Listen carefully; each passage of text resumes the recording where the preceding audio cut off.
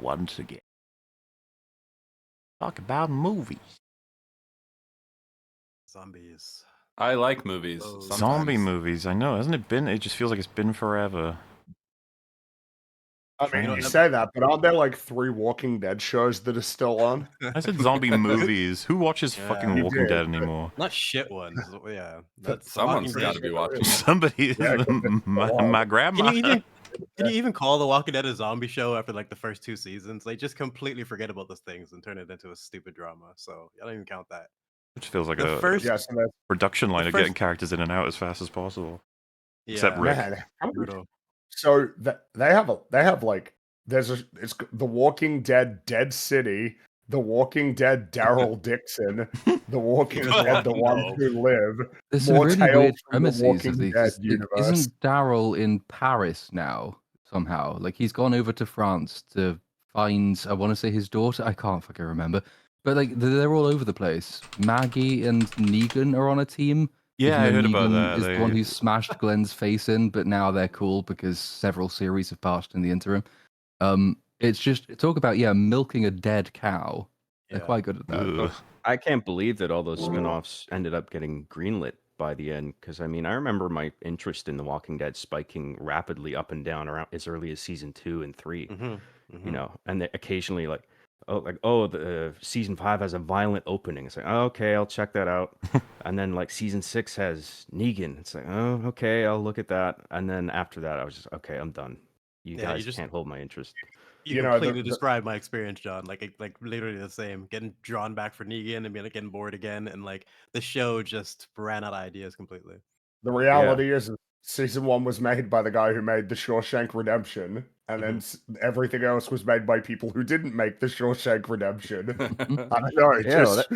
The first season I thought was really good. Yeah. I have an even harsher take. I think the first episode is fantastic, and the rest of the season is a drop off from there. And in season 2, just like they never got back to the same quality they had in episode 1. Episode I 1 have is like almost the opposite, because like when it first released, episode 1 pissed me off so much that I didn't go back to it for several years. Man, we And, got like, all the takes here. Yeah, like, the minute if I see a I've never guy seen in it. the middle of a zombie apocalypse riding a white horse down a fucking high road into the middle of a city, that is about the most stupid thing anyone could possibly do in the circumstances. And I thought, well, that's ridiculous, so I'm not going to watch We also it. get And then I went back and it was quite good after that, so it was all good. gets suddenly ambushed as well by a whole crowd while he's on that horse. Yeah. not. Is yeah, that you And then think, he how the pop- hell and can then you get there's, ambushed by things that they just walk around at like 2 miles an hour? How can they ambush you? But they find a way to do it.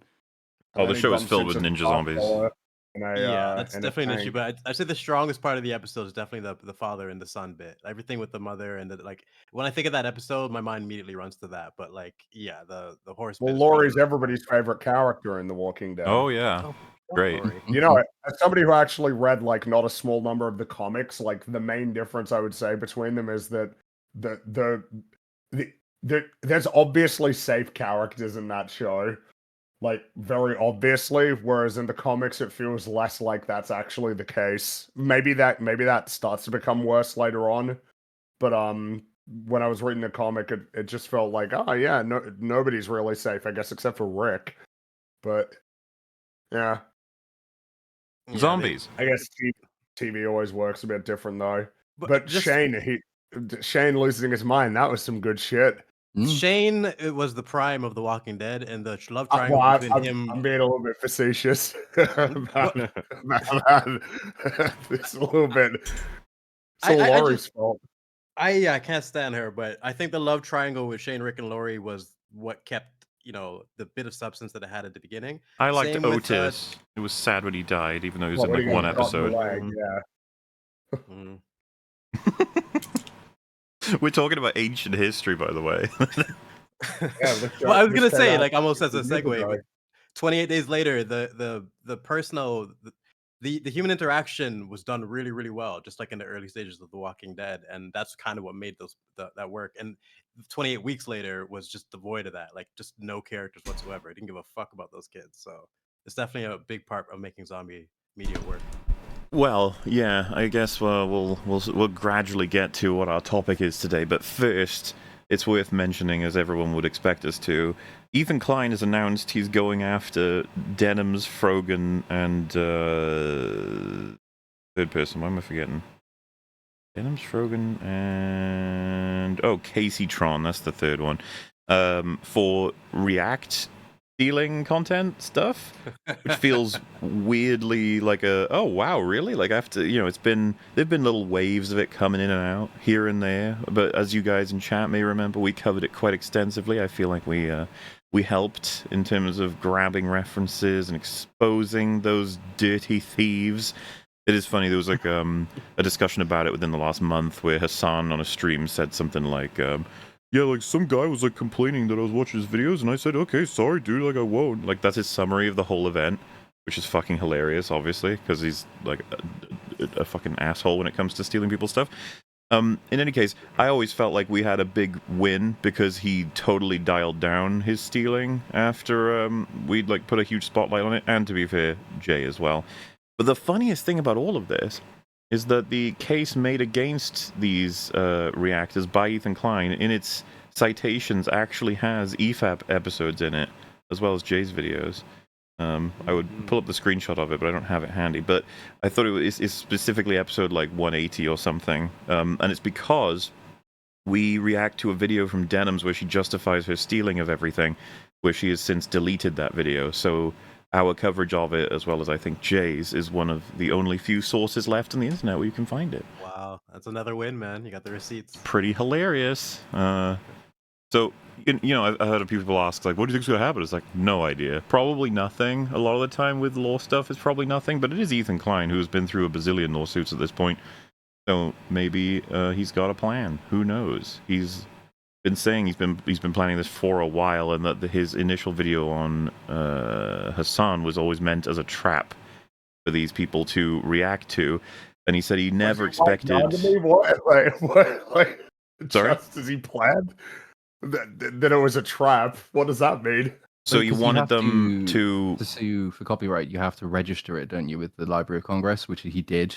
Presumably that makes it react to it a lot more straightforward. But he the way he laid it out was that he expected and wanted them to do the thing that has been building up more and more over the years of like, you have to watch it ethically, meaning you have to watch it through another streamer. You cannot let him benefit. You cannot let him get the views or the thing for the content.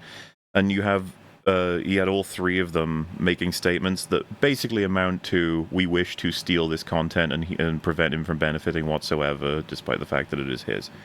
Which is, as far as he's concerned, all he needs to punish them harshly with the fist of the law.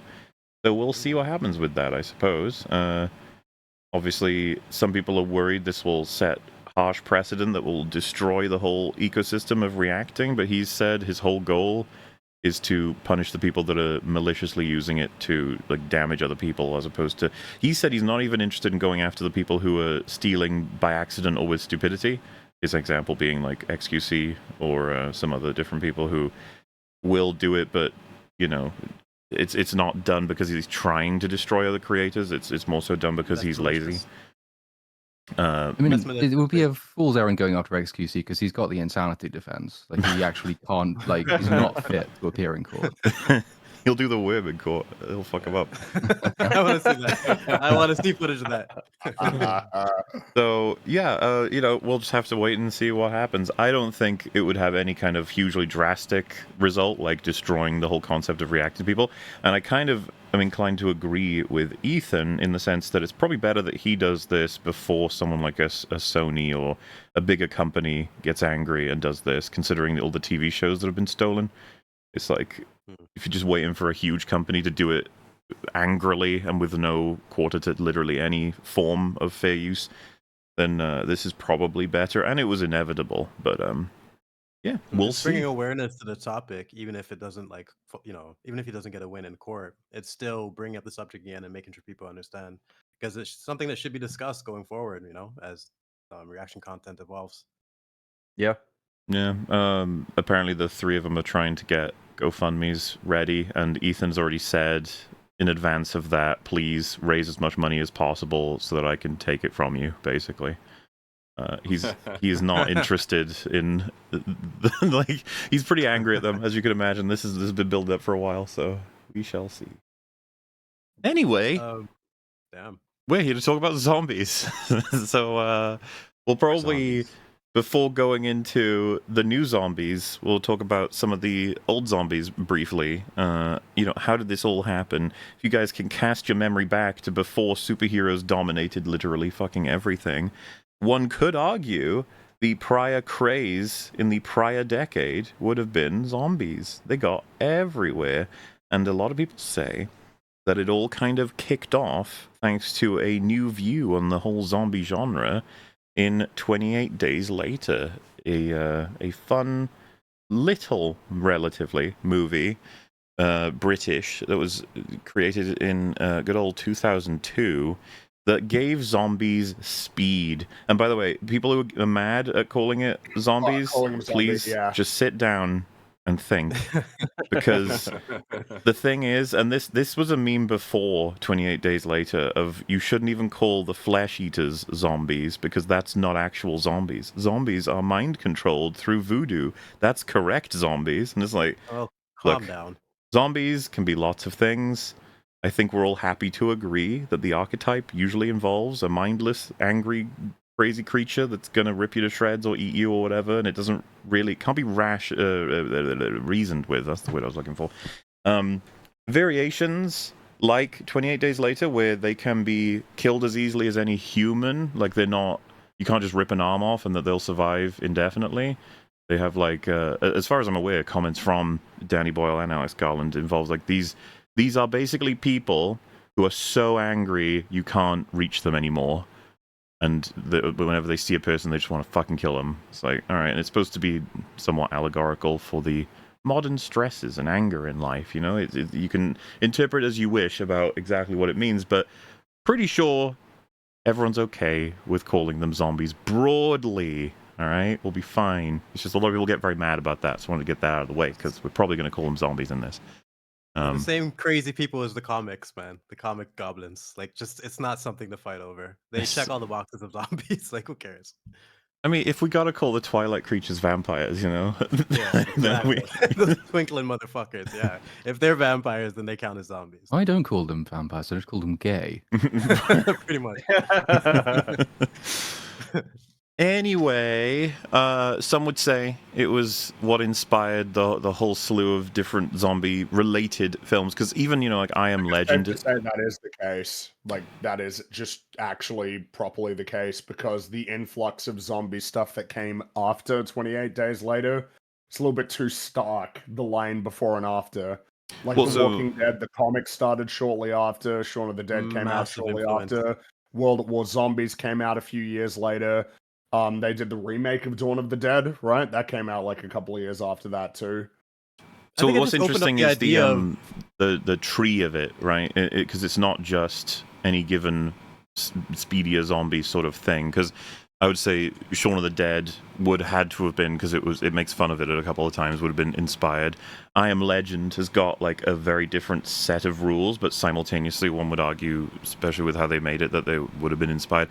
Planet Terror and Doomsday, again, both films that clearly would have taken inspiration while simultaneously going in completely different directions. What I'm trying to get at with this list is that Left 4 Dead had the running zombies, the super fast ones. Well, yeah, you got a lot of. There's just so many aspects that are spreading all the way over and like remixing what it managed to set off, that I would argue it's actually way more significant than simply inspirational. It's like it's the fucking patient zero of like a huge craze of different genres that burst all the way out. It encouraged people to be way more creative with zombies and zombie concepts, and that's how we got all those things that you mentioned. And I think it's more, like when people talk about 28 Days Later, they only talk about introducing the running zombies. That's a big thing too, but just the idea of doing different things with the creature, and I think that's part of the reason we got so many different interpretations of it afterwards. So it deserves a lot of credit. It truly, truly does, because it even gave us a bunch of books like World War Z, Pride and Prejudice, and Zombies. Fucking classics. Warm Bodies, which all these got turned into movies as well. And then I think Simpsons and South Park have both got parody episodes that relate specifically to 28 Days Later. Well, Oh, but I feel like there could be a few. Damn, because I'm thinking of a few different ones. You remember the homeless episode? You had that one. Yeah. I was thinking Then of they Animal also Lizzie had Homeless, yeah. they ha- There's also the they World had War the Z one. well, exactly the World War Z one with Cartman dressing up like Brad Pitt. Die Hippie Die, Yeah. if you remember. Oh, Oh yeah. yeah, Yeah. right, yeah, and then using the drill to get to the center of it to play They were, Metallica, so they were they'd doing all the go core in away. that one. Yeah, I think. Yes, massively influential. And despite Danny Boyle not considering it a zombie film, it's safe to It say is. Fuck it's off. It is a zombie movie. Sorry, Piss off, sorry, Danny. Danny. But It's Sorry, out, it's out of your Danny. hands, bro. it is, yeah. in terms of genre and function, yeah, they're zombies Yeah. pretty much. And Also, the 28 years or 28 Days Later is the first movie I think of when I'm trying to make a case of like it doesn't like you can shoot a movie on a potato and it Yeah. doesn't really matter as long as like the story's there and it's well edited Sure, yeah. and the performances are really good. Like it makes me think 100%. of film school where everybody wanted to shoot their little projects on fucking 8K red Blackmagic cameras or whatever the fuck. I'm just like, oh, dude, it doesn't matter. Like we're gonna have No. to store all this footage. You know what I mean? Oh, and then we need a shitload of It's pretty drive funny space. because Like, it's a different medium, but like One Punch Man feels like the clearest indication. Like, dude, it could look like pretty yeah. basic, and as long Yeah. as people like it, you'll be fine. But you can also Right. do things with like your film because it was one of the first films that sort of made massive use of like digital handheld cameras, right? And that you can do things with those that you can't do with a proper setup. Like a lot of the establishing shots. There's the really famous one where they did manage to get bits of London closed down, but there's lots of I think establishing shots in 28 days, which was just because we've got a little handheld camera, we can go out at like 4 a.m. when there's no one around and just film stuff, and it looks eerie and it looks unnatural, it looks depopulated and dirty, which is what they went for the whole style of the thing. So like, it allowed them to do stuff that if they'd had to go through all the permitting process of getting camera rigs and everything set up, probably would have been way more expensive, maybe even prohibitively expensive. So it's just like you can, yeah, as long as you've got a really interesting vision and you know what you're doing, and you can make great stuff happen for a tiny budget with very little technology. We'll call it a Yeah. small budget. Tiny could be a bit smaller than 8 million, but you know. Sure. Yeah, I but would- it's I the would creative even eye that's way argue- more important than the tech. I think that's what everyone's trying to say. And Sure. this is a really good example of that. Yeah. I would even argue that the low fidelity actually works in its favor. I quite like that it has that vintage aspect, that look to it. Yes. It's become something of a look now, hasn't it? Yeah, like It's one of the looks first like things. it. It's one It of the looks first like things you crap, notice. and I love it. One of the first things you notice about the film, and one of the first things you think about when it comes up in your head. You know, it's just not a lot of movies have that. So, okay, I thought I'd mentioned it, but I realized it was before the stream had started to you guys. So, yes, Rags is not here, unavailable, unfortunately, but we shall likely have him back on the next episode, which very likely won't be next weekend because we're still so far away and ahead, and we've got a whole bunch of episodes coming up for obviously the big month that is July. So, it'll probably be 2 weeks from now that you will see the doggo again, other than catch-ups, of course, but I'm afraid he cannot make it to this one. If you want to know what he thought of 28 Years Later, I think he was on the FNT episode yesterday discussing it, so you can grab that up, other than waiting until he's back to mention briefly what he may or may not have thought of it. Though I was just going to say to wrap up on the zombies discussion, because I was curious to find out how they talk about it, and it was both Garland and Boyle had said that it was the phenomenon of social rage, be it road rage, air rage, hospital rage, etc. They liked the idea that the virus simply amplifies something already in each and every man and woman, rather than turning them into something entirely other, as is the traditional route in zombie movies, which I thought was kind of funny considering what the result of the virus does to you in these movies, which is make you go covered in blood. Right? It's like, oh yes, not entirely other. You're like, Yeah. like, If you Right. really ran with the premise, you could have quite a lot of fun with the ways like different people's rage is amplified. Like very, very Yeah. different types of rage for different kinds of people. Like yeah, Like a really supermarkets, check out passive-aggressive one. zombies. Really, like yeah, a whole ultra hyper passive aggressiveness would be quite funny to watch. So they didn't really lean into that as much as they might have done. No, what and they about also particularly don't treat calm them people? as- What about, you know, just They also don't treat them as like reachable or curable ever really at Yeah. all. no. Exactly. It's not like So- Herschel on his farm trying to cure his wife. That Ugh. actually like had some. As ridiculous as it was for his, like I could understand someone being delusional enough to try that, but they never explored that in these movies. They just fucking Yeah. killed him and moved on.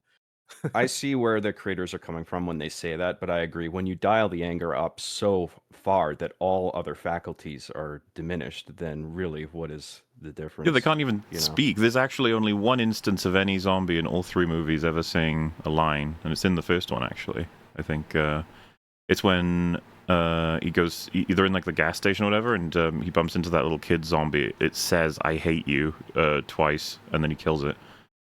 Which is Does it? yeah, it's something Why I did I didn't even remember that? realize. It's the Like, that's only like a- instance of a talking zombie in all 3 movies. It's like So this- fun fact about why that happened is that in the first movie, they actually, in all the other zombie noises, buried deep in the mix, so it's inaudible, are people screaming things like "I hate you" and other, hateful, aggressive things. Mhm. But in that instance, they mixed it a little too loud, and Danny Boyle has said that was a mistake. yeah, I figured.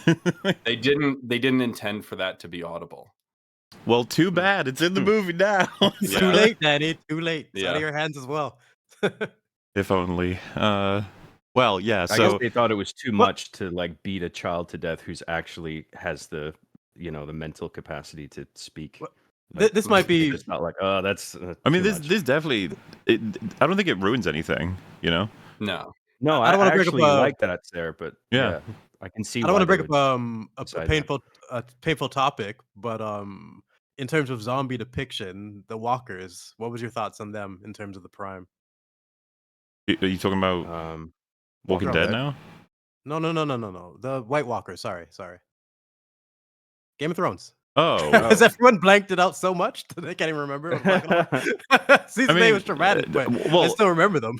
I was already like losing interest in Game of Thrones post like season 5-ish already because the quality drop was so insane. However, Hard Home, Yeah, like that's what I'm referring to it mainly. basically it felt it's so wild because it's so It was high the quality events. compared to so much of the rest of season 5. But it was very much like, how did Game of Thrones just fucking school everybody who's currently obsessed with zombies on how to do zombies like that? Yeah, That was crazy. Right. one of the best All this zombie stuff is- episodes ever, in a just out of nowhere, where every other battle was set up almost throughout the entire season or several episodes. Hard Home came out of fucking nowhere. Like It is actually like pretty remarkably. Just thinking about like how much zombie stuff came out like for 15 years after 28 days later. That is a little bit grim, honestly. Like how everybody's just Yeah. like, yeah, let's do zombies, and everybody did it, and then there's only a handful of examples that actually stand out. It's kind of like with vampire stuff. It's Twilight it's worse. really was what did it. So I think it's even worse with vampires. You get like at least a couple yeah, decent zombie I think films so here and there. because there was good zombie media that was spawned from it. There was Left 4 Dead and World at War Zombies, which itself Black has now Ops. turned into Sludge. something just this perpetual sludge. There was good Everything stuff that heads to came out of it. Fortnite. That seems to be how it works. As cringe as Zack Snyder is now, his Dawn of the Dead remake was my favorite thing that he made. That's Yeah, I it's still fair. rewatch Yeah. that sometimes. It's James got Gunn problems, wrote but- that. James movie. Gunn wrote it, yeah, and now he's making Superman, and it's gonna be great, right? Ooh. Nah. Just No, let that probably not. I No- just think no- that No faith. everybody's really excited for it. No faith. Well, as Yeah. Platoon had mentioned, there was just impressive elements about the first film, and one of the factoids was like there's a scene where he walks past a turned over double-decker bus in the middle of like the ruined and abandoned Story street. of it. Hmm? Are you telling the story of how they did that? No, I'm going to talk about something completely unrelated to the thing I just said.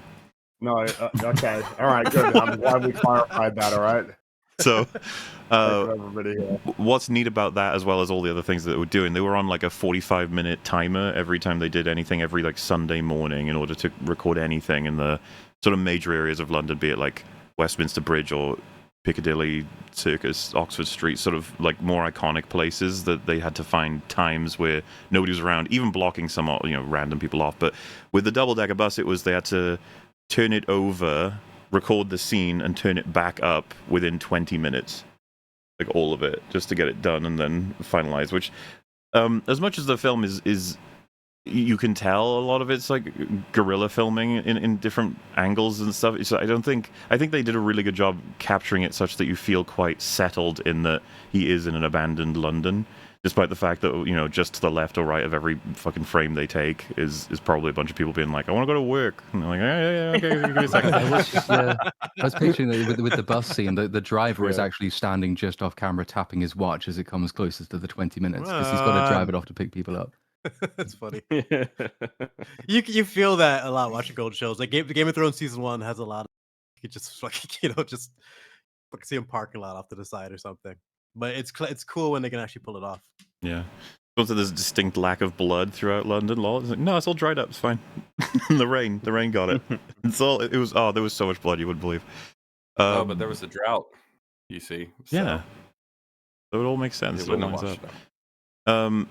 I couldn't get more information on it, but apparently, like the budget got so squeezed and bad toward the end that Christopher Eccleston took a pay cut in order to allow the film to be completed, which is always fun to hear stories like that where people take different sacrifices.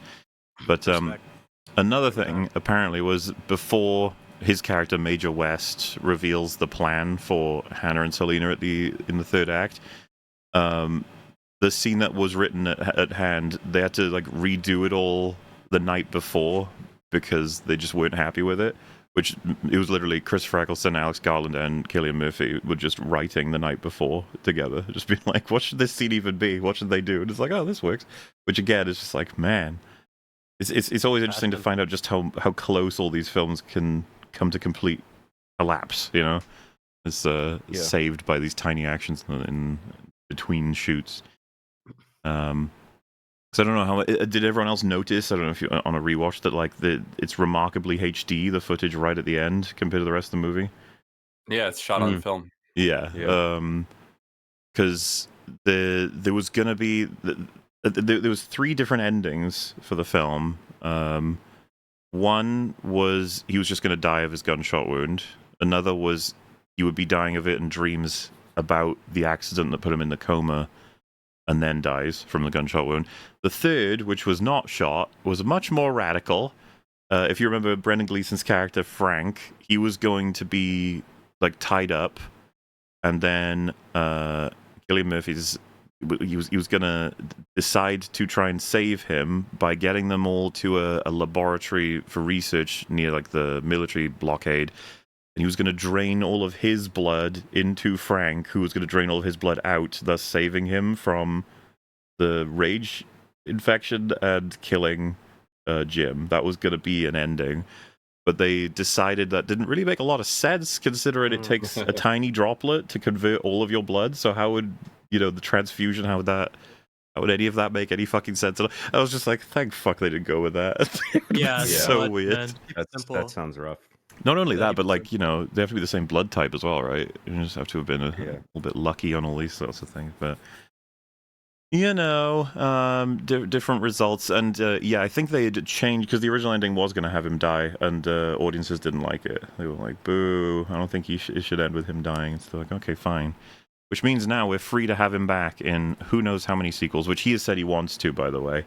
It's just a matter of getting the schedules right, which is why, by the way, he wasn't in 28 Weeks Later. He was too busy filming something else. You'd be curious to see I don't know why he wasn't in this one. I was expecting him to show up in this one. I thought someone said he some was. type of cameo. Because everyone was speculating that he was a zombie because it just kind of looked like him. He's going to be in the sequel that's coming out. Bone Temple? This first one is the Danny Boyle project, so I'm thinking, like, why wouldn't he want to work with him again? Like, the second one is directed by the director of the Marvels. Woo! Serious? Oh, good. Why? Well, not that that woman also directed some episodes of Top Boy. Like, she has kind of a mixed filmography. Well, like, I mean, there's it's projects where it's just like, there's some where she's like, oh. I know, she made the Marvels, though. Maybe she Ban might her. do a good job. I don't know. And that's Alex Garland. He's got a mix. Oh, yeah. Did you know that Alex Garland was a story consultant on DMC Devil May Cry? What? No. Oh my god. He's so inconsistent, man. Yes, he is. Like He Warfare might be came the out. most inconsistent. Warfare is really is quite good. Yeah, That's probably my favorite movie of the year so far. And I really like Ex Machina, but he also made Civil War. Devs. I mean, I've heard that from is- so many I mean, people. I need to check out Warfare. I but I didn't mind Civil War personally, but I do agree that he can be a bit hit or miss. But I always find his writing interesting. I'm always intrigued by his projects. Like whenever I hear he's writing a new movie, I'm like, oh. No, I do. Unfortunately, feel a I little bit will share differently. that sentiment because I do have a weird, perverse obsession with him and his work. I want to understand it. Like, who are you? What is happening here? What is in I your thought brain? Men Don't was forget, fucking don't forget, he hilarious, also dude. made that really cool movie called Men, which is one of the worst things I've ever seen. Oh Dude, yeah. it's so funny. I was laughing at. I mean, you're not supposed to, I guess. It's such a fucking weird movie. I had a really good time watching it though. So Oh, and also, and he I wrote thought there was an Dredd. interesting idea in there too. It wasn't just for laughs for me. Alex Garland wrote the Dredd movie. Yeah, it's Really? That's true. Yeah. truly, you never know what you'll get. You really don't. You know what? No, a I coin don't flip. understand Complete him. coin I don't flip, yeah. understand him. He's an enigma. Yesterday, I thought I did, but now I Yesterday, I like- thought I did. It's fucking strange. Did you know that Jim was originally going to be played by Ewan McGregor? But I guess Oh wow. I can see that because could've worked. yeah, That okay, does yeah. make a lot of sense, but I didn't Yeah. know that. Yeah. apparently he and Danny Boyle had a falling out because he was also supposed to be the lead in The Beach, which I doubt anyone here has seen. I don't know if you have. Oh, I have. I think I Fucking have. wacky movie. And he got replaced by Leonardo DiCaprio, but apparently they're friends again now. So maybe we'll see you in a future 28 decades later or something. It depends how far they go with this. But yeah, and then the role was offered to Ryan Gosling, who could not make it for schedule, so then it went to Cillian Murphy. Nah, Killian was the best. He's so for- good in like- this first movie. He's I incredible. mean, well, because just upon really rewatching it, good in general. he's just one of the best actors we got right now, as far as I'm concerned. Oh yeah. Well, he has so Like- much to do because he really does go on quite a journey in that first movie. Yeah. You know, he has a lot to do. One of the things I wanted to say before we move too far away from it is that I really like the choice to have the final end sequence of the first movie shot on film because it's kind of like we're emerging free from the chaos of everything that happened in the movie. Because I genuinely like how hopeful the movie is because it's really about hope, Yeah. among other things. It was really refreshing the first time I saw it. Yeah. I thought it was going to be rather bleak and miserable, but I'm like, oh, I actually like a lot of these characters a lot. And it has something of a happy ending, and that's nice. Cap, I'm actually I- glad you brought that up because I think that's like a really good point. This is one of the movies where that works. Mhm. Where like something like The Descent, I'm really annoyed that they went with the ending where she escaped, where most Sure. people saw that rather than the proper ending of her actually going back. It was all in her mind and she's still trapped in the cave because that just works so much better for that movie. So some horror movies need a dark ending and some of them need that that breath of fresh air at the end. And this is one of the ones that really works. Like Jim didn't. I don't want to see Jim die. I want to see them actually. They deserve to live happily ever after. Like this is one of the few movies where I'm completely down with that. I suspect that's partly due to Danny Boyle. Like I haven't seen every movie he's made, but I think he likes making hopeful movies, at least by the end, like with something with a positive, hopeful message. Hmm. Hmm. Yeah, I- it does help. Some people just don't like shitty ending. Like I'm down for like a bittersweet ending, but some people always need their happy ending. Slumdog Millionaire ended with a happy sort of miracle ending. Billions was like a charming story about a kid who finds a briefcase full of money. Although I didn't see his first film, Shallow Grave, which, I mean, to bring up the Ewan thing again, like they had worked together on that, and then they did Terrain Spotting, and then so I guess at that point Ewan just felt like his guy, and then when he found out he wasn't going to be in The Beach, I guess, yeah, I can see him maybe taking that personally. I mean, Fuck probably you! shouldn't. I he got lucked out Star 'cause The Beach Wars. kinda I got to sucks. be. Yeah. I get to be Obi-Wan. I do I like that saw when The Beach when it directors came out, but have I a guy. totally forget what it was about. Sorry, go ahead. Beach. No, I was just gonna say I do like when directors have their crew and like Flanagan has just his crew of people he loves working with and just always they work together really well. And Well, you the see them thing doing is different that characters. you always Tarantino like does it when the the same. crew's really good. That's like the Yes. main thing. There's a the reason why biggest part. nobody is upset that Mike Flanagan's wife is in a lot of his stuff. It's because she has reliably proven herself to be a great actress. Exactly. Meanwhile, I really, there's really somebody like her. else who has a wife who isn't seemingly as good at doing that. Yeah. So, makes you wonder. Who knows who you could be talking about? Could be Tarantino's anybody. wife, Samuel L. Jackson. Flanagan's wife's probably one of Yeah, the best that's right. examples. I really, really like her. I've liked her character and her performance in all of her roles. She's got so much presence. That's right. Well, what's cool about Mhm. Flanagan as well is he seems to shift them all around in terms of he always wants them playing shit they haven't done yet. Mhm. So, Yes. he's got a movie coming out, Life of Chuck, soon. I'm going to want to try and jump on that. But then also the Carrie Oh, yeah, TV yeah, yeah. show, which has already got a whole bunch of his regulars in as well. It's like, keep going, buddy. Keep making things. It's all good to me. Have you seen Oculus, the horror movie he made about like the mirror? That's like the like one the ghost one? thing from him I haven't seen yet. I've seen almost everything I- else. You should definitely check that out. I'd be curious to see your opinion on it. I like it a lot actually. Again, it's the type of thing I would want to see like broken down. But he's got two. I can't remember. I can't remember the other one, but it's same with the same actresses that he always uses. So it's the same flavor as like Hill House and Bly and whatnot. Oculus 100% check out Fair enough. the entire format and premise, and just as soon as the story kicks in, you'll be down. So to lead us along in this timeline, 28 days later engendered some confusion as to whether or not the virus was a worldwide phenomenon or whether it was contained to Britain. It got clarified on the DVD commentary when shooting began that Boyle and Garland intended to reveal that the virus had spread worldwide, which is why Selena mentions outbreaks in Paris and New York early in the film. However, as they progressed, they changed their minds and decided to render the spread of the virus more ambiguous. And they wrote the dialogue from one of the characters in the mansion, Sergeant Farrell, where he says, "There's a good chance that Britain has just been quarantined and that it's not spread any further." However, you have 28 weeks later, very much confirms that he's correct, but that it does get to Paris by the end. Shocking. We're going to come back to that in a moment. Then, then there's just different discussions on what the whole meaning of the film is. There's different allegory people have for like whether or not it refers to any given struggles that were happening politically at the time, or what have you. Whether or not it's commentary on fundamental human nature, as we tend to prefer here.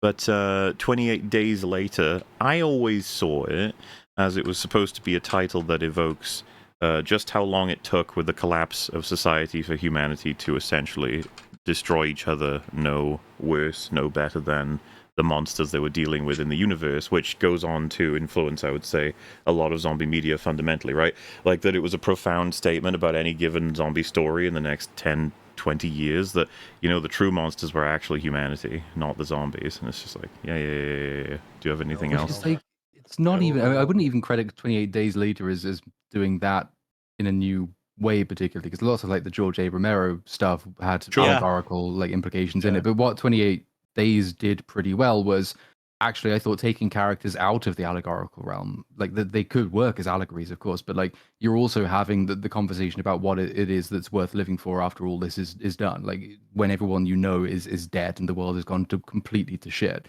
Like if you don't have anyone to love, what's the point of carrying on? And then of course the journey that they go on to sort of realize that there is still hope in life.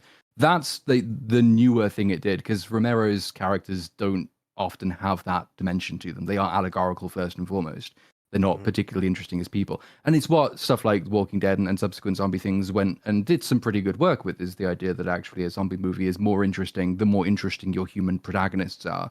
Like the environmental threat should bring out something more interesting in them than we had going in. I liked that about it, and I like that about the early stuff that came after it, which did it well. So it's like the allegorical thing I can sort of take or leave with that movie. Platoon, have you Right. seen Night of the Living Dead? Like even before Day of the Dead and Dawn of the Dead? Like I mean, I first would one? have done, but I get the dead movies confused. Which one's Yeah, that? the first one, the earliest one. It's well, basically, my part of the reason I'm bringing it up is I find it interesting that they've been doing that as far back as that, his very first movie out of his trilogy, and it's the only one that I've seen use fire as something that the zombies were afraid of, and interesting that no other zombie movie got creative in terms of defensive tactics. Like, have you ever seen that as a part of zombies in any other film? Like, I've never seen them be afraid of Well, fire. I fire thought it was usually interesting works that as a way. weapon on them, but being afraid of easily. fire is. I mean, They would 'cause literally retreat. what zombies became though is they would mindlessly walk into a vat of acid, right? They don't have any self-preservation. Is But it's what they became. as far back as that movie, they actually were a little bit more like aware of their surroundings, and I don't know how that changed. But it's interesting, just going through all of them. Because again, with this movie, this encouraged so many different ideas when it came to zombies. But there's been some since George Romero's Zombies. It just never really caught on. Just the mindless thing was just everything. It's everyone seems like everyone has the same idea when it comes to zombies instead of switching it up. Yeah, I mean, give it time. I'm sure someone else will set a new huge trend for zombies, but it does feel like we're still at the tail end of what 28 Days Later apparently influenced, Because a more mundane interpretation of the title was just that it's supposed to refer to you, on average, will get like a peak immunity from a virus after 28 days of dealing with it. It's just like, oh, okay, I guess. Like, maybe that's supposed to play into the whole recovering from it aspect. But that, there's plenty of different things you can take from it. I think it's undervalued at this point, just being able to create an entertaining experience where human beings have to survive the difficulty that is a zombie apocalypse. There's plenty you can do with that. You don't have to have it be about politics or social stuff or things. But I mean, I'm all for themes, so it's all good. Yeah, when they're done well. It's just the temptation is just the zombie things just get so disinterested in their own premise and jumps increasingly quickly to man's inhumanity to man, but have nothing new to add on that dimension. Yeah, they get stuck up their own ass too quick. Yeah, I've seen it's I think probably the Walking Dead phenomenon, because the Walking Dead does that after like 2 or 3, maybe 4 seasons of it's just like, well, the zombies are just kind of there at this point, and then toward the end, it's like, well, they can even sometimes be used as environmental hazards by the real villains of the piece, which are increasingly cartoonish bad humans. They're not as interesting. Like you have to do a good job with your villains in anything you write. You can't just say, well, they're more sadistic now, that makes them good, which might come back to haunt us at the end of this movie, but I guess we'll see. Who knows? That's the trouble with like making a series out of a zombie thing is like eventually the zombies just start feeling like visual fodder. Yeah. And they're just there for like a couple kills, and then they're not even scary anymore. So like that, watching that show felt like a chore after a while. I think that's part of the reason I wanted to throw Hard Home into the mix when we're talking about all the different zombie interpretations, because that's one of the, even though the show went to shit, it's one of the few ones that kept the zombies intimidating and like really you felt that pressure all the way to the end. They did a lot of stuff visually that was really cool, like having the others at the top of the mountain staring at the whole thing taking place. I remember finding that to be super interesting. I was like, oh man, fucking love that. Can't wait to see where all this goes. Well, just the fact that they had the restraint to sit back and just judge the battle. Well, I thought we were going to get their perspectives. The sort of tidal wave of zombies coming off the mountain, all of them crashing, the silence, and then they gradually get up and they start running after them. It's like, oh fuck, it's so lots of good things. All the child zombies devouring that poor woman. It was this nice scary stuff. Yeah, and they set it up nicely, like showing that she had a weakness for children. That was the one part. Like even. Yeah, man. Yeah, you're so right. One of the best zombie depictions of all time, but doesn't get any credit. It was almost a World War Z kind of thing, because but the only real standout I remember from that movie is they kind of introduced fluid dynamics, but for zombies. Yeah, like the whole like mass of them against a particular object and what interesting things you can do. Almost like like a rabid ant mobs coming to kill everyone, and like that sort of visual kind of inspires. Or I actually don't remember if I'm assuming it did come out before Hard Home, because I'm getting dates confused at this point. But like World War Z? 2000. I can't remember which one came out first. I cannot remember. Intuitively, I would have guessed it was World War Z, but no, I'm not sure. I'm not sure either, but Hard Home definitely did it better. Like they were a bit too. They were like a wave in World War Z. It was a bit. Yeah, well, I mean, World War Z is often made fun of because it's a silly movie. Like, it is a very funny film. Yeah. A bit much. So yeah, as we've mentioned, it sort of started up this new era, this new craze, and it eventually got its own sequel, which is often seen as with. The different people I've heard talk about this series now, everyone typically dismisses Weeks as like well, that happened. Nobody remembers it. There's that. There's also it's just nowhere near it. It feels like a completely different team of people made it for completely different sensibilities. Like it has nothing to do with the first film at all in any way. Even though Garland and Boyle like had their attachments to it, and the Boyle directed, not in the sense of he actually directed it, but directed its like creation somewhat, at least in the beginning. And as was mentioned earlier, he did actually direct the opening sequence. He's some of the second unit stuff apparently he was in charge of. So it's like more, and he was the one that got the director of the film to be the director of the film, if you know what I mean. Like he's the one that set that up. I forget his name. It's Juan Carlos Fresnadillo. that's the best attempt to pronounce that. Close enough. Yeah, and then it was co-written with Rowan Joffe, Enrique Lopez Levine, and Jesus Olmo. Like who? What? Just like, well, yeah, you know. And then I will say as well, in terms of just being like, oh, it's a fundamentally British zombie horror film. Brendan Gleeson, Cillian Murphy, and Christopher Eccleston with people you may know less. The further down the list you go. Meanwhile, the second one is like fucking Rose Byrne, Jeremy Renner, Imogen Poots, Idris Elba, and Robert Carlyle. You're like, wait, what? You're like, yeah, it's like much more Americanized and Hollywoodish. And none of this means it can't be good, by the way. It was unfortunately not good, though. It's No, before you go too far, one of the actors in the movie, his name is Macintosh Muggleton. Oh, that's an excellent name. Muggleton. Glorious. Muggleton. Mr. Macintosh Muggleton. Muggleton. Mr. Anyway, continue. Muggleton, my God. Yeah, it's just Boyle didn't end up directing it, and he said he was busy with Sunshine, which I think is the far superior movie if you were to compare that and 28 Weeks Later, for anyone who hasn't seen it. It's an interesting one. And then that it was going to be based around, like his initial idea was going to be the US Army would declare war against the infection having been won, and that the reconstruction of the UK could begin. And that was going to be like, that was their interesting sort of premise for the film, which obviously some of that made it in, I suppose. In terms of what the broad film was going to be about is still maybe something that got fought with over time. Because Robert Carlyle was going to be in the first film as well. He was going to be the major. But I think there was another scheduling conflict sort of thing. In any case, broadly, like I said, a lot of people just... I don't know many people who have positive things to say about it. It's like... It's pretty bad. It's not very strong on the character right in front. The plot is absolutely retarded. There's just nothing about it, the major beats, that make any fucking sense at all. But it's got a couple of emotionally hitting sequences in hyper-isolation that some people speak positively about. Like the opening sequence, like the soldiers having to shoot down everyone, like Jeremy Renner getting set on fire. These things some people say are effective in the moment that they happen. If you ignore how fire you is get there, retarded, though. absolutely. Yeah. Like him, I was watching them break it down last night on Niat stream. That scene is fucking so stupid because he's so aware of the situation, because he was basically on board with the process of wiping everybody out. So he knows that they're fully committed. All they had to do was establish that he was out of ammo. Instead, he has the stupidest fucking death ever that he wouldn't have.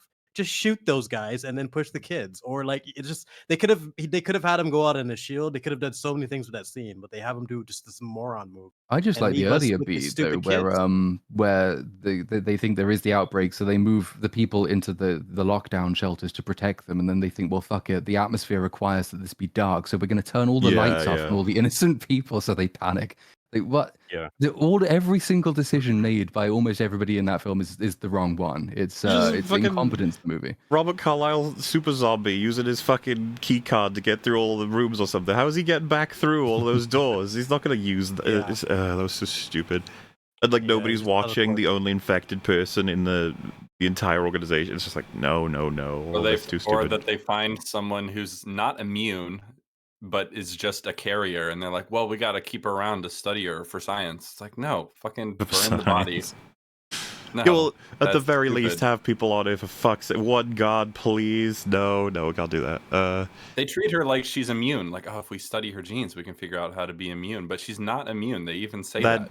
I think that's kind of funny. The fact that the whole film eventually becomes we must save the immune people in order to facilitate a cure, when they've basically established in that film that the zombies are running out. There's not a lot left, and they all starve eventually anyway. So like we've almost solved the problem, but everyone dies in order to save these two kids that are supposed to be potentially immune or whatever and can cause a cure. That never got picked up on. 28 years later, it's just like, no. That didn't happen. That's fine. Just Don't worry about it. Forget it. Well, the Speaking implication by the end of the movie is that it spreads to Paris because of them. That's true. Well, so on that note, and it's referred to as iconic. It's really up to you guys if you agree with that. Last shot of the film, the shooting script ends with the shot of the parked helicopter, and that was supposed to be how the film ended. But 2 days before the locked-off edit was supposed to be handed into Fox for distribution, Juan Carlos Fresnadillo, as mentioned, and his writer and producer and co-producer flew to Paris to shoot that scene, which is now how the film ends. And the scene was conceived by at last minute by them and was shot completely guerrilla style with only the 3 crewmen, 12 local actors hired on the day, and 1 DV camera. Sound for the scene was rapidly mixed back in London, and the shot was hastily added to the end of the film, which I think is very funny considering a lot of people end up mentioning that as one of the few things they liked about 28 Weeks Later, which I kind of... It's amusing in general because it reminds me of the MCU, where it's like, oh, the thing you like is just the potential of a story that is good, not that it's good in and of itself. I guess the shot is kind of nice, like silhouettes on the Eiffel Tower sort of thing. Anyway, although the ending of 28 Weeks Later showed the rage virus cross the British border and reach Paris, this sequel shows in 28 years later the outbreak is still contained within the UK and the country is still under strict quarantine after it pushed back from mainland Europe. Writer Alex Garland stated in a 2025 Reddit AMA that Paris was likely nuked as soon as the infected arrived. So the viral spread to European mainland was quickly stopped in its tracks. I hope whoever nuked Paris also nukes one of their own cities as a gesture. Yes. It'll make them all feel better. I just thought it was so funny. It's like, I probably got nuked. That's what that was. It's like, oh. That's such a him choice as well. Like, I don't know. They got nuked. Also, which also, there's that wouldn't work. It's impossible. Like, Paris is not like, if it's got to Paris, it's gone through a lot of places before it got to Paris. Like, the moment it's in Paris, it means it's all over most of France, basically. Yeah, like, where does he think Paris is? Like, right on the ocean? It's not. Well, so what was funny as well is I heard in the discussion about the notion of nuking Britain. There's like an idea of, well, they wouldn't want to do that because nuclear fallout could spread with winds and do serious damage to the rest of Europe, blah, blah, blah. You're this careful. You wouldn't want to... The writer wouldn't just say, oh, you willy-nilly nuke a fucking place like Britain or anything. It's just like, there he is being like, yeah, nuke France. Like, fucking wipe them off the face of the earth. It'll be fine. I could be a bit of an outlier here. I didn't hate 28 Weeks Later. It's got a shitload of problems. I find it watchable. It reminds me of something like Spider-Man 3, where I'll throw it on, and it has enough like cool visual stuff and whatever, where I'll be like, okay, that happened. I think there is some thematic content there that I like. Not much, but a little bit. Like, I like the idea of having this core idea of a guy leaving his wife behind out of cowardice, and then he has to like pay the price for that. I mean, I don't think this movie, I think, stumbles so many times in execution, but on the thematic level, there's some stuff there where it's like, it's about that. It's about military occupation and how like the military will act like your friend, but as soon as you're a problem for them, they will not hesitate to kill you. And this is like a broad idea of trying to control nature, like the attempt of that will result in nature hitting back twice as hard. So like, and then it was brought up earlier, like the kids sort of bring about the virus spreading further. This idea of a really small thing, like an innocent action resulting in like widespread catastrophe. There's some stuff on the thematic level that I like, but like I said, it just trips so many times in execution. There's so many scenes where it's just like, why would you do that? Why did he do that? Why did she do that? Why? Like, yeah. Why does no one on the living execution this level? There's too much dumb shit and like dialogue. Like every time that military guy says, "Oh man, this is FUBAR," like I physically cringe. I'm like, why would you word it like that? That's dumb. You're just like forcing in military jargon. Like any reshuffle of this movie would be better. Any reshuffle, there's a lot of potential. Yeah. So you're ultimately left walking away from it just being really like shallow and underwhelming compared to the first entry. And like every time I watch it, I'm just like, I always like forget like the movie. Like it's a forgettable movie, but then it always makes me want to like check it out again because I'm just like, what did happen in that movie? I'm like, oh yeah. Anyway, like that's my feeling at the end of every time I watch it. I always one of the things I remember about it is his decision to leave his presumably his wife and that kid to save himself. And then it's like, oh, what's the rest of the movie going to be about? Are you going to like bring that back up, challenge him on it, or try and make a point about how ultimately sometimes there are decisions that get made that seem pretty selfish, but ultimately like that was the only decision he could reasonably make that would result in any more than any of them dying, like one of them living. Sort of there's like anything to do with that, and you know, he almost has to like actually deal with it, you know, because the kids are like, you said you saw her die, you know, she's still here, so what the fuck happened? And then he gets turned into a zombie and just becomes like a super zombie throughout the rest of the film, Exactly. facilitating the whole plot, which just feels Yeah. like, it's like, oh, we Cut didn't, off. yeah, we didn't get to do any character stuff. He's just dead. It's like, And he almost okay. gets a reward because he's the strongest zombie in the film because of the way he was transferred. Dude, it's And so that whole weird drama how he gets cut off. keeps turning up as like the god zombie plot who's just armor. yeah. And a lot of people were saying last night that maybe that was them trying to set up like maybe like the alphas or it's called example of it, but like, No. nah, I don't buy that. No. That is an movie. interesting it- idea, but I don't believe that they would have Same. considered that back Same, then. same. I think that was And- just a forced, stupid drama thing where it's 100%. like, oh, it's their father. Like, you know what I mean? Like, Well, why because what you does that make them expect special? with- And this cuts off the drama that was interesting, him having to deal with that situation. And a lot of people, James Moore saying in the chat, like, I kind of agree. Everybody says he's a coward from the very beginning. He fights back until there's nothing he can do, and then he runs. That's Like, what he I'm actually saying. makes a Like pretty the pragmatic film, decision. there's so It's much to complicated. discuss about that decision, and then of course with how films go, it's like maybe he gets the decision again, and what is he going to do this time, sort of thing, or someone gets the decision to do it to him, and he sees what it's like to be on the other side. There's so many different standard storytelling beats you can take with it, but yeah, he just dies. And you're like, oh well, there he They goes. don't do anything with it. Yeah. It's weird too, because it's like halfway through the movie, or even earlier, and you're like, oh shit. It's a little bit before the And then halfway we're left point. with the kids. The entire plot is transferred onto them, and Yeah, nobody and cares about them. Rose And we're Byrne, who's really not on invested. her Renner. on her top character shit, she's kind of just there. Jeremy Renner is Jeremy Renner, like, He's just Yeah. there. Yeah. oh Albus- yeah, Albus is and there. sort of fizzles out. Jeremy Renner stars as good guy. Yes, a generic good guy that will Well, see, do that's good another things thing, in like- film. Him gunning people down along with all the rest of the soldiers, it's like, oh shit, that seems like it could play into the aspect we were just talking about. It's like nothing really comes of it. He dies, and then yeah. The movie really suffers from being very predictable as well. It's like as soon as you set up like a quarantine Britain and then they're trying to put regular people back in, it's like, okay, we know where this is going immediately. You know, like they're gonna lose control and then it's all fucked again. Yeah, You especially then know it when you there's see like that they've done it in London. Like you build your first little outpost in an infected country in the middle of the biggest city in that entire country, which is like the hardest thing to control. So many more in and out points, so many more places you need to keep track of, as opposed to going to the countryside or going to an island even and building out from there. It was just, even doing it on Canary Wharf didn't really address that problem. It was just like even the stupid decisions happened even before the movie began, and then they just continued while the movie was happening. Yeah, Yep, that's a it good basically point. needs a page one rewrite for me. I just think everything about it is Yeah. nonsense. Like Likewise. the big thing for me is that, well, you mentioned earlier the potential theme of the like, oh, this is a military occupation, and like, you know, as soon as things go out of control, you know, they'll turn on you, that sort of thing. But basically, everything all falls apart because it's obvious they have absolutely no plan for the most like obvious threat that they face being here.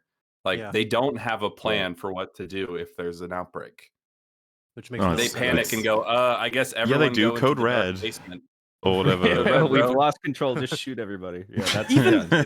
I think you briefly mentioned it, but the father ninja like not even this was before that. He shouldn't have been able to get into the room to get Yeah, infected yeah. in the first place. She should have been completely on lockdown. There's so many No, little remember moments of he continuity. practically runs the place. He's got a card that lets Oh, him in sure, every single sure. door, which is Sure. just nonsense.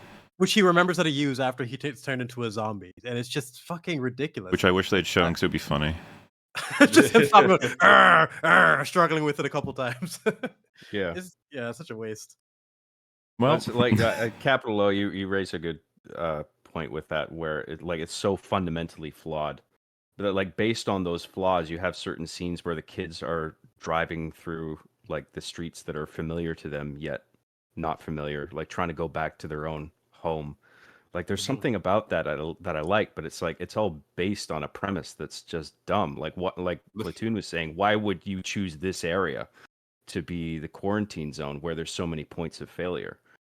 You know, and on an editing level as well, I thought there was like I found a tacky use of the music from the previous movie, Yes. where it's like when the things kick off in the parking garage where everything's dark and everybody's like panicking, it starts playing the theme that everyone knows from the end of the first movie, and it's like, okay, That yeah, flanderized the like shit out of that theme. yeah, it's a good track, but it's like, it And feels now like you're it's the doing this track out of that you use obligation, 28 you know? days Like later, this is a yeah. 28 movie, so we got to use this piece of music over the chaotic moment. That's how turned we me off do as it. well. Yeah. That's how Well, to do speaking it. of the editing, I think the editing is atrocious in the entire movie. And like one of the worst things about it is how like absolutely like fucked your perception of where people are in a scene is. Like it uses shaky cam and chaotic quick editing to hide poor blocking constantly in basically every action scene. You kind of need to pause and look at every frame to actually understand where people are. Like in the big scene where he leaves his wife behind, it's actually not clear at all how many other zombies are about to enter the room, whether he even has a chance of fighting this one off. Because there's actually, if you pause and look, there are other ones that are just right outside the door that just don't run in for no particular reason. They're just waiting there because they know he needs to have this moment. It's just the whole thing is just super messy. amateurish, sloppy, hard to follow, disjointed. I know what you mean, yeah. I It's mean, to be definitely a mess. maximally charitable, you could say that's to reflect the chaos of the situation, but I mean, I think that's a flimsy Yeah. excuse as well. I You mean, can do that in a shoot clearer way. that better. Yeah, You yeah. can do it and definitely make that. You can pull that off.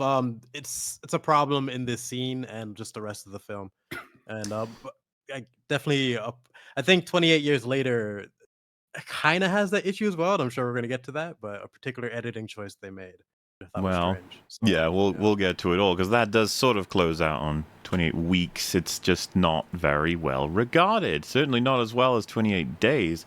But then, in April of one of the years, probably last, there was going to be Aaron Taylor Johnson, Jodie Comer, and Ray Fiennes were set to be star. That's the word I was looking for in a movie. There was going to be a sequel. By the way, I always find it amusing when people say it's a sequel to 28 Days Later. It's like, hey, what about weeks? You're like, Let's ignore that. don't worry about it. We don't talk about that. But yes, we're getting the third one, I suppose you could say. And for those who don't know the name, Aaron Taylor Johnson has now just been popping up in all kinds of stuff. He was in Kick-Ass. That's where a lot of people probably first saw him. But he was also in Godzilla, Bullet Train, Oh, Age of fun. Ultron, Nosferatu, and Tenet. Everyone remembers him in Tenet. No one saw him. Okay, well, fair enough. Was he in that? I did. I forgot. I mean, I haven't seen Tenet. So Nobody's seen Tenet, man. No. You have I to watch it also remember backwards. him significantly being in talks to be the next Bond, perhaps. Yeah. Was he Hero Man in Godzilla, the 2014 one? Yeah, Bryan Cranston's son? do you know, Oh, he was that film did blank. damage That's to why I don't him remember for me, because after 'Cause he Kick-Ass, I was was like, oh, he seems okay. And then Age of Ultron, I was like, he's I'm not sure if he's pulling off the whole Russian. And then when I saw Godzilla, I was like, ooh, like, you Yeah. suck, protagonist He's man. He was so protagonist man. That was his name. Yeah. Legit. If you look in the script, it's just terrible. Yeah, But I will say, I was reinvigorated a Not little his bit on best. him in Bullet Train. He's quite fun in that movie. Like, Yeah, I agree. maybe there's something to this guy. Who knows? But anyway, he was starring in this, and Ray Fiennes is the part that I was more excited by. I was like, ooh, I like him in things. He is actor, so that'll be fun. Now I got to cover this because everyone knows this is a thing that happened. The first trailer came out in the 10th of December of last year, and holy moly, everyone was recommending everyone check it out because it had quite an impact. It had it featured the 1903 poem Boots, which is going to come up several times probably, by Rudyard Kipling, recited by Taylor Holmes, an American actor, in 1915. And you can definitely hear that old-ass texture, which gave it quite a creepy feel, I would argue, as well as the way they edited it into the actual trailer. And it became #1 trending on YouTube, not like a hugely shocking thing. It's more so the way it was talked about. Everyone was just recommending it like crazy to each other.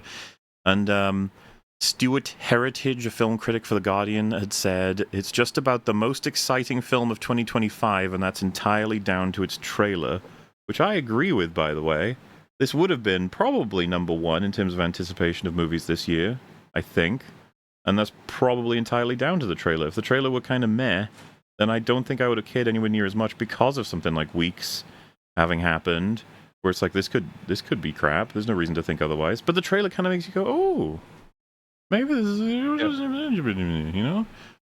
I think there's an art to making trailers in itself, and this was a good one because it doesn't give you a sense of what happens, but it just shows you It gives you a fragmented vibe. images of what's to come. It's- Yeah. And it doesn't do the same annoying things that every other trailer does nowadays. Like, Spoil like everything. this fading to black between every shot. You know, Mhm. there's certain tropes that show up in a ton of trailers nowadays, and this eschews a lot of them. You know, and Wow, in a world of Mhm. zombies.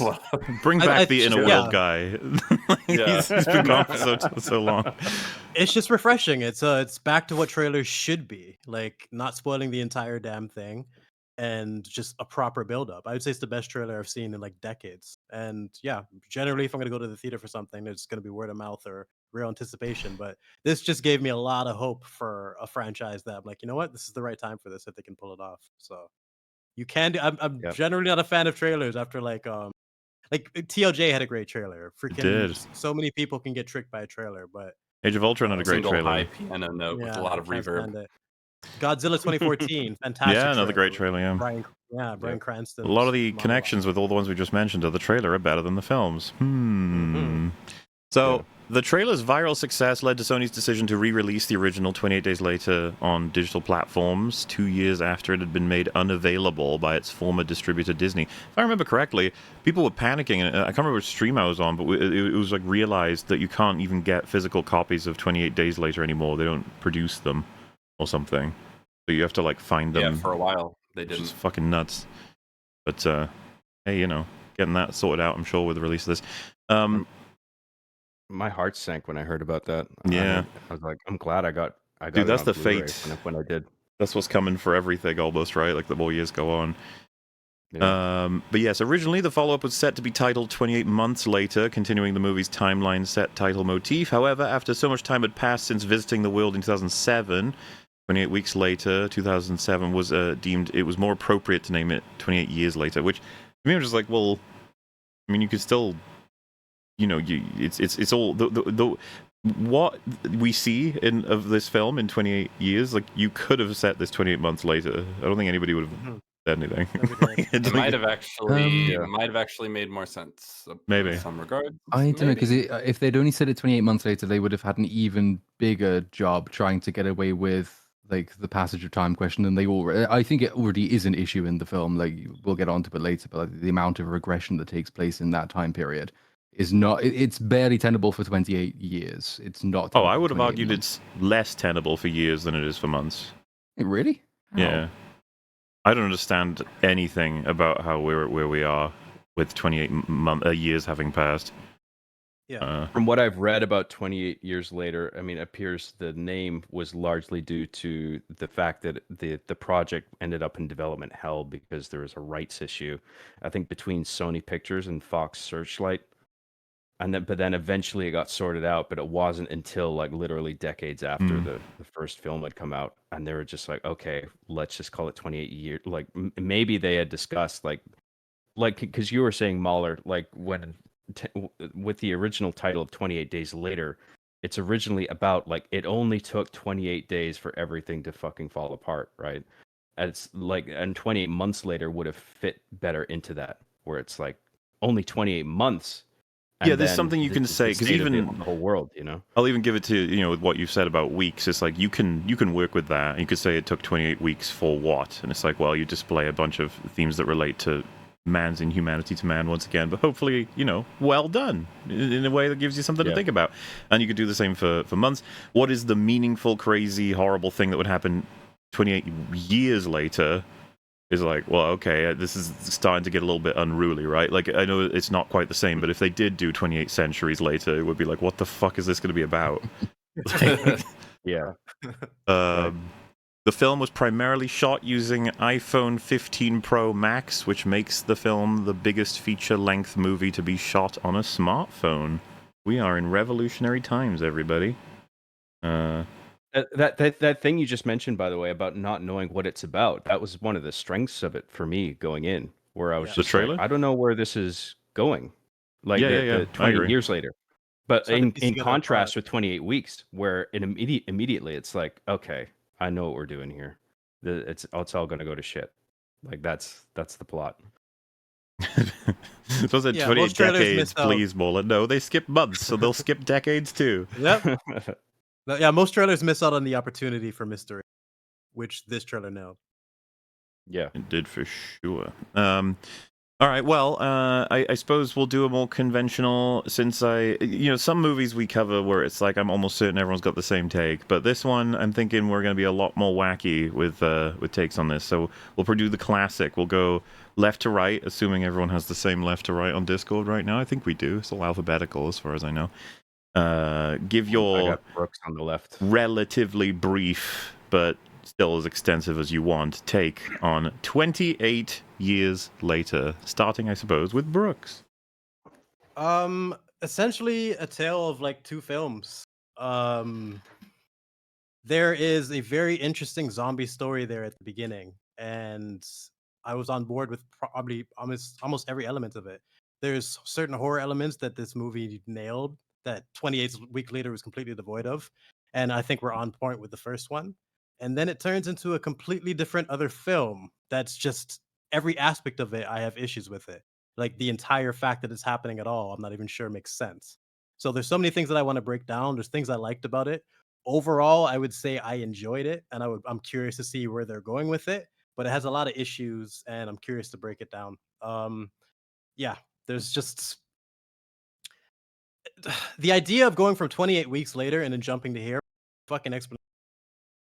I thought this movie was going to do a way better job of tying together the continuity, and I feel like we just got thrown into this world that makes no sense, and they just didn't do a good job.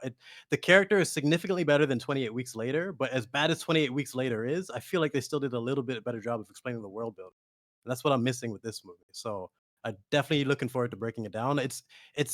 I really truly don't know how I feel about it completely. I've heard a lot of people say that it would be better if it wasn't a 28 years later movie. So I'm curious to see how people feel about that. But overall, I enjoyed it. I wasn't bored like a lot of people said in thumbnails and whatnot.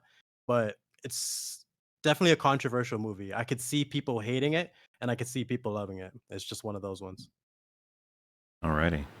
Well, Cap, you're up. The movie is a mixed bag. I would say I enjoyed slightly more than I didn't like, but the first half is way better, or maybe it's the first third. I was really into it at first. Then, as Brooks mentioned, it takes a turn into a completely different movie that I did not like as much. Yes. Though there is a peak of enjoyment that sort of comes around when we finally get to Ralph Fiennes, because he's great. It's a very strange movie. The story sets up things that it doesn't fully resolve, but also this is clearly going to be the first in a series, a trilogy of movies. So there are aspects of the story that I don't know how to fully judge because they aren't over yet. This doesn't end super conclusively, especially a resolution between two characters in particular is not resolved. So I really don't know how I feel about where they're going with that story. It was mostly pretty fun, I think, from just like a cool action horror perspective, but there are some story beats that don't make a lot of sense. And ultimately, I don't really know what the movie is trying to say. It is not a very good sequel in the sense of trying to be continuous with the first two movies. I mean, I'm kind of happy it ignores the second movie. That's fine with me. But it feels a bit more like the Mad Max movies, where the difference between like Beyond Thunderdome and the first movie is just like it doesn't feel like the same world at that point. It's a mixed bag. I enjoyed it enough, but I think the more I think about it, the less I'll like it. All right then, Fringy. When you know, like when you're watching a movie, sometimes you just sort of get like you get your gut feelings, right? And there's sort of a question of like, well, what does that even mean? Like, what does it mean when you have like a gut feeling that arises when you're watching a film, whether it's positive or negative? Versus, you know, where it's like, well, you can't really explain exactly like what is generating that feeling, but you just got it. Compared to in a movie where you can be like, oh, I like it because of this, or oh, well, I don't like it because of this. Which is a lot more when that arises, like, oh, that's good. In this case, watching this film, as it was going, I was just sort of like, something's wrong. I don't know. There's something about this. Something's wrong. I would like to enjoy it and I would like to like it, and there are parts of it that are like, you know, but then it's like, oh, but what about that? What about this? What direction is this going in? Is this actually more meaningful than it really is, or is it just exactly what it is on screen? Are you stupid, or is it really just very plainly obvious what this is and it's not very interesting? And so the longer it went on, the more I was like, no, I don't think I could say that I like this movie. I think that there's actually like a good number of things wrong with it, and not small things either. Like not minor, like well that doesn't really matter. It's like no, I think there are like serious problems with this film. So and I'm sure that will all become illuminated as we discuss it. All right, John, how about you? I quite enjoyed this actually. I was it had there was a few missteps, but I thought by the end I thought the material was pretty powerful. Like the family stuff all concluded in a really cathartic way, I felt. And then the ending, like, I mean, I laughed at the ending. It's gonna divide people. Fucking capital. But I actually went with it. I think a lot of the weird decisions in the movie, like, were cushioned by the fact that I knew Danny Boyle was directing this, and he is sort of a guy who you know, his filmmaking is a bit crazy.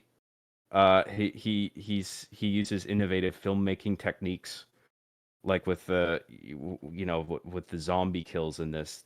They use these sort of ridiculous 20 something camera phone rigs to do this sort of 360 effect, which the first time I saw it, I was just like, I don't know how I feel about this, but then I just sort of went with it. I was like, you know what, it's fine. This is probably one of the things that got Danny interested in the first place, was just a new way of like shooting the action.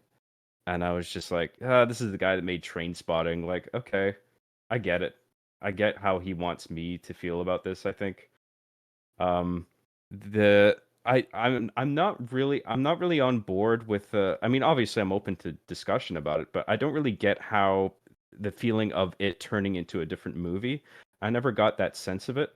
I'm guessing the point where people felt like it turned into a different movie is when the kid takes his mother back onto the mainland. I mean, I'm not sure, but I we'll just wanted to talk add, about that, I'm sure. Yeah, sure. my biggest thing for that is like, it's not just it turning into a different movie. I don't believe this movie can happen based on what you've established, based on the character traits that you've shown me. I don't think he would sit back and let those two go on that journey like that. There's so many things, and but I was also distracted by Spike. That's one of the best performances from a kid I've seen in a long time. It's part of the reason I Yeah. think I've always held the fact that if kids are shit, say they're shit. Like let's be direct on that, because then we can actually appreciate the ones that have talent. That kid was fantastic, and I think it might have distracted me from some of the writing issues, because I was really on board with a kid trying to save his mom. That's really, it's hard not to be on board with that. But Sure. yeah, Just to wrap up my bit, bouncing off of that, I agree. I thought all the performances in this were good, especially the boy. I was really impressed with him. I liked that it felt very family oriented. It felt like a very simple family story at its core. of like a dysfunctional, not, I don't know, that's not the right word. Like I think like that society living in that little island, like there's a sense of stability there. And then he all of a sudden sees this infidelity on the part of his father, and he's very disoriented by that. And I could believe that, given the sort of simple framework that society has now, this little society on this island has grown within, where he's really disturbed by that. And then that, you know, that, and then you have this like headbutting between him and the father. And I thought Aaron Taylor Johnson did a great job as well performing that. I didn't really get a sense of like it being inconsistent or jarring. So I mean, like I said, we'll talk about that. Overall, I did quite enjoy this movie. So that's my bit. That's all I'll say for now. Fair enough. I probably an edge further down on the scale. I really wanted to love this, especially built up from the trailer. I was very much into the first, I don't know, 40 minutes, even with plenty of hiccups that we'll probably talk about.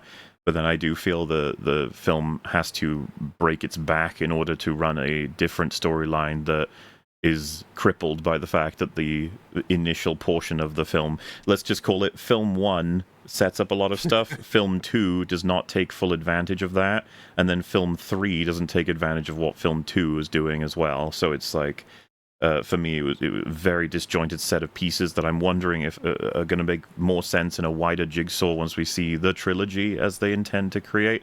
But the fact is, my favorite trilogies, the first movies, do not require a constant sludge of, don't worry, it'll make sense later. It's more of a, no, like Fellowship is my favorite of the 3 Lord of the Rings. It doesn't require the other 2 in order for me to love that film, even though, of course, together they are fantastic.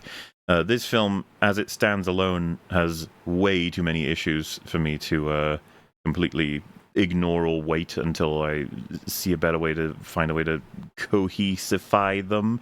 I'm not a fan of many of the choices they've made world building wise. I think several of the characters, the best ones that are built up, have serious damage done to them at different moments.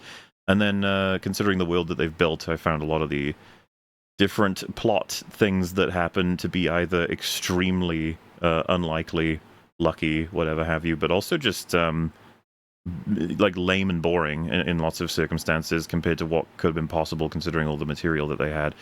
And the more I thought about the film, the less I found myself enjoying what it was that I just saw.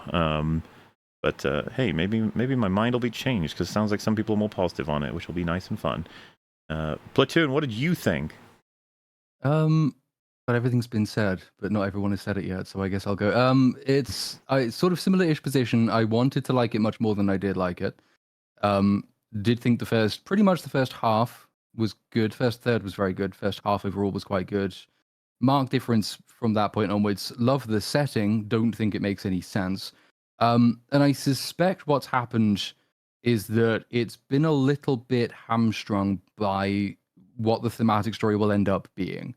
Is what it begins is seeming to want to say is that people are the product of the world in which they live. It's sort of the purpose of like the St. George's flag over the island. You see the island nation flag behind them at the altar in the island, the place where they live. You get Boot, which of course is Boot Stevens or the poem, which of course is about, you know, sort of the repetitive marching of soldiers almost driving you mad. There's a couple of other like thematic things like that which come in. There's a parallel which I suspect is being drawn between father and son on the one hand, and the alpha and the miracle child, which will be sort of brought out later. But the reason it feels like it's almost inconclusive, it obviously it's part 1 of a trilogy, but it's not a complete part of a trilogy, is that the main character, Spike, the kid, is the one who's going to be the receptor of all these thematic moral lessons. He is the one who will either be made or unmade by the world in which he's been placed. But that can't happen yet. That has to happen in film 3. Or maybe not even in film 2. Film 2 will be him sort of like going off the rails with a new evil gang of people, and maybe he'll turn bad. Film 3 will be the moment of like moral decision where he either goes back to live amongst his people or he doesn't. But because they've had to withhold the like anything basically in terms of character development for him from the midpoint of this movie onwards, it makes it feel non-cohesive. It sort of starts spiraling out. Strange contrivances occur. There are large periods where stuff happens but nothing is being said. There are reactions which should happen but don't because we're not ready for the character to have those reactions because that's for another movie. So all in all, I think it's kind of a story that should have been told in one film, has been split into three, and it makes the first installment of the trilogy less than ideal. But there is a lot of stuff to like about it too. So it's like I don't hate it, but I'm also not enamored by it. Well, look at that. A whole selection that we have to deal with. I'm sure we'll have plenty to talk about as we progress, but no need to not start immediately, which we get the same opening that is actually shown in the trailer as one of the first shots. It's quite horrifying, and I'm surprised if anybody wouldn't have gotten at least jump scared or a sense of unsettling terror as they saw Teletubbies on the screen, a iconically horrifying children's TV show when taken out of context. Especially the creatures themselves, the world they live in. I don't know. They have like televisions grafted into their stomachs. There's a creature in the sky that lives inside the sun that stares at them every day. Monster. There's this little, but hey, it's a good The choice. scariest part of the movie. I'd say Yep. so. I just want to compliment the kids. I feel like all of them did a really good job playing different ranges of terror. Like some of them were younger and fully couldn't take in what was going on, but the slightly older ones really you could see on their face they knew something was really really off, and you could see the different ranges of terror, and just a good job all the way around. Yeah. There was Good- one good girl in child actors. particular that looked like she really wanted to panic and run away, but she Yes. couldn't bring herself to do it. I don't know. Yeah. The younger ones. Like the younger ones knew just ignore the noise and watch Teletubbies. The slightly older ones could tell something. Mom and Dad was are off, fighting again. truly. Don't worry about it. Yeah, just forget it. Tune it out. They know the deal. Yeah, and, But I imagine and- that was probably a directing note where it's just like you've got to be like amp up your fear a little bit, and Yes. you don't even know what's happening. You know That's what I mean. It's either a fantastic direction or just incredible intuition from the kids. well, they had their all parents really just off told it. camera with a gun to their head. So, like, we will pull the trigger. Blow dart gun. But yes, this was in the trailer, and it was in the trailer something I thought was particularly effective as it stood as marketing, but equally somewhat in the film, being that the parents, with our knowledge of the world, dealing with the fact that they may very close be, being hit by like a horde of zombies or someone's infected or something, and so they're just telling all the kids to calm down, watch your fun little program in this room. All of them like being disturbed or awkward or tearing up while hearing like bashing in the background, screaming or just aggressive like shouting and stuff. It's quite a vibe of just unsettling, and it's like, what's gonna happen? Yeah.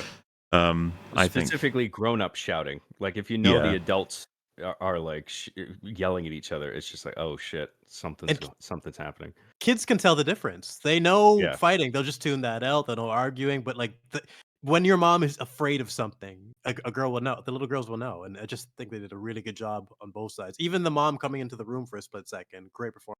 Fully believe it. Yeah. Yes, Jimmy goes to listen to see if he can figure out anything. He's going to be our little protagonist for this prologue, and the door starts to burst open, and a bunch of zombies come in. The blood gets splattered onto the screen with Teletubbies on it, which is a visual I've seen in a couple of things. It's just effective, right? Kids program, but blood all over it. Like, oh man, so sad and tragic. But he starts to run, and this is where we have a little bit of a logistic confusion, at least where I was, watching it. It's like if he goes forward, he'll end up at the kitchen, I think, and there's a woman who closes the door on him in an attempt to help him. She's like, run, closes the door, and then she gets attacked by a zombie, so she's trying to block it off. He goes to head up the stairs, and a woman falls down at the halfway point. It looks like she's recently been infected, and he looks up at the second floor, or the upper floor, I guess, and he spots someone else who's also infected, and she like screams at him. And then at the bottom of the stairs, where the kitchen door was, that smashes, and the woman falls through it. So she's at the bottom of the stairs, and she looks at him and says, "Run," again. And it shows like 2 or 3 zombies climbing through over her. And then we hard cut to him being outside running. And I was like, how did he get out of that? He was surrounded by like 6 different zombies on the staircase. He was fucked. But I guess with the power of editing, I was just a little bit thrown by it because she was saying run. And I was like, which direction though? There's zombies everywhere, and they're fast too. They'll get you. They don't even care. And you get converted super fast with this universe. So I don't know. Yeah, just he's out. He's safe, and he's running off to a church where he's trying to find his dad, who is having a little prayer, I guess. Because all this happened very suddenly, and he's got a bunch chasing him across the fields. It's all very scary, and he says, he doesn't know what's going on. He's a young kid. He's confused. He says, "What's happening?" And Dad says, "Nothing that hasn't been perfectly foretold." Which I was already. I don't know about you guys, but I was just like, uh-oh. I didn't like. Yeah, almost any of this opening I did not like, and I was quite glad that it improved markedly afterwards, because it is sitting in this awkward place. I think we discussed this in Open Bar on Thursday, but because the first one kind of kicks off this zombie revival, this one is very much coming at the end exhausted point of the zombie genre. What can it possibly do that sets itself apart from everything that's come out around it? Obviously, killing children is the easy, cheap, edgy thing to do to make people think, oh, this is an edgier zombie thing than we're used to seeing.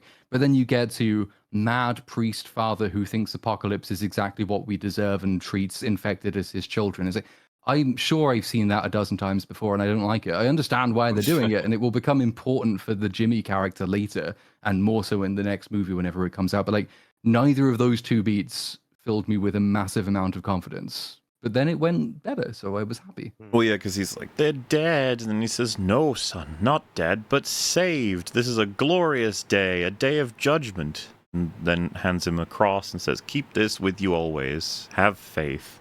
And I was definitely like, oh man, of all the different things we could have done, it was stupid religious men being like, "God has judged us. That's why there's a horde of flesh-eating creatures." It's so lame. And it's Every good, single actually. time. Like, Every okay. time it's lame. 28 weeks later definitely had a stronger opening for all Well, the 'cause problems of that film. they all surround him and start nibbling, and he's just like, "Yes, my children, yes." Yeah. I consent to this. Consent. It is very much a stretch to have, especially right at the start of the movie, to have a character like that who is so taken away by faith that they're willing to delude themselves to that degree. Mhm.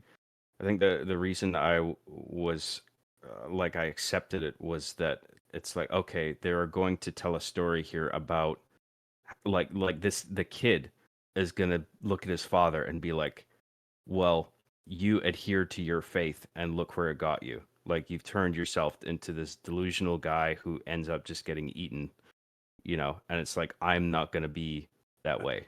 I think that works as an arc, Although- not as an opening scene, because we don't even know who these people are. So I It's feel like I was also- rolling my eyes at the Right. very beginning with that scene.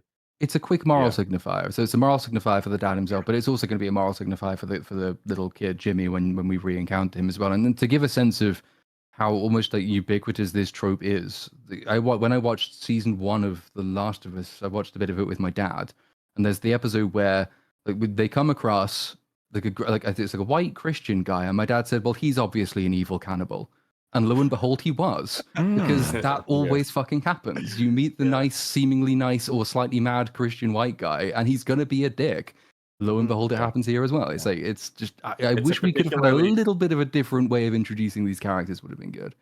It's a tired and annoying trope at this point, but he does die immediately, so that's cool.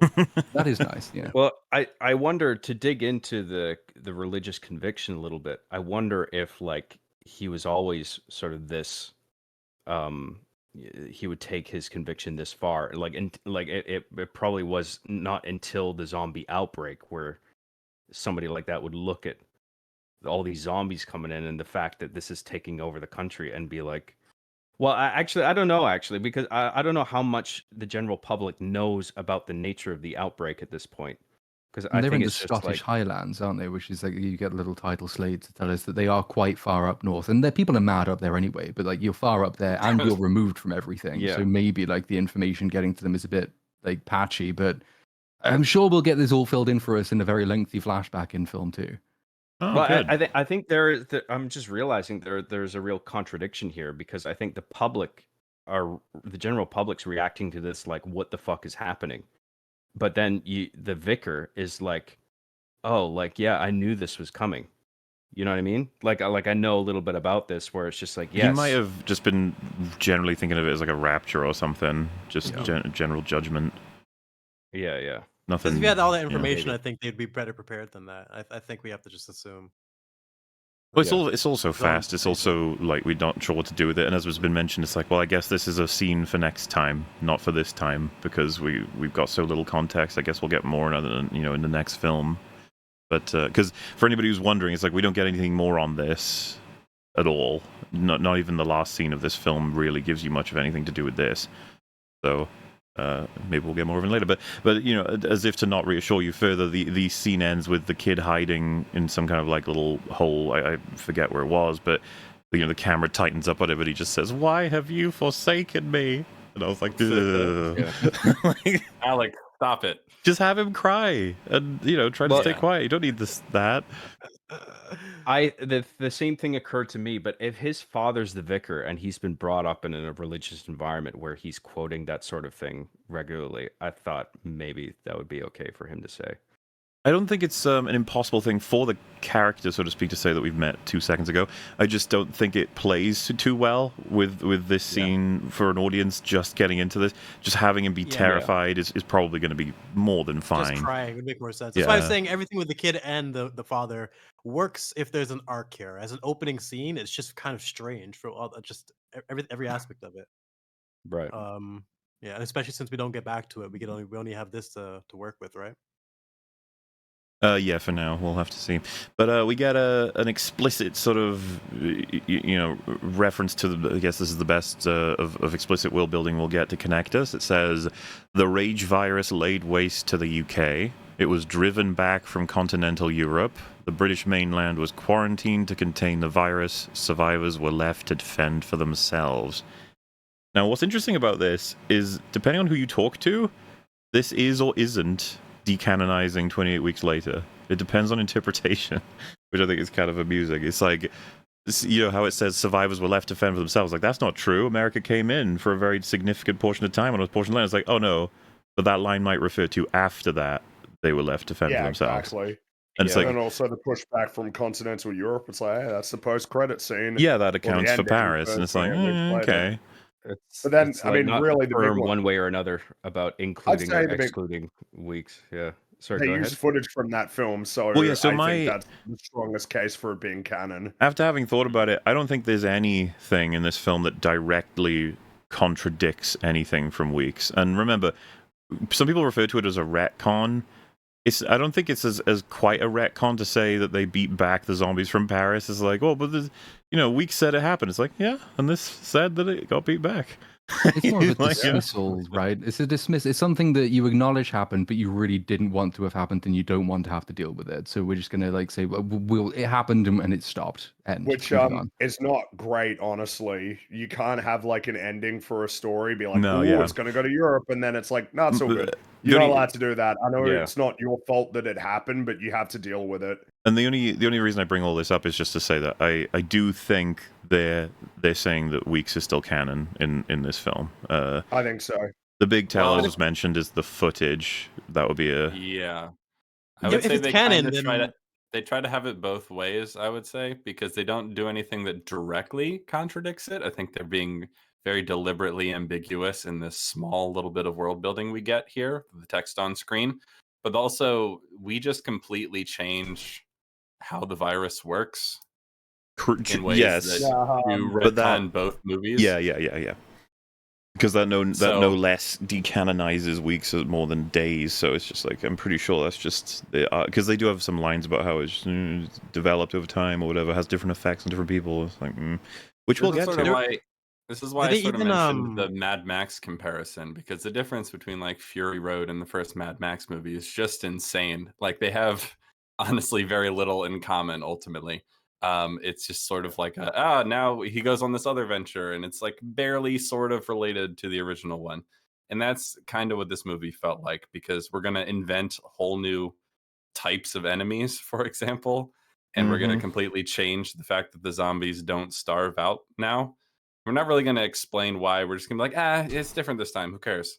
Yeah, but that's one of many So- things. Like even the kids in the other movie being a potential cure should make this movie like almost impossible to make or have them still be alive. But they don't address that at all. That's not one of my addressed. That's biggest true. questions coming in.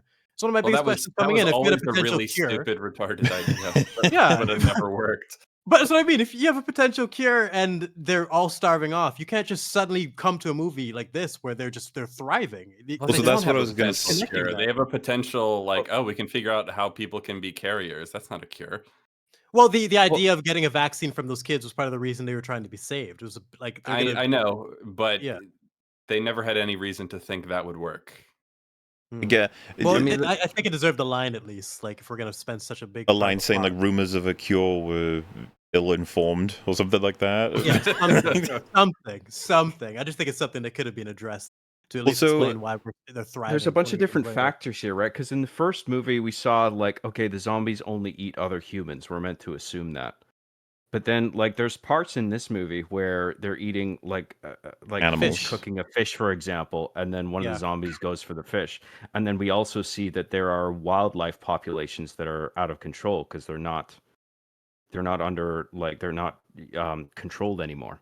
You know, Mhm. so there's just like these surges in deer, for example, and there's these like stampedes and stuff. And so it's like the zombies could be eating them if they're eating fish. I mean, why wouldn't they just eat any sort of meat that they can get their hands on? Yeah. I think know? that was one of the good details that I liked. So I can interpret that they've discovered that they don't need to survive just on human flesh or whatever. So that's part of the reason they're still alive. But just addressing that in some way would have been interesting because they changed the rules completely. And Right. I mean, Yeah. we'll hit these as we come to them. I would rather, because like just with what they've said so far, days totally viable. Weeks, well, viable in the sense that I think that they show us that other powers in the world are starting to move into Britain to try and solve this problem. Years, I take enormous issue with the idea that the whole world just left Zombie Island be a thing on Earth and just didn't do anything about it. That's absolutely For fucking 28 insane. years. Yeah. No. Doesn't Like I make any said, sense. months, but years, no. There's just no fucking way. I'm also curious about. There's almost a more interesting story to me about the political nature of, like, what happens. Let's say, for example, Russia just go in and clear out all of the UK, and there's like not even really many population left. This is hardly. It's like, does Russia now get the UK? How does that Well, work? they would certainly say. Well, that exactly they right. do. So there's this element that I think is super interesting, but it's just not. It's not akin to a zombie film. But the idea you have America or China or Russia, whoever else, all thinking like, if we clear out Zombie Island first, we get the land, we get the strategic point for whatever you want it for. But a Could be bit like a UN or a NATO protectorate or something like that. I mean, there's no shortage of groups that would make use of such a strategically important island. Yeah. They don't do any of that, and they don't even mention it as a possibility because they really, really wanted to have this almost medieval setting so they could bring in the superstitious stuff, bows as being the primary weapon, all that. They wanted it to be the case. And so they didn't ask the questions that wouldn't make it the case, which isn't very satisfying, but it is what we've got. Well, so that's it. the They thing. really I've wanted heard, this aesthetic, but they didn't really earn it. They didn't connect the dots. So I've heard the so-called counter-argument that it is simply canon. The whole world it has no interest in doing anything about Britain, and that's the truth. It's like, okay, that's I don't think you can actually just say that that's true. It doesn't really work if we're supposed to believe this is Earth. And that's one of the reasons that months would have been more viable based on the premise, because if it's only 28 months later, you can imagine that. And there's been a people haven't failure come in. after 28 weeks, right? It's like, okay. But for 28 years, no one has even tried to contact this island full of people that aren't infected. Like, no one's noticed that or tried to go, hey. When they established in 28 weeks that they starve, it's like, guys, there might not be many zombies left, if any. Yeah. And I agree with that. We I can think there would be real identify- utility in calling it months rather than years in that regard. it would have made way more sense. But then, if you are going to do that, then you would have to lose all the lovely medieval stuff because, like, once it seemed plausible even in the movie we actually get. But like, once you've accepted the premise that the rest of the world has an interest, they've identified groups of survivors who have incredibly easily fortified positions. Airdrop them stuff. Yeah, Like, they don't need to be using bows. Airdrop them weapons. Airdrop Airdrop them food. communication. Intelligence. Communication. Keep them in touch. They can do loads of your work. They're like the Taliban of England. You can commission them to fight for you. Zombies, right? Like the reality is, you drop in, let's just say, whatever you need to communicate with them, and then they say like, yeah, so there's a whole island of us you can actually see with imagery very easily. There's no zombies here, or at least that everyone's pretty chill. If you drop a helicopter with a bunch of armed forces under the threat of if you attack us in any way, shape, or form, we'll fucking eviscerate you. But we can start airlifting people out. Like, this can be the very safe island in the middle of the island that, you know, that as long as it's zombie... Basically, or even just quarantine everything carefully. What I'm trying to say is just, like, there's so many different things you could do to move this all forward gradually. People have talked about drones or just going to a safer part of Britain slowly and taking a huge amount of people, making sure they're super armored up and ready with all kinds of weaponry to take out any feral rage people. They know everything about it, thanks to 28 Weeks Later. They've got all the information they could need from that base. If Idris Elba's still around. Did he die in Weeks? I don't think so, right? He was just in a room. No, he's saying just there. things. Yeah, he's just there. Bring He him didn't die. back. That'll be fun. He, And, he was just general guy in a command center. Yeah, I don't think And we he can even bring him went back as anywhere. general guy again. It'll be great. And just I don't know. It's so baffling to me. It's like, yeah, now it's been 28 years. It's like you can't do this like a lot of zombie projects can, where it's the whole world. You're an island. You're Britain. The whole other, and they make it a big point. The whole world's moving on. They're all doing fine. Yeah. They're just it's This is why unfathomable anything- to me that there is zombie island on Earth and no one cares. That's just There's There's crazy. so more many sense, ways you can do actually, this correctly. They if just they completely hadn't. skipped it. If they hadn't said in the introduction that the virus was beaten back from Europe, if Europe was just gone and nobody knew anything, if it genuinely was an island and they had no idea what was happening on the mainland, it would have made more sense. If the implication is the rest of the world is now fucked, then you don't have to ask any of the questions That's about the actually, support the rest of the world will be lending. So just have it. And as they could either leave it unknown- ambiguous. They don't need to tell us what's happening in the rest of the world. It's just that the virus has gotten out of Britain and it's being, you know, each of the countries are doing what they can, but Britain's been left alone and it's 28 years later. Mhm. That's That more would be better, viable. for sure. Yeah. They just didn't even bother, though. A lot of these things can be at least improved with throwaway lines, and that's my biggest issue. I feel like The they other didn't bother thing when they should have. that they really needed to address, and even if it's just a throwaway line, it would have improved the movie. They need to address why all the zombies aren't dead. Because in the first movie, they all died within like 60 days of the initial outbreak. Like, that's canon. So after the events of 28 weeks later, give it 2 months or whatever, they're all dead and everything's fine again. So Mhm. how are we getting to 28 years later and they're still surviving? I mean, we Well, can uh, talk about it when we get to the scenes, or we can talk about it now, but there are new classes of zombie. yeah, well, that's Yeah. almost a separate thing because the normal main class of zombies is still Yeah, yeah. here. True. And It's- I guess they've learned to eat to live off the land, I guess. But there's no explanation Explaining for that. it Farmers. because Yeah, It's one of those things that when pressed, they'll pull whatever they need to out of their ass. Where it's like there's a few stragglers, and then they found other, sustenance, and then It's those so- repopulated. And They don't explain why that was viable. That wasn't a viable option in the first film. We didn't see any of them eating fish. Like, it seemed like they were completely limited to human flesh. in the first and then movie they died don't out. eat at They all. don't They don't eat. even eat Yeah, people.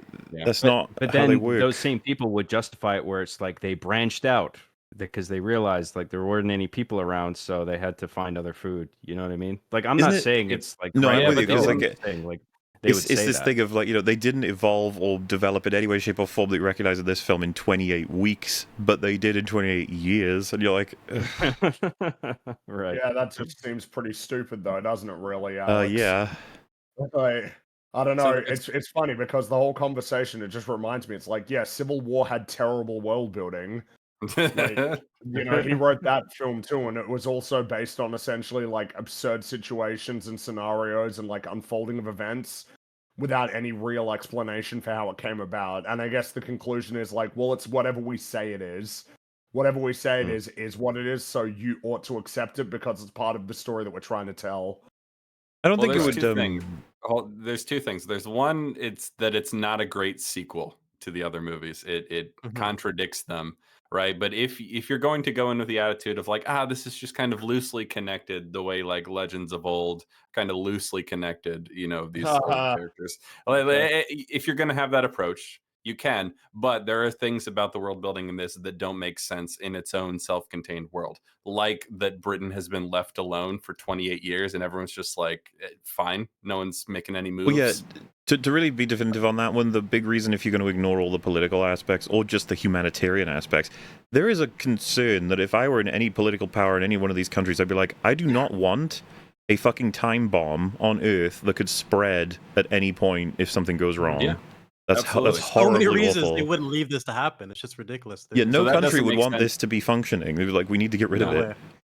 That doesn't work in the context of this movie on its own. So, like, regardless of whether it lines up with the other movies, it still has world building problems. It just doesn't work. It has to have problems of its own, because why wouldn't there just be more of an involved effort to make sure that the situation is over, rather than like, oh yeah, we'll just patrol like around, we'll just sort of Yeah, no. Make sure they're not swimming. Yeah, like there's just no way. It's a good point, because if Alex Garland is willing to admit that, they just nuked Paris because Yeah. it was too much of a liability, why not just nuke the British Isles? Just get rid of them, Because like, who needs that? Who needs Zombie Island, right? Where maybe they'll find a way over to the other continents. Like, Yeah, you why don't even want take the Zombie risk? Island.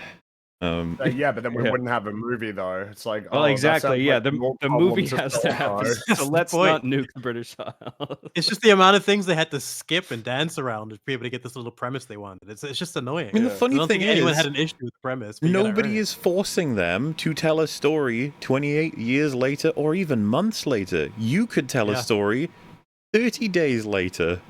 You didn't have to same do week. this.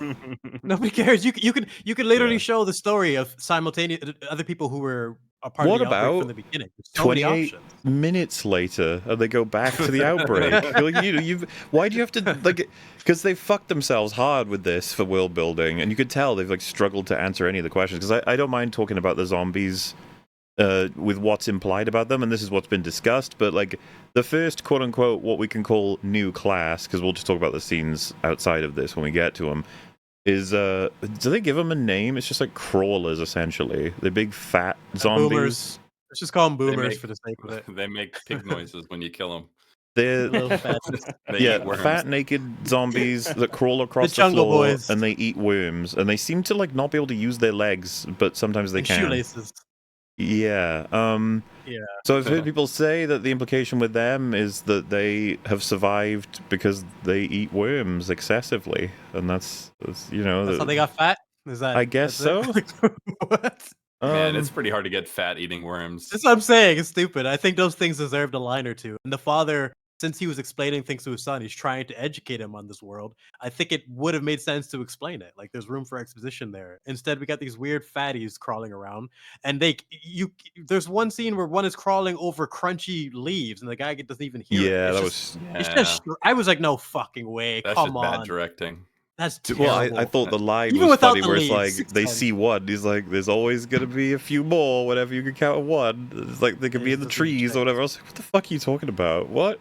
They run in packs? These fatties. The crawly exact- boys? Yeah, there's like groups of fatties that are just like they travel in collection. Like that's weird.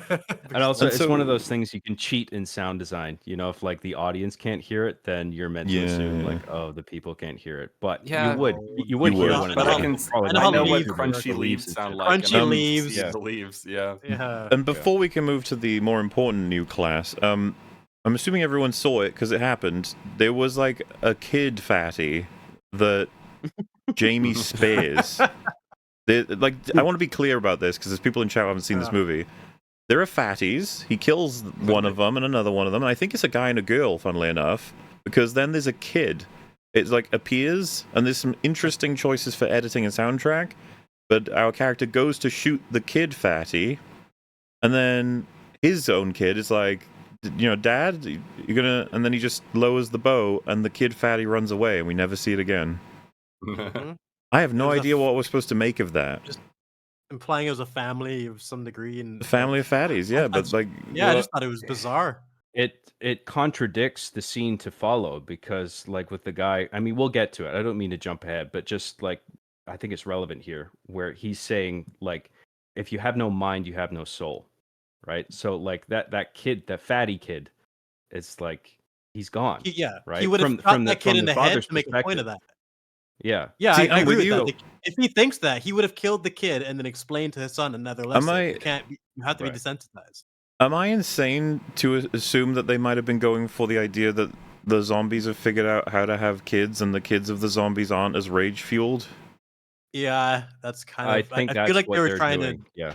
They were definitely trying to desensitize, just humanize them in a way, which That's I thought fucking was nuts, fucking dude. bizarre. How does that work That's when fucking there's the weird. magic of the placenta in this Oh, film? Like, surely God. that Yes. wouldn't happen. Yeah, well, it's all fucked. It just doesn't make any sense. So And how do they fuck? yeah, They're fatties. Like they just Well, all and- that deserved a few throwaway lines. how does it not? Like the kid is confused his dad doesn't kill the fatty child, but then doesn't ask any follow-up questions like, hey dad, why did you not kill it? Hey dad, what the fuck was that creature? Why was there a kid? What's happening, dad? Yeah, you're right. It- Either way you look at it, there's room for exposition. They just didn't do anything. so weird. I feel like there's a significant discussion to be had here on a meta level of like what to do with this virus across generations. Like, does Sure. the rage sort of just maintain itself across like one generation being born and the next generation? Does the rage element sort of become muted as more Well, and we more saw it run away, so I think they were trying to children are make a born? point. Those things were, even though they were Right. crawling, they were determined to go and get attacked. Well, yeah, them, and the that kid was creature just didn't running seem away. angry. It seemed Not chill. whatsoever. But you wouldn't want to leave them Curious alive, even. right? Because they're horrifying creatures without any souls or something. It looks like it's probably But gonna. that's why- I don't know. It's, That's why I think Cap's point is really strong. For him to have that line about them, like, not having a soul, why wouldn't he make the point of killing that kid there? He spared it. Like, you can't have Right. both. And that's what drives me. Well, I wouldn't say drove me nuts because I did like the character, but I feel like it's a big contradiction. And yeah, if of all the characters in this movie, he was just brutally botched and wasted.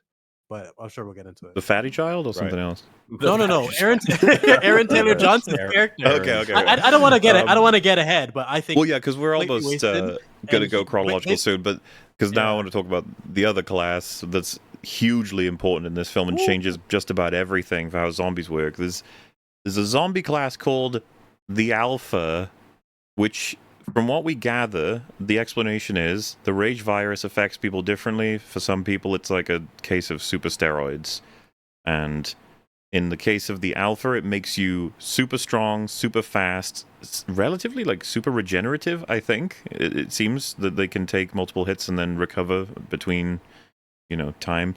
And you're still hyper aggressive, but just they're basically super soldiers, but for zombies and smarter. But you'd think have that's massive already dicks. yes, massive Mhm. penises, of course. But you think that already is enough. They also are capable of controlling other zombies in the sense that they will be able to tell them to go places, do things, and they will follow their lead. Like they have that kind of control. And then a possible power, depending on interpretation, that relates to birds. Yeah, I don't know what was up with that. They do seem to Wait, control the crows, which again another reason why continental Europe would not be leaving this place alone. Airborne rage virus controlled by alpha zombies that send crows to do their bidding.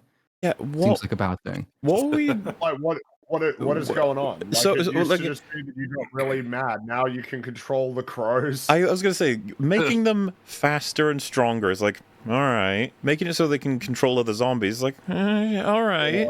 And then it's like making it so they can command a murder of crows to hunt down their enemies. Like, no. Like, no. Yeah, it's a bit much, and they don't explain it whatsoever. It's I didn't just- it's understand that at all, changing the because character, yeah.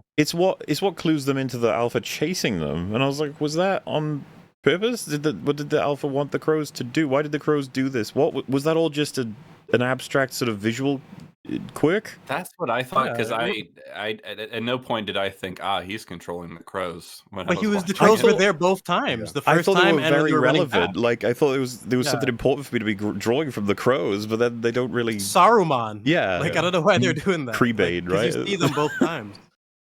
I It's I bad. can strange. buy I the don't know. zombies sort of orientating themselves into like packs with an alpha, kind of like wolves do, and then like the alpha sort of controlling the other zombies through like various pitches of grunts or whatever, where it's like this pitch means this pitch means that. But then when you're all of a sudden crossing over into the communication channels of different animals, like I mean that doesn't happen. Like why would this? Yeah. Why would this happen with the zombies? That felt like a step too far. Yeah. I didn't know And what they to make were- of it. And they I didn't just- I bother just thought the explaining it, even crows though they just sort of happened to be consistent. around when the alpha was around. A lot No, of people. The crows went in first in all the alpha scenes. The first time you see it and the chase. So they were really explicit that the crows were a big part of it, but they didn't explain anything.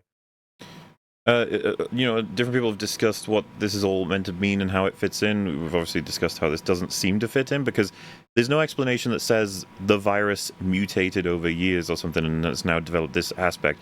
The best they do, and I don't get why they did this because they didn't have to. They just have the kids say, "Yeah, it affects people differently," and it's like, well, no. We've never seen an alpha before. Yeah, like that's not true. It's something else. It affected everyone the same in both other movies. Well, except for the... Anyway. Because what reason would there be for an alpha not to have arisen in the other prior two films when there's only so long that you can survive until you're dead, right? It's like it has to manifest soon enough, but it never did. Well, because it's funny. I've heard people say, like, oh, what if it was a different virus thanks to the immune lady in the second film? Like, maybe something happened with the version that she gave to Robert Carlyle, who then passed it on. And I was just like, none of that's in here. There's no... Yeah, it needs to be there. They had an opportunity connecting the dots. Because as shit as that movie was, there is something there's a lot of things you can connect, and they just wasted it. It just makes this movie all the more confusing. Main guy in 28 Weeks Later was not an alpha. It's just like in How to Train Your Dragon. The evil dragon was not an alpha. This is some new shit. But the idea of a different type of virus because of humans, like it's like a completely different source. You can kind of work with that if we're trying to explain the alphas. But I don't know why they didn't have the kids say, my dad mentioned that the virus has changed over time. That's all he had to do. But instead, he says, no, it just affects different people different ways. Like, no, that doesn't make sense. It's normally the excuse, and that the really good excuse for using kid characters in the first place is because they are like novice protagonists. So it's acceptable for them to ask for exposition because they're in this situation for the first time, just like the audience is. But they don't use that very often at all. For all, like, I think the kid does a really excellent job, and like the stuff with the father in the first third is some of the strongest in the movie. They don't make particularly good use of him at any point for this kind of explanation. And I get they might want to save some explanation for a later movie. But it does sort of feel like that's what they're doing. I will say, I wish I had a list to make this point as clear as possible. But I feel quite exhausted of the let's just wait and then it'll all make sense sort of stuff. Yeah, like 9 times out of 10, it's just bad. Like what's an example of a film that seemed to? I'm not saying that this. No, like hypothetically, like a film that was just actual shit. Complete bullshit. Nothing made any sense. Where, like, up until maybe the second act of the movie, where someone was like, "Well, hang on, maybe it'll make sense later." That it actually ended up doing that. How often does that ever happen? Never does. Usually, when it's a problem, it just is one, and it always was. There won't be an explanation. TV shows are big on this. Oh yeah. No, it'll make sense. We're not at the end of the season yet. Oh no, it was all just bullshit. And that thing that I had questions for, the writers didn't even know that was a question that somebody could have. Just, if it seems like it's a problem, it probably is one. 9 times out of 10. Maybe even 10 times out of 10, honestly, if you want to round up. Yeah, it comes to a point where there's so many issues that need fixed, and you lose faith that they're aware of all. Also, plan for them. The reality will be the second film in this trilogy is going to have its own issues. It won't have enough time to fix this film's issues. Yeah. Well, the other thing is, this movie is clearly not concerned with tying itself into the first movie. Really, it's just like, we're doing our own thing. Now there's giant zombies. It's like, okay. Yeah, wait, sure. Was anyone else, because obviously I had rewatched Days of Weeks, when he was like, it's an alpha, I was just like, like, what are we doing? Why are we doing this? Stop it. But at the same time, it's like, I guess there's ways you can make that super interesting, I suppose. It's just that I was expecting them to use the world and mechanics they had written, they had created, to generate a new and different angle upon, like, the same story or something, instead of being like, now we've got boss zombies. And it's like, okay. For me, I looked at it differently because I'm not sure if you guys are familiar with Attack on Titan, but the mechanics of the alpha, I think it was ripped directly from Attack on Titan, the way they work. And I was annoyed that they copied that, but they didn't copy the world building to be able to explain why this island could be isolated. So it just felt like they were taking little things that they wanted and get little elements to make their story, but they never wanted to do the work to connect the dots with almost anything. So I like the idea of Alpha. Didn't do it well. You could be right about Attack on Titan being a draw. It immediately made me think of The Last of Us, because that is sort of a video gamey thing. Yeah, where like you have different types of zombies. And like in The Last of Us, you have the clickers, the bloaters. Like the bloaters is what I primarily thought of when I saw the alphas in this, where it's just like it feels like that's a trend now. Like if you have zombies, you have different types of zombies, and you have like the super zombie that does something really fucking viscerally like violent or whatever. The alpha screaming to summon the zombies was pretty sure it was like either paying homage or direct ripoff for Attack on Titan. But it's Right. for me, it's my mind immediately ran to like, how do you just? It's a pattern of it taking elements from other things, but not actually earning them and putting it together with proper lore and world building. Just And felt yeah, rushed and half baked. And so at this point, it's like, all right, well, as much as a lot of these things do not fit with what we had or what we even currently have, there is a notion of let's see what they do with it. You know, at least we can maybe make something of it, despite the fact that not because you know you're using the IP. I'd appreciate it if you worked with it instead of shout all over it, kind of. It's but you know, it's all right. It's all right. We'll keep going. It's fine. So yeah, post prologue and post little information there about the world, we move to, I believe it's pronounced Lindisfarne, right? You'd mentioned it, Platoon. You seem to have some awareness of this place. I do not, but I've discovered it is also known as Holy Island. It's a tidal island off the northeast coast of England. Constitutes the civil parish of Holy Island in Northumberland. I'm sure you've been there several times on holiday.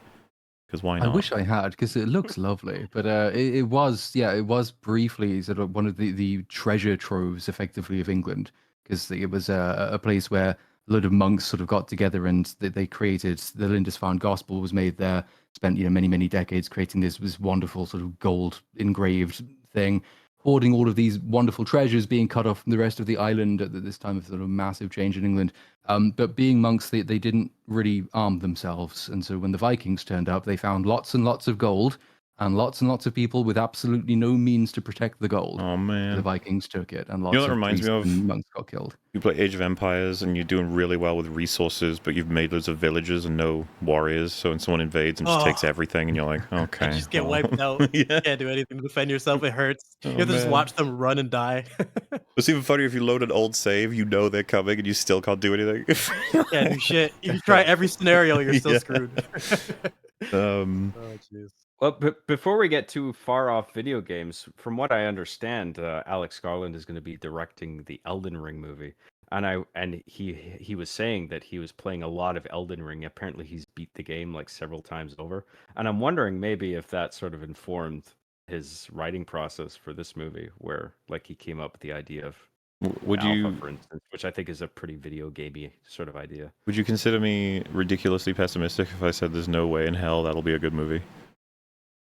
No, I'm inclined to think, because I think that material is very thin in terms of storytelling. Like I don't know if you can make a film out of that. The game is fine. I have no problem with Elden Ring, but in terms of lore and Also, like, it's Alex making a Garland. movie out of that, I don't have faith that will necessarily be good. Mm. He's not a very reliable storyteller Yeah, anyway. well, yeah. I think the guy who wrote, like, obviously not George R. R. Martin for the lore stuff, but the guy who wrote like the base stuff in Elden Ring, didn't he say like, because he had this experience growing up reading Tolkien, but not really reading very much English, and so like lots of in between stuff just didn't make any sense, and that kind of informs the way his narratives pan out. It's like there's lots of beats and events, and then a kind of mystical haziness in the in between stuff. But like he has the excuse of not having spoken English, whereas this is how Alex Garland writes, and he does speak English. So put those two things together, it'll be interesting to see, how that kind of pans out. I would say so. Yeah. But yes, this little island is going to be our HQ for our survivors, and we see Spike, our protagonist, waking up for his big day. Thanks to his dad, Jamie, waking him up. So it'll be Spike and Jamie, our two main characters for movie one. We get a Thank you.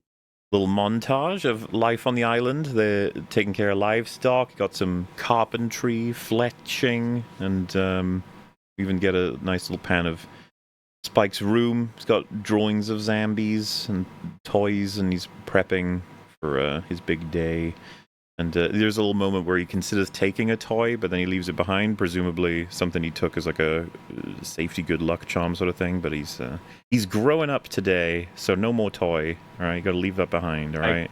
I quite like that actually. I like that he I think puts it's it in good. his bag and then he reconsiders it. He's Really good no, detail. I gotta use the space in my bag. Like sorry. And Well, he there's that. I speaks to figured his it was action symbolic figure as like well that. of this is the day he Yeah. becomes a man, you know? Yes. Yeah. It Um, says a lot about him in a quick, short amount of time. Yes. His dad asks him to make sure he's got everything, you know, like knife and different prep items, and they're having bacon and eggs for breakfast, which is obviously special in this kind of environment, this world. And the implication is that Jamie's had. So he says he's had his, but I think the implication is he didn't. He's giving it all to Spike for his special day, and he even tries to share back some of it. But little things like that I kind of liked. I was like, yeah, that's you know, showing us already how they're both pretty caring, and the dad's very celebratory and happy for his son to have this day, sort of thing. Yeah. I think communally there's like an instilled generosity of spirit where it's like, have you had Yeah. enough? No, have you had Mhm. enough? Like I like Yeah. that. Yeah. You get that vibe right away. Yeah. And then the vibe is somewhat altered by Spike's mother waking up. She's like I don't think she smashes anything. She like crashes against her. She's got like a cup of water. She's waking up and she's in a state. She's not in a good place. Quite a bit of pain. And so they go and see her. And it comes pretty clear, pretty quick. She's got severe, probably brain-related issues. She's got severe mood swings and she's having memory trouble. Not being able to remember things that were just said, as well as the current state of the world, so to speak. She's it's not coming easy for her, and she asks what Spike's up to. Is he going? And Jamie tries to explain they're going for their first day out on the mainland, and she loses her shit pretty quickly. And this is where I would say a little bit of the flair of the different kind of editing you get in this film comes in. She gets pretty angry, and the camera's, let's say, moving around and changing angles and repeating certain shots to make it feel a lot more chaotic, erratic, sort of thing. She's like, she says, like, you trying to kill our baby, you cunt, like, fucking crazy, sick baby murderer. And that if her dad was still here, she'd skin him alive for this baby murderer cunt. Like, she keeps saying it over and over and over again. Very aggressive and That's insane. how you know you're watching a movie by a Scottish director when you hear the word cunt being used Over and over again. with that degree of abundance. Yeah. And you know, the camera fucking around at this point to then calm down and have longer still shots once Spike like hugs her and tries to calm her down.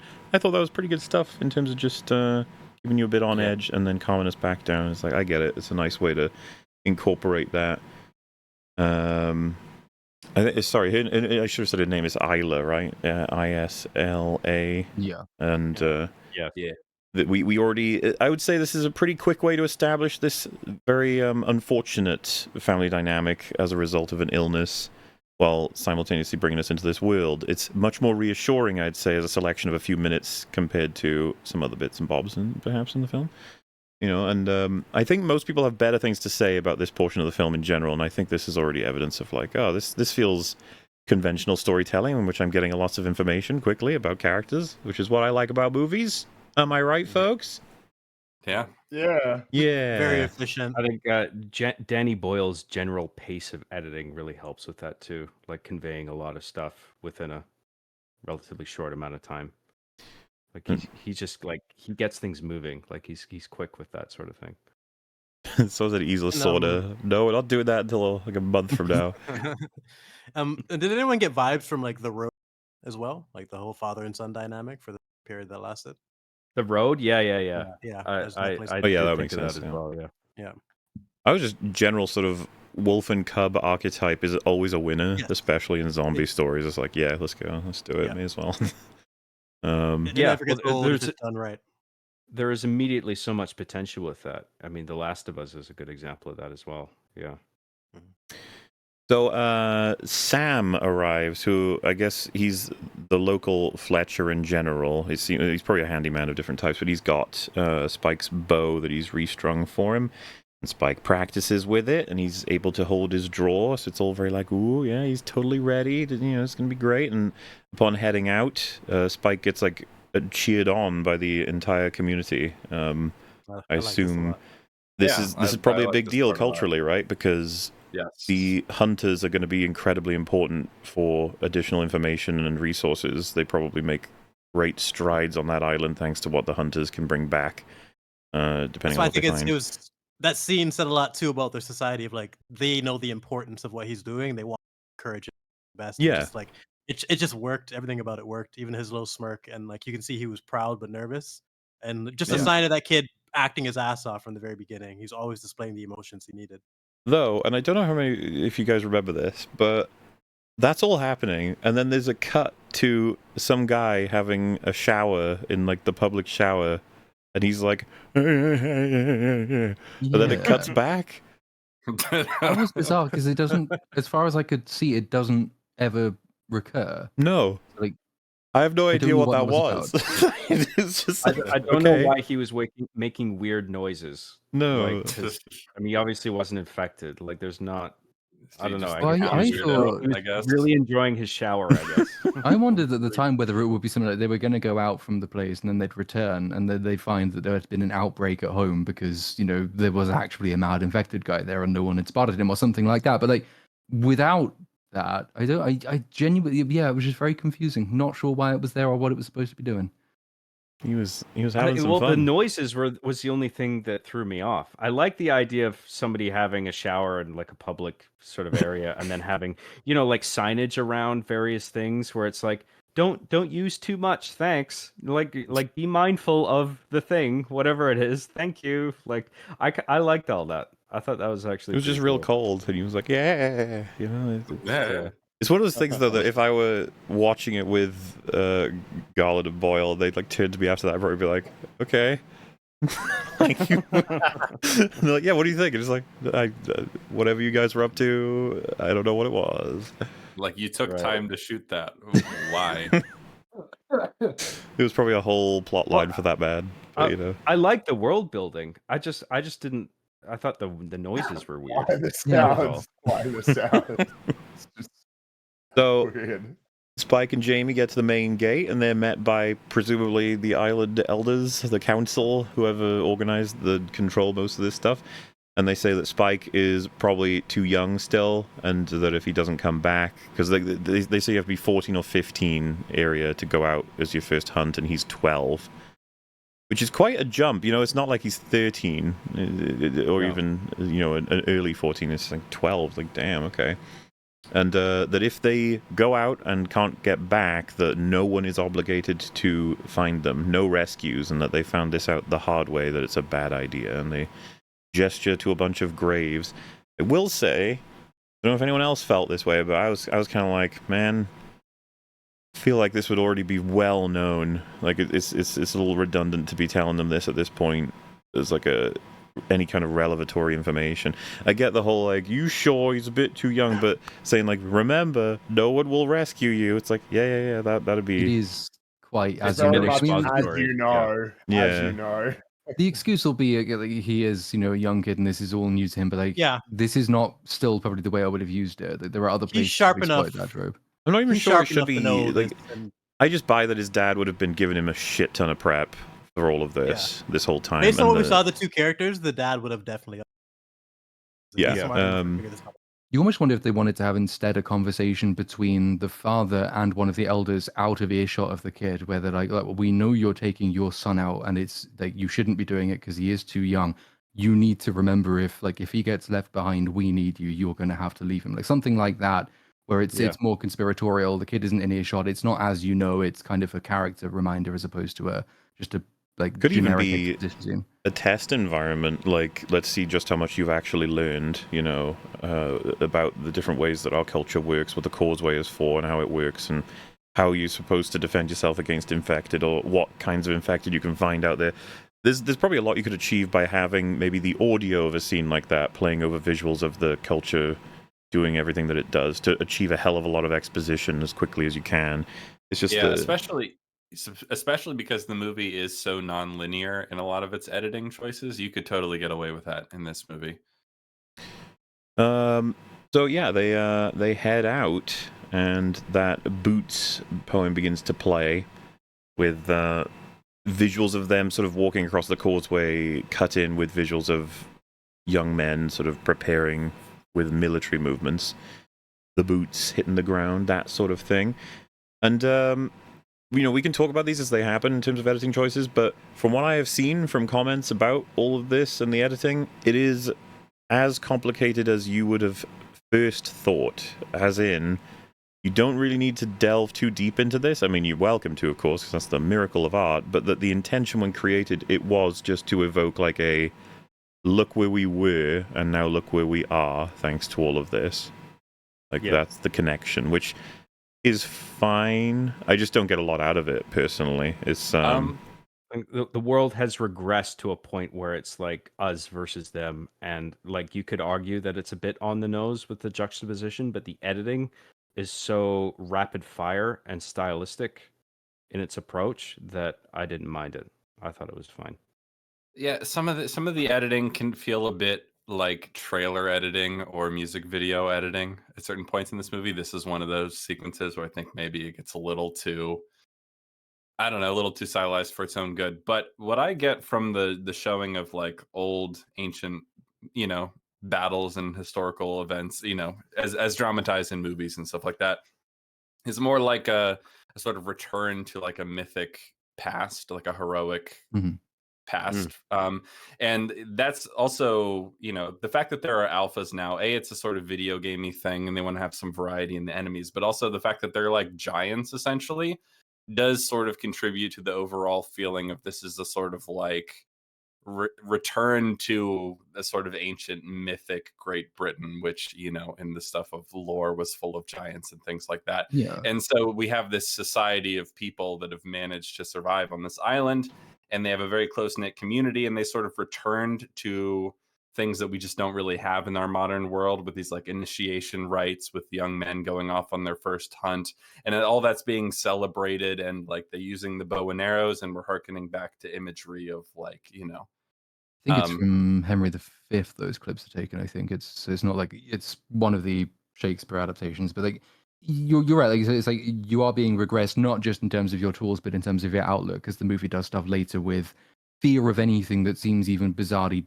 different in any way, even if it's not obviously evil. It's like that sort of fearful mysticism that accompanies the medieval mindset, whilst at the same time creating the new conformity. What they're doing is they're bringing up a child to be part of their community. It's sort of that's one of the things I was saying earlier. It comes after you get the images of like the St. George flag and then the banner behind them, which says basically this is the island nation of Britain. So like I think there is quite a lot going on there, but it's a bit bizarre, I think, because it's designed to be bizarre, obviously, but also the fact that this is really the only part of the movie in which this editing choice is used. It doesn't come back. And it's also, not I think this sort of like reclaiming of a sort of heroic, English history sort of thing that's implied by some of these editing choices and this little society, that is kind of dropped from the movie as well. That's one of the factors that leads to a lot of people, including some people on this panel, feeling that the movie is kind of like two stories. Yeah. Could you see this trailer working in the second movie? Like it just doesn't. It feels completely. Well, it's just. I feel like it worked here, even though it was a little bit off-putting for. But it just wouldn't fit in the second film. It's kind of a baffling thing to me because, like, I way prefer listening to these interpretations plus additional like things that you can draw from it with the imagery. But as far as I'm aware, especially with one of the ones that's coming up, they are super simplistically placed in here in terms of the intention from the artist. That's the thing. It's like at that point, how much work are you doing for the film compared to how much has the film actually earned all of that sort of conversation? Well, and that's what I think Cap was going with there, right? It's like you start to pan it out and see what else matches, and then you're like, well, not much there, not much here. Yeah. You're like, Exactly. Compared That's kind of my great movies where you can go, there's several different sort of references that you can point to reinforce an interpretation compared to like, oh, well, in this specific montage, we've just got this handful of there's similarities there, parallels. Isn't that interesting? It's like, I mean, I guess it's fine, but I'm surprised to learn that is the case, because like you don't typically choose stuff like that just by accident or just because like the design is the simplistic one to maybe unsettle or just to give you a really. But then, having said that, this is from the guy who did Civil War, which is a movie which entirely relied on you telling the story that it couldn't be bothered to tell. So I mean, Yeah, maybe I it don't mean to is say that simple, but there was like no intention beyond maybe an unsettling vibe. It was more so, look at them using bows and arrows, much like they were many generations ago. Like look at what they've been brought down to. Look how much we've regressed. And to me, I'm just like, uh-huh. but there's just Okay. like Yeah, there's They weird didn't stuff earn like the 'cause you get premise, so it's hard to throw it off. there's the lingering shots, say like on the burning flag, for example. But there's a couple of shots which sort of I think they're only there because they must be trying to tell a mise en scène story. I don't think that that's there just for vibes or even for a simplistic story about regression technologically. That the burning flag is lingered on when it doesn't necessarily need to be. The backdrop in the communal hall has a very specific little mural behind it with a saying on it as well, which all sort of led me to think that this is all tied together. This is kind of like a story beneath the story kind of thing. Well, I mean, it certainly invites interpretation, which I imagine was a benefit they were counting on. And maybe there was a hell of a lot of thought behind lots of this that got chopped out at different stages of production, but I find it to be disjointed at best. The movie has a pattern of half-baked ideas for sure, and it just seems like like the point I was making earlier of taking many little things from other stories, but not actually fleshing them out properly, and it doesn't fit with the end of the movie whatsoever. So I can But see I this think scene throwing a lot of people off. if they're gonna do that sort of thing, it could have been more consistent because all Yeah. that sort of cutting away to that supplementary material is very front loaded towards like the beginning of the movie, especially when they're first leaving the island onto the mainland, and then you don't really see that anymore, to my recollection. I don't think it Yeah, they does drop again. it. They No, definitely drop it. yeah. So, they have a chat. And Jamie says, "So what's this, Spike?" Says, "It's the causeway." He says, "Talk us through Ugh. it." "It's the only way to the mainland, but we can only get here in low tide. In high tide, the sea covers it." He says, "Can we swim it in high tide?" "No, the sea has a current that will push us past the island out to sea and we'll drown." I was just sad listening to this. Yeah. That is the most Alex Garland line I've ever heard in my life. He loves clunky exposition like that. Oh my god. Yeah, He loves it. I feel like the kid would have had this explained to him well before, but it saves 100%. it for this scene so the audience can know. Yeah. You know what's funny? I didn't understand why. The idea that it's a pretty useful natural defense against the zombies, that they can't get across the causeway when it's high tide, but of course the humans can't either, so you need to make sure you're back in by then, or at least, know what you're doing. But then I was like, and it's funny because this comes up later in the film, but I was like, why wouldn't they just create like a rope system that's nailed down, or chain, so that humans can get back across, back and At any forth time. at any time, while zombies Yeah. cannot, which, by the way, is what Ray Fiennes has a system for. And I was just like, Yeah. man, because there's going to be a time, it'll happen, where there's an emergency, and you know what? It'll actually save their lives, because they can get across at least even, let's just say, 10 meters across. Now they're protected, because the zombie can't get them, even if it tries to. Like, that would be really good, right? And it's just like, no. Well, I suspect that Alex, that probably crossed his mind, but he decided to reserve that for the Doctor character to have him come across as smarter than the other people. That's No. the thing, though. I don't consider myself like some kind of genius. The first thing I thought when they were That's a crossing it, I was simple like, plan. man, if only Yeah. they just had something grabbable, they'd be fine. It's a day one idea, you're right. And I feel like there's a problem in a lot of zombie ideas. Like Michonne chopping off the zombies made it so she can walk around free in The Walking Dead. They never fucking replicated that idea again. They just Yeah. ignored it the entire existence. And I feel like there's so many things like that where we're just constantly ignoring it so they can have scary scenes. Yeah. So yeah, it's the Boots is playing again, because we cut in and out of it a couple of times, and this is where you see visuals from 28 weeks later, where the military is shooting everybody in an attempt to prevent the infection from spreading, and those visuals are mixed in with footage of archers defending like a castle. I suppose you're free to interpret on that one as well as to what it may or may not mean. Yeah, that one I don't know. Yeah. Because correct me if I'm wrong, do we show any footage from the first movie in this? No, I don't think so. Yeah, so it's weird to only have footage from weeks. That's an odd choice. Yeah, Yeah. Strange. Hmm. So they get across and he says, we're 4 hours away from high tide. Are we doing this? He says, can't go back now. Everyone will think I'm soft. He says, I can't have that. I don't know. I think I'll try and be fair about how I'm going about this as we progress, but I consider every line super important in terms of real estate. And so lots of things sometimes are said where I'm just like, I don't know if that helped anything at all, but fair enough. Because then Boots kicks back in and they show like... It gives us a little bit in terms of, you know, the kid's attitude to everything that's happening here. I think I probably would have moved that somewhere else, maybe like a first encounter or when they first get into anywhere significant that he's... Maybe even push it to when he gets scared first and have him basically say like he wouldn't be able to deal with the... I don't know, it just... This is all going to be making more sense the further along we get, because I don't think this would have mattered if everything else were top notch. It's more so me thinking about how time is spent with all dialogue in the film. Bit inefficient with those two. I feel like we could have got so much more out of.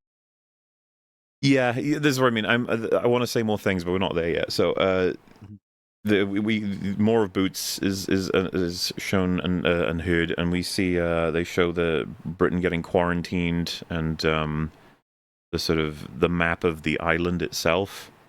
There's not a lot to make of that. You know, it's just stuff we already know, and it's just like, yep, fair enough, I suppose. And then they walk past a series of like a forest that has mostly been chopped down, and he says this is where we get our fuel. And then it shows footage with Boots playing again of what I assume is somewhere in the Industrial Revolution of kids chopping down trees, presumably for fuel as well.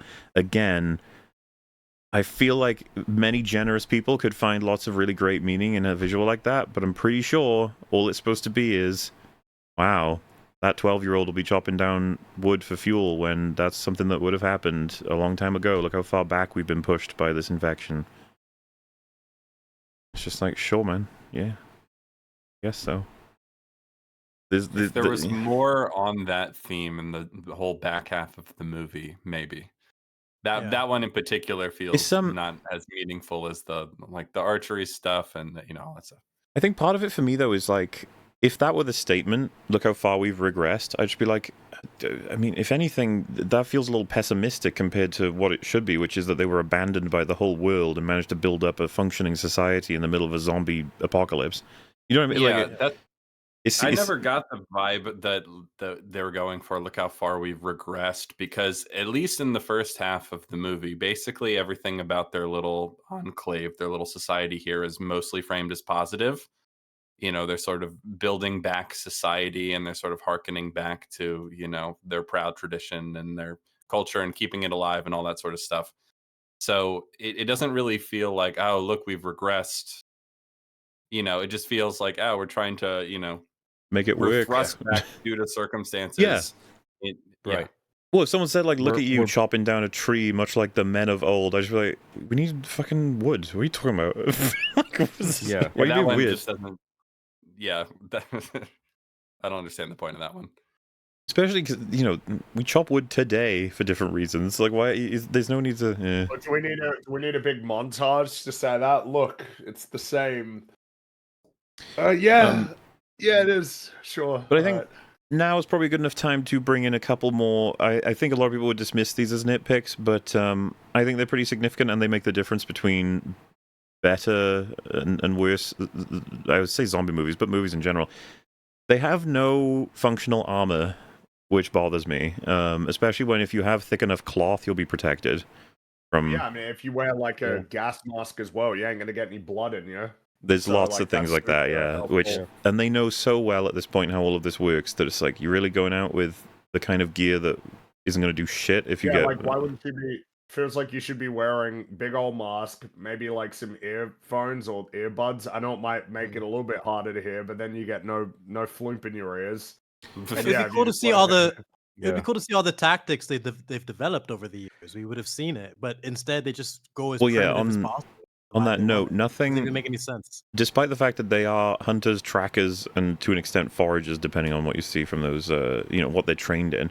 Like, you'd hope that they would have something in terms of tactical gear, like traps they can set, or, like nets, or a bowler, or anything that can fuck with a creature that is running at you, like, really easily. It's just anything kind of cool like that gear that is reusable as well, by the way. They would have had so many inventions and tactics. People would have taken. Yeah, just that's what you need. Yeah. Infinite ammo, effective, reusable things. And it's like arrows is kind of an interesting one because you can shoot them and then collect the arrows, but they never do that, not even once in this whole movie. And I know you might be like, well, the blood, you gotta be careful. It's like, yeah, be careful, but like, you just try something. And then of course they don't have any close range weaponry outside. Before I say the next thing, I've heard some people try to defend this, be like, oh, the reason why they don't have swords or bats or even just a long stick to be able to keep something at arm's length is because of the splash damage capacity on a zombie. If you kill it, the blood can get in your eye and you're fucked. And it's like, they have a pocket knife as their backup. Yep. So and obviously, people at the end of the film use melee weapons. and they're the most effective killers in the whole movie. Yes, it's so. Oh god, it's so.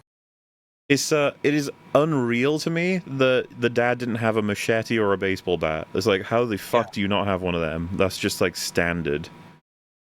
Just Armor is a good one because this is a problem with the first movie as well. In the first movie, like when we're first introduced to Brendan Gleeson's character, he's got like riot gear on. Yep. And then he just doesn't bring that with him for the rest of the movie. It's like, oh, that's a shame. Basically, that's exactly what I was saying. It's a pattern in zombie movies. It is borderline Constantly ignoring immunity. resources. Like, I don't think they can do anything about it. He's unstoppable in that scene. They establish how effective it is, and then they ignore it. They establish how effective that is. And It's a Selena constant and Drives me Mark, I nuts. believe, are the characters that Jim first runs into. They have like gas masks and stuff when they first Yeah. meet Yeah. him, and then those are Well, just gone. Unfortunately, they're not very cinematic, even though they're actually incredibly cinematic. I don't know why we're pretending like masks aren't cool. Well, so Like in something they movies started and doing stuff. in, I remember it was like season 3 of Walking Dead when they're in the prison and a bunch of these zombies are up against the chain link fence and stuff.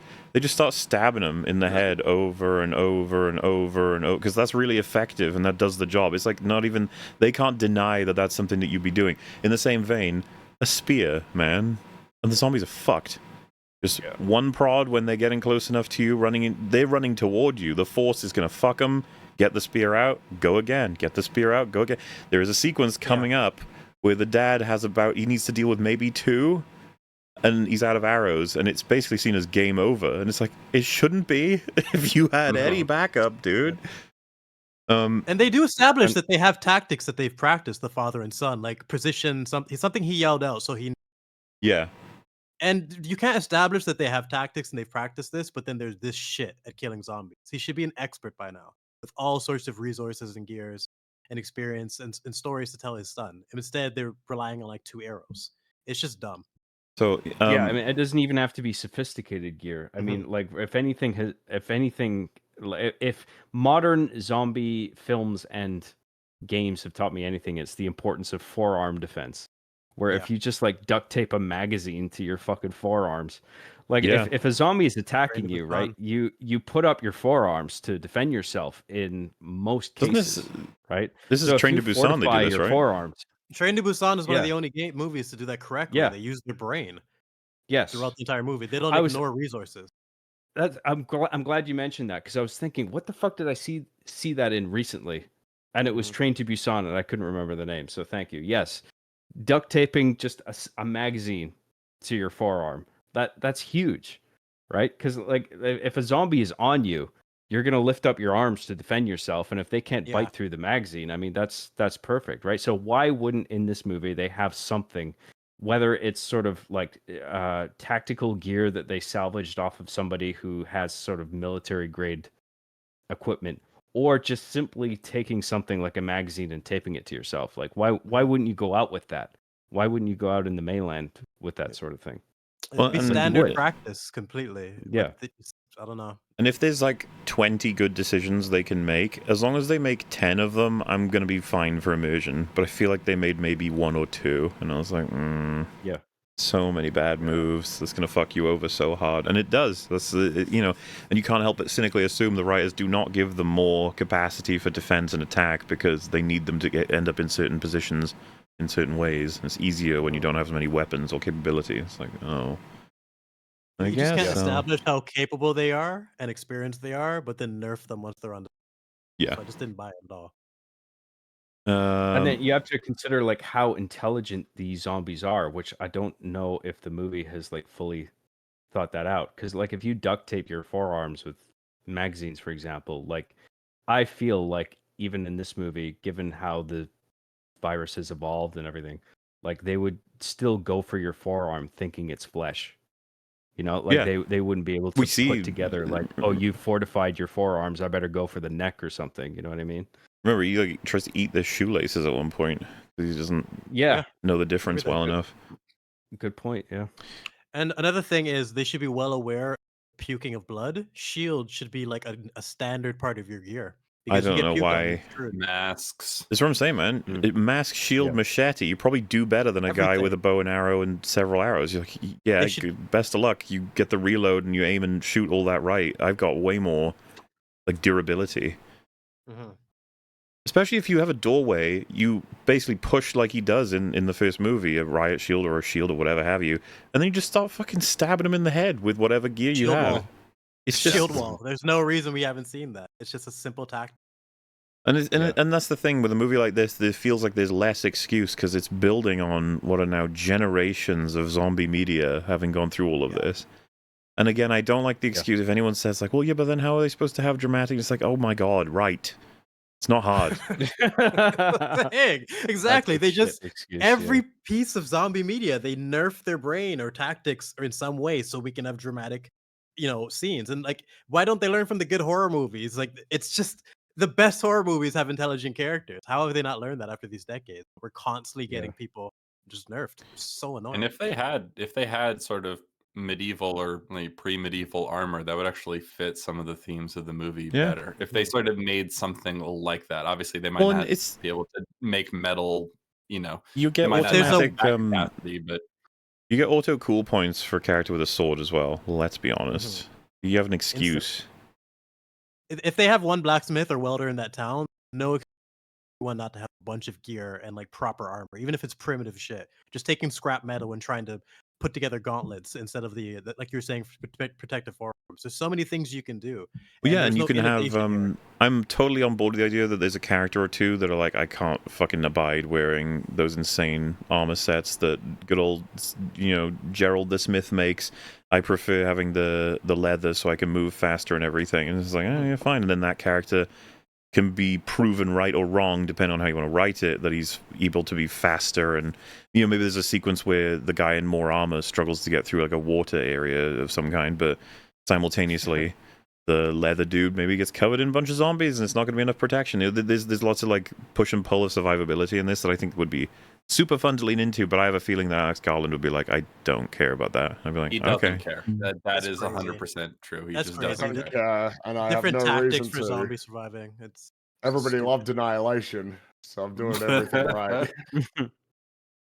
So yeah, he says as they're looking over the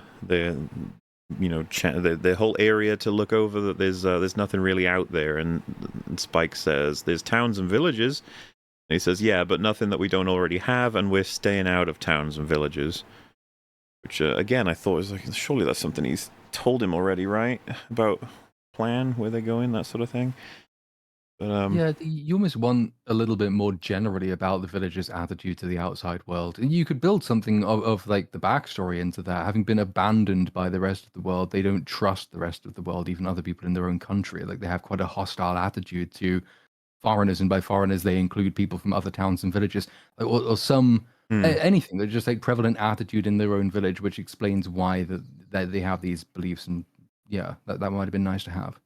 Yeah, I think you've pointed out a pattern that the exposition scene should already know, and instead of using it for things that we desperately need to understand the plot. Right now we have plenty of movie left, and so any kind of mediocre dialogue is fine. But what we're going to discover, of course, is that the timer is a lot shorter than we realize for certain aspects. But we'll get to that. Boots continues, and you get some more medieval warfare intercut with zombies out in the night eating assorted animals. And I will say, of all of the sort of visual choices, I was quite struck by the zombies lit like in a sort of night vision, but with red instead of green, and the eyes and the way that they're crawling around in the forest. I thought that looked particularly creepy, and I, in retrospect, consider it kind of a waste that there wasn't a sequence for that. It was the only time we see it is in these little flashes of editing. It seemed obvious to me that we would run out of arrows and need to get from A to B, and there would be some form of maybe night vision that they've managed to discover through like old gear, or that it's just for us and we see the whole sequence that way, but that the characters have to be absolutely silent and move from one place to another, and that's how we see the zombies that I think look creepier in that way than almost any other view we've had of them in the whole series. I can't believe they didn't do something with that. But it's Feels funny kinda that cheap in 28 hindsight. weeks later actually did have a scene like that where they did the night Yeah. vision sequence. That's And true. but they did it in the wrong sort of way, where like they had the characters in it screaming and stuff and not trying to be quiet. Oh Where god, that was so bad. You know what I mean? Like, Where yeah, she's like instead that, of leading them, she's telling them from behind, okay, now you're gonna have to step over a zombie here. That part was so And she's stupid. pointing a gun at them the Yeah. whole time. So they But, could have done yeah. it better in that movie, and they could have had a bit in this movie where they did a sort of There is night a vision better thing. version. Is it Wreck? I'm pretty sure Wreck came out the same year as 28 Weeks Later, and also has a night Yeah. vision sequence. But actually, from what I remember, does it significantly I better. remember loving Yeah, Wreck The fucking stupid American remix sucks. Yeah. Yes, quarantine. Quarantine and Wreck, yeah. Yeah. Dude, I think I can't remember if I saw it by chance and through luck, and my sister had to see it as part of something to do with school or whatever, and she didn't tell me what it was about. And so I don't know if anyone, I'm not going to spoil it, but the film begins with like a news reporter going to like a fire station and talking to firemen about their job. It is a very conventional opening in terms of, I was just like, what the fuck movie is this? Like, who cares? A documentary or something? And then they get called out for a job, and it's in an apartment building, and the reporter's with them, and then we discover that there is a potential zombie outbreak in the actual place, and they get like locked in as a result for quarantine. And I remember just suddenly being like, this film has just cranked its interest to me. Like suddenly I am enthralled. But yeah, easy recommendation, record. There's a lot of movies that get flipped upside down like that and just don't pull it off. That's one of the few movies. Like, ooh, okay, where are we going now? Like, I really love the change. Yeah, I feel like that's a sort of standard with horror movies where you spend the first half hour sort of setting up something different or something, sort of menial. Mm-hmm. And then all of a sudden, 30 minutes in, it's like, now we're doing the movie. We're doing what it says on the box, sort of thing. So yeah, they encounter the Chungus zombie that we spoke about earlier, and he does say they're slow, but that doesn't mean they're not dangerous. If there's one visible, there could be a couple more, and I'm pretty sure he says a couple more in the trees, which I was just like, these fuckers aren't in the trees. No way. No way. If you see these things, just picture, for anyone who hasn't seen it in the chat, just picture boomers from The Walking Dead or from Left 4 Dead, something like that. Just big old fatties. They're not climbing anything. And It would be funny to see one just glomp out of a tree, though. Just jump out, just fall out. Or like, if I saw a zombie in a tree in this movie, I would think that was odd. Like, what the fuck is it doing up there? Yeah, what are you doing? Imagine you spot it really far away, it spots you, but it can't jump out yet because you're not close enough, so it's just like awkwardly looking at you, and you're looking at it, like, so. And it's like, listen, if you don't bother me, I won't bother you. Okay, let's just go our separate ways. Yeah. So Spike kills that one, and very scarily, there's another one behind, but as was mentioned, it's like, there's no way you wouldn't have heard it in a forest, the leaves and the twigs.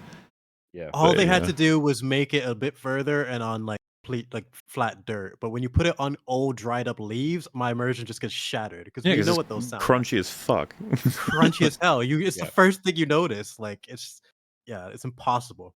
I think the kid would have noticed, even if he stressed out lining for his shot. He would have heard the rusting of the leaves. So just a logistical failure And- that you don't want to see in a movie like this. This would be an example as well for me. It's just like no arrow collecting, which normally I think there's arguments to be made. Like I said, the danger of the blood and stuff. But I would say it's like you guys have limited arrows. You're gonna need every last one. I wouldn't waste any of these, especially considering the society they live in. It's like difficult to create arrows. You know, the guy has to work his ass off to make even one. So you're going to want to do your best and have the capacity to rescue arrows that you've used previously. Even if they get blunted or a bit damaged, you can at least bring them back for being recycled, I guess. I don't know. I just, I care about this sort of stuff. And I was like, okay, I guess we're just going to leave them, fine. And this that was is... something that really, that was one thing that really distracted me. Yeah, was the usage of the arrows. Like when the kid first used them, it's just like, is he gonna grab that back and maybe wash it off in the river or something? Yeah. But then it's like, is that gonna be enough to like wash off the contamination if you just like dunk it in the river? Like, is that gonna get rid of all the blood and the virus and the icky stuff off of it? They establish how important resource management is. Completely ignored the scene. When the whole scene is about him teaching his son. We could have had them picking up the arrows and showing exactly how to cleanse them, like you're saying. You can't just wash them in the river, son. You have to rinse them out and then hold them over a fire for a few seconds. That's how we cleanse our arrows. And then put them back. Takes 30 seconds. It's just, that's something we could use rather than the stupid exposition of the shit that the kid should already know.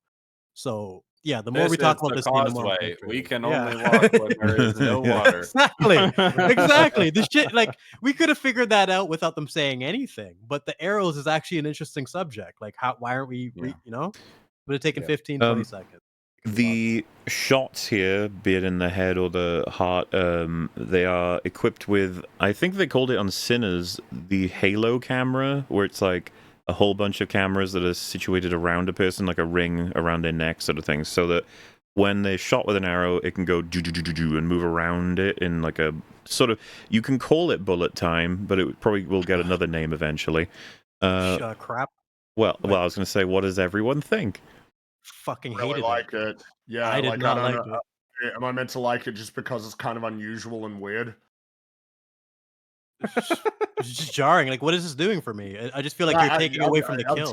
Like, you know what I mean? Like, I don't know. It's just like, oh, it's different. It's like, yeah, it is. But have you ever thought that maybe there's a reason why sometimes we shoot things in a certain way in like old movies? You know what I mean? Like, I guess it is different, sure. But this looks really, and I don't know. It doesn't, because you say bullet time. It's like, I don't know. I feel like I feel like there are way cooler ways of. I saw that John, you were playing Max Payne 3 actually like yesterday. It's like, yeah, and that when you have, it's spinning around the camera, it's like, well, there's something about what you can achieve when it's in a video game and you're able to control the camera in that specific way compared to doing this weird cutting between, I guess, multiple different angles where it just looks again jarring and silly. I don't hate it every second. When I don't hear get the the term hate at all. I think I really don't. I think the term bullet time is specifically associated with slow motion. This isn't slow motion, what it's doing here. What it's doing is rotating between multiple different camera angles, like single shots across the same point of action. Right? Exactly. You can do slow motion really effectively in stories. That's what's not. Nothing's being slowed down. And in regard to like the effect having a place in this movie, it didn't bother me. I think the first time I saw it, it was a bit jarring. But then I saw, I knew that Danny Boyle was doing this, and like, okay, he likes innovative, surrealist, sort of innovative camera techniques, and I'm like, okay, he might have taken on this project knowing that they were gonna like approach this in a new way that hadn't been done before. Because I can't remember the last time I saw this, if ever, this kind of shooting technique when it came to shooting action. Your reaction sounds a bit like the opposite of me. Each time that they kept doing it with the like zombie kills, I think it was like the frequency was starting to bother me. It's like, oh, is this what we do in this movie? Like when a zombie dies, yeah, you got to do the slow, you got to do the freeze, and then not every time. To be fair, I think overall it maybe did it like 3 or 4 times. 4 times. It eventually stopped. Yeah, that's true. Yeah. It was just that when they did it the second time, it's like, oh, is this like a trend? Is this found it sort of consistent thing we're doing? Found it incredibly distracting, and I'm not sure what it added to the actions, except like kind of screwing up the pace and the immersion, and just ruining the kill itself. I think it's definitely a subjective thing. Like you I either liked it or you didn't, you I know. think But it's I for just for me, Twitter, I don't think what did it honestly. add? You know, Yeah, the more something for people cynical to talk viewers, it's about. for Twitter. Yeah, that people will talk about how cool it is on Twitter. I But hope. I mean, I presume it well, probably that isn't as that does cynical as feel that. like really overly cynical to me because I think Yeah, a no, lot of people, myself included, just think it looked neat, and clearly that's what the director thought too. Like, yeah, I don't understand the hate. If you don't like it, you know, that's fine. But I liked it. I thought it was cool. that's what I But mean. I I don't think it's really just a know what to subjective say thing. beyond that. You know, I guess it wasn't for And everybody. yet I still have a unique take, which is it did nothing for me both ways. I didn't hate it. I didn't like it. I had nothing to... It existed to me. I was just like, Yeah. there it goes. That was a chick Like, I thing. think I it get was an that, attempt yeah. to like establish like a unique visual identity for the film, right? But in a way that, say, we're 28 days later, used pretty limited technology and did the most it could do with that limited technology. It had to be quite innovative because if it didn't do the innovative stuff, a lot of the set pieces wouldn't have looked very good. Whereas in this case, it probably would have looked good in a number of ways they could afford to film, but they still wanted to give it a unique visual thing, kind of same as what Morda said. Like, I don't hate or like love it. It's just maybe it's just not quite as interesting to me as it was in 28 Days because I know it's like you didn't need to, but you thought Well, you should. it comes down Yeah. to what is it achieving. With shaky cam, there's something you're trying to achieve. With long shots, something you're trying to achieve. I'm not sure what this little design or this little effect achieved, other than like distracting me. So it's either it works for you or it doesn't. But it's I probably, I mean, part of what it achieved is we're talking about it, right? I mean, that's, and it's yeah. not, I'm Other not than saying that that, in a, but yeah, but I'm not saying that, in a cynical way. I'm saying that in a way that like it was a creative choice that has evidently stuck in lots of people's minds. And it's like, it's not always cynical to actually, try and do something visually creative like that, which makes you stand out from a horde of other zombie films, pun intended. So maybe on a second well, I've watched it twice. Maybe on a third watch, I'll like it more. I don't know. I would you think feel people differently if not they did liking it it throughout or the being movie? sorry, No, go I was ahead. just saying. I was just saying, would you feel that way if they did it throughout the movie? Because I think if it was a consistent pattern for it, or it's not to differentiate themselves from other zombie films, they would have done it more than 3 or 4 times. I just felt like it was only Well, they in do those do it two. more than three or Well, four times, but I'm they glad do it was. sort of. I Go think ahead. it benefited from the fact that it was more sparing. Like Hmm. if they had done that on Well, every you could zombie certainly kill, overdo that it. would have Yeah. been annoying to me. Mhm. Yeah, I'm glad that they only did it like I said 3 or 4 times throughout the entire movie. I think. It's more than that because they do it later too. There's like, for example, there's an alpha that sort of jumps down into the train and sort of like he's Yeah. holding the guy's head. Yeah. We could sort of spin around to reveal that he's holding the head. I don't know. There's maybe probably like 10 uses in the whole movie, something That like was that. one of the instances where I was actually okay with it because I thought like the camera sort of rotating around around a singular point of action like that to reveal the guy's head torn off with the spine coming out. I thought that was like a cool visceral reveal on top of the fact that it was an innovative camera move. I was just Yeah. like, oh, I've never seen that before ever. I in a think the movie. movie, for the most part, has a pretty like cohesive visual identity. I think those sequences with the the little freeze pan, whatever you want to call it, rig, like I don't know. the movie in general has a very sort of like frenetic, jagged sort of visual rhythm to it. And that's sort of what those.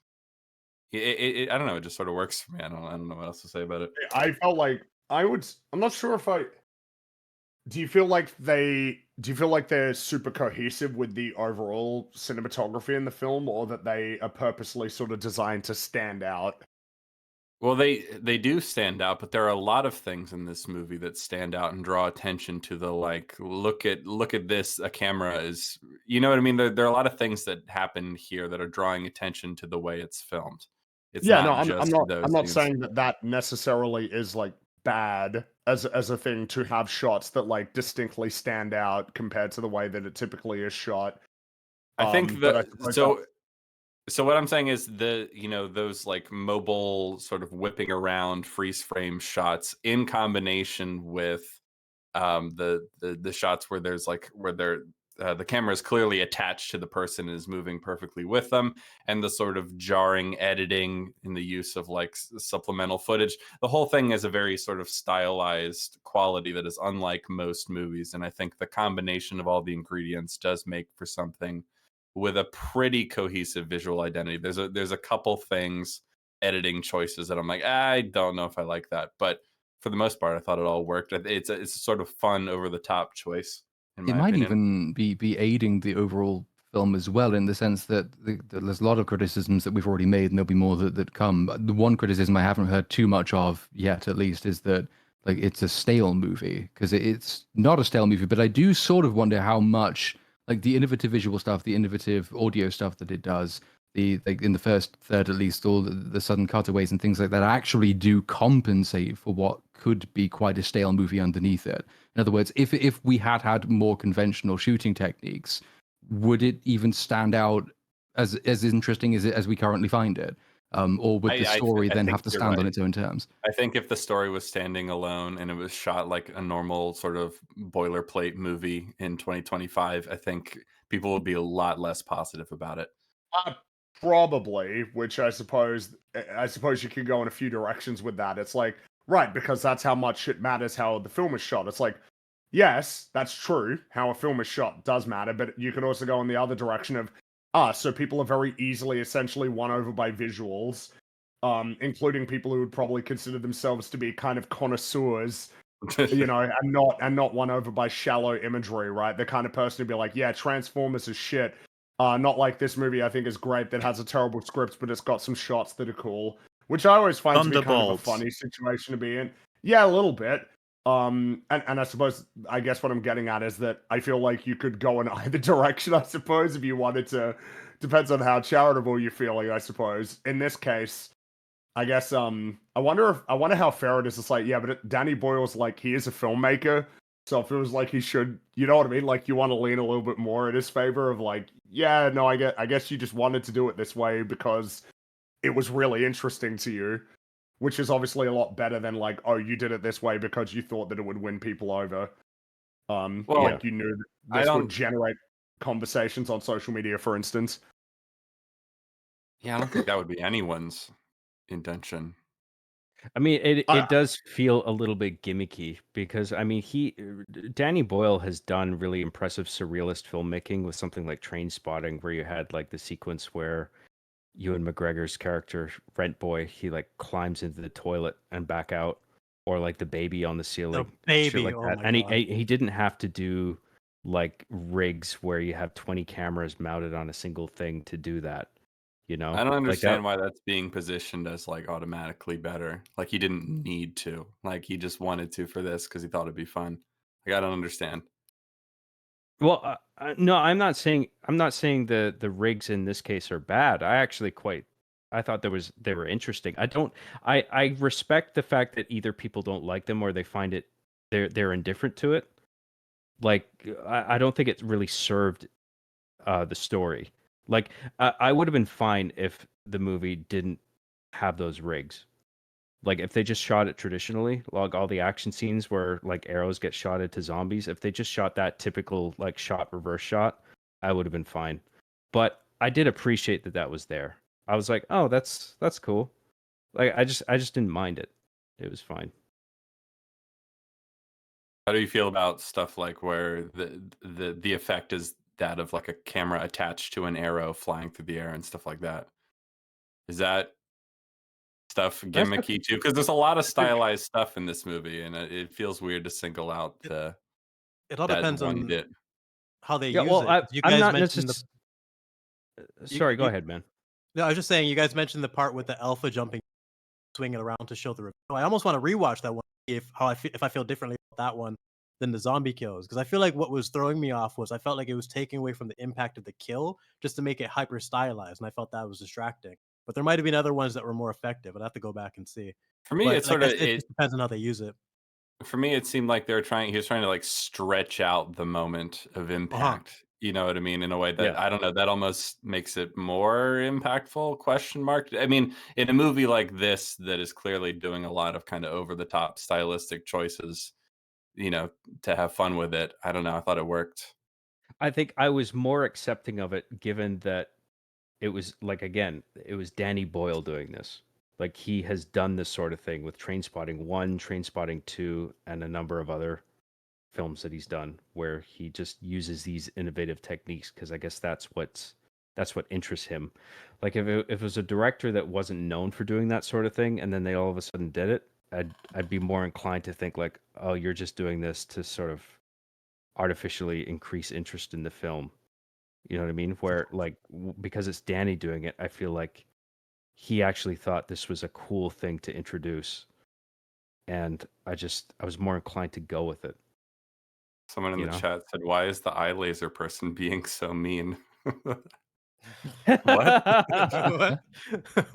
I'm being very mean. being Anyway, so I mean, mean. I liked it. I thought it was cool. That's Yeah, that's what I mean. it. It's a subjective thing. Everyone's gonna feel differently, but that's what I mean. It's why these conversations are important. Everyone, something as small as that, you can have a wide range of opinions on, and I almost I'm feel bad about curious the to see fact how that I I feel when didn't I look I back at didn't it. really feel anything from it, so I can't really add to How this. I'm dare just you. like, well, That's But that just the points only out that's the only unacceptable position to have, Smaller. But I find it interesting. Fringy, you felt the same as me. You like it, right? Is that what I'm following? It's like I didn't think about it until this conversation was brought up. You know, like I've really, you know what I mean? Like it's not like I walked out of the theater like fuck me, those stupid shots. I hated them so fucking much. My friend in the Um, theater whispered my ear, so there's- I was discussing it during the movie. So that's kind of the reason It's for me. there's something about it that just throws me off, and I don't know. It could just be that it literally is just as simple as like there's something about it that I don't like. I like it purely as a visual of like, oh, that displeases me. You know, it's literally just that. Like, it's not much more than that because It is and there are probably context. distasteful. Yeah, It's, but I was there's just gonna just point something out. about there's just something about it that throws me off, and I think it might just be the sort of like the it's just it was a little bit jarring to me, and I think that is very subjective. You know I what I mean? wonder Like if, if someone said, "Well, it didn't jar me," it's like, yeah, I mean, I guess, yeah, that's nothing to be said about that. I wonder if this But all that's why comes it's down to being like, person A looks at it and goes, he thought that was cool, that's why he did that, and that's cool because I think it looks cool. And person B is like, he thought that was cool, that's why he did that. I think it looks lame, so he's lame for doing that. Yeah. It's like you tried too hard versus, yeah, you tried exactly hard enough. I will say, because somebody's saying it insists upon itself, the reality is my perspective on the filmmaker is probably going to have an impact on whether I think that's the case. Whether or not I think they were just trying something cool, or whether they were like, haha, this will make me look so awesome. Like, obviously, it's going to vary depending on who the filmmaker is. Yeah. And I'm less cynical about someone like him, yeah, because he's made good stuff before. I feel like Danny Boyle probably took convincing to like do this again, because it's like I already made 28 Days Later, dude. I did my zombie.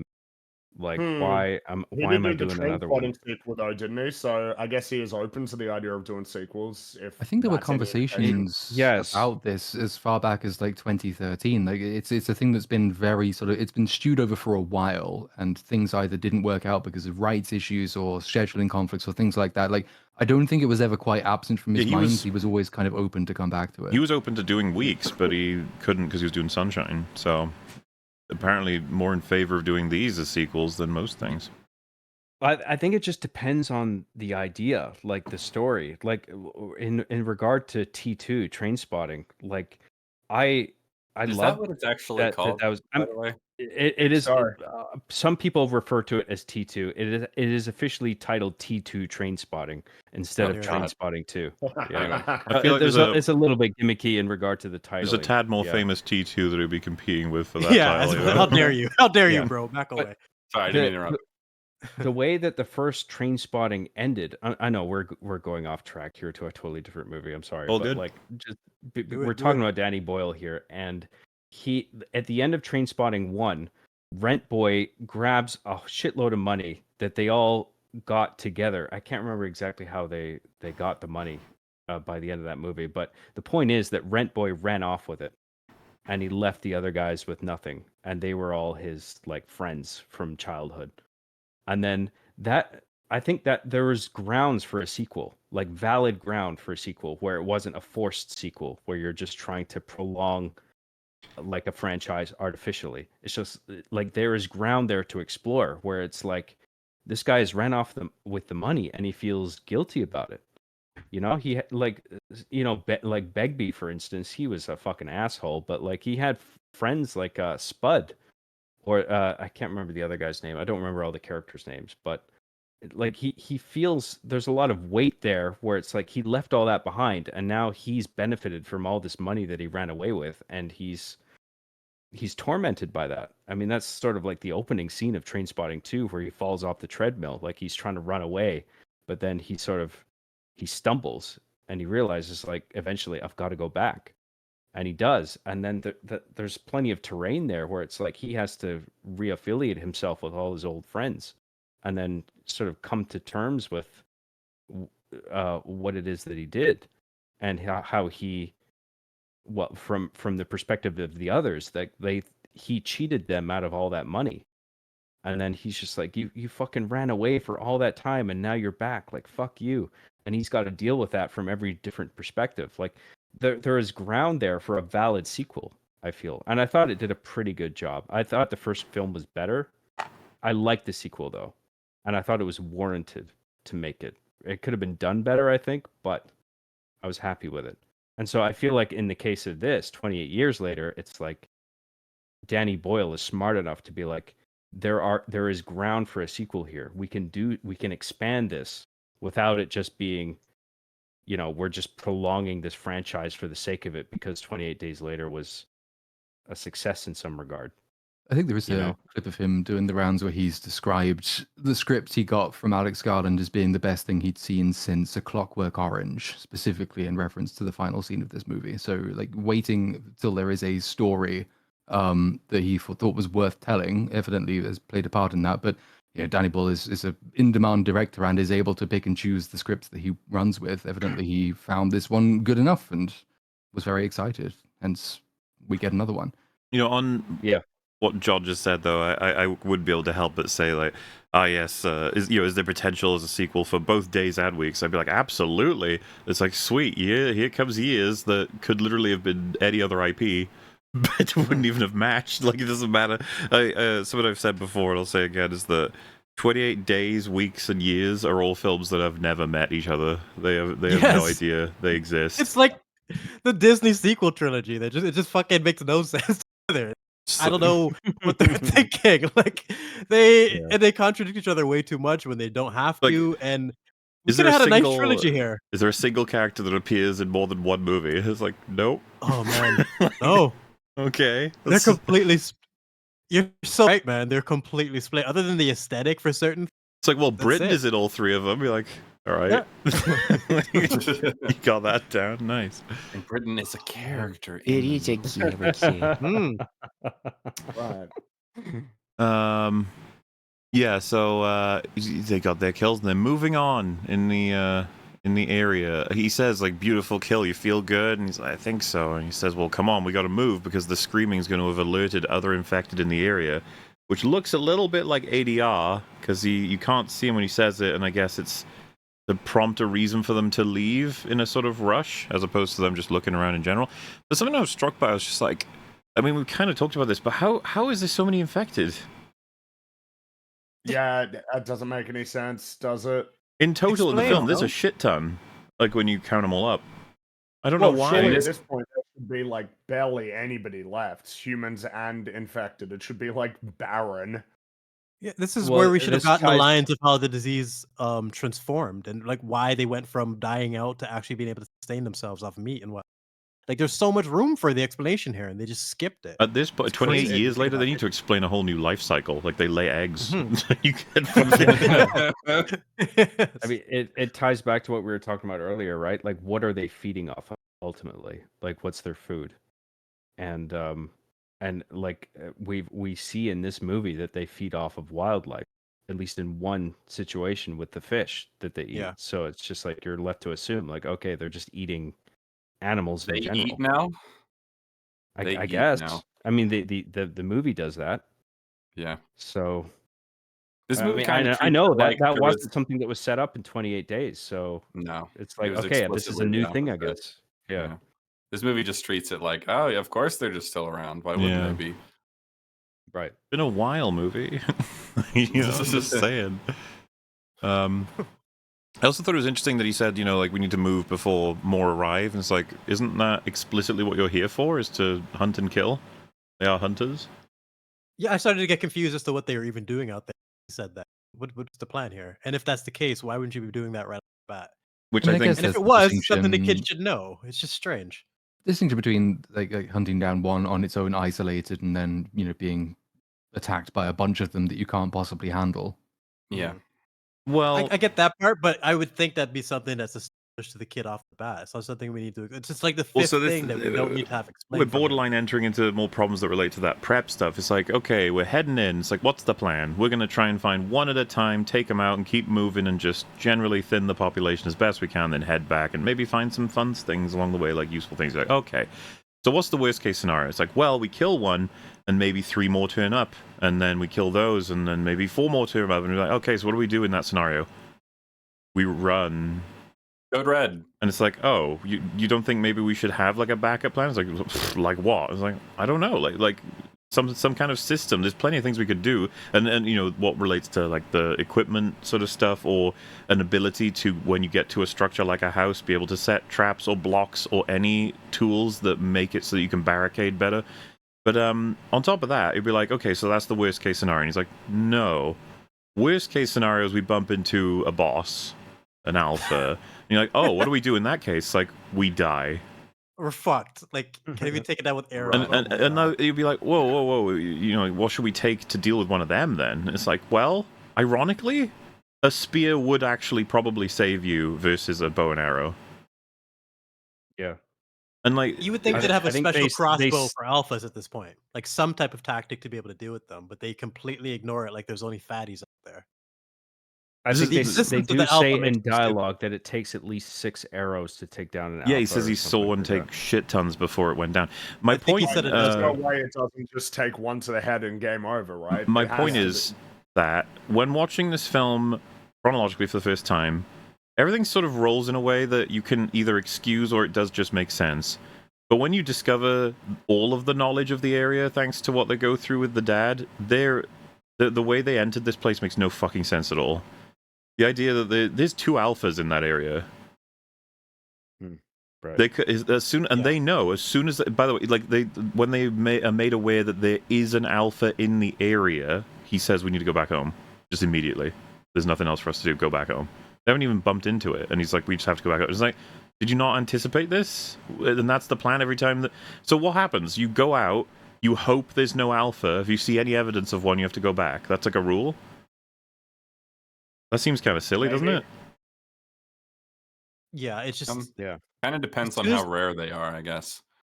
But the moment mean, you I guess- introduce the alpha and establish its abilities, it makes their entire plan stupid. It makes me think, like, question all the characterization they've done. None of it connects based Well, on so- what you've shown me. They should be Well, way it's more funny. prepared for this. They're not rare. There's 2. They encountered Yeah. 2. Like in Well, the so- span of a and- couple and- of days. And if you had told me, we actually made this movie kind of as a test of how far can Alex Garland get by literally just dictating it into a recorder, the script, like off the top of his head. And I'd be like, what do you mean? It's like, well, if you watch it all unfold, the knowledge of the alpha doesn't feel like it was knowledge we had for any of the characters prior to the discovery of it. That felt almost spontaneous. Like, there's an alpha, and it's a huge zombie, and it's super terrifying. Oh, And- what if there's a big one? And Yeah. and you see Aaron Taylor Johnson's reaction. He's like, "Oh my god!" And I was like, "Yeah, this is great for drama and for the audience, but this doesn't make any fucking sense, man. Like, Exactly. how does he not have taught him what an alpha is and how to find like the tell of where one would be, and then how to deal with one? You can't take him out there and not give him all the rundown of an alpha.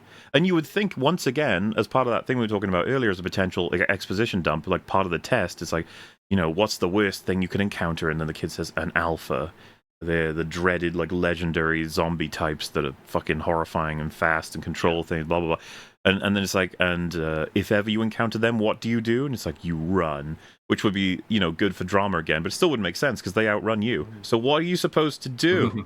How are you supposed to deal with them? It's just like, there's just no addressing that. They just try to Sure. move past it.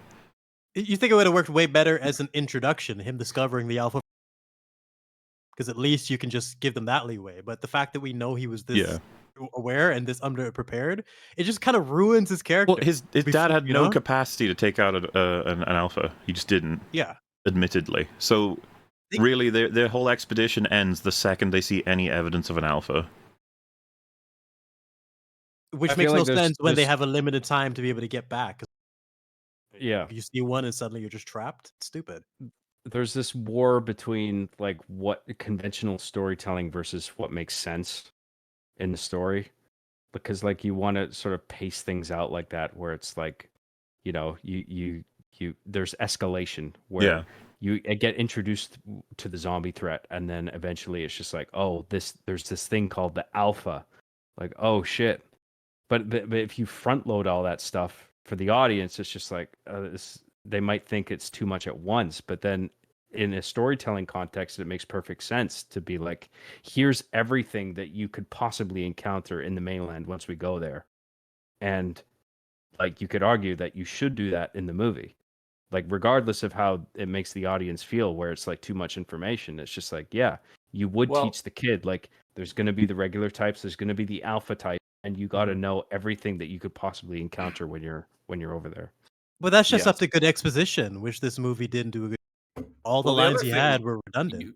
you could do is you don't front load it, and when it's like, holy shit, I think there's an alpha, the kid could know what that means in Yeah. that moment instead of Well- just being told for the first time. Again, with the Yeah, whole like that's having to rewrite, we need to make it so that they knew it was a possibility they could encounter an alpha, because they do, and that they have a way of dealing with it, or at least what is the plan when you find evidence of an alpha? It's like, all right, son, you know, we look for as much evidence as we can to discover what area it might be in, and we need to move away from it and get back. But even that to me is like, man, it's enough for you to go home and just abandon. What do you tell people when you get back? Like, no more hunters are allowed out because, as far as we know, there's an alpha in there.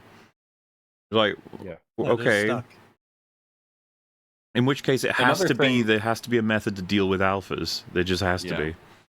The other thing that's not helping this is, as Fringy mentioned, that there's two of them in this movie. If there was just one and it's felt more rare, like, holy shit, I didn't, like, Yeah. Well, there's I a couple heard tell things. of those, Not only can you make them more rare, it would be a better choice, but if you had made it such that it was just, if a zombie survives for 5 years, something like that, then like the virus develops their body such that it makes them more powerful. That's the life cycle, as opposed to, yeah, they just sort of happen sometimes. Yeah, Like, it's nothing. what? I can't believe they weren't interested in explaining that. That could have been like one of the best achievements of The Last of Us. Really like the cordyceps that came up from the zombie outbreak, and they didn't bother do anything with this when it just creates problems by leaving it open to interpretation. Like, why would they do that? It's just such a it failure. would be Failure slightly of lore. better if, like, their village had encountered an alpha once before, or like, sparingly, and it's like, holy shit, those ones, you don't want to mess with those, but they're really rare, you don't see them very much, and then when we see them, it's like, oh fuck, I didn't expect to see that. But either way, the kid should have heard about this already, so when he mentions the alpha, it should be like, I remember this because you told me about it. Yeah. And they should have a better plan. It's hard to say what the better plan should be with what limited technology they have for some reason, but I don't know, like laying a trap for it or something, trying to surround it, trying to get higher ground and whatever defensive positions. Well, there are things. Correct me if I'm wrong. One shot to its brain or heart would kill it. It would have should, to. Yeah. but it's this has like bad video game logic. Yeah. Yeah, he's Where it's super just like spongy. it takes 6 to 12 shots. Doesn't matter where. Yeah, because when he says it takes that many to take it down, it's like, well, yeah, if you avoid hitting it in the parts that you say you have to hit the zombies in, because every Yeah. alpha we see take arrows in this film never gets hit in the head or heart until it's killed. And when you see how it's dealt with, not to get too far ahead, it almost makes me frustrated that they didn't have some type of simple tactic there. Like, it doesn't make I'm any telling you, sense for this man. entire town to be this fucking A retarded. spear, it's sprinting towards you. You just fucking thrust once into the heart or the head, and it's going to do the rest of the work for you. It's going to ram itself through the whole thing, and you're just like, well, you're dead now. Made my job No, easier. it is. You need a bow skill of like A or above to take it out, which is why or like a heavy weapon. So the crossbow, massive, giant, flaming crossbow will work. Small arrows will not work because Reasons. reasons. Yep. That's why they should have a custom crossbow that's specifically issue. for alpha. Yeah, And that as soon would... as they mentioned that the kid, Yeah, as soon as they mentioned that the kid is 12, the discussion should have literally been about alphas, because that's the main reason a 12-year-old being out I there. like the idea that there's itchy. the crossbow, like you get one major shot with it, and that he's carrying it, and that's how it's introduced. And then either they miss, or it breaks, or something happens, and now they're truly fucked. It's like they gotta go, they gotta, because that's their major Alternatively, alpha you killer. could have little outposts, because like there will be a bit where they have to run away from an alpha and they fortuitously run into a random old building. As opposed, you could have had that be like a deliberate waypoint. They all know about it. They set these things up as safe houses. Yes. If you're getting chased by an alpha, there's a crossbow on the roof that'll take it out for you. Then they add a little element of deliberateness to it. So they go there for a reason, and then they hide out there during the night, as opposed to just randomly coming upon it. The Mhm. checkpoints they have could have resources, and most importantly, if they understand natural defenses in their base, they should understand them at checkpoints. And just having a moat could even stop an alpha. Like it's just another resource they ignore. And you have 28 years to do this. I'm really Yeah. disappointed with what they came up. In the movie, there's dialogue where like Jamie, in the character, he makes a point of saying like go for the neck, because I guess the priority is just draining blood Yeah. out of the person rather than just targeting any specific part of the brain, where like you could shoot them in the brain, but like they might still come at you. So the goal is to just stop them in their tracks. And I guess they determined like the jugular is like the most effective way to go. And in regard, like someone brought up video games again, to mention the first Last of Us game, I thought that actually did a pretty good job of introducing all the types like pretty early on, because it's like there's a note you can pick up where pick it up and it says here's the 4 types, and it's like clickers, stalkers, and then there's a part where it's like bloaters, but it's like torn up, like you don't see that part of it, so it's just like, oh, what's that 4th thing, like Oh, uh-oh. that's a good way to do it. Real good way to And do then it. you eventually find them. Yeah, I thought that was cool. And I thought An this important movie could have part- done that same sort of thing, where it's like here's all the types that you're going to encounter, Especially when you had all the pictures throughout like all the exposition was just through signs. There should have been one explaining the fatties, the runners, and then like a depiction of the alpha. You could have just had that casually in the background, and it would have made sense. Something Yeah. that's worth noting as well, though, is that like the differences aren't very meaningful. It's like you got the fat ones that are basically useless, and then you've just got the regular ones, and then you got the regular one but stronger, and he tells the other regular ones to go and get that guy. It's like that's not very interesting compared to all of the differences between like the runners and the clickers and the bloaters, and the fact that they're like actually distinct from each other and they have to be counted in a different way. All of these are just like, yeah, run away from him. You were going to run away as much from a alpha as you would from any other one, essentially, Yeah, because it's all the they do same is run up tactic. to you. Yeah. So like, That's a who good gives point. a shit? Because It's boomers, not spitters, interesting. They're all different. They all do different Well, things. and it's But different counter tactics as well. With these, you just Exactly. run. That's so That's boring. Yeah, you're right. Good Yeah, point. It does feel Run away. nuts because an alpha can be taken out, like we said, one good shot between the eyes with an arrow or a bullet, and it's gone. That's it. Yeah, whereas with the bloater, it's like, well, it ain't that simple. You gotta shoot. You actually do have to shoot it a bunch because it's got armor protecting all of its vital organs. Because remember, the only reason the alpha is threatening in this first instance is they're out of ammo. Yeah. And you remember how the son felt bad that he missed the shots? Sure. Yeah. You can literally rewrite that scene as he dropped the alpha killing weapon. Like he was looking at it or he was studying it or something, and he's the reason they don't have a defense against the alpha, and they have to hide out now. You could have had a character moment, and you could have been a more logical reason for the trap there. But they just didn't bother. They just everything with this movie is they just said fuck it. It seems like the pattern. Because I don't know, that's something that should be prepared for. It's crazy. It's funny, we will have now discussed like the first half of the whole alpha sequence ahead of it, but we're not quite there yet anyway, but it's all good. They find an old building, they're checking it out, and they've used, I think, 4 arrows at this point, but it already feels like they're running lowish, which I was not comfortable about either. I was just like, man, you guys should probably have, it's just more prep, please, because you know how dangerous this can all be, but whatever. They check the first room after a fucking jump scare, by the way, of an animal just going, and it's just like, okay, yeah, thank you for that. It's classic horror trope. You can't not have it at this point, I guess. It wasn't a cat, so you get 10 points for that, I suppose. Yeah, they go in real slow, really carefully, aiming the arrow, making sure, check one room in this building, and then they relax and start looking at drawers and stuff. And I was like, there are other rooms. There could be other things in here.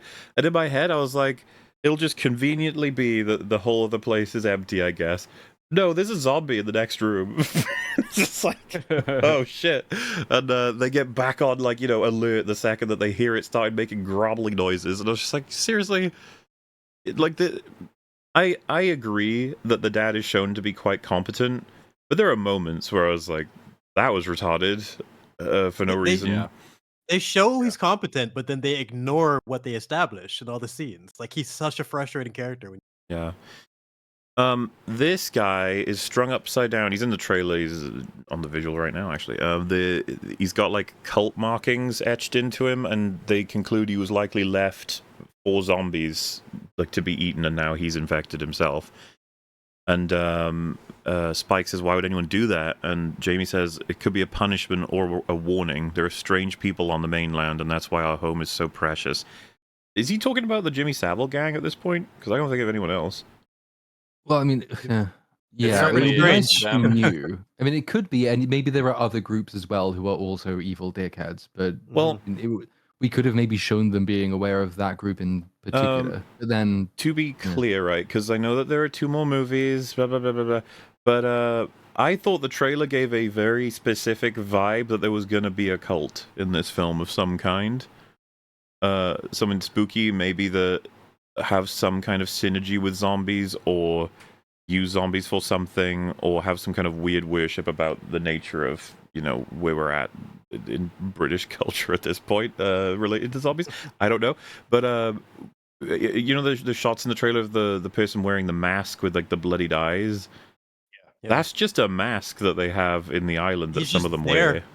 He's just standing around. I thought we were actually gonna get like a full-on cult. But That's we what only I got thought. And religious so man at the beginning. the etchings into this guy and having been strung up, I was like, oh, this is going to be that cult then. And it's so weird in retrospect, being like, not as such, at least not yet. At least. Yeah, it's like, okay. I would have thought, even if the whole second movie was about crazy cults and stuff, that there would be a little bit more of a reference than just what we get in this film. But not much I can make of that. Just sort of, that's there, and we'll see about it at another time. I think And, the second movie is supposed to be focusing a lot on the Jimmy Savile cult, which will be, I mean, it could be really, really funny, but or it could be harrowing, probably, hopefully funny, but it is a weird one because, as has been mentioned, you normally want your first installment in a movie trilogy to at least work as a complete film. Whereas it's not necessarily a problem, I guess, but it's not. It's incomplete. It's a very incomplete film. Is it a different cult?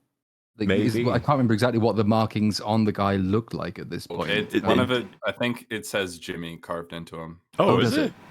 I think Does so. it? I think so. Don't quote me on that. That's what I thought it said. I thought I saw I do like remember symbols. saying It should have MMY. been, like, Jim will fix it. They should have put that on there. I could Look, be wrong, maybe but that's maybe what I I'm thought. missing something. Maybe I missed something in the movie, but like I thought all the references to Jimmy Savile was a joke. Like I just assumed, like, I mean, again, not to jump too far ahead, but the kid was named Jimmy and he named the cult after himself. I didn't realize there was a Savile.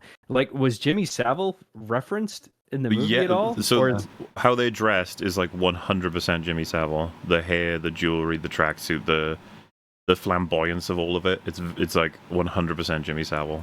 okay, yeah. Who's The Jimmy thing Savile? that they're playing I with missed is something. Jimmy Savile is basically the most prolific necrophilic pedophile ever to walk the hallowed halls of the United Kingdom. Like, he fucked so many One of the things, worst including monsters in human No, including history. corpses. look, listen, I'm Um, well aware of who Jimmy Savile is, but I'm wondering not. if the tracksuits and the bling is just something that would be directly attributed to him. Like, wouldn't it just be like we like wearing tracksuits and like? Yeah, I mean, Are they so, trying like, to be Jimmy Savile? They are, but the excuse is going to be because I think this came up at Open Bar as well. Is that because, like, for England, culture and society stopped in 2002, and all of the shit about Savile didn't come out until 2000 and I want to say 12, 13. So, like, at the time the culture in the United Kingdom stopped progressing, he was an incredibly weird but nevertheless fated public hero again. Like, Yeah. he was like, because before he was known for all of this, the reason he was able to do all of it is that he was given access to anywhere that he wanted to go, hospitals, children's wards, whatever, because he did so much charitable work and he hosted Top of the Pops. Lots Yeah. of people knew kind of what he was doing, but nobody thought to say anything at the time. So like their reason will probably be, yeah, like at the time, obviously they would choose him because he was kind of a folk hero.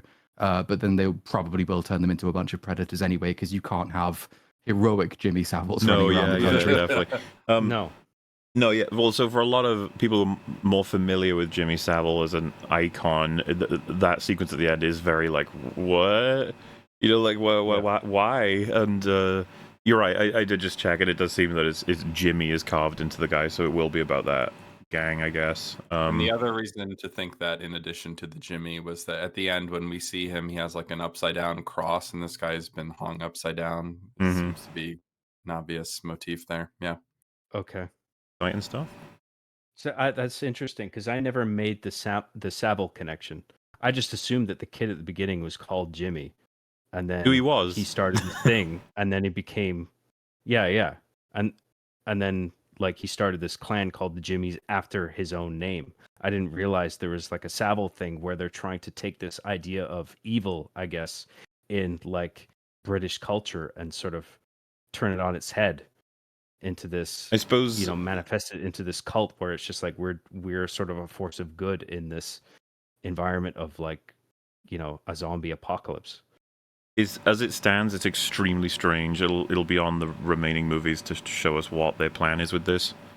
Like, right? Because there's just for me, for someone who didn't get the reference, I was just stunned. Like I didn't know what the fuck was going on. I thought it was such a strange tonal Well, I shift. didn't pick up on it originally because like, I'm not that like the clothing is not the thing I associate with Jimmy Savile. It's like normally it's the face and the weird sunglasses and the cigar, and so like I didn't immediately think, oh, that's Jimmy Savile. But then as soon as Drinker said it's Jimmy Savile, I was like, oh, of course it is, yeah. But I didn't even like particularly that. Well, fuck it, we're jumping so far ahead. I didn't like the end scene even before I knew who it was. But I am curious as to where they take the cult.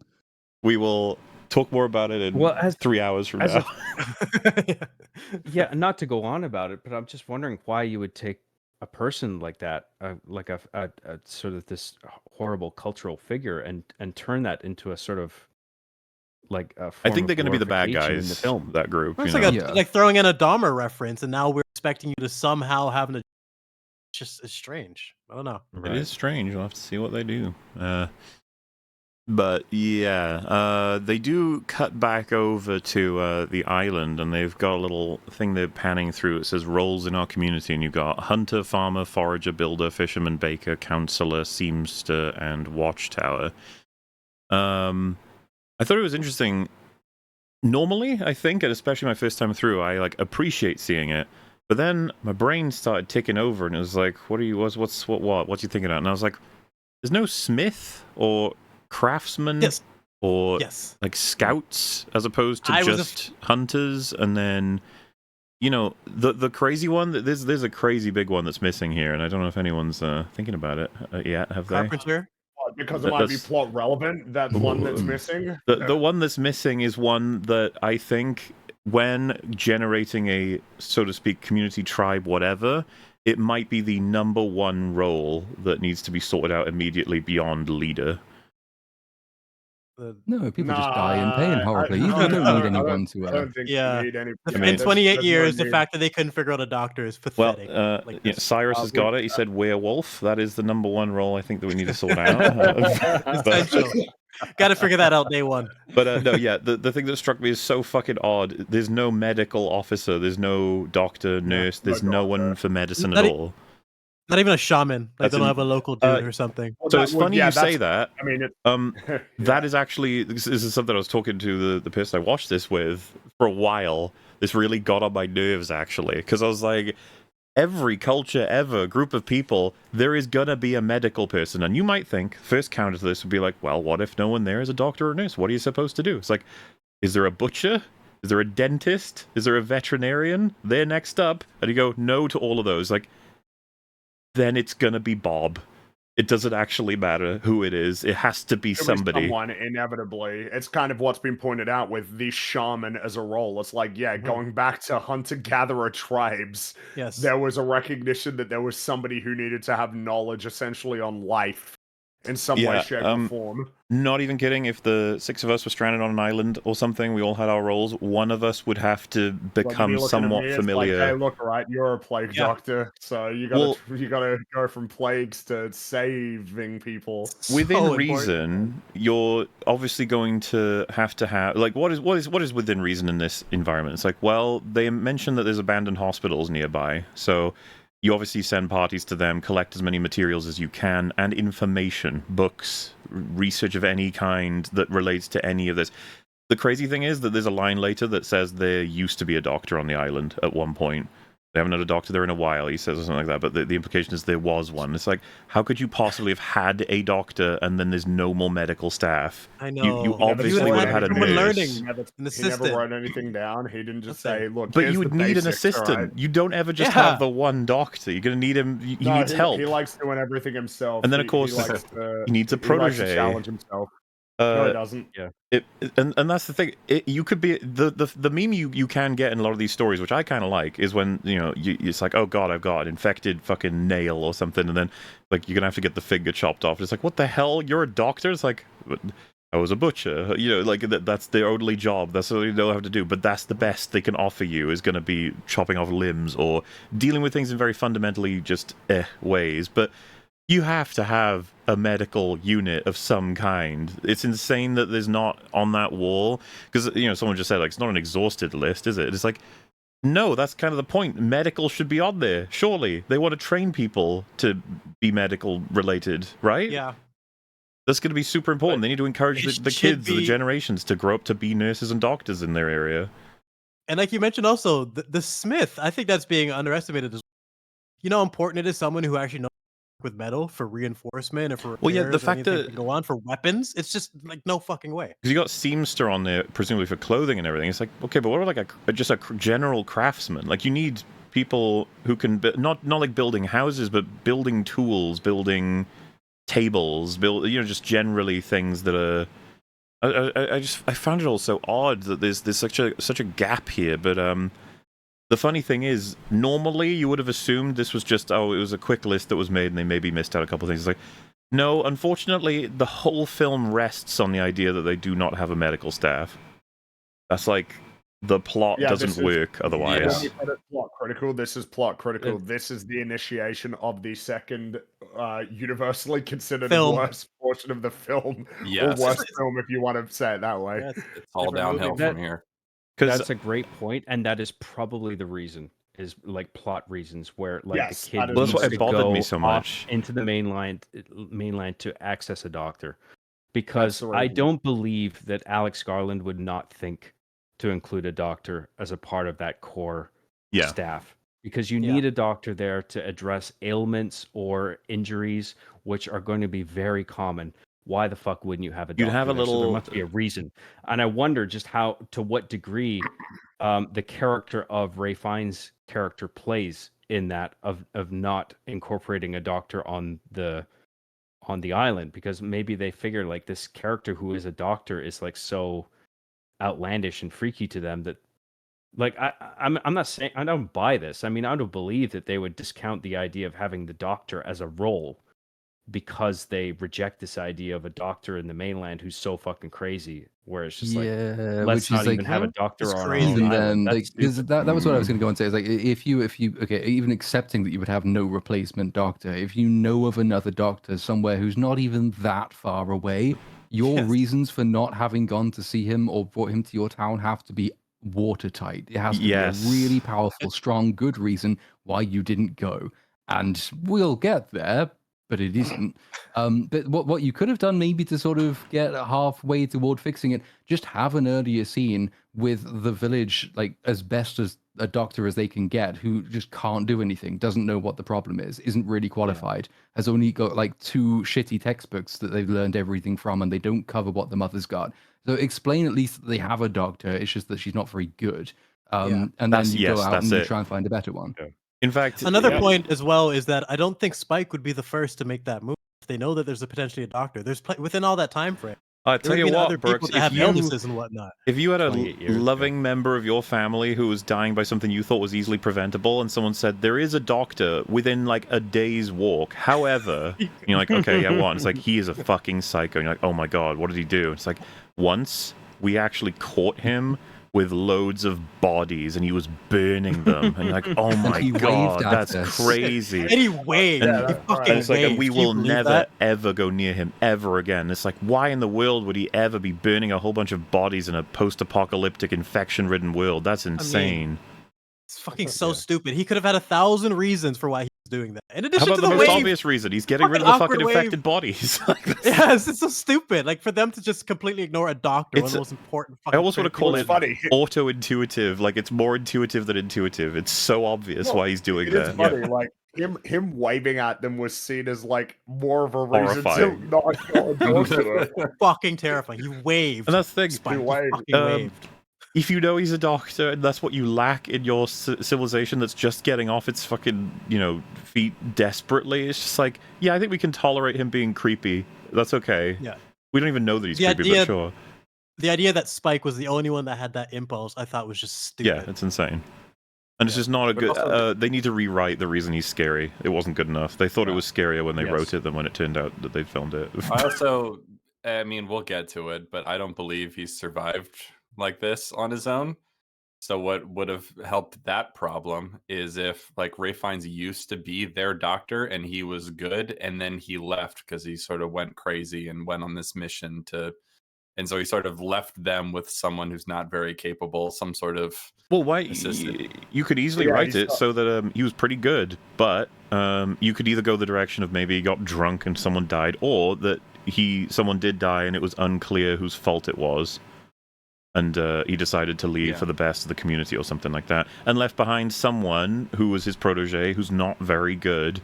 And so Spike is like, we've got to go to him. He's like, I don't care if he's controversial. I don't care if he was Yeah, cancelled. you know. I'm gonna go see him.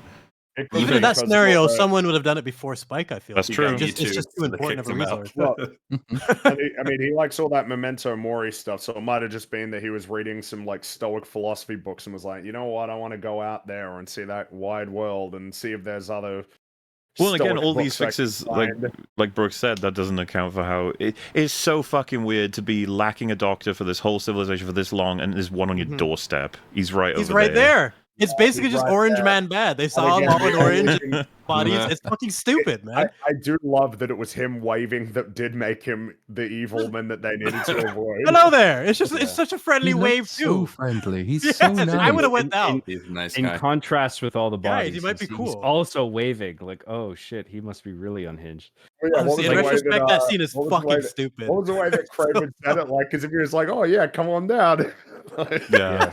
like, yeah, that's what he is Um, saying. Come on down, so that he I mean, can. it- It's in legit a- what he in a- was saying, though.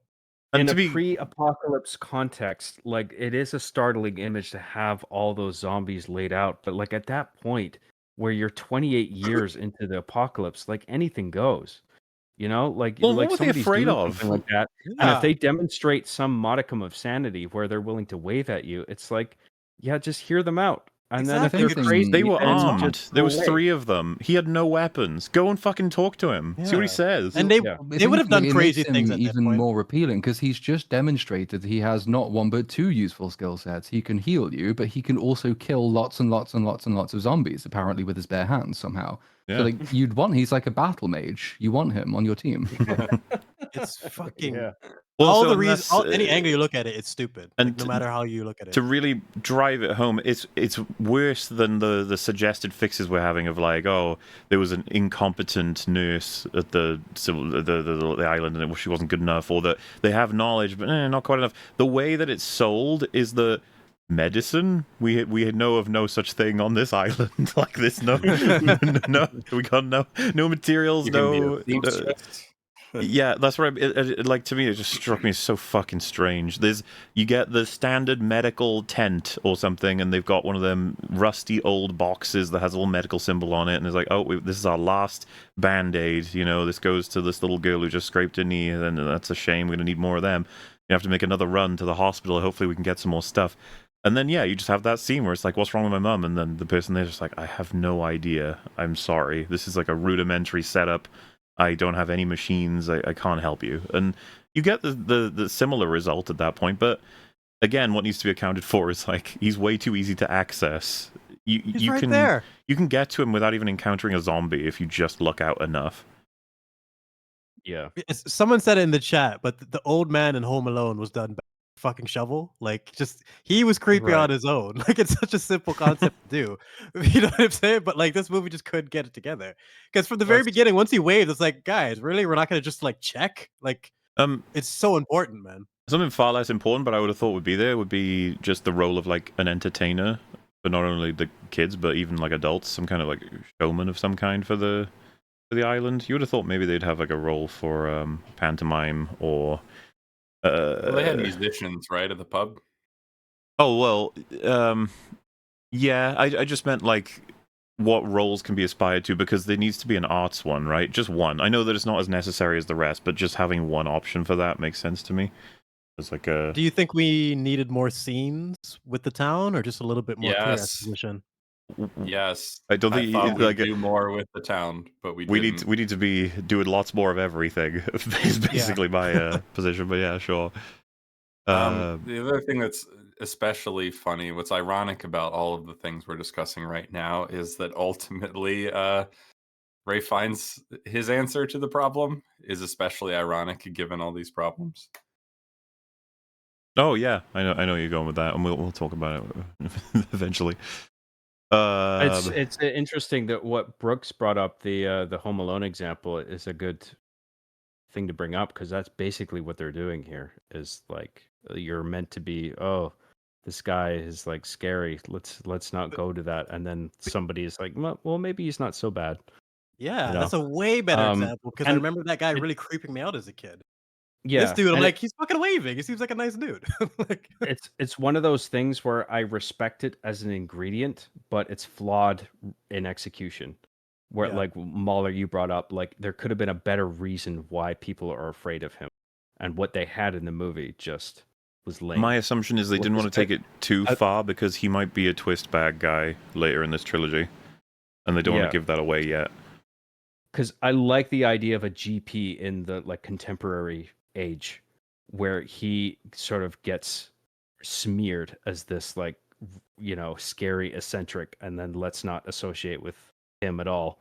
Whereas he's actually thinking outside the box in ways to like prime himself against the infected threat. Where he's, I mean, we'll get into it. I don't want to. Mhm. yeah, I know what He's come concept up you're with all these describing. things.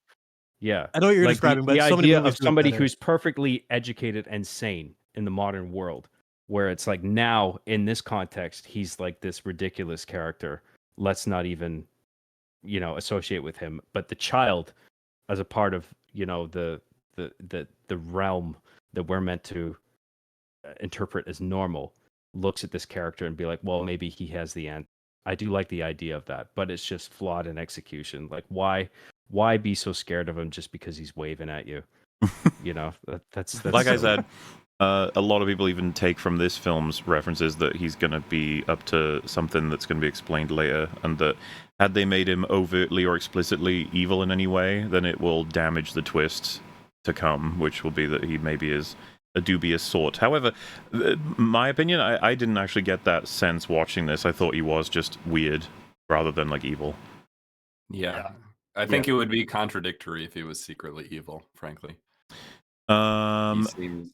And it was the same thing in Home Alone, right? Where the audience is going, well, I haven't seen him do anything evil. It just seems like everybody thinks he's weird. But the reasoning Like, for I'm just Kevin to told stay that away was he's much more evil. logical. Well, the thing is, Like, Okay. Oldman has like a weird aura for him in Home Alone for sure, but it is like just a kid's movie. In that, if you ask like for an honest assessment of the character, I'd just be like, well, I don't know. It's just movies treat him like he's a bit spooky, which guys like that can be to a kid who's running around. In this movie, though, I was just confused when they sold that as the story they had of the encounter with that horrifying man you must never engage with. I was just like, well, but it's zombies. He's probably burning the corpses for get rid of infection. I don't know. I was so baffled. Because he was saying hello to you because he wanted friends. It's so weird. Like It It's makes almost more like a- sense in Home Alone because that story is told solely from the child's perspective. That's what I'm pretty much. saying, yeah. Whereas Yes. there's like shared perspectives. Well, it's And three The adults know adults. child better in does this situation. play a major role, but it is told from multiple perspectives broadly. So yeah, there's no excuse for him to be this knowledgeable. This like he should be much more intelligent. He should understand the resource of a doctor, and just the fact that he waved, it's kind of ridiculous. They just don't set it up properly. Well, yeah, and it's kind of Yeah. an indictment on the character that once his wife was entering this sort of stage of her life, that he wasn't himself compelled to go and seek out Elson, right? This is why I'm frustrated by it. There's no way Spike would have been the first. You literally Yeah. ruin this guy's character as soon as you introduce the Alpha. As soon as you Doctor, he gets ruined all over. Just this is not what this man would have done based on what you've Which shown me. is where we're at, actually. And since we've talked about it, you know, the Alpha in general and them discovering it pushes us to when they are walking back and they walk out into a big old field where he's like, oh, it's all clear, we're sort of safe, which I thought was already kind of a bad move. If you can use any cover at any point, you're probably going to need it right now. If you're worried about any creature spotting you, that's going to be, you know, bad thing. But yeah, that puts them in the position where you get that shot from the trailer that is very much indicative IMO of, oh, this film's going to have some sauce when it comes to cinematography, eh? Because you get them silhouettes, which there's a couple of moments in Weeks and Days that take advantage of this. I've always enjoyed it. It's quite creepy. And for those who've not seen this film, can you see the one that's sort of closest to the camera standing straight up? That's the Alpha. Just staring. He's But- the big boy. The first reaction, so at first you see one, and then like a couple more, and Jamie says they need to stay still. And I was just like, no. Yeah, that's No, you need to get, if anything, get down and hope they didn't see you, or start moving. Just, you need to move to the trees, you need to get the fuck out of here. Stay still, that's nonsense. That they can see you. That's the worst thing ever if they can see you. They're not T-Rexes. I don't know On why. the surface, it seems like they're reaching for Jurassic Park rules. Yeah, for some reason, but I was confused but as hell. I was like, this- since when was that a rule? yeah, but I think this might come down to like pheromones, where like they're not in proximity where they can get any kind of scent or whatever that indicates that you are one type of thing or another. So if like you're a regular guy and you're at distance, if you're standing still, they might just interpret you as another zombie or whatever. So that might be the logic there. That's what I was thinking. Again, could have been explained. They just leave us in some So- situations confused. The reason why that Yeah. wouldn't work for me is that they are slowly walking toward where you are. You could stay still for as long as you fucking want, but it's more dangerous every second you're not just running away. It's already too late as far as I'm concerned. If you see them, it's like, well, they've probably seen you. Move. You know, take advantage of every last step you can. He would have grabbed Right. this kid and said, "Duck down." They waited for the. That's what I would have thought makes sense as a Just- quick move, just like get down prone and hope that they haven't seen us. And if we can see them moving away, we're lucky. If they're not, then we need to start crawling back to the trees. But anyway, the Alpha spots them and yells, and so all the zombies start running towards them. They're like, "Oh God!" And so they run back to the little building they were in earlier. But you know, along the way, Spike is trying to shoot them with his dad, and he keeps missing while the dad is mostly killing him. Get a few kills, I think, in the house as well. And just before they're caught out because they've ran out of ammo, there's two more zombies trying to get at them. They get into the loft, or the attic, however you want to refer to it, and so they are safe. And something that struck me immediately, especially after having seen the film, I was like, man, they sure are lucky the Alpha chose not to attack them, because if it had, they'd be dead. Yes. Why yeah, and did they're it not not? stopping it. Well, it didn't for no reason. And Especially because this is one of the only scenes where we see it using, like, summoning the horde. All the other scenes, it's just trying to, rip them apart itself. It's very strange. the weird thing to You would me think it would is do that. the second they could survive an encounter with the Alpha is when it's released. It's like it's actually got a writer's wall in front of it. It's not allowed to move until the characters can survive it attacking them. If you think this thing chooses to keep an eye on them and not do anything about them for another, what is this, like 10 hours or something? Yeah, pretty much. It's all night, yeah. insane. I like, in retrospect, I was like, man, this makes no fucking sense at all. If it had just gone from, because this thing is strong enough that it could possibly break down the fucking house that they're using for cover. It might just be able to jump up to the loft, because these things are superhuman, and it just decided not to, which is funny because they ran out of ammo. It would have just had free kills. Yeah. You almost want a scene where they're running away from it, and then like they hide behind a tree or something, and you see it running past, just so like we've lost it basically, and then they move off very quietly to find this house, as opposed to running straight to it. At least then you know that. Well, it would have killed them if it had found them, but they managed to evade it through some sort of feat of skill. What I assumed was going to happen at this point when it didn't attack them and it was following them later, I was like, oh, is it like trying to follow them back to their home? Like, because there will be more there. Like, is that because they do establish, aside from dumb decisions, that the alphas are smarter, and so that's one thing that makes them more interesting, perhaps in a better version of this movie, is that they're not just mindless rage monsters. They can actually think a bit more strategically, right? So if it's like following them to see where they'll go, and then it follows them to like, oh, this island where a bunch of them are camped out, it doesn't allow itself to just be shot in that moment, but actually just like, it's like, oh, okay, I'll come back later kind of thing, or like devise some plan to attack there later. That's kind of what I thought would happen, that their like little fort would be besieged at some point. Yeah, in the that's movie, actually close to where I was at. I thought there's a chance it's keeping an eye on them so that once they run home, it watches them, knows where they go, and then notes the tide thing. And then I even thought it would be a really cool visual that one of the mornings, right, like as the tide is starting to lower, you just see a full line of zombies at the other end waiting. Yeah. And I was like, man, that'd be Something really like fucking creepy. And then, of course, it's like a timer. The second that the water's cleared and they start rushing across, it's just like, everyone prepare, and you got to get defenses ready. And, of course, they'd be overwhelmed is the idea, especially with the alpha leading them. I was like, that'll all be really fucking cool. And who knows if that's in the fucking second or third film. But in this one, it's like, no, he does just try to kill them eventually, and he gets himself killed because he's alone. Very like, oh. Okay. If he's gonna charge the base himself, why wouldn't he charge the fucking building that was already falling?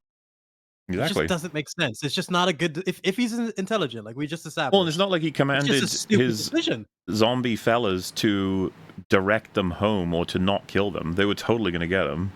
It's just that they escaped them just in time. So, I think it would be extremely generous to say that the creature was waiting to discover where their HQ was and then was going to plan an attack after that. I was like, no, I don't. Even if Alex Garland said, no, that was it, it'd be like, well, that's not what was shown. Well, that's not what happened. Yeah. Yeah, you're doing. And where's the birds at? Why didn't he, he had them both timed. Use those fucking birds. Fuck them up. Stupid birds. Oh, well, yeah. And so, yeah, Jamie says alphas aren't like the others, not just bigger, smarter, and they got no arrows left, and he said he's seen it take 12 hits to drop one of those things, which, again, is a silly statement because if you shoot it in its torso and avoid the heart and head, then I guess, yes, it would take that many, but from everything we've seen, you just need to hit them once in the special place, and then they're doomed. But yeah, Spike says it's all my fault, I couldn't hit anything, and he says you kept shooting. I've seen adults struggle because they're shaking so hard to, like, even let loose an arrow, so you did well. And, says we're gonna miss... I like that. No, yeah, well, he says we're going to miss the low tide, and then his dad says there's going to be another. I felt like all these lines were pretty strong. The dad is really supportive and looking out for his son. Yes, I quite liked their dynamic here, especially in this scene. I like how reassuring he is, and supportive. But then the movie kind of flips on the dad. Yeah, we'll get there. Is it fair to say their dynamic fucking ends right there? Like that's it. Yeah, it turns on a dime. That's for sure. Holy and shit. like only sort of partially motivated, I would argue. Anyway, we'll get to it. So Spike goes to sleep and he has some visions. You see more of the red tinted night vision shots of the zombies, which I still love and deserves its own sequence, but that's fine. We see Spike's mum is like close to drowning in the water. That reflects his view of her current situation, and the building they're in is getting rumbled by a big old passing herd, and we see that it actually represents part of real life, which is that the building is collapsing. And I think Jamie says, as an explanation for this, is the chimney gave out on us. Man, that's some shit luck, huh? I remember when I was watching it, and the building was rumbling, I was like, oh, the alpha, he's fucked up the Yeah. foundations and he's bringing the house down. And then it's just like, no, we were just really bad luck. And it's like, oh, okay. Yeah. Turns out that house was just right on the verge of collapse, and all it took was climbing It's up just into crazy. the attic. Yeah, Yeah. we get plot convenience with the fucking chimney instead of logic with the there. Every scene, there's a fix for it, but they choose the stupid solution instead. It's so weird, man. It is a film filled with like, oh, of course they're doing X, and it's like, no, stupider. And you're like, oh, Yes, okay. every That's my scene. boy. That's my boy Alex. that's my boy. It's a shame because I like the bridge into the boy's dream where it becomes like a destabilization Yeah. of his idea of home, you know, Yeah. and then that sort of manifests itself in reality with like the guy having the affair with the woman. But the fact that it's a stampede of animals, that was a bit of a stretch for me, where I was just like, what would that shatter the house? I don't know. Well, Wait, Are they was close Well, enough that was to in do the that? dream. That was in the dream, I think. I'm No, almost, no, no. The stampede was real. That's why they had to leave, right? No, the stampede I was in the thought that- dream. Jamie says the chimney gave out. That's why the structure of the house fell Oh. apart. I was sure the boy woke up and then they realized there's a stampede of deer Oh, outside you know because that was what? already That was set what I up was- visually. I And then they were thought like, the we have to get the stampede fuck out of the house because the caused attic the is chimney caving to in. collapse. Yeah, Is that's that what I it? thought. That's what I read I it as, think- because like, the I think dream so. starts shaking, but the dream is kind of shaking because of the real Because of heard the real outside, stuff. but because he's in the dream, it's like you're both aware and unaware of it at the same time. That's what causes the house to collapse rather than just pure bad luck. I mean, it's still Well, pretty no, bad that is luck. pure but bad it's- luck. Still bad That's a luck. herd. Still bad I mean, luck. Happened if, to if go- we're, Right, if we're right. arguing that just this happens is to all pass part of the by. dream, what was the thing that tore the house down then? Well, I no, mean, that's- apparently that was it, but that really I just think it kicks was the can down the stampede that road. knocked down the- Yeah. exactly. It's like, Right. man, how bad Especially luck when we this had the stampede alpha right landed here. last year. Yeah. But Yeah. why choose a fucking stampede when we have an alpha that's doing nothing? Just do Yeah. something. Because then they'd Speaking- be dead. Speaking of which, right? I actually, because at this point I was very much on the film's side, despite the complaints. And so having them collapse out of their little hidey hole and knowing that it's not quite low tide and knowing that the alpha is still hunting them, I was like, this is pretty stressful. There's not much they can do. They've got no ammo. They've got like a very short sort of distance between them and something that really wants to fucking kill them and is considered kind of superhuman, and then they need to go on a pretty decent walk to get to safety. Like, so how's this going to work? And then they sort of lay out that those are the stakes, and it's like, all right, so let's do it. And they get to the causeway. They even get halfway across it before the alpha starts fucking doing anything. He's just like stuck. He's frozen. It's kind of baffling. If he had chosen to attack them at any earlier point than when he chooses, he would have won. It's literally the moment that he chooses to attack them is the latest he could have gone, while simultaneously still not being able to win. If you understand what I'm saying, it's like, Yeah. truly, I've not seen any more of a relevant example of a writer being like, no, he can't go yet. Why? Because he'd kill my characters, so he can't go. Like, Yeah. well, yeah, but Well, the alpha doesn't know that they're in the house. Right? Like I think they fled the alpha and then they found the house, and then the alpha doesn't. I mean, maybe the alpha is smart enough to be like, oh, there's a house. Maybe they're in there. Maybe he's not smart enough to. I mean, all of his deduce that. I'm zombies not went into sure. the house, so I assume he knows. Right. Okay. Yeah. Yeah. What- Yeah. I was a don't know. I don't know mistake where to have the. him I guess the command alpha was the just other hanging zombies. back the whole time. That seems a bit weird. This is what I mean. There's no real writing there, and it kind of damages the stakes to set that sort of groundwork, which means I was half expecting the dad was going to die, by the way. I thought that the idea was going to be that we get this big shotgun's worth of like the dad being a really strong father figure, and then the kid has to fend for himself and he can't get back over the causeway and he has to survive in this world on his own after having lost his dad. Yeah. I thought maybe that was the story they were going to do, but no, the creature just does not chase them until it absolutely cannot kill them, and then it chases them, which is, They put him on Fucking pause strange. twice. yeah. It's just bizarre what they chose to do with this creature. Yeah, well, You- I mean, if you've already visually set up the alpha to like stand in a singular location and just stalk a particular area, and it knows that they're in the house, then why wouldn't it just do that with the house as well, where it's just watching the house? Yeah, waiting John, for you're them so to come right. out? They did have that one distinct shot when it was by itself, just staring, looming. And it's there, Yeah. is it there just to be scary? But what are we supposed to interpret? That it's actually studying and it has a plan. Instead, it gets put on pause into like half the scene. It doesn't make any sense. Well, I guess the implication is that the alpha just got bored and then just wandered off and did something else, and then like eventually it's just like, oh, there they are. They're trying to get away, and then they can have that chase on the. I choose to believe he had an entry in his journal while they were sleeping. He was like, "Your diary today. Several of my boys were killed. Very sad." Yeah. But to fill in the gap there, like how they got from the rumbling, because that rumbling should have alerted. Yeah, they're vulnerable. I thought as they were leaving, I was gonna hear footsteps like coming in the distance or something, but they just completely forget about it.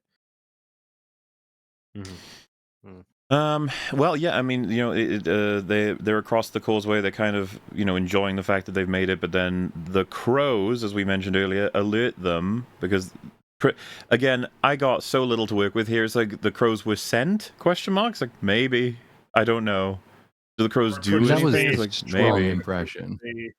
It could just be, impressionist or something. I don't know. The crows are in your mind. Well, because if they were sent, why did they do nothing except help them in a way by alerting them to the alpha? Spooky. That's true, actually. Yeah. So crows. There you go. I didn't even think they were crows because I didn't understand the threat of that. I thought they were bats. And so I thought they were like, there was a threat of blood transfer there where it's just like, oh, are they going to get bitten by one of the things? Well, they probably still would be, even if they were. Like, it's going to be world breaking if crows are infected and controllable, because then no defenses can stop them. They can just fly straight over the walls and peck people to death. And game over. We've won. Yeah. Well, that's the thing. If they are controlled, it doesn't make sense because there's so many actions that should be taken if they do. But then if they're not controlled, why were they showed to basically be controlled by the alpha? It's like, and if they are controlling birds, then they would already know about the bases. Like they would have all the information they need in terms of the surveillance. I just thought they were birds. Like, oh look, there's animals fleeing the big bad monster. Oh, like that's what I wondered, because the closest you get to it in any of the previous two movies is rats running away from zombies before they turn up, right? But of all the places they could have fled, this looks more of all the exactly. It doesn't work the same way with crows because the rats are clearly running away, whereas the crows looked purposive, like they were flying at them. Well, they were all in. They don't just fly past in their direction; they stop on them and circle for a little bit, like they were sent there. It's I don't know what the fuck they want me to think. I don't know. The crows were like his ulti, but they never explained it. Like I just don't understand how they're just going to do that. Yeah, it's something you have to explain. The alpha doesn't need directing. He's running along a perfectly fucking linear path. Like what utility is the crows here? Where it's like here he is. Like got it right here, guy. I wasn't sure. Yeah, I don't understand what the crows do. Some type of CC, but he missed. Angle, right? Because it's it's just I think it's just stupid. Yeah, I do sort of. It does. Yeah, I mean, going forward into the next two movies, there's a couple of bits and pieces in this which suggest a certain direction that might be taken with the alphas, and particularly something that comes from the alphas, which could be incredibly cringe if the direction of travel is basically that it is possible to be somehow like more in touch with the world than you currently are. And actually the alphas are almost a stepping stone in that direction. They seem to have communal groups. You see some of the infected sort of sitting in streams washing themselves under the supervision of an alpha. You see obviously pregnant infected, which the alpha perhaps has something to do with. You see them controlling nature. It's not impossible that we're going for a next step in human evolution kind of angle for those guys. Maybe the miracle child will be the thing that seals it. He did have like a Neanderthal look to him, so you might be right, Platoon. These movies do it. God, it's just Shane Black. I think you're probably right about that, Platoon, but it's just like if you're gonna do the crows thing where the zombies have influence over the crows, you got to make the crows do something of utility to them. Mm-hmm. Otherwise, it's just like, why even bother? I really don't think he has control of the crows. They just thought it'd be neat if crows were flying by. For the record, I know it sounds absurd. I'm just saying there's references in here that are like, Sure. It's a reasonable enough interpretation, but really, I do think they just thought, oh, what if there were crows flying around? Wouldn't that be spooky? But like a spooky visual. That's it. The fact that happened twice. that when you're doing something that is in a sense science fiction, people might read into stuff like this a little bit more than just, oh, there were crows flying around. Yeah. Especially because you've already introduced fantasy elements already, like with the alphas Yeah. having a degree of control over infected, with the magic placenta stuff that comes up later. Like it's not an entirely grounded work anymore. Yeah, but we saw the example of the rats just to burn it. This is legit looked like they were summoned and sent directly at them, and it happened twice. So I think that's the reason we're talking about it still. It's just the It's way, just a maybe it's just the way they coincidence, shot it. and it's a coincidence Right. that saves the hero, so it's a problem nonetheless. Yeah, Yeah. sure. Mm. So yeah, they're sprinting and the alpha's sprinting, and then they get to the gate, and a bunch of arrows go into him, and then they shoot him with a big old like super arrow ballista thing. It's on fire. They get him. He's dead. And there's a little gap of, let us in. It's like, oh, we don't know that you're fucking not infected. He's like, we totally aren't. And then they're like, you know what? You aren't. You can come in. And we cut to a big old celebration. It's kind of, it's all strange. It's all very odd and wonky. This is the end of any of the worthwhile. Like Film one ends there.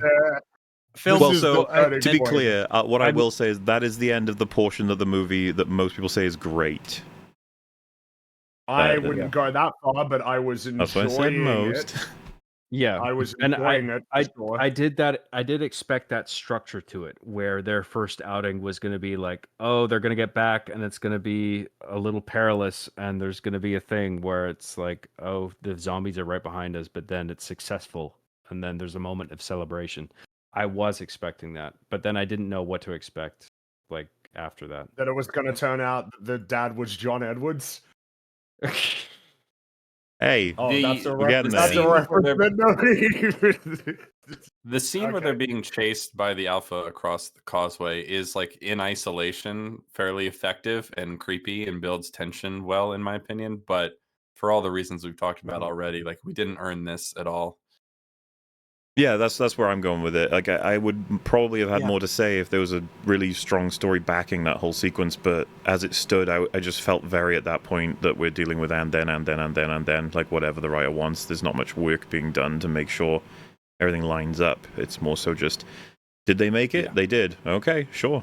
Did the alpha die? He's like, yep. Yeah, all right then. There he goes. Yeah. I mean, what being carried more by the was visuals when expected that could here, have been though? so I much mean, stronger.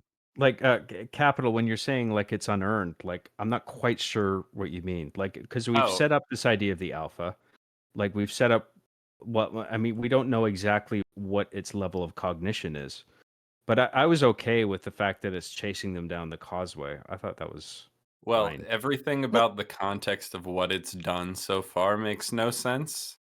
And so that's what I mean by like it. Okay, if it just randomly saw them as they were trying to go over the causeway and it just chased them, and the movie didn't make them particularly smart in any other aspect, I'd be like, sure, that's totally fine and earned. But because we had to like freeze him and have him make really dumb decisions that make no sense in terms of waiting to attack them for no reason, and because we're going to establish that they're actually somewhat clever, his behavior here doesn't make a ton of sense. Okay, so the fact that like he for some reason lost track of them when they went into the house. Well, not even that. They not put him for on some pause reason. more He than just anything. didn't follow them for no reason. Yeah, I was going to say, everything If that they gets established you... how he lost track, of That's them, what I that would be mean. one Yeah. thing.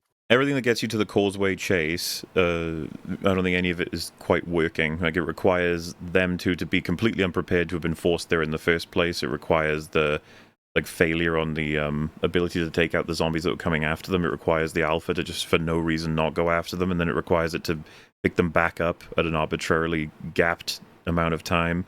And then like the crows aspect alerting them that the alpha was on the way. That's so strange.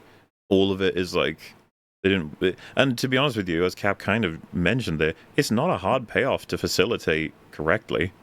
You could have had it be that he came after them. There was a building. The building crashed down for whatever reason that they forced it to, or because it bumped around the room, and it all, it hits him, and you see the rubble is moving. They're like, "Oh God, I think it's dead. Run!" They get to the causeway, and when we cut back to him, he bursts out of the rubble and he starts chasing them, and there you go. You've got the exact same payoff. But at least in that version, we'd be following along with the story. But in the one that they made, it's there's so many confusing parts that you're not being rewarded for the continuity being paid attention to. Instead, it's more of a, and then this is happening, and now this is we're over here. Which, by the way, we are about to get to one of the most mega examples of this film being like, I hope you enjoyed that. Now on to something completely different. Yeah. No, I get it. I understand that. I mean, the whole sequence could have been done better. I don't have a problem with the causeway chase in isolation. Yeah, like that's you what were I'm saying- saying, You were essentially. saying, is that Mahler. it's effective. Yeah, the idea of the building collapsing on the Alpha, and then the Alpha, like you see a scene where he bursts out of the rubble. He's like, "Rrr." It's like chasing after them. That could have worked. Just Yeah, any delay type of him. setup, Yeah. to justify the delay rather than just putting him. Because if we understood the mechanics that got us to that point, we can enjoy the scene much more. Because I enjoyed the scene as well, like it's an intense chase. But I'm just like, how, like, Yeah, we're at a As point, soon as you think about it, it kind of falls apart. and it could just be how Garland writes, but it'd be like, how do we get it so that he doesn't kill them now and instead tries to get the mother on the causeway? And he's like, well, he'll wait. He's like, yeah, but why, Alex? And he's like, he'll wait. Right. Yeah. Okay. He's just. But why waiting. again? It's like, look, all right. I don't know if you've been to film school, but there's something called I don't know, dramatic Brevity. tension. All right, brevity. That's right. That's what Oscar Wilde said. Brevity is the soul of wit, and that's correct. And I'm not allowed to disagree with it because it's a quote. I am become wit. If you put it in quotation marks, then it becomes you can't disagree. Otherwise, you're wrong. Otherwise, you you think could have you're smarter than Oscar Wilde. You could have had a cool scene where the Alpha chases him through the house, and then he makes his way to the attic, and then they sort of escape on the roof through a window or something, and then the house collapses, and then they're like, "Okay, he's gone. Let's get out of here." But then he comes out of the rubble. They pan over and the hand shoots out. Yeah. He's like, and then he climbs out. Hey man, it's a classic, okay? Yeah.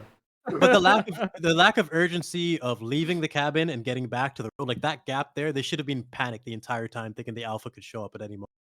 And it doesn't seem That like was it's what there was so until it weird to comes, me was you know? like the building crumbles, which creates a huge amount of noise. The Alpha's already hunting them, and it's like, oh, we got to get back to the causeway when they're pretty she's far already away. freaking And then out. we basically just cut to the causeway. I was like, what? How did that happen? Yeah, exactly. Right. That big gap there is strange. But yeah. So, at the party, the Jamie's retelling the story of heroism, and Spike's awkward about it because he feels like he's being described as much more competent than he actually was. And he says, like, I kept missing. And he says, no, you didn't. You're so humble. You're the giant killer. And He's going to form some very negative opinions about all of this, isn't he? yeah, well, this is another aspect I kind of liked. I was like, yeah, I can totally buy the dad wants to do that, but what's happening without him realizing it is that Spike is like losing his sort of understanding of the dad doing that. Like he sees it as almost like a negative. It's like, why are you lying to everybody? Is this something you do? That he deceives rather than essentially embellishing the story for his benefit, for the benefit of the son, that is. The impression I get, considering the other stuff, is that the dad's doing this to just make Spike feel better and fake it till you make it somewhat, right? He himself is quite proud of him. Well, I saw it more as like beyond just making the kid feel better. It's like sort of mythologizing him in a world where people need sort of hope and heroes. Where it's just like, my son, the giant killer. Like any of you could do the same. I feel like is the message there. Also, and you could maybe add a like layer of it being that it makes him feel better about his own son, like, and having been, training him, being like, yeah, you're actually really fucking awesome, and there's no other truth matters. Yeah. And I don't believe that Spike has never encountered this side of his dad before, of the sort of like, exaggerating, telling like fishing tales, like in that he's not doing it in a mean-spirited, deceptive way. I feel like Spike ought to know his dad better than that. I wonder with that though, because Right. obviously like this is the first time he's been out with his dad. This is the first time that his dad has had any cause to lie about him, as opposed to lie about things that he might not even pick up on the fact are lies, because he's lived this sheltered life as a kid until now. That might be why. Maybe. Yeah, he could be familiar with this side of his dad, but like Platoon said, once it's when you're being lied about and you feel certain about it, it's a lot tougher. If anything, it's just saying a lot about Spike's character. It's also it starts broaching the question, if he's prepared to lie about this, and now I realize that he actually does tell lies, what else is he lying about? Which is going to be very relevant shortly. We just it's not that none of it could possibly work. We just lay it on so thick in such a short amount of time Yeah. that I'm like, no, I feel like you should know and love your dad a bit more than this. I don't know. We'll get to it. Well, Jamie heads out to have some fun with a lady, and Spike heads out because there's too much pressure. He's drank a bit too much, even, like, it's not a lot, but he's 12, so he throws up, and as a result, unfortunately, he spots his dad moving somewhere with this lady, which, there's more reason there than for a lot of things in this movie, but it's still a bit coincidental. It's like you happen to head out the exact moment your dad headed out, and you spotted him at the exact moment. It's like, to make this is going to be important. What happens next? It decides the rest of the film. It's like the most important thing in terms of consequence, I think it's safe to say. Yeah. Yes. He The rest of the movie ends. His father committing hanky-panky, and thus feels betrayed on behalf of his mother, but also probably just the family unit. Boom, boom, boom. I kind of enjoy how you're explaining the obvious reason why he would be upset about this. Well, the thing for me at this point, on behalf of his mom. It's like, yep, probably. I actually found. I wonder if I should bring this up a little bit later, but this to me felt, because I know some people who feel this was already a step too far in the sense of like, no, you're ruining the dad. For me, I was like, I think this is a viable flaw that could make the character pretty interesting. No, I agree. I think this is a little bit of like shades of gray that actually really works, because we saw their relationship earlier in the movie. Like, she, because of her condition, is actually rather hostile and aggressive towards him. And, she might be on death's door for all we know, that he would sort of seek for love and affection other places. Like, that makes sense, and I can totally believe his character would do that, actually. Yeah. Yeah, they set it up really well in that scene. Yeah. So I don't even have an issue with the boy following him out, to be honest. Like whether we did or see it on screen, I can't remember if he noticed it, like if he leaves. What happens is dad goes out with girl, and simultaneously, coincidentally, Spike heads out because he's had too much to drink and vomits, and then he happens to see his dad headed out. Okay, so the fact that he goes out because he's nauseous adds a layer of coincidence to it, where like you could have just had it so the boy sees him going out and is just curious, and then just follows him out to just see what he's doing. Like that, I wouldn't rule that out as like I accept that, where he's just like, what's he doing out there with this woman who's not my mom? I probably would have just had it be that he's keeping his eye on his dad broadly because he's the one that he wants to be near at this time, because he's still dealing with all of what's happened, and then he's just like, oh, he's gone, where is he? And then someone says, oh, I think I saw him head out back, blah, blah. And he's like, oh my god, that's just easy. Or that, in either case, like the fact that he's just going out to see what his dad is doing in that moment in time. Provide reasons for that to happen, rather than they both sort of leave at the same time, and then and then he sees that. Again, I agree. Like having the kid nauseous at the same moment just adds that unnecessary layer of coincidence to it, where it's just like, oh, that's the reason you're outside, and then you just happen to see that. Well, and once again, they don't need to. They have all the components right there to make it work. Just have him suspicious of his dad all night, and this is what I presume follow him out. Fringy might have been alluding to a few hours ago about the gut feeling thing. When you see a writer do that to solve their problem, like, how do we get him out at the same time? It's like, he can be like nauseous from having drank a bit of the alcohol. Perfect. It's like, no, not perfect. And of course, you can go further than that, because it's like, the reality is that the majority of people are probably going to have a pretty positive perception of Craven, up to that point in the film, because all he'd done was be pretty supportive and make a lot of like good decisions and help his son navigate through this world. It's like, what's the easiest way to knock him down? It's like he was cheating on his sick wife. It's like, that'll knock him down instantly in the eyes of basically everybody. Because of course it would. It just feels like, man, okay, like we're just gonna, like, he went for being, it's just like, oh, well now, okay, I see. Now he's gone basically from the writer's perspective. It's like now we can use that to facilitate whatever drama we need. say I agree with that perspective once we get to the next bad payoff. Oh, but, well, yes, because that's one of two things that you can do to make a Yeah. dad character instantly unlikable. This Number one, one like I is said, that this he's cheating one- on his sick wife. I think That's this number one's one. There's number two. defendable for the reasons Cap brought up, being that he's clearly miserable in the relationship. But had we been able to spend more time with the character, considering we have like 2 more minutes of him, and I like the idea that someone in chat might be like, "Oh wow, he dies." You're like, no, No. He's just gone. he just disappears. But you know, Abuse of the pause button, man. Again, like the alpha, except it's a whole character. so. But yeah, we're almost there. So Spike heads home and relieves Sam the Fletcher of watching over. Keep staggering on her name. It's Isla. Isla. That's it. It's because it's Isla, like maybe. no, you're right. It is Isla. It's just like my brain keeps going to Ilsa. I think is what my It's brain spelled keeps trying to do. Isla. Isla. The S is Isla. first, Isla. But yeah, Spike mentions that he thinks his dad's just broadly a liar, which is a jump, I would say. It's like, whoa. And I guess because of the cheating plus the thing, but it's just like, damn. So his perception of his father is now just like shattered, which part of the issue I would say is that, like, I guess all the heroics he did and all the way he's trained his son and prepared him and stuff, that didn't really matter as much to Spike compared to embellishing with tall tales and the cheating. Feels a little imbalanced. The thing is that the cheating feels like that overrides significantly, or at least it should, right? It's like telling tall tales is one thing. You know what I mean? It's like surely that would be the focal point of the anger, is specifically the cheating.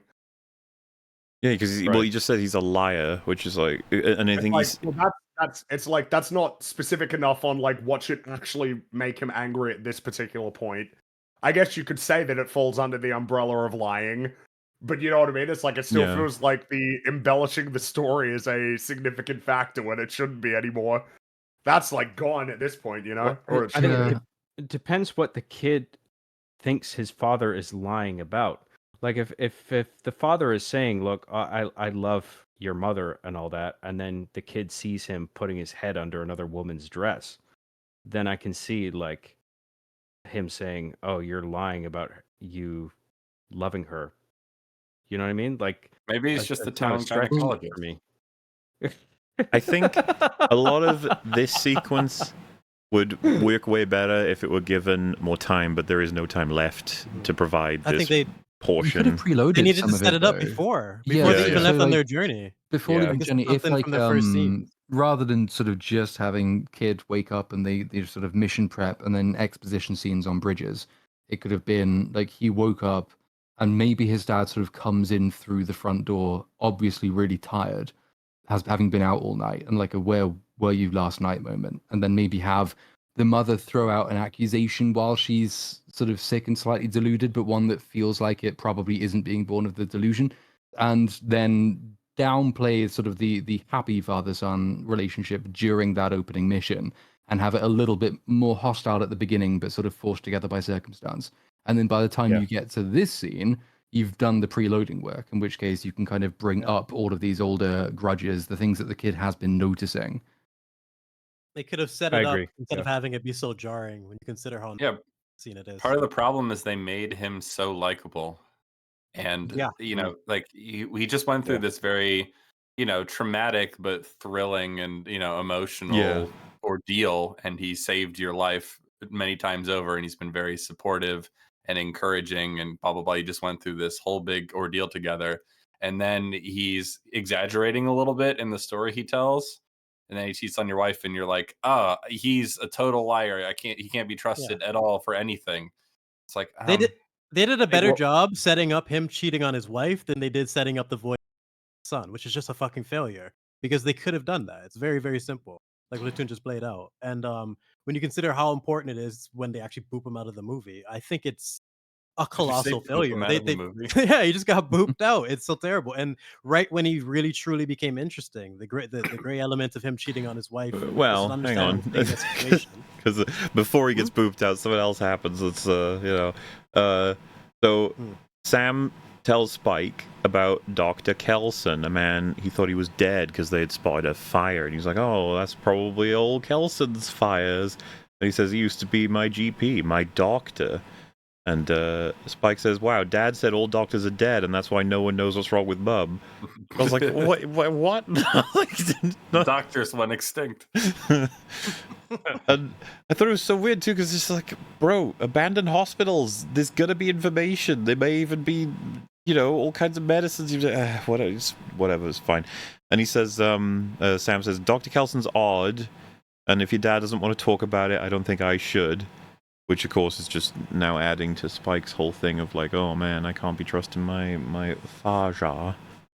So anyway, It does beg the question then what the Fletcher even knows about the doctor, because you would think from that he must know something, and that something must be like more freaky than he waved at us. I think that is it. Unfortunately, that's the freaky story. It's no. No. Yeah. Anyway, Isla wakes up the following morning, asks for some Nurofen from the shops, obviously having her memory screwed on what is available and what's happened. And Jamie comes home.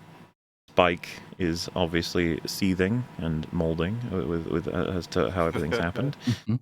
And he says, why didn't you say there was a doctor that could see Mum? And he says, we haven't had a doctor here in forever. Which, again, is the line that I was like, holy shit, that means they did have a doctor at some point. Oh my god. It's just... anyway. And then he just decided that it wasn't a role worthy of fulfilling again. I guess so. And he just didn't have anyone helping him who took over or anything. But that's when we find out about the horrifying, crazy story of Dr. Kelson, the man who had been burning infected bodies, presumably, and waved the crazy. And what's even crazier is that story gets told, and then Spike's response is, do you want Mum to die? And of course, it's just like, what kind of fucking question is that? And then he says, is she dying? I think she's dying, and so do you. If she dies, are you going to be with Rosie? It's like, look, Spike, I know you're 12, but this is kind of rude, bro. Like, you gotta go about this a bit more carefully. And he says something like, imagine what, I think it's a reference to Isla's dad would think of all of this. And so Jamie hits Spike. Big ol' hit to the face. That's number 2. That's the second way to instantly knock the character down. So the cheating, I thought, could have been taken in a very interesting direction, and it could have shown a lot of, like, sort of guilt over it, but simultaneously, this is like, I can't explain it to a fucking 12-year-old, but like, it's, that sort of thing. But instead of that, it has been simplified down to, he is a cheater and he's abusive. Bad dad. And I was like, GG, never mind. So lame.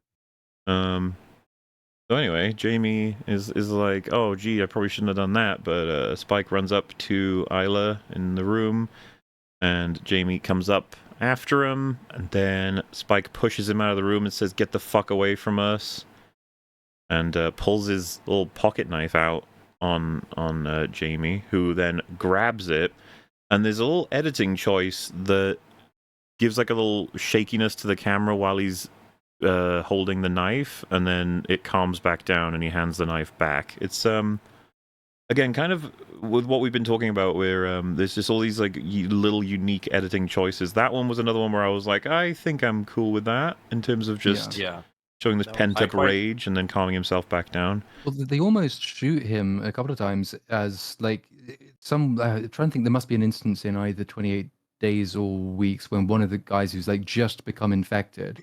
You don't see their face. They're standing back to camera, and you see the fist start shaking, and they almost shoot that as though he were like newly becoming Rage Monster. Obviously, he calms himself down because he isn't a Rage Monster, but it felt sort of evocative of one of the actual Rage zombies, which, if it was a deliberate choice, I quite like, I guess, because, it is supposed to be Rage ultimately that's infected these people. I think it was a deliberate choice, and I think in a better context, it would be a very, very effective scene. Fun fact on how they got that effect is that the fun thing about iPhones is that they're very, very lightweight. So, like, if they're handheld, they're very shaky, and so you need to stabilize them in post. for most shots. But if you don't decide to stabilize it, it just shakes like that Oh, there you go. because it's that lightweight. And so there's a little bit of using the iPhone to do something that a normal camera wouldn't do. I mean, you could do that effect just in post digitally, but I don't know. Well, There's something. nowadays the phones have stabilization software built into them, but Oh yeah, they have to. I because estimate that they're- they probably turned that off and then Yeah, decided exactly. to just handle all that in their Well, they own gave it post to production process. the guy on the crew with Parkinson's. Maybe it was Yeah, that. exactly. Yeah. So yeah, he hands the knife back, and then Spike says, "Just go away." And so Jamie heads downstairs and punches the wall twice, and then walks off. And yeah, it's so weird to watch in retrospect because there's plenty of things we have to talk about and have talked about, but the father up to this point has had plenty of instances of being a character that's very enjoyable to watch for a lot of people, and that's pretty much it. He has another additional maybe 15 seconds at the end of the film, but then he's gone. No more of It's out him. now. We are firmly in the next movie. Yeah, we've switched films now. What a shame. Okay, I kind of understand this better now because I see I see this issue with organic versus schematic, where it's like you want the movie to go a certain way. Like I can understand the infidelity. I can understand the boy approaching the father and then the father feeling like you are encroaching on territory. I'm not comfortable with this. I'm not prepared for this. Like I don't know how to handle this. I don't think he should have hit him. Yeah. I feel like he could have dealt with that in a much more mature way. But instead, it's like what is the most impactful visual signifier? It's like we're going in this direction, and now the boy is going in this direction. It is literally being slapped in the face, right? Where Well, it's the something kid in is a lot just of like, movies. okay, In a you've lot of warded me movies off that- now, and now I'm gonna go my own. Yeah. Sorry, go ahead, Fringy. That's that's just something that happens in a lot of movies. It's like a lot of movies will just be like, "Yep, violence, like sudden violence." That like, I mean, I think you mentioned Spider-Man 3 earlier. I mean, that feels like a clear example of that. It's like that's the too far gone, the too far gone moment. Essentially, it's just so reliably used as the as the way to transition into the next portion of the story. But of course, in this case, it's a character who, up until essentially the prior 5 minutes in the story, was pretty likable, and then it's the 1-2 punch of cheating on his wife and abusive, and then it's like, oh, and now he's gone. We got rid of him, so because we're now moving on to the new story that we want to do.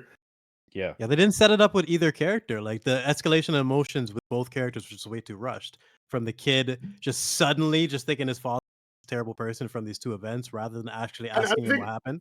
And then the father snapping and smacking him. Like it's just too much. What are you suggesting that like just because throughout the earlier sequences he was likable, that none of this was anything that the character could be or do? And it's like, no, it's not. It's a criticism of the writing because you're just looking at the writer going, oh, this was like the easiest way to get to the next part of the story that you wanted to do, rather than the most creative or most interesting angle that you could take the story in. You were like, how do I solve this problem? Oh, he's a piece of shit. There we go. Sorted. We did not get maximum potential out of this character. Like even if they have that's true, but like future, I refuse to believe that. It's not just. I wouldn't want this categorized as like, oh, they chose to go a direction. I would prefer them choosing to go different directions. Like, no, the characters have to be assassinated soon in order for the story to continue as they want it to, which we're about to get to. But with everything they've given us, a different movie has to take place than the one that we get. Yeah. Did they actually? I mean, on the assassination point, I'm trying to sort of play it out in my head. If we ditch the slapping and ditch the infidelity, and and instead you introduce the knowledge that the mother is dying to basically the beginning of the film. Everybody knows it. Everyone accepts it. The kid has been told that this is happening, and there's nothing that can be done. Then you learn that there is a doctor. He learns there is a doctor. And his dad says, well, you can't see that the doctor is mad and crazy. Invent a better reason for that, but whatever. Isn't that enough? I mean, you could say the kid knows there's a doctor. The kid believes that the wife, the mother was sure to die, but now there is the hope that she won't. And then he leaves anyway. And then like his father is subject to the same trick that he pulls on everybody else to escape without him. Yeah. Yeah, but soon you're highlighting the main pattern of the movie in terms of its issues. All of the major issues have a quick There are fix, faster ways otherwise of I'll forget. achieving it easier, and they Yeah. just don't You choose could them. have. I don't get it. It's a forced moment of drama that's meant to juxtapose with the end of the movie. Like, we'll get there, but it's like when the sun goes, it's like, oh, if only I hadn't have slapped him. Like I slapped him in the face, and now he's gone. And he's thinking about that, and I just don't buy that he would have slapped him. I can understand him feeling angry that the son would go into this psychological territory. Don't go there, dude. Don't go there, please. I Like also he doesn't sorry. want to go there. Like the kid is forcing him to confront his own sort of feelings about his wife and this new woman and whatever. Just doesn't even want to deal with it because he was just having a fun drunken night, after coming back from the mainland where he thought he might die, and he was just having a good time. And now you are forcing me to deal with these real feelings now. Like I get the anger, but I still don't believe that he would have just slapped him. Like I Yeah. feel like he would have dealt with it more maturely than. A conversation there would have been so much more effective, so much more Yeah. for characters. And a big thing for me that I'm not sure if we've mentioned yet, I do not believe that once he realized they were gone, that he would have just sat there the rest of the movie. He would have went No. out and looked for Oh, his, God, yeah. his child Yes, and his wife. It's just, immediately. I do not believe it. I'm like, I was waiting Hey, for we're it. not The there entire yet. movie. I'm like, sorry. We have to do this in order, otherwise we'll end up repeating ourselves hardcore, Yeah, my right? bad. So we're My bad. almost, because this gets my a bit biggest beef. this gets a bit fucking crazy. Spike sets a fire in the Fletcher's workshop in an attempt to draw everyone to it, including the people at the gate, to then leave the island with his mother without being stopped. That's his plan, and it works perfectly. I found this fucking maddening, just watching it play out. So, Yeah. first of all, why the fuck would Spike ever think this is even remotely a viable idea? He nearly died when he had one of the best hunters defending him just now, when he was just out there. And now he wants to take out himself and a mentally fucking insane woman who can't defend herself. They could just die within the first 5 minutes. There's no reason to think otherwise. Yes. Absolutely nuts. Quick thought I had that would have made it more interesting to me. Let's say they come back from this trip, and at first, Spike is rather traumatized by everything, but his dad's big, pumping him up and telling everyone how great he is. Like, what if he actually that sort of went to his head a little bit?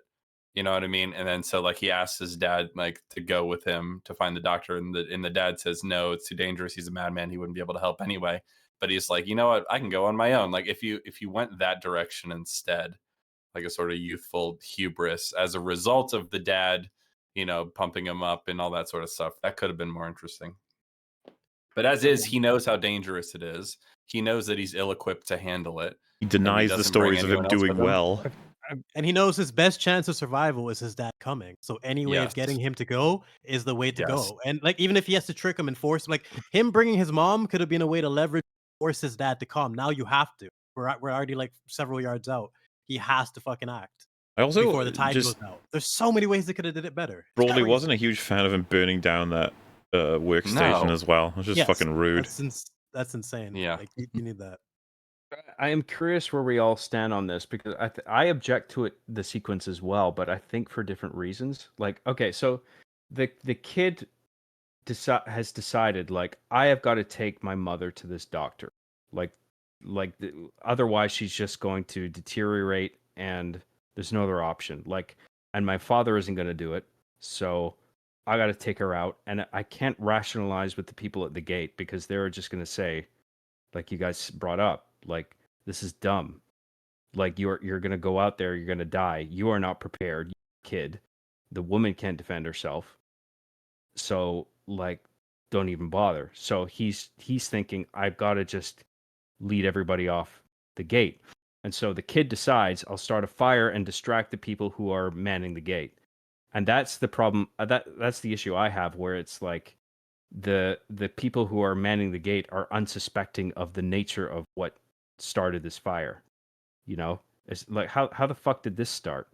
They wouldn't just immediately, I feel like they might suspect the kid right off the bat and just be like, what the fuck happened? Well, they would at least question him. It's what started this fire? Did you see what happened? What on what that is same this? front, I just would have thought the last guy on the last watchtower would have been like, I'm not leaving. The whole fucking place could burn down. I'm not leaving. Like it's my job. I've got to do this. And the fact that the whole village seems to be aware, we just sent another guy's like, they'll sort it out. They don't like whatever it is. It's not going to be all or end all based on my bucket of water. Like they'll be fine. I'm not leaving my watchtower. Yeah.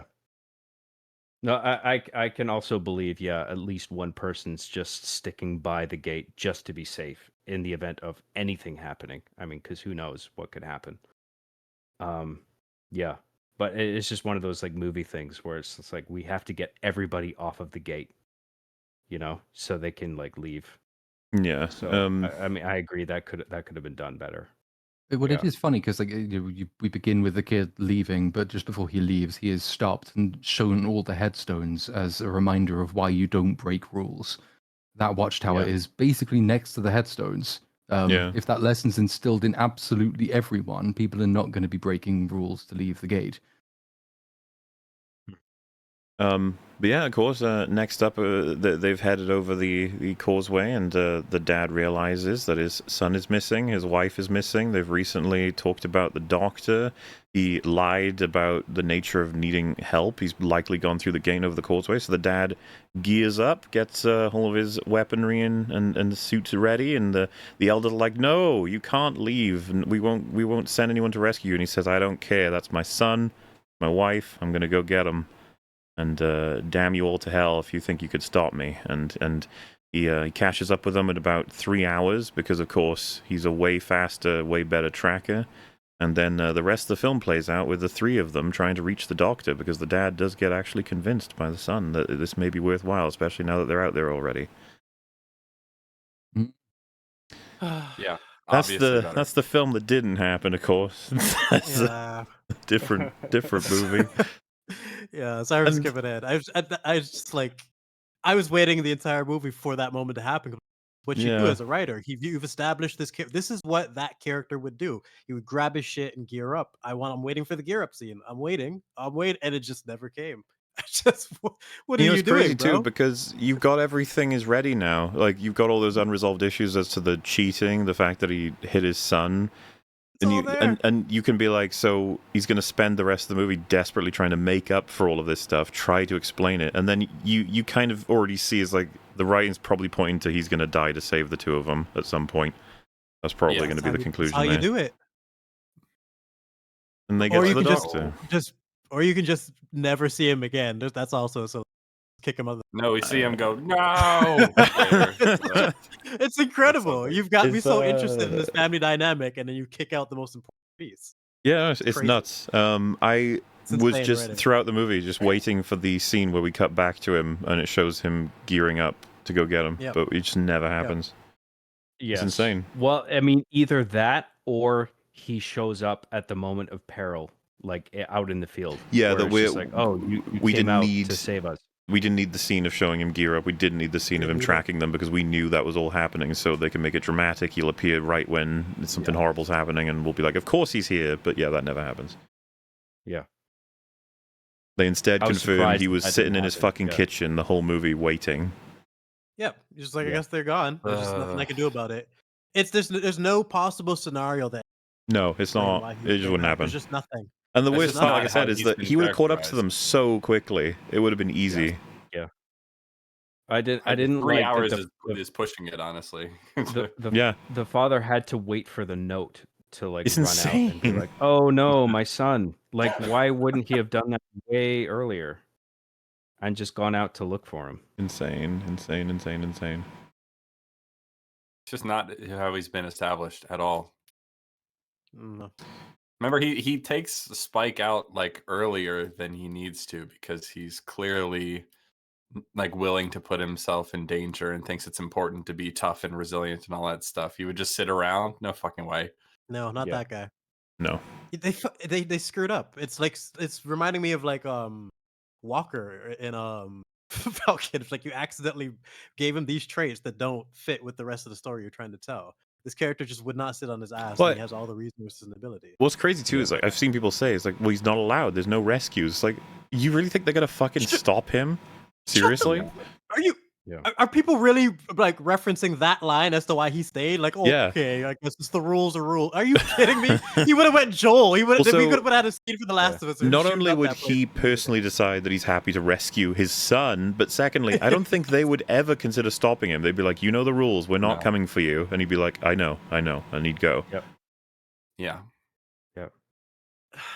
And he knows where he's going. And you know what? Fuck it. Give him like a little partner. Maybe the Sam Fletcher guy. Let him, and then you get the B plot if you want to keep him separated from the son for as long as possible. Can you at least give us a reason to think that he's actually a father? It's just the wave, man. That guy's wave was just too terrifying. Hmm. Jesus A Christ. great point by Crazy. Cap, where like the kid is probably going to go along the route that they have established when they went on their first outing. So Because he's the going to the father will doctor, be like, obviously. His dad's yeah, a you know where tracker. he's They've got a going. woman who's fucking spotty at best. They are leaving a trail, and he would be able to track it easily. Well, I mean, Yeah. obviously, yeah, he could track them, but he knows where they're going. He doesn't even need to be a tracker. That's what they're saying. It's just he knows exactly where they're exactly going. right, In yeah. addition to Well, his tracking. I'm essentially making the He gets them reverse point. instantly. He's got the easy trail, but he's also an amazing tracker. So it's like, Yeah. it's both. donezo. It's both. yeah, well, I mean, it's all of it, right? He's a good tracker. He knows probably where the sun is going to go initially in terms of like a safe path, and he knows their destination. So, like, he's got Better wait so much around. information to work with there. Yeah. It's impossible. I think that's basically what we're establishing. There's just nothing. Yeah. There's just no way. I'll buy it Nonsense. for a second.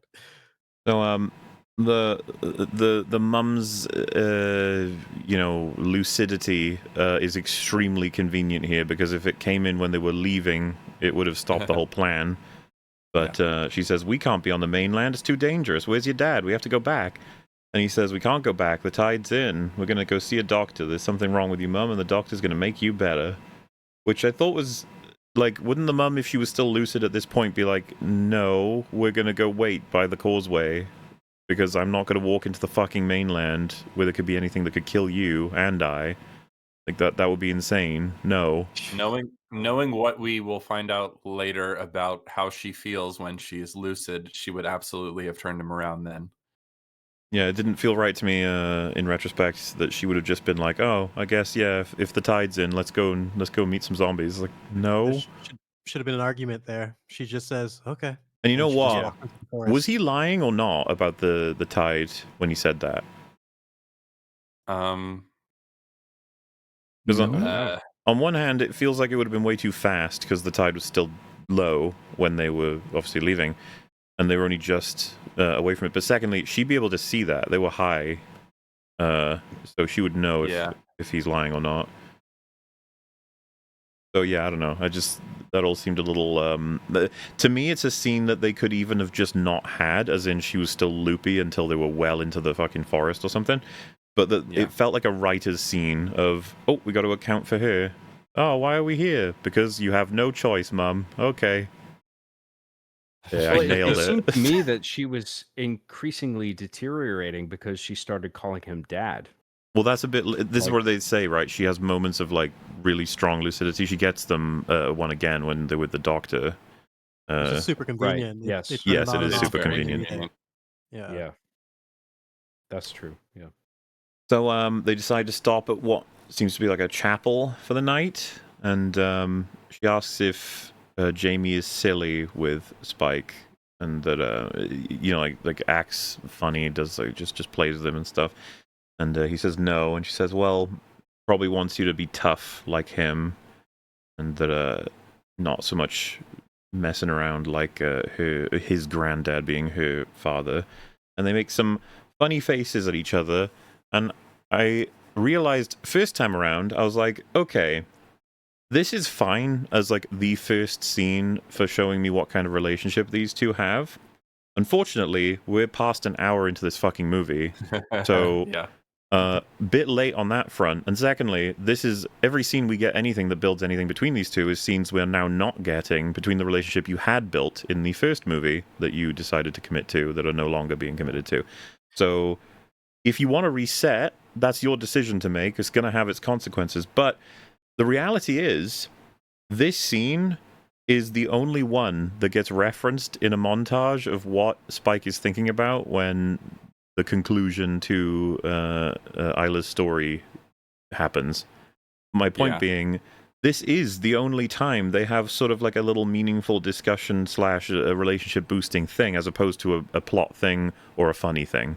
Like most of the rest of their conversations now or interactions are going to be plot related, Eric related, or just something she's wondering about in her own mind that doesn't really mean anything for their relationship. I did on the second watch actually wonder whether they filmed this bit after, like, or almost like they added it in because they needed something for the montage Yeah. and realized they had nothing. That's how I felt about it. The time is not well spent, and if film is a formula or storytelling is a formula, and that you need to make us feel for certain payoffs, and so you have to add in a bunch of prep to do so. This was just, when I was watching the cinema, I was like, "Fuck, dude! Like, where's the dad? All the work we've done for the dad. Where's it going? What was the point of It's it?" Kenobi, like Kenobi and Leia again, where he's thinking about that one. Luke gets Yeah. one little shot, and it's all fucking Leia. I was like, how do you keep screwing this shit up? And why did they make the dad a fucking Chad for the entire movie, and then like slap the last 2%? He's a fucking abusive. It's just This is also just another, admittedly subtle compared to the previous examples, another example of just picking at the dad a little bit more. And it's like, he's probably not even silly with you. Isn't that a shame? He probably wants you to be tough. And it's like, yeah, he wants you to be tough in this world, and you think? At this point, you start to stack it up. He's like, did someone else take over? Did a writer come in to do the rest of the script, and he just hated the dad? He was like, fuck the dad. We're doing other stuff. Well, see, here's the thing. I don't know if anyone else here watched Men by Alex Garland, but it's a I did, yeah. deeply sexist movie towards men. It's like a just dripping in like self-hatred towards men in general. So when this stuff started happening, I was like, oh God, please don't tell me we're gonna go in that direction. And we don't ever really resolve it with the dad, so he could turn out to be like a full-blown villain in the next movie for all we know. But it's just annoying because I liked him at first. It was refreshing how likable and how pleasant their dynamic was in the first movie. Well, and just like Mahler said, there's no dynamic with the mother. She's boring as fuck. Well, and inconsistent in terms of her mental stability. That's kind of what I was getting at with like this being the first scene. If this were in the first 5 minutes of the movie and that we've got plenty left to develop, I was like, oh yeah, sure, but that's not what's going to happen. It's kind of remarkable that they chose to do all of this way. The Spike falls asleep when he's supposed to be on watch, and unfortunately for them, Chungus Crawler is just making his way to a sleeping Spike. Very dramatic, and I don't know, I was just immediately struck by, oh, how inconvenient, and I'm sure he'll get saved the second before the bite is going to commit, because he's nowhere, like, as much as, I'm not saying this is definitively a problem or anything, but no way Spike is dying. That's not happening, so someone will save him. And unfortunately, first time around, I did think there was a chance it would be the dad. I'd be like, he's already caught up to him, that would make some sense. And then I was like, well, wait, Ralph Fiennes is in this movie, probably gonna be him, because it's about time he enters the film. It's a bit late, but hey, we better have him now than never. Which, yeah, that's an appropriate reaction to that statement. And no, he does get saved, but it is not at all what you'd expect. So the Chungus gets real close to him, is about to give him a big old nibble, and it is actually Isla who, we don't find this out straight away, but it doesn't matter. It's so weird. She wraps like the cover they had for the rain around its head and slams it into the wall again and again and again, and it's literally going blah, blah, blah while she's doing it. And then its body's just on the floor, dead, and so she sort of just lies back and sleeps where Spike is sleeping, because he didn't wake up from this fucking commotion. Yeah, she just went back to bed. And so they both wake up in the morning, they both see the body, and they both don't know what happened because she forgot. It's just like, okay. It's even weirder than that because of how they show it. So, like, it's about to get him, and then it just cuts to the morning, and then rewinds back to what happened. As if to imply like, she's remembering how she forgot it. or something. Or something, yeah. It's a highlight of how inconsistent her mental stability is, and the fact that she just turns into like a killing machine at nighttime, and they just, it feels like it's like a part of a different movie. The way they shot it was so strange. Yeah. So this would be an example of an editing choice that I think is just absolutely retarded and is not doing a great job of serving the story. Because we don't do this at any other point in the movie, like jumping around like that, like in the chronology. Like that's just not a thing that happens. So the way it was Very executed was really odd because it seemed to me at the time that the implication was either the father or the doctor is watching over them, and one of them That's what I figured, yeah. dispatched the zombie. Yeah. But, But and nope. then it's just like you realize that the mother did it. I'm just like, why didn't you do that in the Dude. same scene? Why did you have to I was cut just, away to like daytime and then cut back to that and then cut back to daytime? That seems really weird. That would have been a really cool way to take this story if it was the dad that killed it and dragged off the body. They woke up in the morning that we don't know exactly what happened, but we find out the dad caught up to him, but he decided this would be a great opportunity for his son to actually try and do this himself and to let him believe he was doing it himself. And it's only when everything like falls apart that the dad actually comes in. But that he decided, you fucking ran away. All of this could play into the fact that he felt extremely guilty about hitting him, about cheating on his wife, and that he's trying to say, like, you don't actually fundamentally need me, and you've proven that with like having gone on this huge adventure, while simultaneously building their relationship back, maybe in the third act. But the thing is, all of these like speculatory stories, this film's just not interested. The directions it's going in, you're not going to anticipate. It's like That's a payoff for movie 1. We're in movie 2 mode. that's Like, true. They don't give a shit about that. It's crazy. I don't That think I've was ever only 5 minutes experienced ago, anything too. like this. Like, there's Frankenstein movies like like Rise of Skywalker. Yeah. I can't think of a movie that just splits in half like this. Where I'm like, what? How do you just Well, so you forget about all the other things that you just said?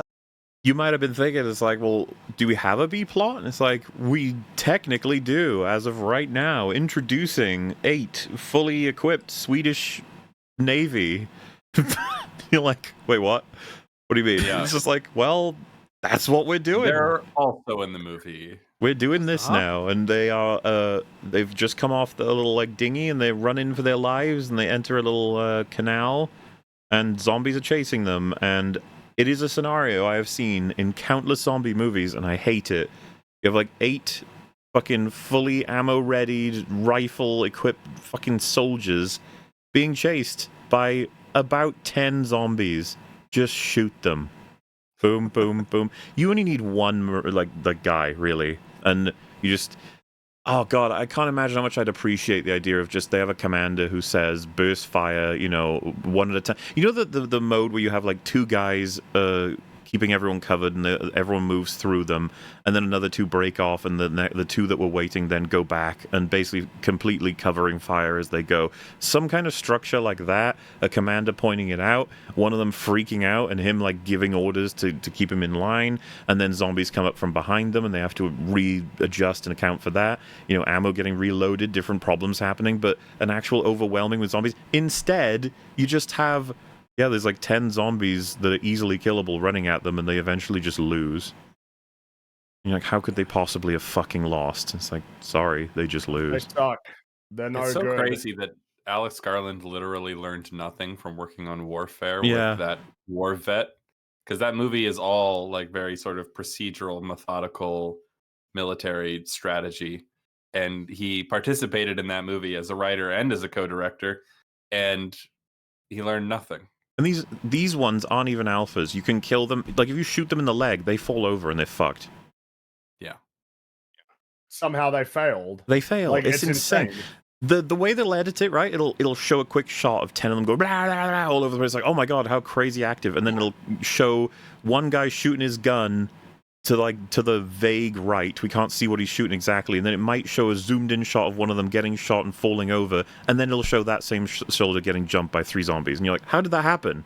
How is this fucking possible? And you're just like, we're not going to justify that. Shut up.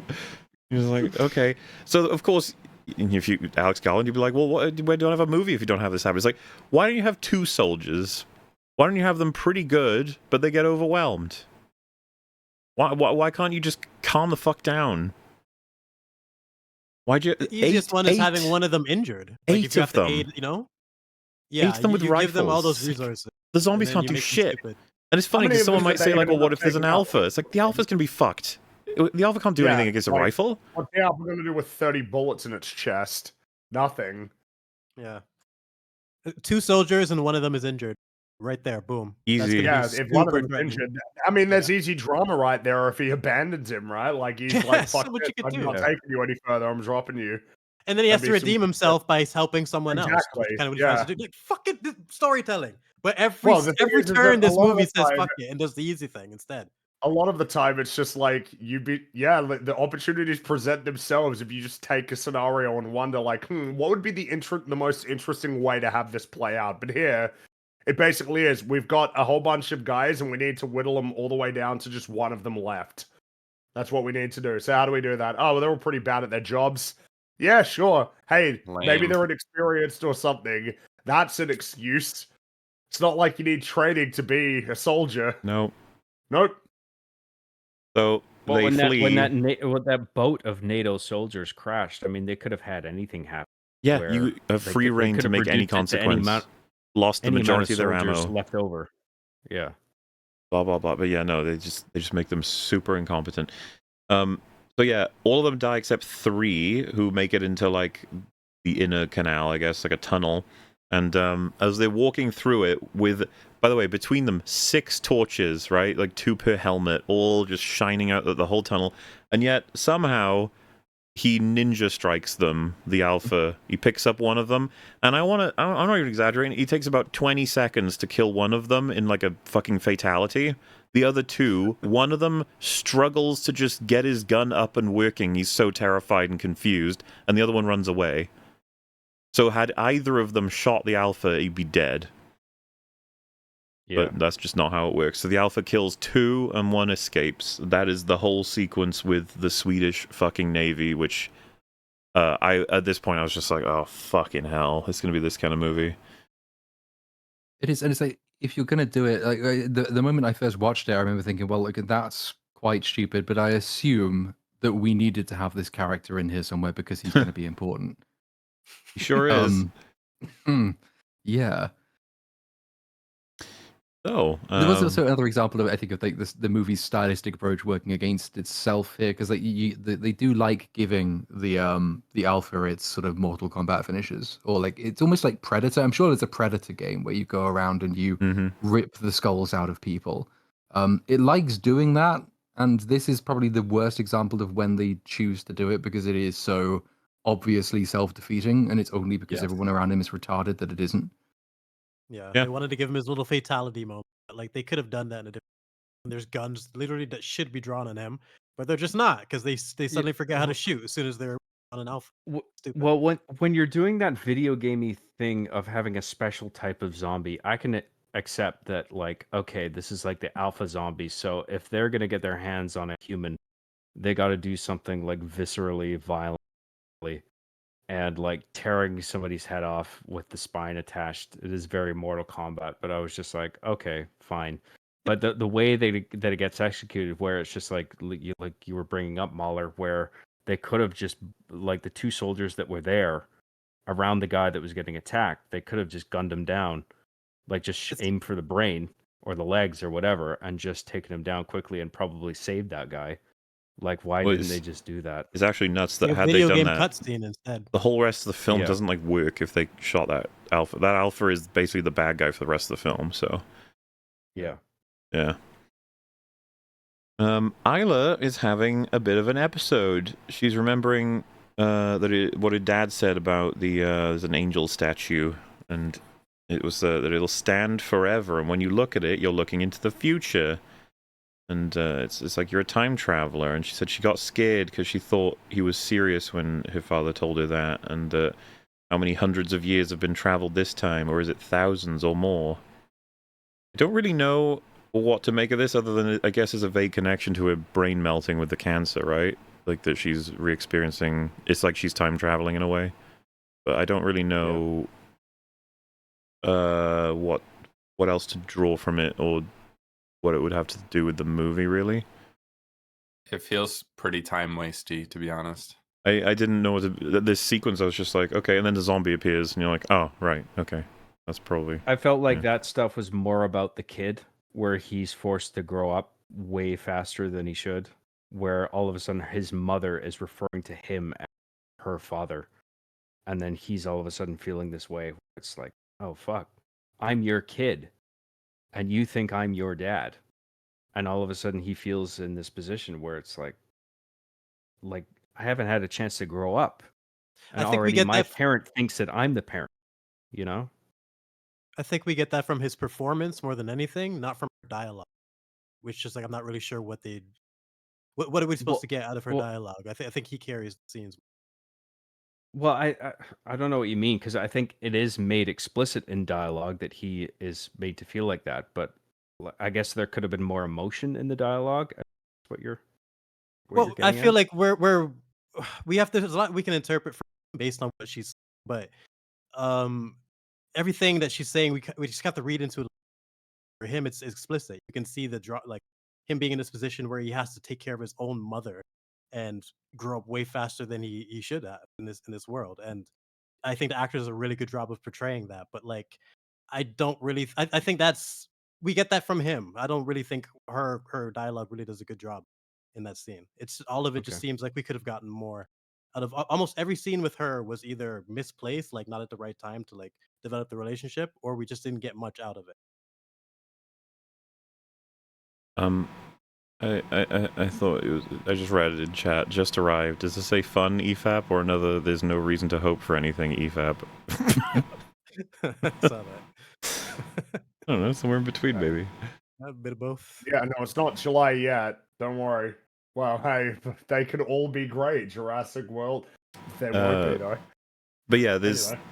there's the one zombie that suddenly appears, and it's the one that a lot of people thought was actually Cillian Murphy from the trailer, which apparently I read this somewhere. I think it was like the makeup designer or the actual actor, but someone warned Danny Boyle about that zombie very much likely looking like people would think it was Cillian Murphy, and he said that's nonsense. And he said he has since eaten his words because it became like a craze of people assuming that was him. And That's pretty funny. It must be pretty horrible to be Cillian Murphy, though, right? It's like, yeah, that Not you look very like flattering. a zombie. But yes, that zombie appears, it's killed, and that sets off a whole bunch more zombies, and it's very just, instant zombies just add water sort of shit. I don't like it very much. It's very boring. It's just like, we got to make something happen. There are zombies. Fuck you. And it's like, okay, cool. That's fantastic. And so they're running, and luckily, obviously, Isla's brain melty has stopped, because if it was still going, she'd be dead. But we're luckily moving past that now. She's very competently sprinting to a local fast food restaurant where they're going to try and take cover. Unfortunately for them, it is filled with gas, specifically benzene, from the many years of being abandoned. So when they go in, they struggle to breathe. But that simultaneously seems to affect the zombies that are chasing them, and so it's a big old chaotic wibbly-wobble around in there until they start to, there's a point where Spike is actually trying to fend off a zombie with his fucking pocket knife, and I just couldn't help but see that and be like, man, you should have anything. I would prefer a kitchen knife. A butter knife, honestly, it would be longer. Give you a bit more range. But, they look up, and a hatch opens, and lo and behold, it is the remaining Swedish member of the Navy, and he says, "Get down," and shoots some of the zombies, which sparks and activates the gas, which burns the entire building, wipes out all the zombies, and our two heroes are safe, and they team up with the Swedishman. Many people consider this the part of the film that jumps the shark. You could choose a different section if you wanted to, but absolute insanity. Yeah. First of all, just more of a nitpick. The gas looked like shit to me. Did it feel like that for anyone else? Really bad. It looked really Yeah. stupid. Like cartoony. I It I looked didn't like stupid. that whole action scene felt a little like poorly edited and executed, where it was just like it just felt like a blur of shots until it was done. Yeah. Like, yeah, I wasn't happy. Of course, with it. this is profoundly convenient, but we probably In don't every need to possible explain way. why. Yeah. It may as well. What's he That's doing? what we do. Convenient Swedish man, convenient bullets, convenient explosion that doesn't go down and cook I them know. too. Magic fire. Like what the Blows hell up the was entire that? building, whole but luckily scene doesn't affect them at all. And then, of course, doesn't just skate them. so you want me to believe that Swedishman happened, like all of this put him in the exact location he needs to be. Then he came up to a fast food restaurant, would likely have tried to get inside, realized it was filled with gas, and decided, you know what, I will sit on the roof. Like, really? And then he just happened to hear like people running and was like, "Oh, look!" And then saw zombies coming and decided, "I won't shoot them when they're easily targetable. I will instead wait for everyone to get inside the building so that I can shoot it and it'll explode." Huh? Did he know it was going to explode? Either way. I have to imagine that he couldn't have gotten on that roof without checking the building. Yeah. Yeah. So he has a line of dialogue after the fact, like explaining why it exploded, which kind of makes you think he did know it was going to explode. But then when Yeah. he does shoot in and the fire goes off, he acts kind of, oh shit. So maybe he acts like he didn't know, but then he explains as though he did. Whatever's convenient to the second of writing is the truth. Especially can given switch. like what we learn about his character. Like he joined the Navy because like effectively he was bored. Yep. Really great He's not stuff. exactly an expert in chemistry or physics, and so like I'm not convinced he would have known how and why it would blow up, but he had to for that part of the movie. It's all just so unnecessary, too. Yep. It's all garbage. Just for a character that What are shouldn't we even be there. gaining from this? Nothing. It's some We could've strange just- comic relief that this movie did not get anything from, in my opinion. I thought he was going to be way more significant than that, and you just all this plot convenience for a character that's just. My problems with it are more with the editing. I mean, I don't know how gas or fumes behaves in the interior, but I can kind of buy that they're like if you stay on like the base level, like the flame or whatever will just like the ignition will be on all the gas that rises up to the top of the room, and then all of that burns up, and then you'll be okay if you just like lay flat. Like I was okay with that, but maybe that's not how it works. Honestly, like, did you guys object to it? I didn't buy it because the whole building would just fucking blow up. There's no way. The idea that it would manage to escape just enough that there's like a filter of clean, explosionless, consequenceless space at the bottom, I don't really buy. I think that the whole building would go up. Like, okay, it's so condensed. The gas would be throughout and in everything. All the machinery would explode. The shrapnel would be fucking insane. Like, there's just no chance that they're getting out of that unscathed. Let alone, I don't even think they'd be alive. I don't buy it. It's more like even having to ask the questions is the problem that the movie has, because like we didn't actually need this particular set piece. It doesn't really achieve much except being high octane. When you do it, then of course you start asking. I'm sure I've seen movies where something similar has played out in a similar way. You lie underneath the explosion. I can't think of one, but I know I have seen it.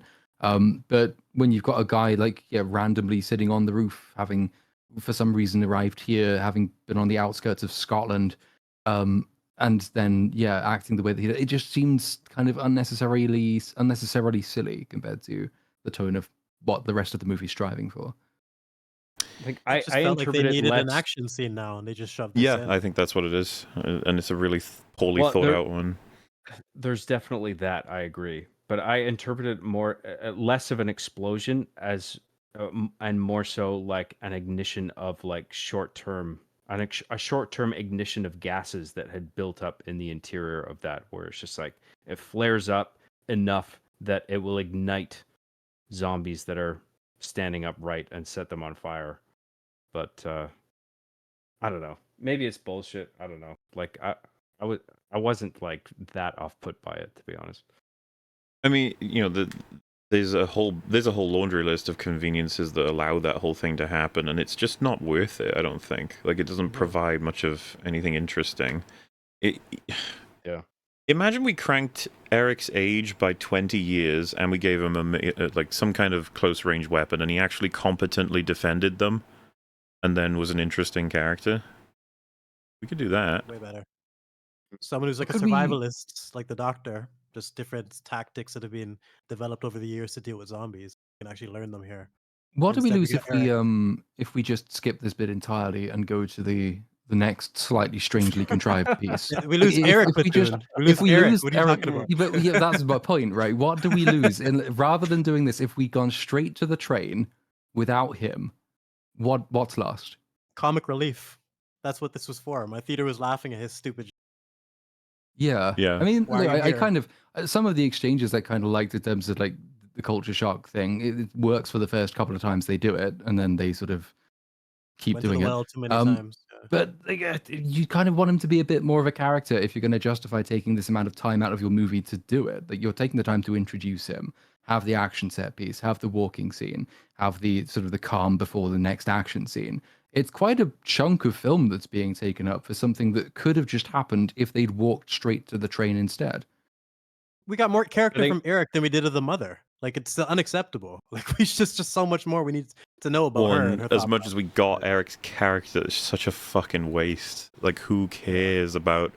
Well, you know what? Jumping a little bit ahead. We're almost there, because I was going to say, me picking on some of the weaker uses of dialogue as we've gone through, I think it now should be illustrated just how much of a problem it is, because we're running out of time now. Every scene that happens and every line that goes through, if it's not a good one that tells you a lot of meaningful stuff, it's probably a waste. And we have, you know, we got to do this pragmatically. It's like, hello, I'm Spike, and this is my mum. I'm Eric. I'm taking her to a doctor. Okay, so what happens now? Did more infected come? You live on this island, don't you? They're going to come and rip our heads off. He's like, where are you from? Sweden.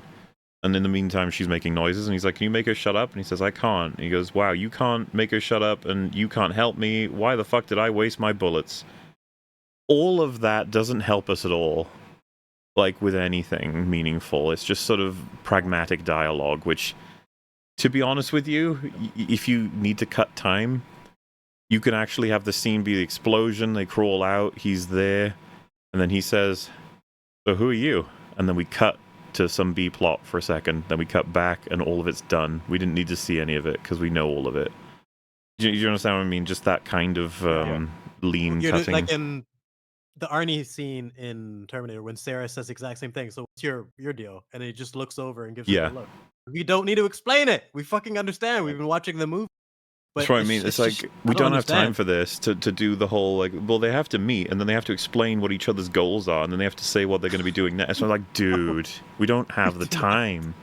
Yeah. I was expecting 1, maybe 2 lulls in action, but like if you're gonna do that, you want to spend that time developing character in a substantial way. Like they did Like in the first movie. in the first right. Yep. And 28 Days Later, I mean, there was one where after they meet Frank and his daughter, there is a stretch where, I mean, that there is that little bit of peril in the tunnel, but other than that, there's a stretch where it's just like no zombies, doing character stuff. The And grocery then store the thing with scene. Frank happens. Right, yeah. There's like that was a bit of a comedic relief moment in that movie, Mhm. yeah. The whiskey in scene 20 with Frank is my favorite moment with him, and it's only because those scenes are so believable. How did they not learn Yeah. from that? Right, the merits of a particular malt of whiskey, like he's Yeah. taking the time to say that to Jim. I miss And Frank. it's Yes. Like this is good stuff. I love this. I love that scene, and they just learned nothing from what made that movie so effective. They just know the zombie. That's it. Or still in regard to lulls, in regard to 28 weeks, it's like as soon as when we enter the quarantine area, it's like, okay, I'm not expecting zombies for quite a while here because I get what we're doing here. We're establishing like this is a safe place, and then eventually everything's gonna go to shit, right? And so the way they sort of did jump scares and shit throughout that was like they would occasionally do like little cutaways to like previous films and shit, or previous parts of the same film, like from the opening segment, Mhm. where it's just like rawr, like when somebody is recounting a thing that happened. So like in this film, I was expecting like there's going to be a stretch here where a lot of not zombie stuff is happening, where it's just character stuff, but it felt like in here it wasn't quite substantial enough. I didn't mind the character of the Swedish soldier guy, but I I think felt like it was deliberately a bit of an inversion in contrast with what was established in the previous 2 films, where, you know, at the end of the first film, the soldiers were like, oh, like this is a safe zone, but you realize that there are a bunch of lads, as the British would put it, you know, where it's just like, are we really safe with these guys? And then it's, they're not so great after all. And then in the second film, it's just like, oh, this military, like these guys, like they're saying they're our friend, but you know, when things get out of control, they'll shoot us just like any other zombie, even if you're not even infected yet. And now it's just like, here's a soldier again, but this time he's like, you know, he's sort of like he's a friend to them. I mean, up until the very end, but then, I mean, we'll get to that. Like he's I think he's mostly like an ally to them. So this is until part of the very last issue. moment. The fact that the best we can probably say about him is, yeah, I didn't mind him. It's like, Yeah. damn, because he's going to be taking Yeah. up a whole set of sequences now that aren't going to the mum and are all not going to the dad, which is, Yeah. it's just like, what are you doing? We haven't got time for this. And it's like, yeah, but he's tolerable. It's like, okay. Yes. we There's, need there's one gag. There could have been or a lot joke. more thematic substance there. I agree. Yeah. Yeah, If you're gonna I mean- use all that screen time for something more, like, respectable. It's also kind of not interesting worth to it, compare but there him. was a particularly funny joke that I was like, oh, okay, that's really funny. But it's not worth it for I think I everything know the else. one you mean. I did enjoy it, but it's might be worth comparing him to Jeremy Renner's character in 28 Weeks because there's kind of a similar role being played in the sense of, trained army dude appears to help main characters, suffers unfortunate tragic end. But as much as like 28 Weeks gets chat on, I think deservedly, it did that character type better in the sense that Jeremy Renner's character is a character, as opposed to an excuse for a couple of vaguely funny lines. And if you're gonna do it, then at least do the thing that worked in the previous film. Otherwise, do you need to? Is it a really, really good use of your time? Could we be achieving this better or more quickly, or giving the time to somebody else? All of the answers to those questions are yes, I think. I found it too jarring of a tonal change, and the idea that we're just trying to shove in jokes. I think some of the horror scenes at the beginning of the movie were really effective. The night shots Mahler was referencing and the initial shots of the alpha. There's a lot of things that were working. And the idea that this was prioritized for this amount of time when we're pretty much just getting like punchlines from this. It's this bizarre, It was such a frustrating scene for me. bizarre feeling of, when are we getting back to the movie? I feel like we're on It's pause. filler. It was comedy filler, and I'm surrounded by. Well, and probably better and I'm off so frustrated watching it. start. We'll give some examples of it so that we can talk about them. So the first, I guess, joke would be when Spike puts a coat on, or like an additional layer on to Isla, and she says, "Thank you, Daddy," and it cuts to like Eric, and he says, "Jesus Christ, can this get any more fucked up?" And I think that's supposed to be like a doing a little Swedish accent there. Hmm? It sounded like you were doing a little Swedish accent there, just a little bit. Yeah, he's Swedish.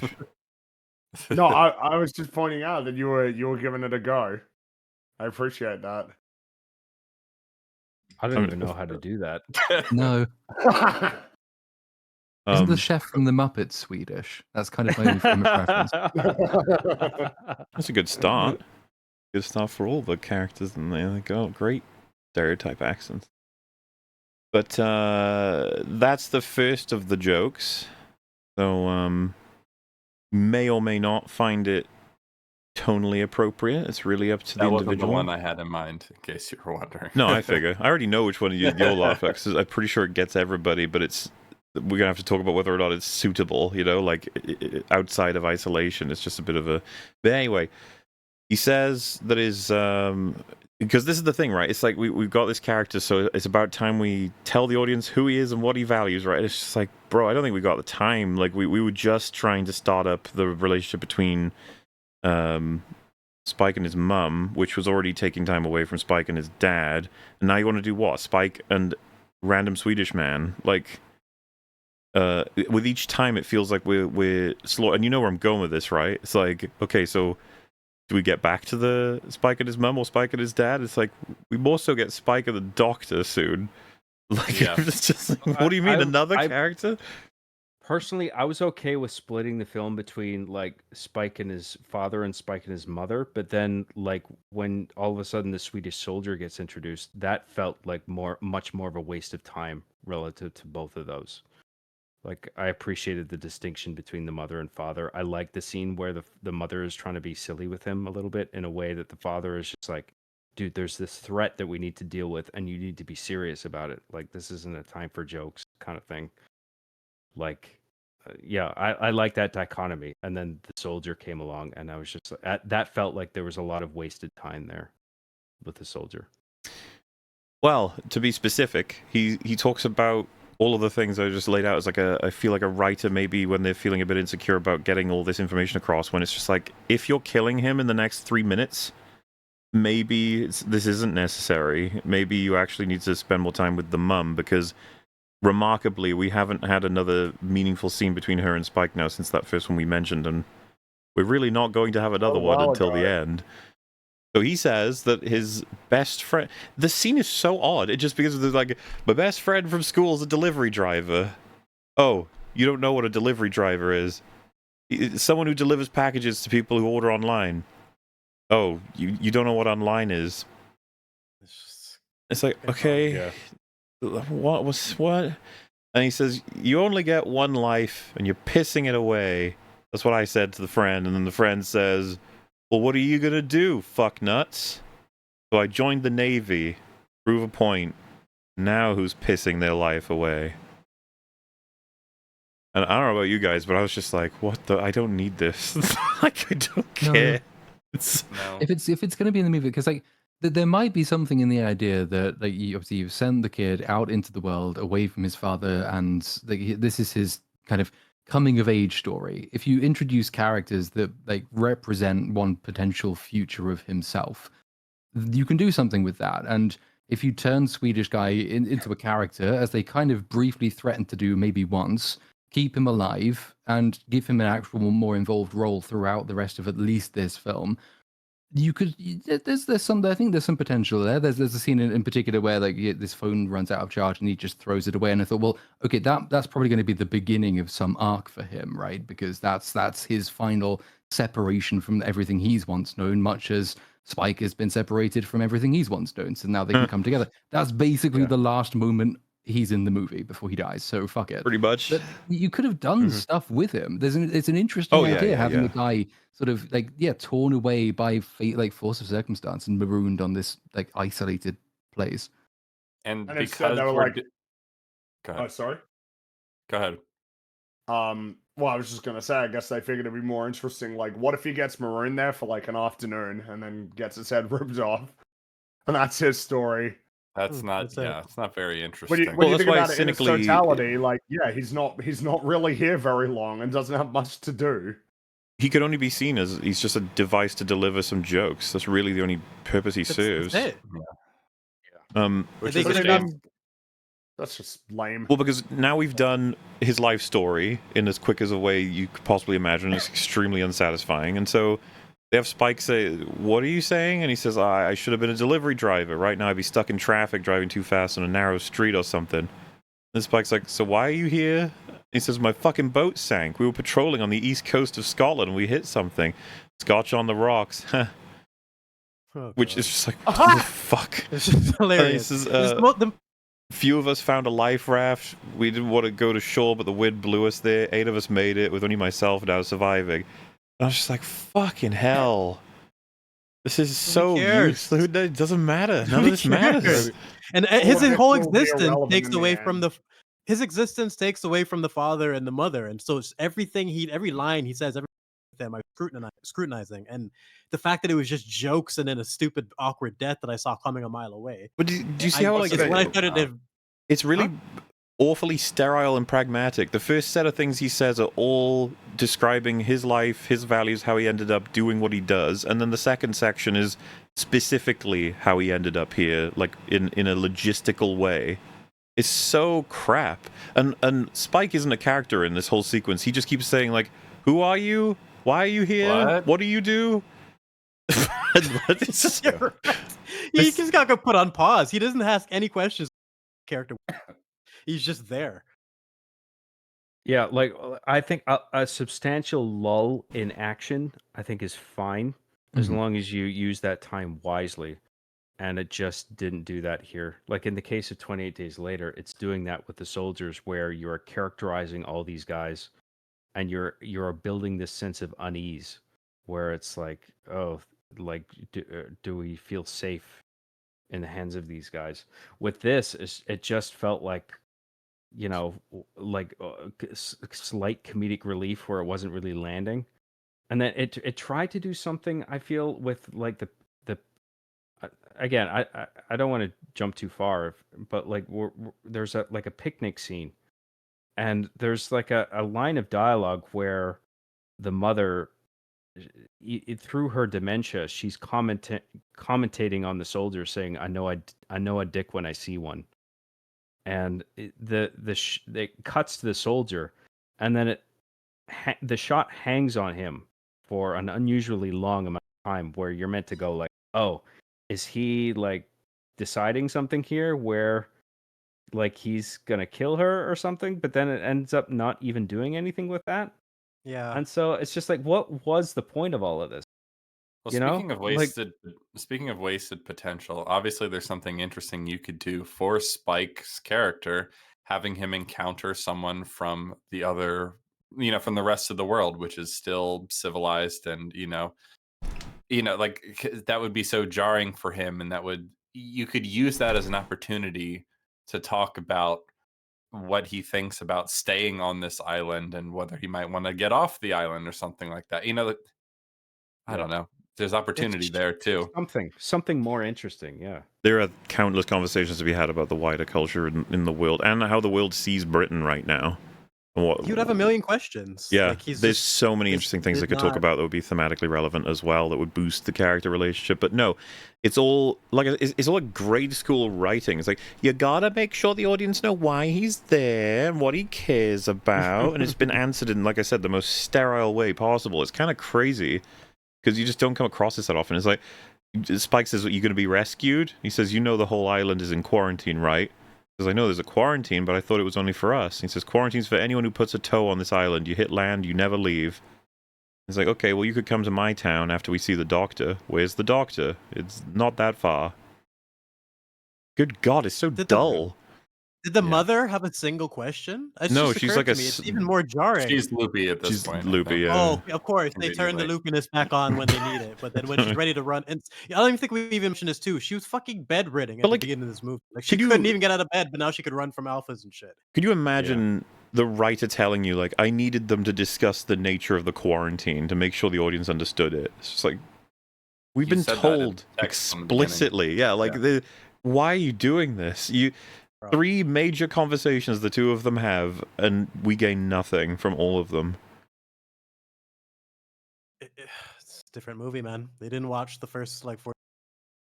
It's just all the things they've already set Just up. waiting for anything to happen, and it's like, next scene, they sit and eat some apples. Like, okay, what else we got? You must really like apples. You must really you like them apples. It's just like, fucking, like, what? Yeah, it seemed like it was written specifically for a stretch where like there are no zombies, so let's just fill this space up with dialogue about stuff and shit.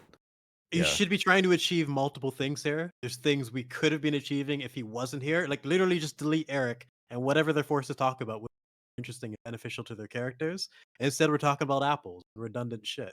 It's there strictly for comic relief, and it's terrible. I think that scene's gonna age really, really back at it. I don't even mind the jokes. Like, if you want to make a joke about the apples and then Scotch and the rocks, like, fine, whatever. But like in between, you got to put in something of thematic substance there, and there's just really nothing. And it's just opportunity like, this is costs. what happened to me. My boat crashed, and now I'm here, and now I wasted bullets on you guys, and I'm pissed off. But you guys are kind of cool. There's like half an hour of movie left. That's all it is. It's crazy. You can't put our main characters on pause just so we can have his like dialogue. Like, Doing his like fucking you said, stand-up. Spike was not a character at all. Isa, whatever her fuck her name is just floating around in Dreamland. It's such a waste of time from a character perspective. It's frustrating. Oh, yeah, he says he's got 1% left in his phone, and Spike's like, "What's that?" And he says, "Soon it's a brick, but for a few more moments, it's like a radio with photos. Do you have radios or photos?" And Spike says, "Some people have old photos." And of course, this just brings up the whole conversation about communication in nature with Britain, but whatever, we've talked about that. And then, just... Again, just this is what it's like, a phone. Can you imagine explaining what that can do with the Spike, who's would never have had any reason to know what that thing does? And you could have given it a bit more battery to show him something kind of crazy or cool, a video from the outside world, to show him just the average party or a day where things are fully functioning out in the world and how happy and crazy everything is, like fireworks or anything through the phone, and to the point where Spike can be like, this is like real, like this is, how does this work, like what is this, and it just anything to make character moments happen. Give the phone 2% battery instead of 1%, Yeah. and just Yeah. allow for that extra little bit of like, here's a video or something. Well, why is it on Anything. 1%? They crashed last night, didn't they? And what they chose to use that Yeah. 1% on is fucking ridiculous. Their joke. This stupid thing Yeah. about his girlfriend and her face. Like, I just. Which I think that's the joke that's gotten the best like result, right? This is my ex-fiance, what's wrong with her face? She's gorgeous, what's joke. wrong with you? It's like, oh, I know what's wrong, she's allergic to shellfish. Yeah. And it's Why is it here though? Yeah. that was my take on it. I thought it was funny, and the people in my cinema definitely thought it was funny, but I was immediately like, what are we doing? Like, Why? Where's the dad? Where are you? Well, ultimately lacks I substance, like but I the agree joke. it was It's amusing. fun. Yeah. This is the thing. We all agree, like really well constructed joke, delivery, everything. Just why here? Why now? Why is this think character here only for jokes? what It's just- John said was right. If this were Huh? the exact same, but it was surrounded by really good character and theme shit, I'd probably be fine with it. Yes. But like in The and joke of in isolation itself, is a good joke. yeah. But the phone runs out of battery and he tosses it, which I guess would only have thematic value, because I thought to myself, I was like, I guess he didn't bring a charger, but would you just toss it? I don't know. We don't know. You could find it. What if? Yeah. You know what I mean? It's just like don't lock out the full potential of ever getting battery back in that thing, dude. I didn't like him throwing the phone away. I would have just put it back in my pocket. I mean, because who knows when you can charge it back up again. I mean, you might have He's enough not in the over movie. encumbered or anything. Yeah. Yeah. Zero reason to throw it. So He knows yeah, he's gonna die in the next scene. That's why he did it. that's the thing, right? Pretty Right, much, yeah. man. He's just like, Yeah, fuck it, pretty I'm much, dead yeah. anyway. Just toss it. Yeah. So he's like, why did she call you dad? I know there's inbreeding, but this seems unlikely. Again, it's like the fourth joke sort of thing, which you can do. It's just... And so Spike says, it wasn't always like this. And then she says, who wasn't always like this? And we just have the back and forth, and then she realizes that Eric is even there and says, who are you? He says, I'm Eric. That's your father, Spike. He's being silly. He's being a dick. He saved our lives. I know a dick when I see one. And you just find yourself being like, man, is that just to foreshadow the fact that he's going to get killed because he threatens to shoot them? Is that all that is? We don't have the time. It might be. But that's that. And you know, John mentioned earlier, it's like it doesn't feel like that went anywhere more specific. It's just like, I guess that's it. It's just supposed to tie in with that. But all that time, and it's like the best you get is maybe a smile, a chuckle about whatever, but we're having the character work, man. Why does it feel like this is just randomly, you know, pumped in air to get us through the time code? Yeah. Because the next conversation is at least information, but we kind of talked about it. It's just, why do they get so huge? Well, for some, the infection works like steroids, at least for the alphas. He says, you make them sound like stockbrokers, like crazy fucking Viking warriors. You know, I'm actually a Viking. Maybe if I'm infected, I'll turn into an alpha. It's just like, okay. Huh? Uh, It's I not thought even that foreshadowing. stockbroker thing was a little weird to shove in. I didn't really get the stockbroker thing. I understand like the idea of like, the virus sort of amplifying, you know, people, but I always thought like, if you know, in the determination of who is an alpha zombie, I would think like it's people who are already like tall, muscular guys who get the virus and then they become the alphas.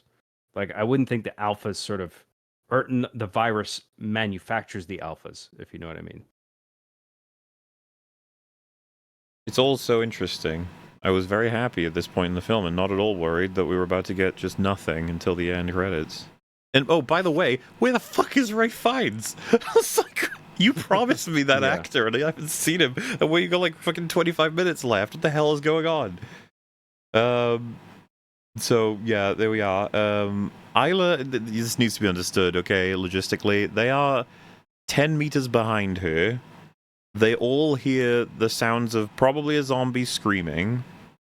And somehow we then get to a point where she is right next to a zombie, and Eric and Spike are like not even close to her. They're really far away, further away from her than they were to begin with. When It's she's so cheap. God. It's It's- so lazy. fucking It's again baffling. Kenobi and Leia again, where he just gets he's right next to her and they keep pulling him back. The fact that they got so separated when Spike wouldn't take an eye off of his mother if he's willing to go No, this far. he'd be- but he'd they be just with her. completely put them on Yeah. pause. It's so He hasn't taken stupid. an alpha, but like, if he's going to, you need to give him a solid reason to, which is Yes. what we could have used, for example, the phone for. Like, he could have been shown being so fascinated by this vision of a world outside the island That she he's known wandered that off. he lost track of reality for a bit. Yeah, Yeah. she wandered off. He looks up. He gets incredibly guilty. Runs after her. If you're going to do this beat, that's probably how you would do it. Quick, easy fix. Well, since when did they Look at establish that. that she would be drawn toward the sounds of a zombie screaming? They never have. She's But she aware has vaguely been- of the zombie threat, right? She knows about the mainland and the causeway and all Yeah, that but stuff. she's so- got Well, wacky does she at this brain moment? Well, so injuries. I was gonna say that the only explanation is she's fucking lost it, and you're like, oh, great, that's what we're gonna do for everything for this Yeah. character. It's such a shitty plot device. Like you just get her. I hated everything about that character. And Have things you like this. considered I that love. maybe she just sensed a fellow woman in need? I have heard. Yes! I've not only heard this interpretation, I've seen it on several video reviews from people. Okay, so chat, if you've not seen this film and been following along this discussion, you're not ready for what's about to happen. Trap herself in, man. Isla enters a train and gets toward this zombie that's making the noises.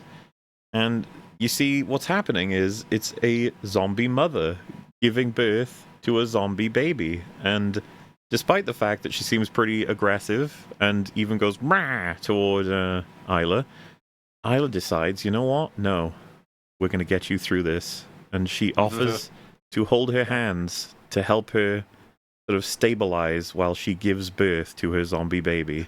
Everything should I not just have said done that. is true. I am not embellishing Palm- anything. palm to palm, like sisters. And Like, I've seen they did people everything say except the headbutt. the point of the. I haven't seen the director or the writer say this, but I've seen many reviewers say the point of this is all about motherhood and sisterhood, and that despite these horrifying circumstances, there is like there's this female energy that can bind women in the moments of great pain and stress, where they can help Yeah. each other. They Uh, synchronized. That's the argument. Infused. It's stronger So, than the rage virus. Oh Where my I God. said bit of a shark jump in the restaurant, this was the main one that I think cut off most people from watching this film anymore. Like engaging with it. It was Yeah. just like, what? It's this- a joke.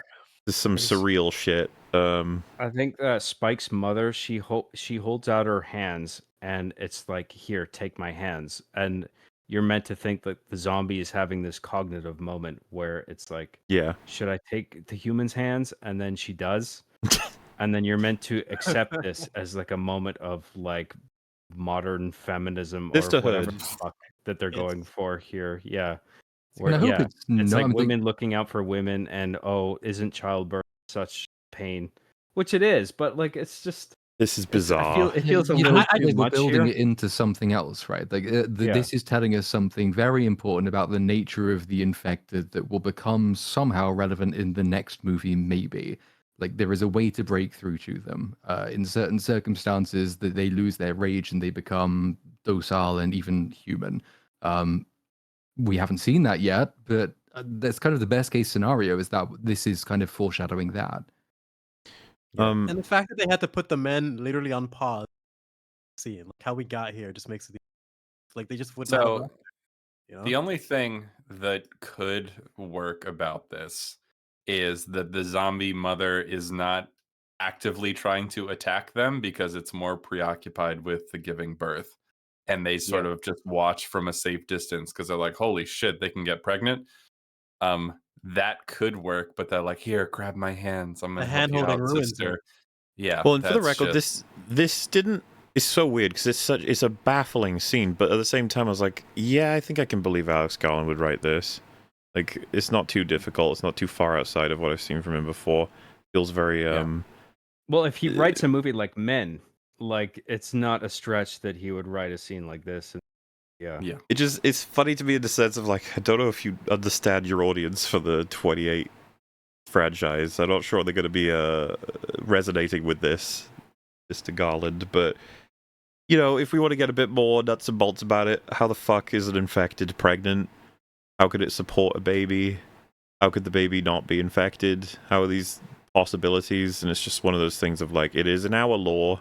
Like, okay, but you said, right, a blood transfusion would never have worked because a drop of blood would have fully infect you, and yet a baby that is essentially born of your bloodline is completely immune to it. And then the answer to that is, well, we have a line about the placenta, so get fucked, loser. Like, Yeah. I don't agree. I don't believe you. No. No. Just crazy nonsense. The question I have as well for all of you is just: was she infected before or after she was pregnant? That's the only thing I was thinking that could have saved it. If it kind of like did while she was pregnant, kind of like The Last of Us. But Well, it this still doesn't doesn't work. Oh well, wait. The Last of Us one works a little bit better because it's like giving That's the birth one. the moment that she's bitten, right? Yeah. While Yeah. this, she's been pregnant and infected for a while. My guess Yeah. is that she was pregnant after infected as well. That the alpha is the father. They breed and Yeah. reproduce.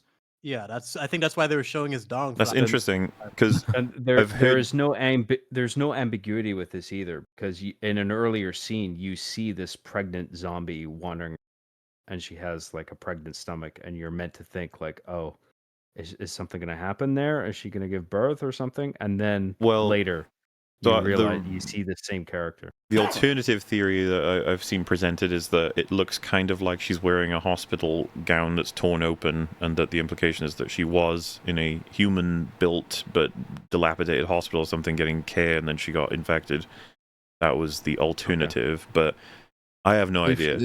Doesn't that mean there has to have been a hospital still up and functioning with equipment? Not within 9 necessarily months like of the start of this movie. Well, not necessarily fully functioning, right? Like you can have a dilapidated hospital that people are making use of, and maybe they have a gown or something. I don't really know. Yeah. I have no idea, honestly. I think it gun to my head I had to choose. I'd say that they were trying to imply the alpha impregnated a zombie. That seems Isn't pretty also- clear to me. It's So also that's implied, like- isn't it, that the alpha is chasing them down because they have the kid, was also one of the things that I Yeah, thought yeah. I read into That's why you after check the that. body after. That would be the interpretation, yeah. I would just say Blade and The Last of Us definitely, because there's way Mm. too many things we're trying to like. So, she then gets mad and goes blah, and Eric shoots her, and blood fucking sprays everywhere, and that's just moved on from because we're too busy with other stuff. I was quite struck by like, because they made an effort with it earlier in the film where blood sprays and he makes sure it doesn't get into his mum's eyes, and then the way he just he shoots like 10 shots into her, and they're right next to the body, and it just goes just everywhere, and it's like, it's fine, don't worry about it. It's like, yeah, okay. And Eric wants to shoot the zombie baby, and they say no, it's a baby, and he says, but it's a zombie baby, and I suppose the discussion is ready to be had there, but the film's not interested in it because Eric's going to back up and say, if you don't put that baby down ready for me to shoot it in 5 seconds, I'll shoot you as well. And he starts counting down. They telegraphed this so hard, I was sure they were Yeah. going to subvert it. I was like, there's no way it's actually just going to be that simple. I mean, So on one bad. hand, I understand him putting distance between himself and the thing, but like it's so obvious that he's backing himself up into the thing that's going to compromise him, you know, or he's going to get grabbed. It could not be more But yes, clear. I was the Looney alpha Tunes. grabs Eric, tears his head off, jumps down into the train, boss entrance, and we get the little camera thing again as well. But and truly, like I've seen this mentioned by other people. They really want to make sure you get good shots of his donger flopping around. There's lots of like, the camera really is getting in there sometimes, and you're just like, all right, if that's sure, if you want to do that. listen, it's fun. It's all right. fun. Listen, It is kind of unavoidable. Like you can't. It's just. It is there. It's undeniably Well, there. they I don't didn't- think the camera had you much know, choice. 28 It is, Days like, eye and level Weeks for the both main have character. plenty of zombies that wear clothes because they had clothes when they died, but they have shit tons of naked ones in this. They went There were out of their naked way ones to in the show much first more movie, too. nudity. But none of them got zoomed in on their dong like this. They emphasized the dong specifically. It was Yeah, it's called you know? evolving as a filmmaker. Ah. I have a theory personally where if you have flaccid male penis, it's a work of art. Like you can't depict a man with an erection because then you're just making a porno. But if you have a man with a flaccid dick, it's a powerful artistic statement Wow. at some vague level. And so Cool. if you're gauging the quality of this movie by the amount of flaccid dicks, there are plenty in here. And also in 28 Days Later, you do see Cillian Murphy's dick in a wide Oh shot yes, on the True. hospital bed. beginning. That So They is set us that up is- for dong from the beginning. You're right. That is also a very good movie because you see his flaccid dick. So this movie also has plenty of flaccid penis. So He it doesn't is quite have actually an a good alpha movie. dong. They knew that it had to up the ante, you know? to Cillian carry the Murphy. franchise forward. Yeah. Yeah. Love you, bro, but like definitely not competing with that. Jesus Christ. It is what it is. Jesus So, Christ, man. Hey. The Alpha starts chasing. They run through the train, closing doors along the way to delay him. Sometimes he'll just stop. He does stop to look at the dead wife, I guess, and realize that the baby's been taken. But he also at one point just stops for no reason. Obviously, it's to the writers realized if he was free reign just charging at them, they'd be dead. So you gotta throw in those arbitrary blocks. Spike hits him with like 4 arrows, but none of them are in the head or the heart. Had he got him, he'd be dead, as far as we can tell with these rules, but hey, that's just how it goes. And right before the Alpha's about to kill him, Ray Fiennes appears and hits him with a blow dart of morphine and xylazine to neutralize Really, the infected. that's really lucky, man. Mhm.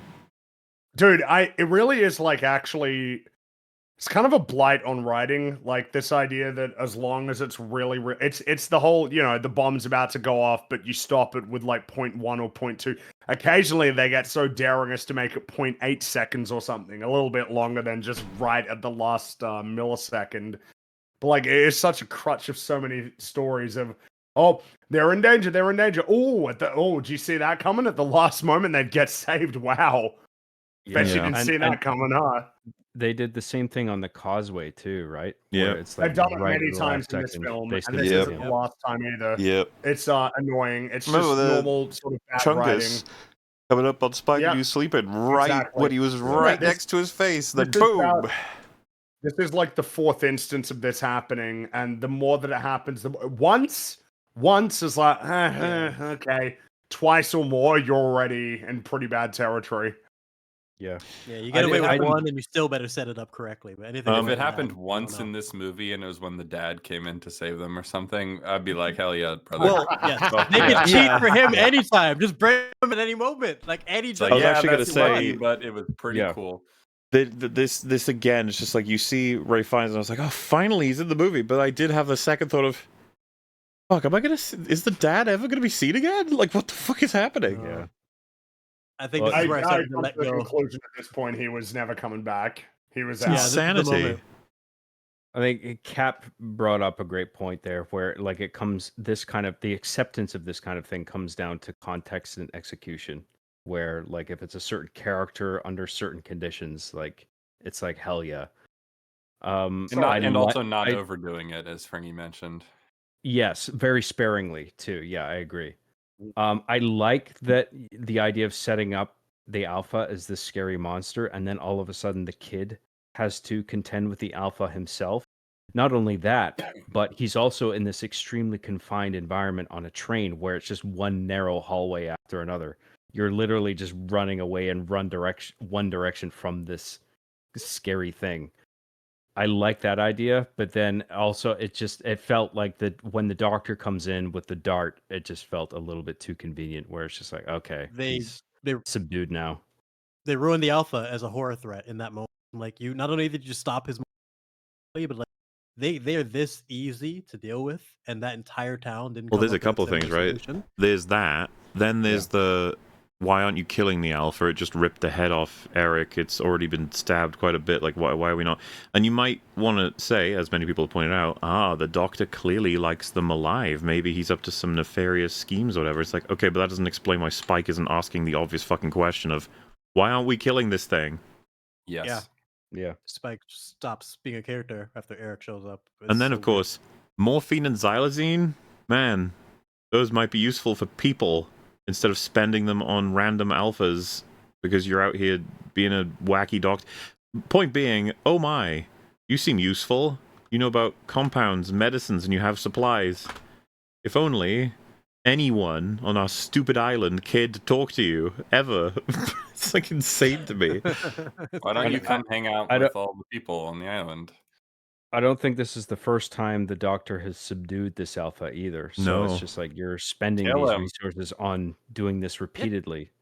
He had a Like, name for why? it. He literally Yeah. named Yeah, it. called him so Samson. that's something. Yeah. Yeah, I guess he sees some utility in it, but that's not clear to me what the utility is. I'm sure we'll get that next time because that's what we get with a lot of this is just wait till next time. In the next movie, I don't know. worry. There is not going to be an explanation. For No, that. There's just no way. I'm totally down with Fringy's comment earlier. Of, there's certain things that are set up, trust that there's going to be significant payoffs, and they're aware of all these other things. And there's other stories where they completely go off the rails, and you lose faith that they're going to keep track of this. Like, I don't think we're going to get a proper explanation for why the town avoided him, why the Alpha was useful. I feel so many of the things are going to get. It's going to be like a good Yeah. story for another time type of thing. Like we're going to get Maz Kanata. Well, on the why they avoided him, they think they've explained that. They haven't, Yeah, obviously. well, yeah. But like they think they have. God. So he says, "Excuse my appearance." He paints himself in iodine because it acts as a prophylactic. The virus does not like iodine at all. Well, it's interesting because it's not going to have a single relevant application in the entire movie, and I kind of realized when thinking about it that it's literally just for the visual, isn't it? He's just orange. Yeah, that way he's a big orange man, and you'd be like, "Oh, that's weird." Well, it's just the shot That's of him cool. in the trailer makes you kind of mind might wander into: is he drenched in blood? What's, I thought he It's had kinda liver like, failure. liver Oh. failure? He's just terminally ill. Okay, but then yeah, you're right. They don't actually use it. Well, because he says it's No, like, it's oh, it has this use. It's like a use that will not have any application. Okay. Yeah. I thought for sure they were going to sneakers- cover Spike and Isla in it. No. And Apparently the not. sneakers joke in Black Panther was a stupid joke, but then they never really did anything with it. But at least they were trying to make a joke. Here, it's just cheap. Like you wanted to make him creepy for that one shot that was stupid in the first place. I don't. Why the Yeah. fuck is he orange if you're not going to do something with it? You know. At least show Spike some of the tact. Spike should have came back to the town with a whole bunch of knowledge and like tactics to be able to use against the zombies based on what he learned from it. But nothing. Be like, hey, I know that I'm orange, but trust me, it's actually good. That's it. But yeah, I mean, to be maximally charitable to it, I think that it might be a deterrent to the regular zombies, but not the alpha. And it's the alpha that ends up being a problem. but Right, that, later on. I just don't think they but should like have shown Cap that. just said, like if you don't coat the other two, then what's the point? It doesn't. Right. Yeah. Yeah. No, I ultimately agree. Yeah. But A scene of him Also- showing how effective it is against like a chunky one, something that's non-threatening, and just Yeah. giving us a little bit more details on how this works. But it was a waste of time, like so many other things in this movie now. Also, the implication wasn't that it deters the other zombies. The implication was that it stops the virus itself from contaminating him. So it don't doesn't see- even. well, if it's If it getting gets into to your the eye, blood, what's the iodine to on the your eye, skin I don't gonna even. do? Yeah, I You don't know what? get You know that. what? You know what? It'll get explained next film. It's going to be a different. There'll be a different reason. Mascanada. Cut the It'll- Mascanada. it'll be explained. No way. Uh, Fucking shit. Garland will have a great answer for it. I will say as well, I really don't think that there's like bad performances in this film, but seeing Ray Fiennes acting did give me a little bit of a like, okay, I'm back in somewhat now. I'm interested. Yeah. Same. When I think it's Spike says "sir" to him, and he goes "sir," ooh, such good manners. And it's just like that was an Yeah. interesting delivery. Like I'm watching you because you look at you go.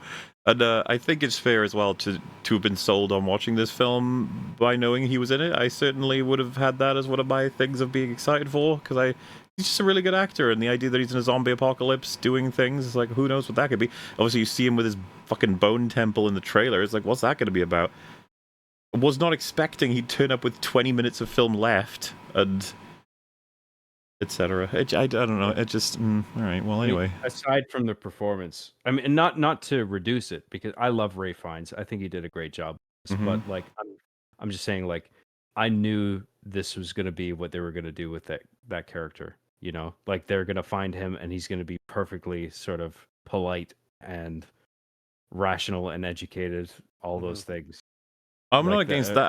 I expected him to be in more of the film. That's all. Yes. Yeah. I agree. So he says he's been waiting for almost 30 years for someone to ask what his little bone temple is, and he often thought he would die of age or starvation or violence, never having had the chance to explain. And he says, do you know what memento mori means? Remember death. Oh. Remember you must die. Well, yeah, like a little montage of moving through this little place. There's a waterway, He's but very you can. proud of his bone temple, isn't he? It would have taken a I while, would be. you It's know. pretty cool. Pretty Yeah. sick. It's pretty dope, dope. actually. Yeah. I was just waiting for him to be like, this Clean. is a little bit weird. Like, even with your explanation, it's still kind of weird, but that's fine. It's okay. We can just. Well, I don't know if this is what Marcus Aurelius meant, to build a temple out of skeletons. I don't think this is what he was going for, but all right. But again, And- Spike, where's the fucking questions? His curiosity just gets turned up. Nah. He's just there. Nah. He's just floating, and he's just got nothing, man. And I would say we are firmly in the third movie, as far as I'm concerned. Now it's Yep. very different experience again. And still no dad, of course. Shouldn't be expecting him, but you can expect him. He will return briefly. He's in the next movie as well, right? Yeah. Well. Yeah. Yes. So, yeah, he says there are so many dead, infected and non-infected alike, because they are alike. Which, again, apparently is supposed to be a line that might imply he's doing some weird thoughts or experimentation with people or something. I've seen people say he's definitely going to be an evil doctor. I have no idea what to make of it. I don't know if these lines are supposed to imply that. Or if he's just normal. He doesn't. But he's so normal in this movie. It would feel so strange if he turns out to be actually secretly evil in the next one. Yeah. Well, you know They what? wouldn't They couldn't even get a be proper like- mode. Just to be They couldn't even get a clear, proper. by secretly Okay. evil, it could be that he's doing creepy experiments to find a cure, right? And it means Yeah, that he's not a Sure. moustache-twirling villainous character. He's doing what he thinks is right, but he's actually kind of insane. So when he says that there are non-infected people as well as infected people who are dead, kind of implies that he killed people who weren't infected. Yeah. Maybe. And then You he'll think they're going to be really able to? nice. You think they're going to be able to construct a proper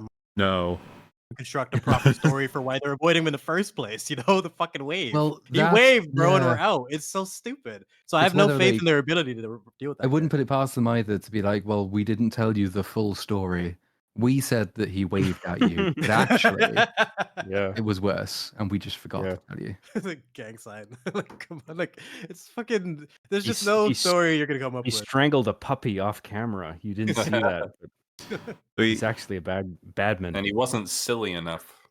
Mm. says every skull is a set of thoughts. These sockets soar, these jaws spoke and swallowed. This is the monument to them, a temple. The memento mori is actualized. Which again, if I were there, I'd be like, okay. Like this. Yeah. He says, can dig it. his name. He asked who he was. He says his name was Eric. He saved our lives. Says, so let's find him a home. And so we boil the skin and flesh off Eric's head and get the little skull, put it on the skull pile. Yeah, I will say I wasn't sure what to think, and then we sort of calm back down. He's holding the skull. He says, "Alas, poor Eric," and I was just like, "Are you?" The thing that makes this scene so weird is like even prior to all this, they never asked why he still has the head in his hand before they even explained the whole skull process. He's just holding a decapitated head. I No question honestly for didn't Spike. mind this because I think he's so familiar with death at this point, but then at the same time, he's willing to sort of lend dignity to when an individual dies, where it's just like, that poor guy. Yeah, I can buy that You of know what I him. I mean? think it's more like the lack of response from Spike. Spike and Well, there's even still- Mother to a degree. It's just the jarring nature of this film. Like, the second I get settled into being like, okay, this is the film we're going with, it changes again, and now we're doing this, and I'm just like, what is going on? And we're about to run out of time. What is this film?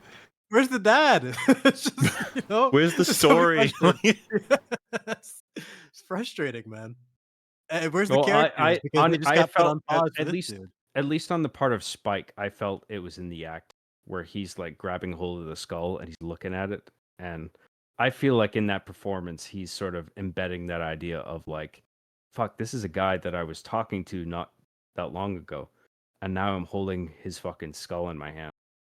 Like that's crazy. I mean, it's a very muted response, not just to that particular moment or seeing a guy's, decapitated head thrown into a boiler. It's like the fact that you walk then into a temple made of human skulls, which doesn't seem to elicit much Yeah. response. And it's almost more forgivable from him because he is so young, so inexperienced, and he's been through so much. He's had a fucking long day, all right? Like I can't really complain about him that much, but even the mother though, like, because she's mad, but she's not like completely devoid of personality or sentience. In neither of her multiple, and none of her multiple personalities is walking into a temple made of skulls a normal thing to be encountering. So, if anything, it could even elicit a worse kind of attack. But they all just sort of roll with it, which they need to, but is a bit odd. Every version of the mother would have a question or an issue. They just turn it off when they need to. Like she was more of a character when she was rolling around in bed. It's just insane how much they just completely nerfed her when this is the Well, and- opportunity to do something with. I just can't believe how we really did have that one scene between the mum and son. That's basically it. Everything else has been weird nonsense, comic relief, or delays. I just wanted to say, sorry to cut you off. I just wanted to say also, because it's probably my last chance with that scene. That was our one opportunity for them to have a little banter between, and I don't even buy it. If you see the father at that party, does that look like a guy who's not playful with his son? Like they didn't build that up in any way. They're describing a character that we did not see in this Well, film. He so- looks like a dude that when they're not out hunting would be playful with Spike Was it and like actually. Platoon that suggested that scene could very well have been like a reshoot / a last thing they did because they were like, oh fuck, we don't actually have any like scenes between them that are actually, emotional about their relationship. Make one up quick. Wow. Like I could believe it because I think you're right. I don't think at all that what we saw of the father would imply that he's ever been like he doesn't do anything playful. I don't think that was an implication at all. He seems to be a party hard, work hard kind of guy. Yes. Yeah, That's yeah, exactly what we absolutely. got. That's a playful individual when there's no stress or threats. I just don't get that. It doesn't fit at all. And it's a pattern again. Everything they set up with his character doesn't fit with what the rest of the movie plays out at. It's so frustrating to sit through. So, he says that the baby is a newborn, but from an infected, but she's not infected. And that's when Ray Fiennes says, how interesting. The magic of the placenta. I wondered if that might happen. You will need milk. Yeah. Okay. Sure, whatever, man. What do you mean you wondered reducing if that it might all? I know. Again, people have said that's like a clue that he's going to be the evil experimenting doctor that he's been trying to make like zombie babies or something. I was like, I don't know. I got nothing, man. I never got that impression. The one thing that I drew from it was just reducing it to the placenta, where it's just like he's not even entertaining the trace of this virus could like make its way to the baby, and then it could have some kind of delayed effect where I don't know, like, maybe the baby could be a zombie baby, but it's not manifesting the traits that you would commonly associate with a zombie. Let's go to puberty where it's just first. like Yeah, later if on. anything, it's quieter than the average baby. Oh god, Yeah. it's very conveniently quiet. It makes no noise at all. I'm wondering whether they go full on weird in the next film, and it was like he He drugged the alpha and used the alpha to impregnate a woman to see like what would Ugh. happen if the woman gave birth to the alpha baby, because then we can cure the infection because of the magic of the placenta. Oh my In which god. case, you read back at that line and it's intense. Intent comes through. I wondered if that might happen because I did the experiment, that sort of thing. That could Yeah. be it. Singed. You're looking for Little a bit, singed yeah. type character. Yeah, they could pull it off, but like I don't know where the fuck they're gonna go with this fucking placentas and dongs and stupid characters Placenta disappearing. dongs. It's interesting how they seem to be resetting the idea of the immunity from the virus here, where that was already established to a degree with 28 weeks, where you had the kid. Well, the mother was immune, and then she had the kid, and then you find out he's immune, probably the daughter as well, but she's bitten. But you realize, like at the end of weeks, the kid is the boy is bitten, and then you realize, like, oh, he's immune to the virus. The mother and both children, but then they don't really. This movie doesn't build on that at all. Nope. I don't Nope. think. And It's I hate just to like, be, I hate if to they're be a gonna do stickler, another but they're immunity not thing, immune it's gonna either. it's gonna spawn off of it's gonna branch off of the fact of this birth from an infected. I feel like, and then everything before that is just like, Oh whatever. yeah, this We're baby not- girl's we're not gonna be gonna the key to do that. everything. People have already figured that. It's Oh yeah, for sure. Yeah, Yeah. miracle birth sort of trope. miracle child. Yeah. Although, as Yep. chat has pointed out, if the placenta can't stop alcohol, how can it stop the rage virus? Because alcohol's way more powerful than the rage virus. You could even drown it out with alcohol if you gotta try it, yeah. Right. So the doctor conducts a bunch of tests, standard what he can do with the ability he has to see Isla, how she's functioning, and he concludes that she's got cancer that's either originated or spread to her brain. Either way, she is soon to die. And she says she had a feeling it was that, but she was too scared to say, and she needed someone else to tell Spike. And that they just discuss whether or not there's anything that can be done. I'd say the performances are pretty good here. The big problem I was having was, man, I really wished that the fucking first film agreed with the second film about what it should be about, ready for this payoff in the third film, because I've gotten barely anything for Spike and his mum. So these actors and this dialogue being perfectly fine in isolation doesn't really work that well for me now, because it's so arbitrary. It's just like, yeah, your mum, she's gonna fucking die. And that's sad. It's like, yeah. Anyway. Yeah. Moving on. It's That's just pretty like much it. all the work was done with the dad, and then more work was done with fucking Eric than the mum. So I'm just, fucking Eric strikes again. Yes. it's just, He's haunting this film. it's hard to give a shit, sort of. And so she says, Sorry, one Go more ahead. thing. The stuff with the mother, I didn't. The mother dying a peaceful death in an environment like this, world like this, where like you're likely to die a violent death, a peaceful death via morphine, where you just you're unconscious and then burned. Like that's about the best outcome that you can hope to achieve. yeah, And we're so, like, almost there to is sort of a discussing there's- that element. But I was going to say, like, my issue is Sure. much less with any particular thing that happens here in that regard. It's more so, it would have been nice to have stacked a bit more development for these two's relationship before doing this. yes, Yeah. I agree. And also, she knew she was pretty much dead. Why would she risk mission? Like it just seems Well, like she was loopy so many other conveniently bitches. at all the Loopy, right yeah. moment. yeah, exactly. So- Yeah, Well, Always. that's That's another excuse. problem. Yeah, it was brought up before, where she is like unusually sharp at the right moments where the screenplay demands it. Yep. And then the rest of the time, she's just like, "Oh, what's going on? Are you my father?" Like, Yeah, talking to literally, the boy, whenever like- you might think she wouldn't make any given decision, the writer would be like, she's fucked in the head, so actually, yes. Yeah. And you're like, okay, cool. Wonderful. Yeah. So yeah, she nods to the doctor, who seems to be preparing a blow dart, and says to Spike, the doctor can't cure me, but he can help me, and I want you to try and always remember that. And then he gets shot with the blow dart, which puts him in a very, like, passive state, can't really do much of anything. And I'd be curious to talk about this one, because I think this goes different directions, different people. So he's like, sort of sat down, and the doctor says, "Memento mori, remember we must die." And it is true, there are many kinds of death, and some are better than others. The best are peaceful, where we love each other, we leave each other in love. And they express that they both love each other, and then he says, "Memento amoris, remember you must love." And then they leave.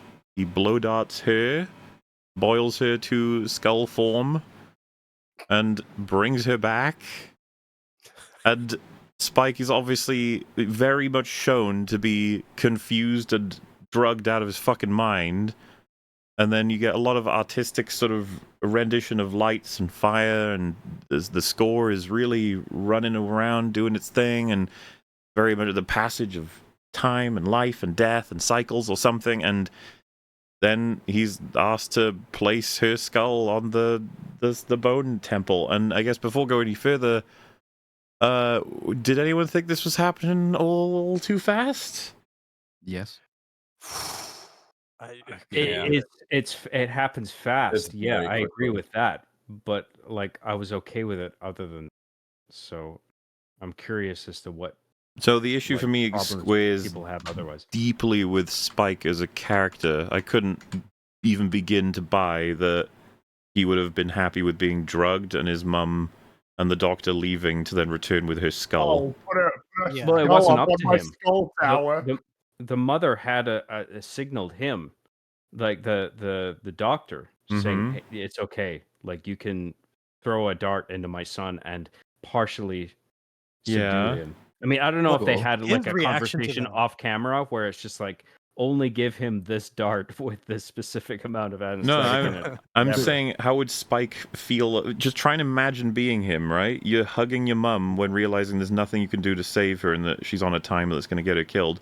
And then suddenly you feel really fucking strange and you can't really move. And then your mum leaves and you're like, huh? And then she comes back and it's the doctor with her skull. He's like, hey, put her skull on my skull mountain. Oh, God. Like, if Uh, he Might have snapped and tried to been for her attack him, I skull. wouldn't even be shocked. Like, it's yeah, there's like so many ways if you can interpret that. the conversation I've had about this that frustrates me is a lot of people say like, well, no, Spike understood and he is okay with the outcome. It's like they drugged him to prevent him from stopping them. Obviously, If he understood 12. the drugs would be unnecessary, which Exactly. is, and then when the drugs wear off, the reason the drugs were necessary in the first place should probably kick back in. and they Um, should so infuriate him. I would be fucking furious if you didn't let fucking me say 12. goodbye to my mum. Yeah, Especially because like, in the immediate lead up to that, before he is drugged, like he is kind of resisting the suggestion there's nothing that can be done. He's Yeah. desperate. You know, he says, why can't I can go to a hospital, I can find medication, I can do this, I can do that, she can't die." And he's told that there is no medicine. But like this isn't a character who's completely, you know, mature and well-rounded and accepts that state of affairs and then just goes along with it. Mhm. He's drugged to stop him answering back from that point, and then the drugs will wear off, at which point it would be, even if you don't want him to go all the way of being mad at the doctor, having a response which isn't just quite placidly putting your mother's skull on top Yeah. of a mountain of skulls would have been good to see. Felt to me like we couldn't do any of that stuff because we've got no time left and we've got to get the There's no visual done. time. We've got to get It's him up that insane, man. bone And they didn't temple. want We've got this to place to the be like skull. an awkward moment. It was meant to be kind of like you know what? I have accepted that this is a method that is being used to commemorate the lives of people. Meanwhile, it's like, dude, it's skulls. Like you're being handed your mother's you skull. You cannot get him there that fucking fast. You have to Yeah, go man. through the motions. In a good The story, reason- that could have been like an accidental villain origin. You know, there's so many ways that could have went. He could have went down a dark path after, but at least seeing his reaction to it is essential for this. The man was just drugged. He would not accept that whatsoever. His I character think the got deleted. fact that he was under a delirium made him more accepting of the whole process. God like, 'cause damn he it, the knew midsummer he excuse. was Don't do dying. it. Don't do Well, no, it. but it's Then what it should be. If That's that's what I the thought. You case, can't have- they should be Yeah. playing. They should be playing evil music at that point. Then. Well, not only that, but it's Because what that's Platoon bad. said. You're gonna have one or the other. So if it is that he accepted because of the drugs, what happens when they wear off? Mhm. Yes. But again, I Yes. feel like there needs to be more put on that. There should be evil music if that's what's happening. Well, I don't like it. I mean, to be clear, I understand why she makes the decision Though I Yeah. do think that she should probably want to try and explain it to her son and try and have those last moments, even if they're painful. I totally Yes. get Ray Fiennes' decision. Yeah, 100%. I don't think he'd have any problem doing what he does. It's the Spike stuff. I don't buy it at all. And I think if I were him, I'd feel fucking betrayed that they drugged me in order to get this done. Yeah. Yes. 100%. I think it would have been He much robbed stronger me. to. It would have been much stronger, I think, to not drug him and have the argument and have him be very upset about it. Maybe ultimately come to terms with it because she, makes her case, or It- maybe he doesn't come to terms with it, and then Bef- that Before sort of. she is, I'm sorry. Please finish. I was just going to say that, if this whole journey as a rebellion against his dad and everything was to come bring her here to this doctor who ultimately says, yep, nothing that we can do. I'm going to kill her right in front of you, actually. Yeah. You could But actually like see that. that sort of spurring something of a reunion with the dad, or like trying to resolve that conflict. You know what I mean? But instead, what'd you say? Well, it's just someone. So the evil music, okay? To clarify the meaning of the evil music, what I'm getting at is that you either have to accept two scenarios. Either one, Spike's like on board with this, method of essentially memorializing his mother, which is really difficult to believe given the Exactly. They drugged him. circumstances. He clearly is not on board. Alternatively, if we are to conclude that he was drugged while all of this was happening and that's why he went along with it, then this is not something that should in any way be presented as positive. It is entirely negative.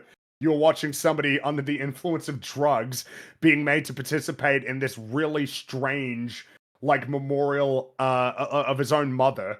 He'd want to kill him. He'd want to kill him. He wouldn't be rational in that. You can't expect him to be a 12-year-old. It can't be presented like by the film as kind of like this. See, he's saying goodbye to his mother. There's a little bit of peace in this. It's like that's not what's happening here. So when you play like kind of peaceful music, it clashes hard against what is actually happening and what you, when you're thinking, would make of this situation without any guidance from the writer or the director. It's really bad. It's He manipulative. goes through the torment of acceptance before he gets subdued, though. He's saying, like, fuck, is there nothing you can fucking do? Seriously? I came all this way. You can't save her. And the doctor says, no, I'm sorry. And then it ends with an embrace. Like, from my perspective, it's just like he's accepted the consequences here. Well, I mean, to a degree, not entirely. Maybe moving it a little bit forward, I just, like, I don't know, like, the skull part, I just find, like, if you exist in a world that's, like, pretty normal, like, you exist in a, as Spike has, which seems like a relatively, like, normal world, and then, like, your mother dies in front of you, and it's like, here's your skull, put her on top of my skull mountain. Like, I don't know. Like, the acceptance of the mother's death doesn't mean that you accept, like, burn her up and give me her skull. We can't do the acceptance. They drugged him. They drugged him to stop him from interrupting the process. Yeah, there would be no need for that if he was on board.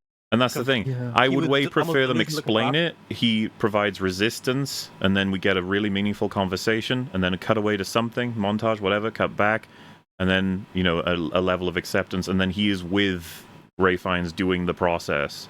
As opposed to, listen, you sit here, you fucking dazed bro, looking into the sky, wondering what the fuck is even happening to you, and when I come back, I'll have your mother in a skull. So I think the film probably does consider that, like, as you say, like, the film probably is of the opinion that they had the scene by the fire when he resisted it originally, was told there was no cure, and the drugs were just to make acceptance. He was already kind of accepting it intellectually, but the drugs were to make it more, like, easy for him to accept it emotionally. And the fact that you've already desensitized him to death because he's already put one skull in the oven, so fuck it, what's another one? I think that's probably roughly where the movie's head was at. But even accepting that, the fact that he basically betrayed his entire community, broke all the rules, abandoned his own father, abandoned the only life he'd ever knew, walked all the way across the wasteland being confronted by zombies, lost the only sort of friend he met along the way to a massive alpha thing, all to save the mother. I don't even think that the single conversation would be enough for him to reach the acceptance. No, I probably wouldn't even if he think did it is find either. something. I Yeah. agree. Nope. You guys could be right. I mean, what is inclining me toward your side of the argument is that it's just too quick. Yeah. It's too quick. Like It's certainly maybe that, yeah. maybe have it unfold across a matter of days, where it's like, really, this is like, you have, like, for the kid to absorb the fact that she is dying, and then to accept the fact that she's gone in the same night, and then the next morning she's just gone and reduced to a skull.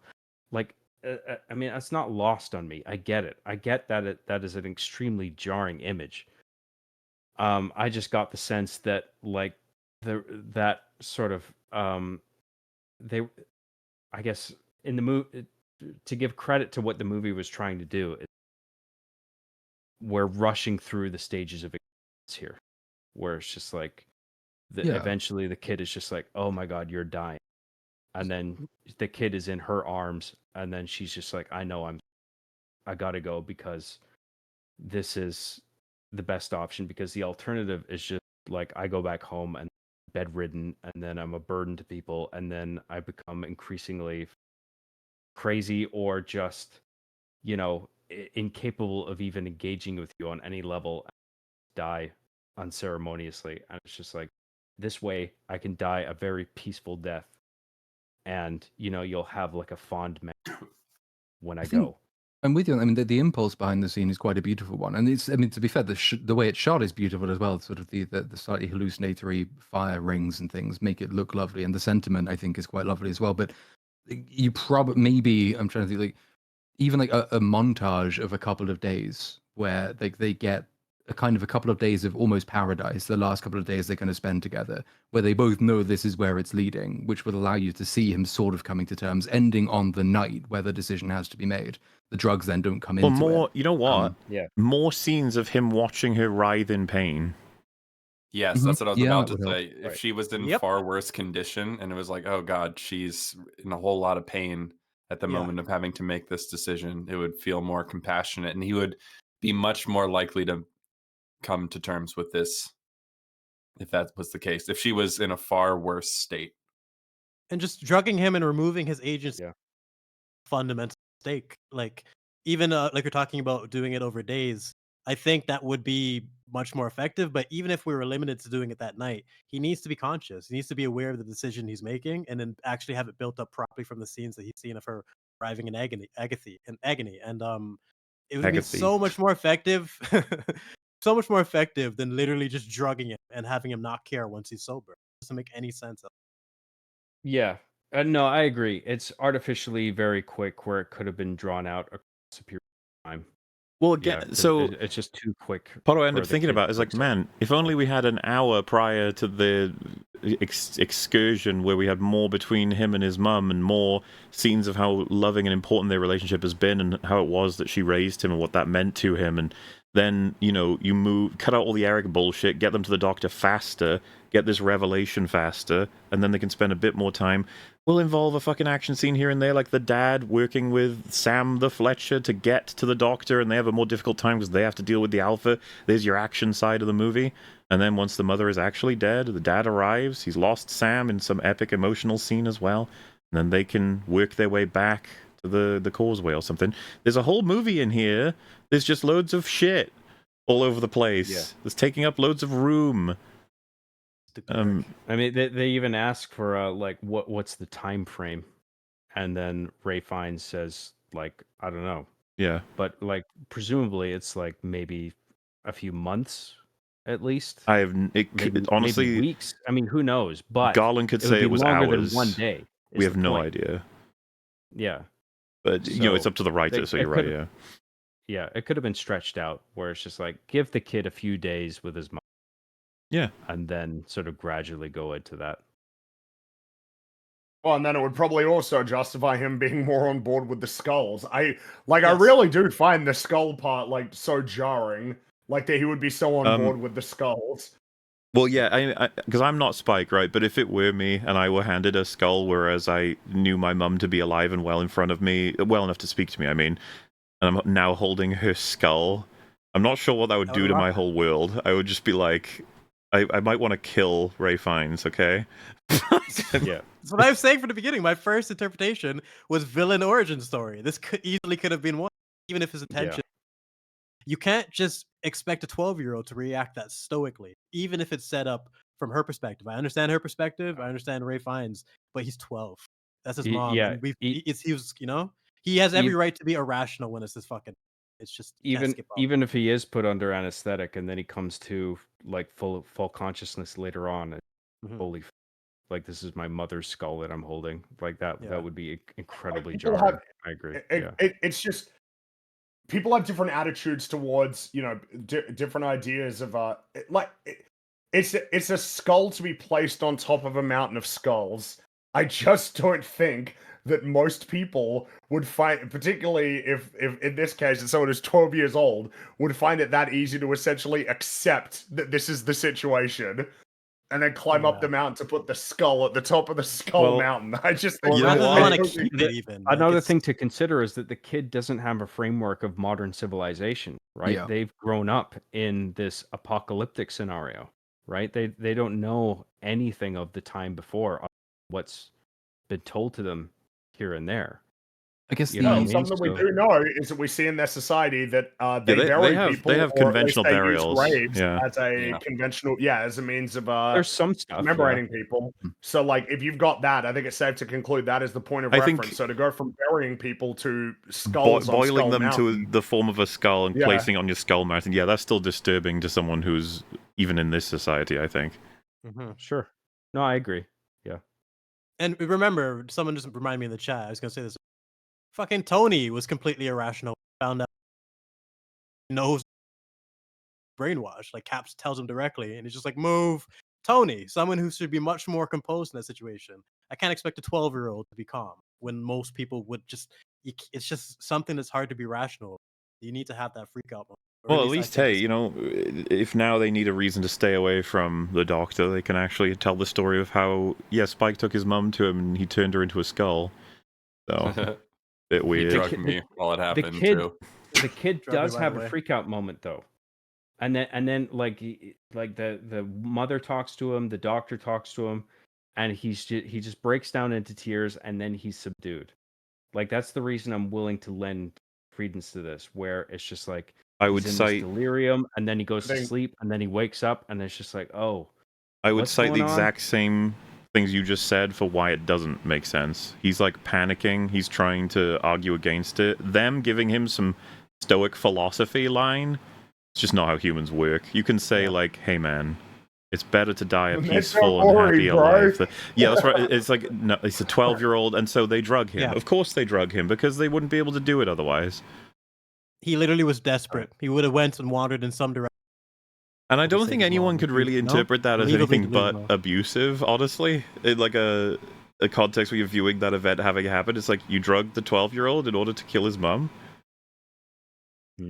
Yeah, but she's fine with it. Well, and it's like, don't worry, we explained to him, memento mori, and it's like, what does it even mean to say that she's fine with it if we acknowledge that she has potentially like aggressive brain cancer? That means that she isn't always Lucid. like I'm where willing she to give was the going film a degree of charity because the film does as much as I think it could reasonably do to establish that she was lucid when she made the decision. So, like, I understand that, obviously you can't really know that from the outside, but by the rules of movie making, I don't really know how else they could have done it.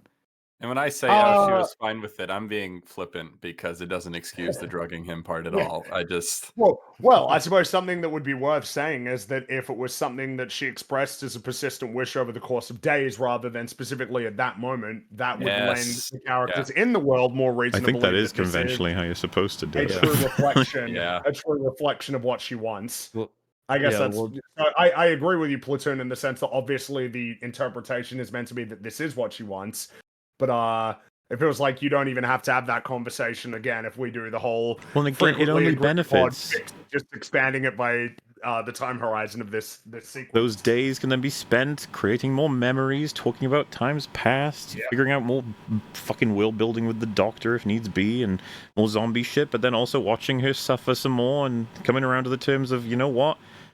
there's a lot of beauty in death or some other bullshit, and keep giving him lines like that until he finally is like, okay, I'm ready. It That might be sort of thing. nice, sort of like a combination of previous ideas brought up, but like having a few different moments during their travels where she's in spasms of pain, and let's say that they have a little game that they play that he can do to help bring her out of it. And then these are all things that go into the montage. The only thing you see in the montage is the nice moment when he brings her out of the pain that she's in. And that adds to that particular moment. Then you've established that she's in pain. You've established the loving moments, which he doesn't see when she's about to accept her own death. But then once the acceptance has set in, the montage plays, these are the happy things that you remember. And then you've kind of got a little bit of everything. But you would need some time after the fact as well, probably before putting the skull on top of the mountain, and definitely some more time before jumping back into more zombie shit. Because the other thing is we don't really get any time for reflection after the skull scene. Because like, you could do the skull scene then reflection, though ideally it would be reflection then skull scene. But you can't do that if it's skull scene and then, oh fuck, giant penis monster. It was borderline weird, but like I'm not sure I would be comfortable putting my mum's skull on his skull mountain. I'd probably keep it.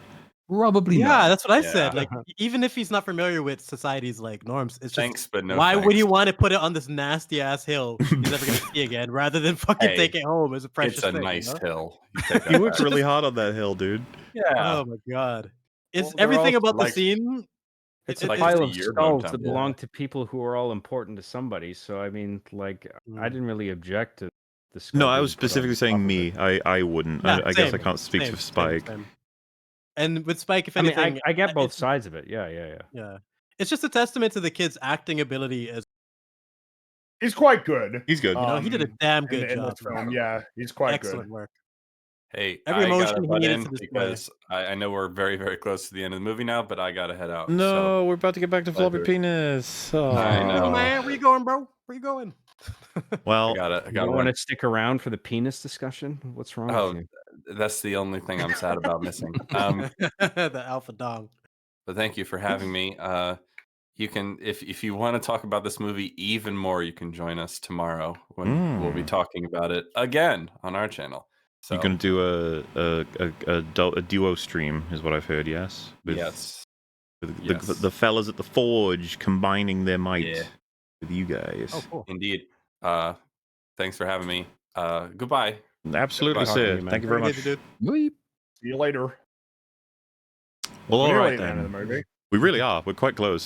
So we Wait, do we get just to stick his skull on top of a mountain now that he's gone?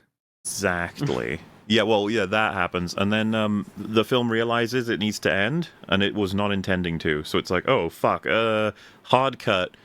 Kelson, being the Doctor, and Spike are hiding in some hole because the Alpha is now rampaging around trying to get them, and he even like is shown to be running through the Bone Temple. And I was just like, well, whoa, how And did he this dodges it. happen? Like, when did what? Why did it? And how is this not easily dealt with? You just got to blow dart him. What's going on?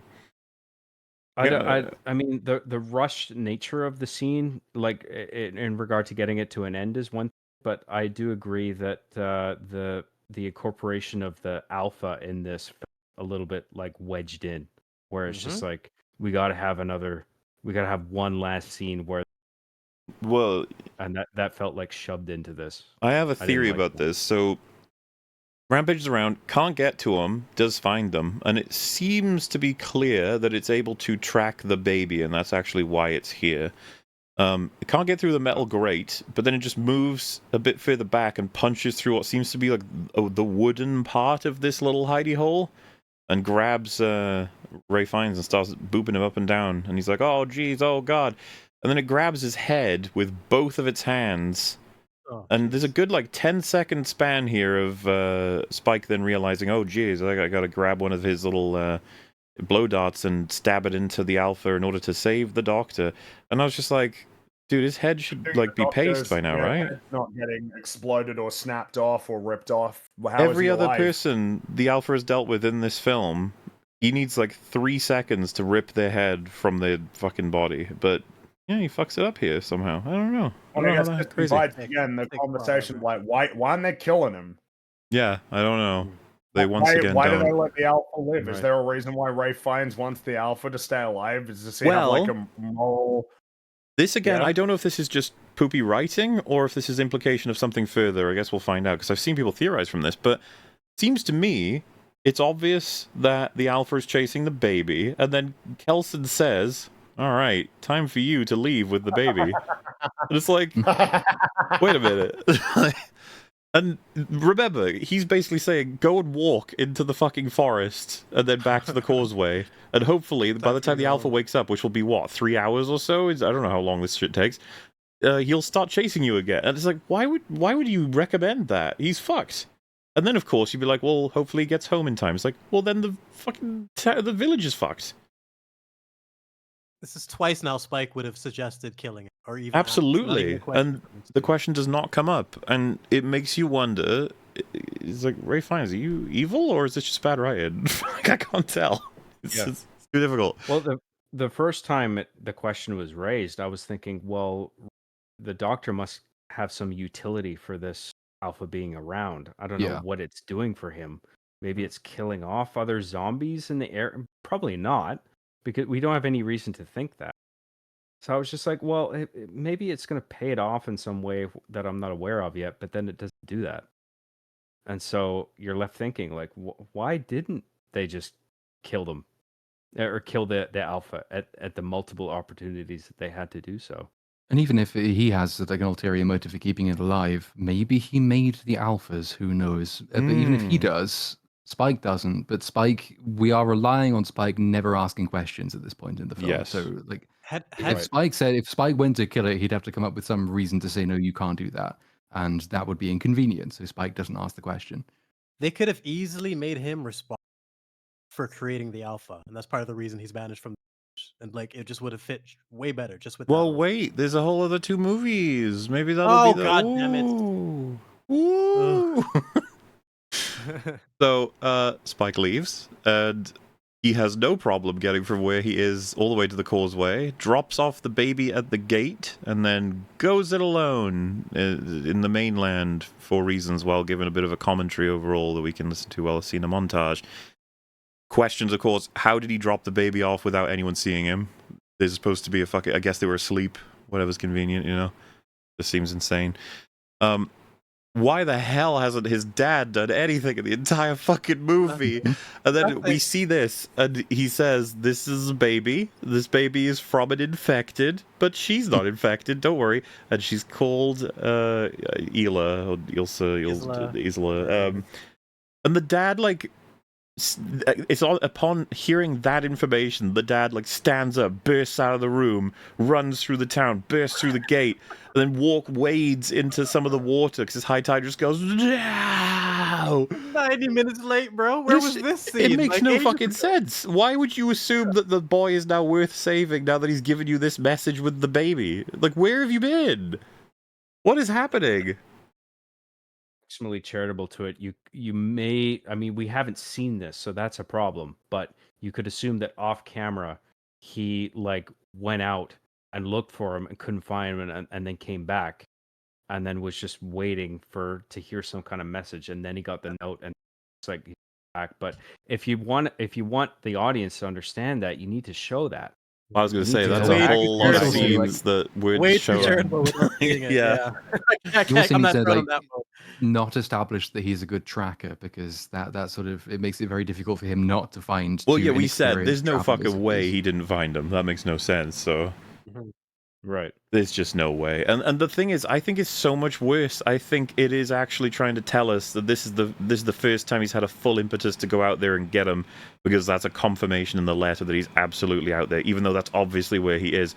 And then the high tide, he's like, gosh darn, I can't get to you because of the high tide. It's just like, bro, you fucking kidding me right now? If only you had a chain. That'd be a sweet. It's just everything about that town broken and retarded. They're so stupid. Or on pause. And then- like, I'm not sure which one. What about this movie's journey makes us think that it makes sense that Spike would choose to just live out in the mainland on his own now? Why is that the journey? Well, I mean, goes back to the thing I was saying right at the beginning, is because like we're stuck with this because we can't progress him any further without trampling on what the next film wants to do. Like, if it does want to go for this, are you what the world makes you kind of thematic messaging, then he has to spend time out in the world for us to have a will he, won't he kind of dynamic going on with the Jimmy Savile gang. That's a sentence now, apparently. So they're kind of, they are stuck, and he has been a bit stuck as a character as Spike for a little while at this point. They've taken him as far as they could take him, but the end point of his possible development in this film came way before the end of this film. So now he has to go out into the wilderness for a bit. But I get what you're saying. Yeah, I was just going to say, what would the writers say to you as to why? Like, what is the reason in universe? His dad hit him and lied to him, and he's not ready to go back, even though he took the baby back to be taken care of by the dad who hit him and lied to him. But I guess he can't confront his father, maybe? But yeah, right, yeah. He does. His mother is gone, and he doesn't want to go back to his father. And I think on another level, he doesn't want to go back to that stability, that sort of humdrum of like, I go back there, and then it's just every day is the same until there's some zombie fucking. He's just graduated into infiltration, being allowed to go out on hunts, and he doesn't have to live with his dad. Yeah, it doesn't. Like just, on the little island, you mean? He could have just his own in the same house. Or... I mean, yeah, like it's fucking nuts to just be like, I'll just permanently live in the mainland, as though he can. He can't make ammo. He's gonna run out. I don't even like entertain the idea of all the different things he's gonna have to do for survival. I guess even though he's 12, he just knows how to do all of it really well. Even though if he had any difficulty, like he experienced with his dad on his first hunt, he'd be dead. Yeah.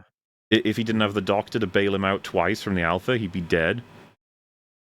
Yeah. All of it would make way more sense if we actually got scenes of him learning from the doctor, from the or that if he was competent. I think this was mentioned before. If you're showing him actually being able to survive on his own, then fair enough. But that is not the case. I mean, maybe it would have worked better if he was a bit older. Yeah. But given his age, it's like you would assume a kid of that age in that scenario. It's just like, nah, just go home, dude. Go to your parents, whoever are still living, and just. They're obviously aiming to make a different story, but it could have been a nice ending to reconcile with the dad, or at least begin the reconciliation of some kind. It's like, no, we're doing that movie too. You're like, okay. Yeah. Never mind. He's putting his life at risk over a grudge, and we already established that the. Dude, it would have been so fucking funny, by the way, if they'd said the baby's name is Ela, it's a grudge that he's not. I'm sorry, Mahler. Please finish. Go ahead. I was just gonna say that it would have been a really funny move, especially with how edgy this film is, if they had decided as a community that, despite the fact that that baby has been given to them for safekeeping, as soon as it says it's from an infected, they just fucking take a hammer and just like, well, like let's make it quick, let's make it peaceful. Well, that might be in the introductory title slate for part 2 when that comes out. You know, this one starts off by saying, yeah, we beat the virus in Europe, and then the next one can start off by saying, yeah, we just killed the kid. Rebel Moon, a child of Different hammer. Story. Yeah. You were saying, John? It's a big thing for him to get over, you know, giving what he experienced with the doctor and holding his mother's skull and everything, to then go back to his father, knowing what he knows about him, and then just getting on with things. I can at least understand him being dissatisfied living there. I just feel like, you know, and then just waiting to die one day when zombies all of a sudden infiltrate the island or whatever happened. I mean, I guess the probability is low, you know, the nature of the causeway, where that's the. But I can also understand his sense of like, there's a whole world out there, and you know, I feel brave enough where I took my mother out here, and I feel like I can contend with whatever's out there, even as naive as that is.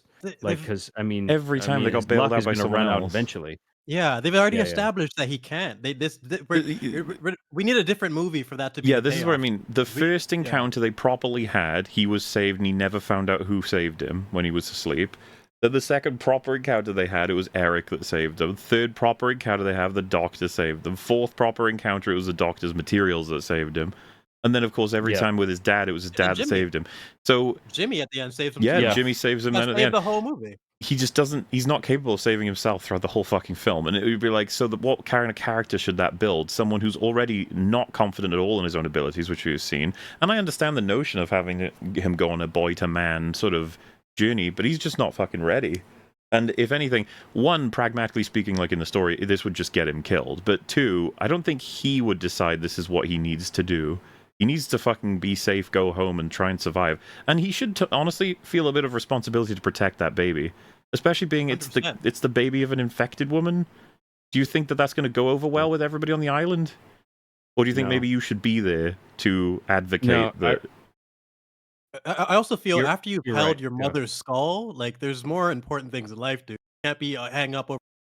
Well, because it's like a I just think rebellious he sort should of. change as a person. It's a rebellious sort of stage in his life. He's becoming a man. All that, like there are elements I think can work, but not with how they've told this story. Do I think this character would make that decision?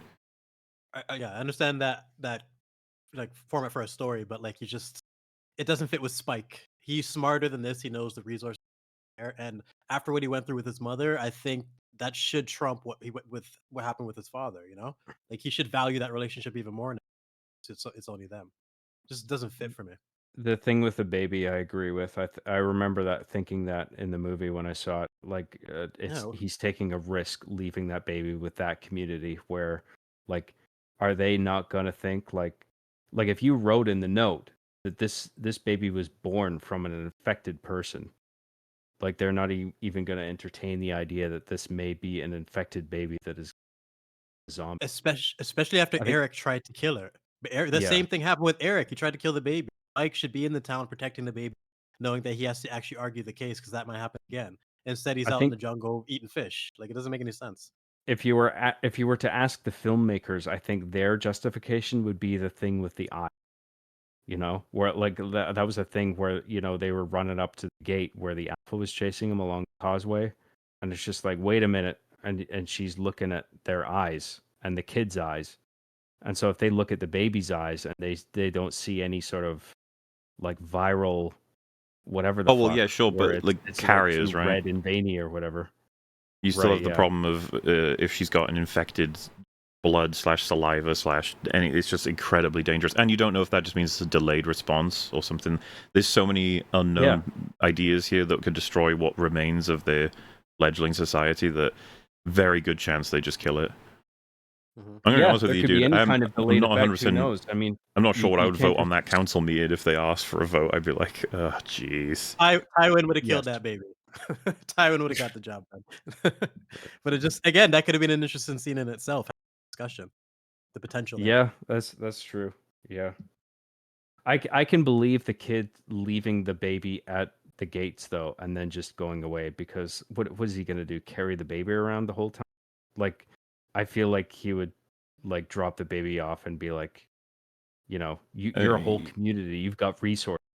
Like, Sure, you just can have considering a better chance of look after this kid. Considering Yeah. what already happened with Eric, and then how careful he knows that group feel about infections, I think he'd have to be there to defend the I would notion of believe keeping that it if it was alive. the Eric scene. If he literally had Eric put a gun in it and he went in front of the baby. You can't have that scene and have him abandon the baby. I think rekindling the relationship with his father after losing his mother and doing everything they can do to protect the baby. That's what he would do. But I don't know. This decision was strange for me. Felt forced like most of his story.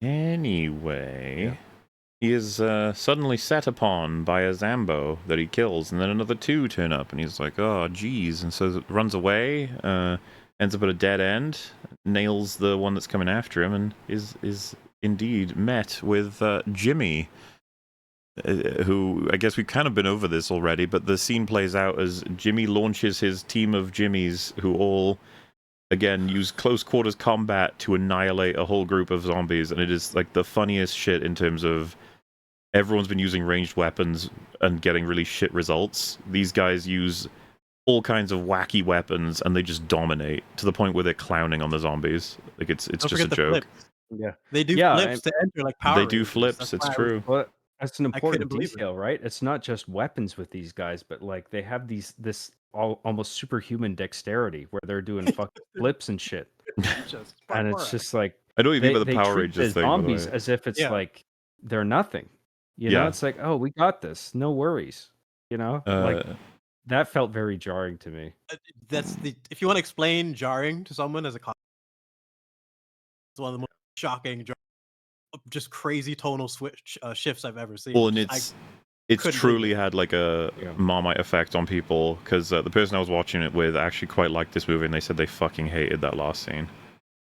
Like they thought it ruined the film's to that point very well maintained tone, and for me, I was just like, "What bizarre nonsense is this shit?" Like, I don't even. Whatever, fine. That's why we're ending the movie. There we go, I guess. Because there's like it ends with him saying, "My name is Jimmy. Let's be pals," and then credits. It's like, oh, that's what the next movie's gonna be about, I guess. The little kid at the beginning scene, if anyone. Yeah.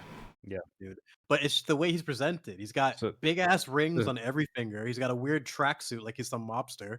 And it just feels like you're looking up into a different movie. It's like, what are you doing in this film, bro? It's just it turns into almost a parody.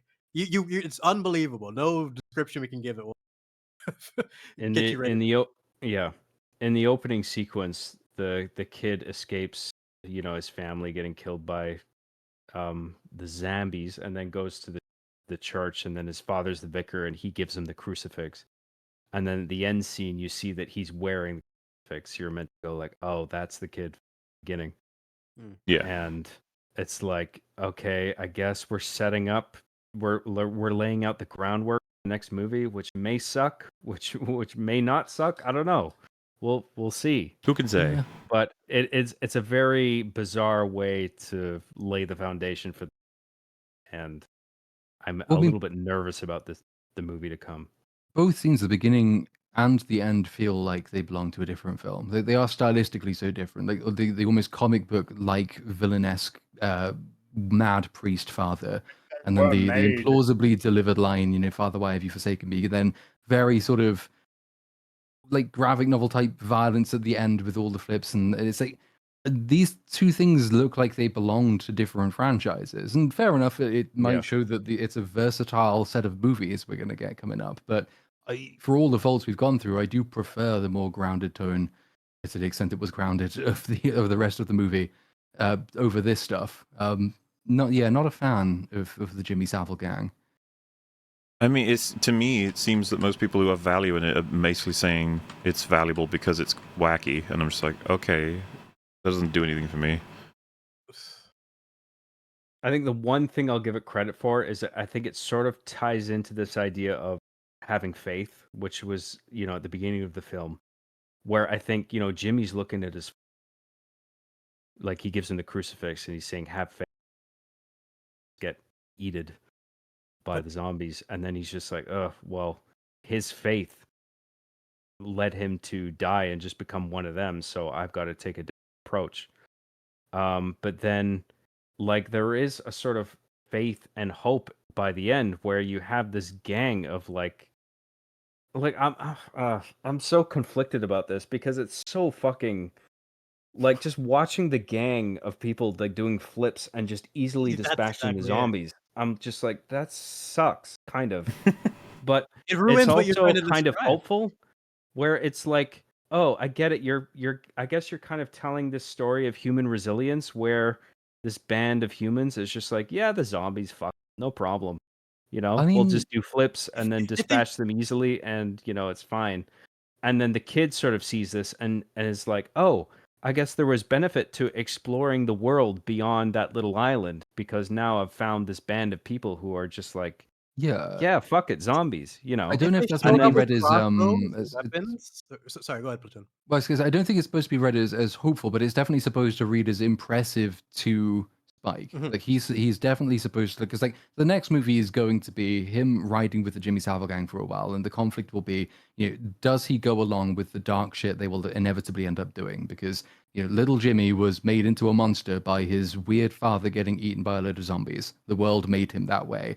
But he has superficial appeal to a young boy who's out on his own because, God, that's Jimmy Savile. Anyway, carry on. I think it's going to be something like he rides with them for ages, and then he will have a moment of like moral doubt. Will he continue to ride with them even though they do some really nasty shit, despite all the good stuff they give him in the early parts of that film? Or will he turn back to the good path, which might not be going back to the village, but might be striking out, on his own, creating something new for himself, going back to protect the baby, whatever it happens to be. So it's supposed to be read as sinister, I think, but it's also very much setting us up for the central, what I imagine is the central moral question for the next film. Yeah. But don't you think their introduction just damages that potential going forward? Because everything you just described could be. But I'm just imagining a group of people showing up crossbows or whatever weapons, and showing a very efficient way to take out zombies and impressing him in the same way, and he's going to follow through. Instead, we got ninjas in jumpsuits doing Power Ranger flips and whatnot. It's just the entire aesthetic of it is off, even if the writing could be something that salvages it. I think people are just going to remember the rings and the look. They're not even going to think about setting up. So I think it's a bizarre choice. I wonder whether it might even have been better had it, well, two potential alternative endings. The first is we just save that completely for the next film. You don't meet them in this movie at all. And it is like it ends with like the sign off in the letter and the film goes to black. Or like the most maybe you could get away with is that like he runs away from a couple of zombies, takes one out, one of them gets shot. You look up and it is just Jimmy standing there. And he's like, "Hello, my name is Jimmy. Nice to meet you." End of movie. Rather than the cartoony type violence, which Yeah. Any different version of that same scenario, him just being like Michonne, they did this in Walking Dead. Laurie was running through the Michonne, and that was how she was introduced. We didn't even need any dialogue. Why the flips? Why the outfits? Why the? It's just it didn't work. I'm waiting for an argument to improve that scene for me, but I don't think there is one. I mean, it is literally very Power Rangers, where you have camera angles pointing right at the sky, and then you have characters like doing flips over them. That's Yes. exactly what they did in Power Rangers. Yes. And I think you're meant to be like, this is ridiculous. Like, like I think that is you're meant to think that as an audience member, where you're meant to have this feeling where this is going off the rails right at the end, and it's like, Yeah. I guess, like So Danny intentional. Boyle knows what he's doing.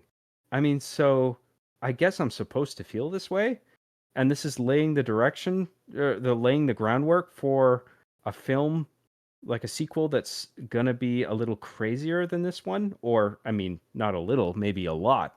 Maybe it's gonna be like a really wacky fucking film. Well, you're not gonna have to wait long to find out. I think the sequel's coming out at the very beginning of next year.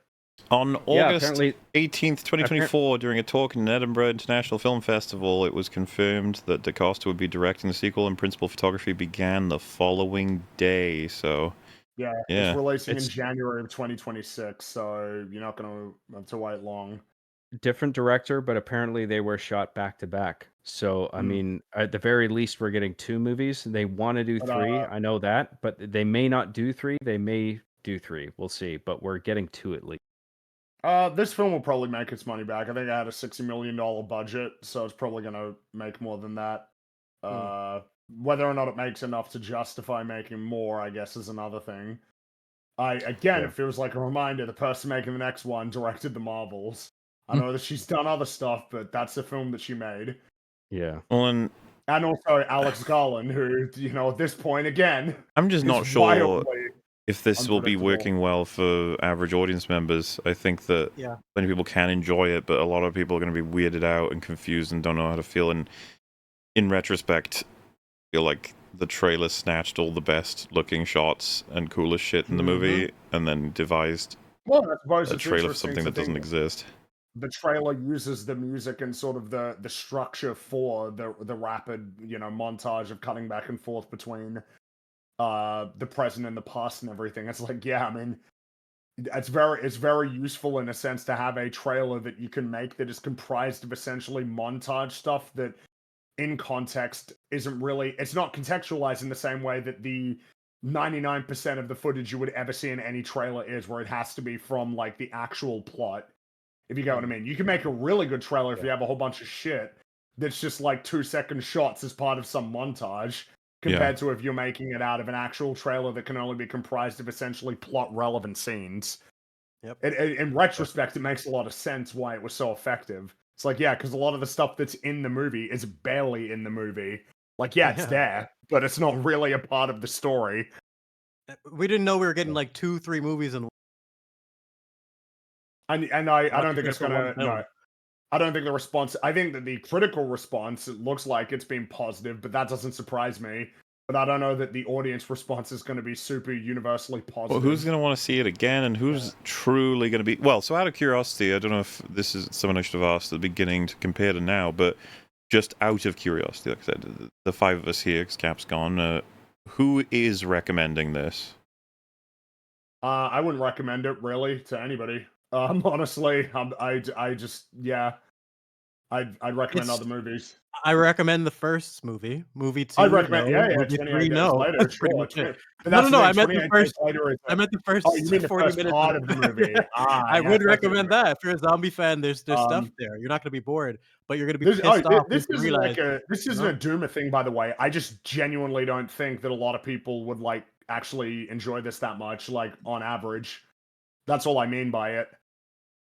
I think the ending scene is going to kill word of mouth for sure, because that's people's lasting impression. I think most Yeah. people would like the first movie, but the way it just gets derailed is going to leave a really bad taste in your mouth. So it's hard to recommend off of that. It really is. That's a whole can of worms, right? That's setting up of like a whole potential trilogy, or if not that, like another film at the very least, where it's like maybe this could have benefited from just being self-contained, where it Yep. wasn't fixated on setting up a sequel. Then Arcane maybe we season 2. wouldn't have had that fucking Power Rangers ending. Yeah. Maybe the It's- film would have benefited from that. We've seen these examples. I can say like, Arcane season 2. How many times does a story get damaged because they're setting up other things? Mandalorian Yeah. season 2, it's over and over again. But this movie definitely would have been stronger if they focused and cared about the movie, just splitting it up. Yeah. Well, maybe here would be an easier way to explain it. Thunderbolt sucks. It's really bad, but like Yeah. the reality is that you could recommend that probably more easily than this film because it's more likely that someone would enjoy that film, if you get what I mean. Like almost on average, even though Well, I that's don't the point think of it's the very good question, at all, is and I don't like- think it's worthwhile. There's many demographics you could talk about recommending a film to, and it's like, do I think this would be great for general audiences? Not really. Do I think this is great for zombie fans? Not really. Do I think No, this not is like really. good for crazy film connoisseurs of distant and wacky auteurs? I'd be like, ugh, They would, yes, they would like it. I think probably yeah. I think so because it's got unconventional shots, some unconventional story choices, messing with tone, like those sorts of things tend to go over well with that kind of crowd. That's fair enough. I respect that. I don't agree, honestly. Like, I wouldn't recommend Thunderbolts. I thought it was so fucking boring that I just No, I wouldn't recommend He's it. not saying that. He's not saying he I would recommend it. I Yeah. would recommend 28 Years Later. I would just say check it out. I would recommend 28 Days Later more. I would be like, watch that, and then watch this other film from the same director. And they were doing a different thing with this. They set up more movies. Like the ending is kind of bizarre. You may like it. I laughed. I kind of liked it. I kind of went with it. I would recommend it more so than Thunderbolts. Explain I think to you explain might a have bit more to- like the point that I make with that as a because if you ask me which of the two films you think is like better, well, unfortunately, The it two is a little bit of an films. The two awkward films. conversation. There's 3 okay, of them. but So shit. but what Gotta I mean is acknowledge it. that I think that Thunderbolts is awful. Again, like to be clear, I think that film sucks, and I'm not willing to give it the points of like, oh well, it's one of the better ones.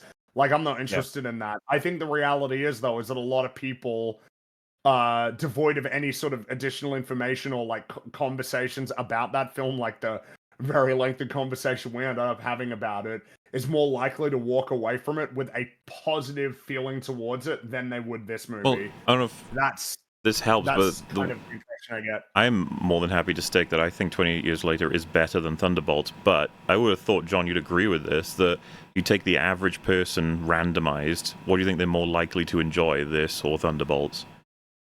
This. Really? It's not even a question for me. Yeah. I would say the I don't see reverse, like it's not appeal of even Thunderbolts close. on any level. I really don't. It's just so fucking dull. Like, and there's just no punchlines. There's not even a benefit of like having punchlines in the scenes because I get it, but like it's never built up to a joke. I don't know which of us would be more cynical here, because the reason why I would think it would be the reverse is because Thunderbolts is way more conventional to follow, hits beats that are like super easy to consume, and then gets you your ending of like, yay, we beat the badness from happening. Like it's so, the conventions are so much more straightforward. This film, I think the pregnant babe, that whole sequence alone would be enough to throw the average person into a state of like, that was weird. I think you might avoid boredom though more with this because you might find all of it fascinating.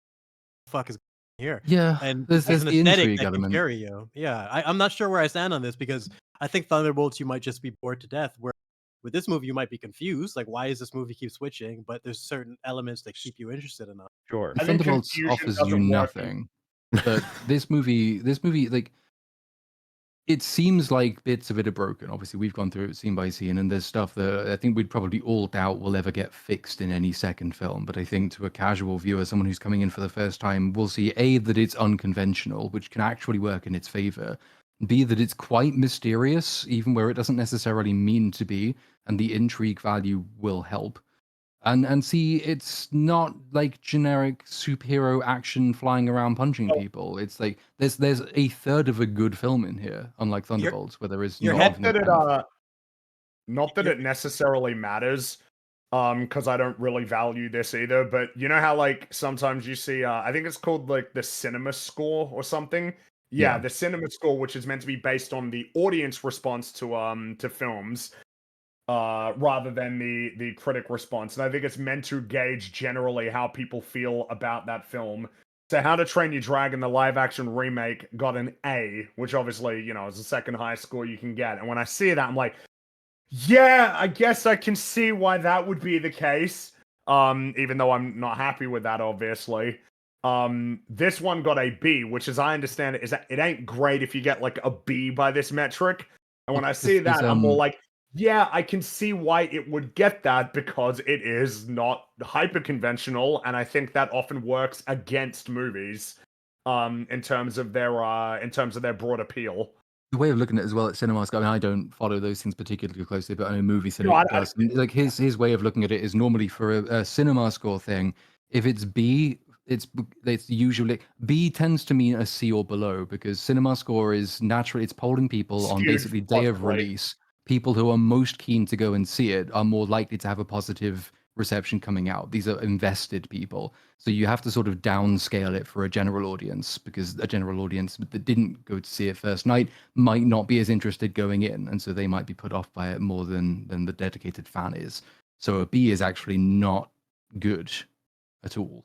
No, B is it's like video game reviews. A 7 isn't good, not when it should be, because of the way that things are skewed. And so, but I guess the point being when I say that is that not that it actually matters that much. It's just that when I see that, it's like, yeah, that corresponds more with my expectations of what people would think of these films. For I think How to Train Your Dragon would be perceived very positively, the live action remake, despite being sludge. Meanwhile, something like this, it's like, yeah, I can see people walking. I don't think confusion works in favor of a film, typically. I think that Thunderbolt's basically saying, this is about mental health, this is about mental health, this is about mental health, actually means that it's more likely to be positively received compared to a film that is more esoteric. And maybe Thunderbolts, there's a bit of a misunderstanding in terms of like our own, the perception here between us all, because especially with that retarded Avengers episode we did, a lot of people consider, and John, this is going to hurt, and I'm sorry, a lot of people consider Thunderbolts to have some great artistry in it, like storytelling artistry.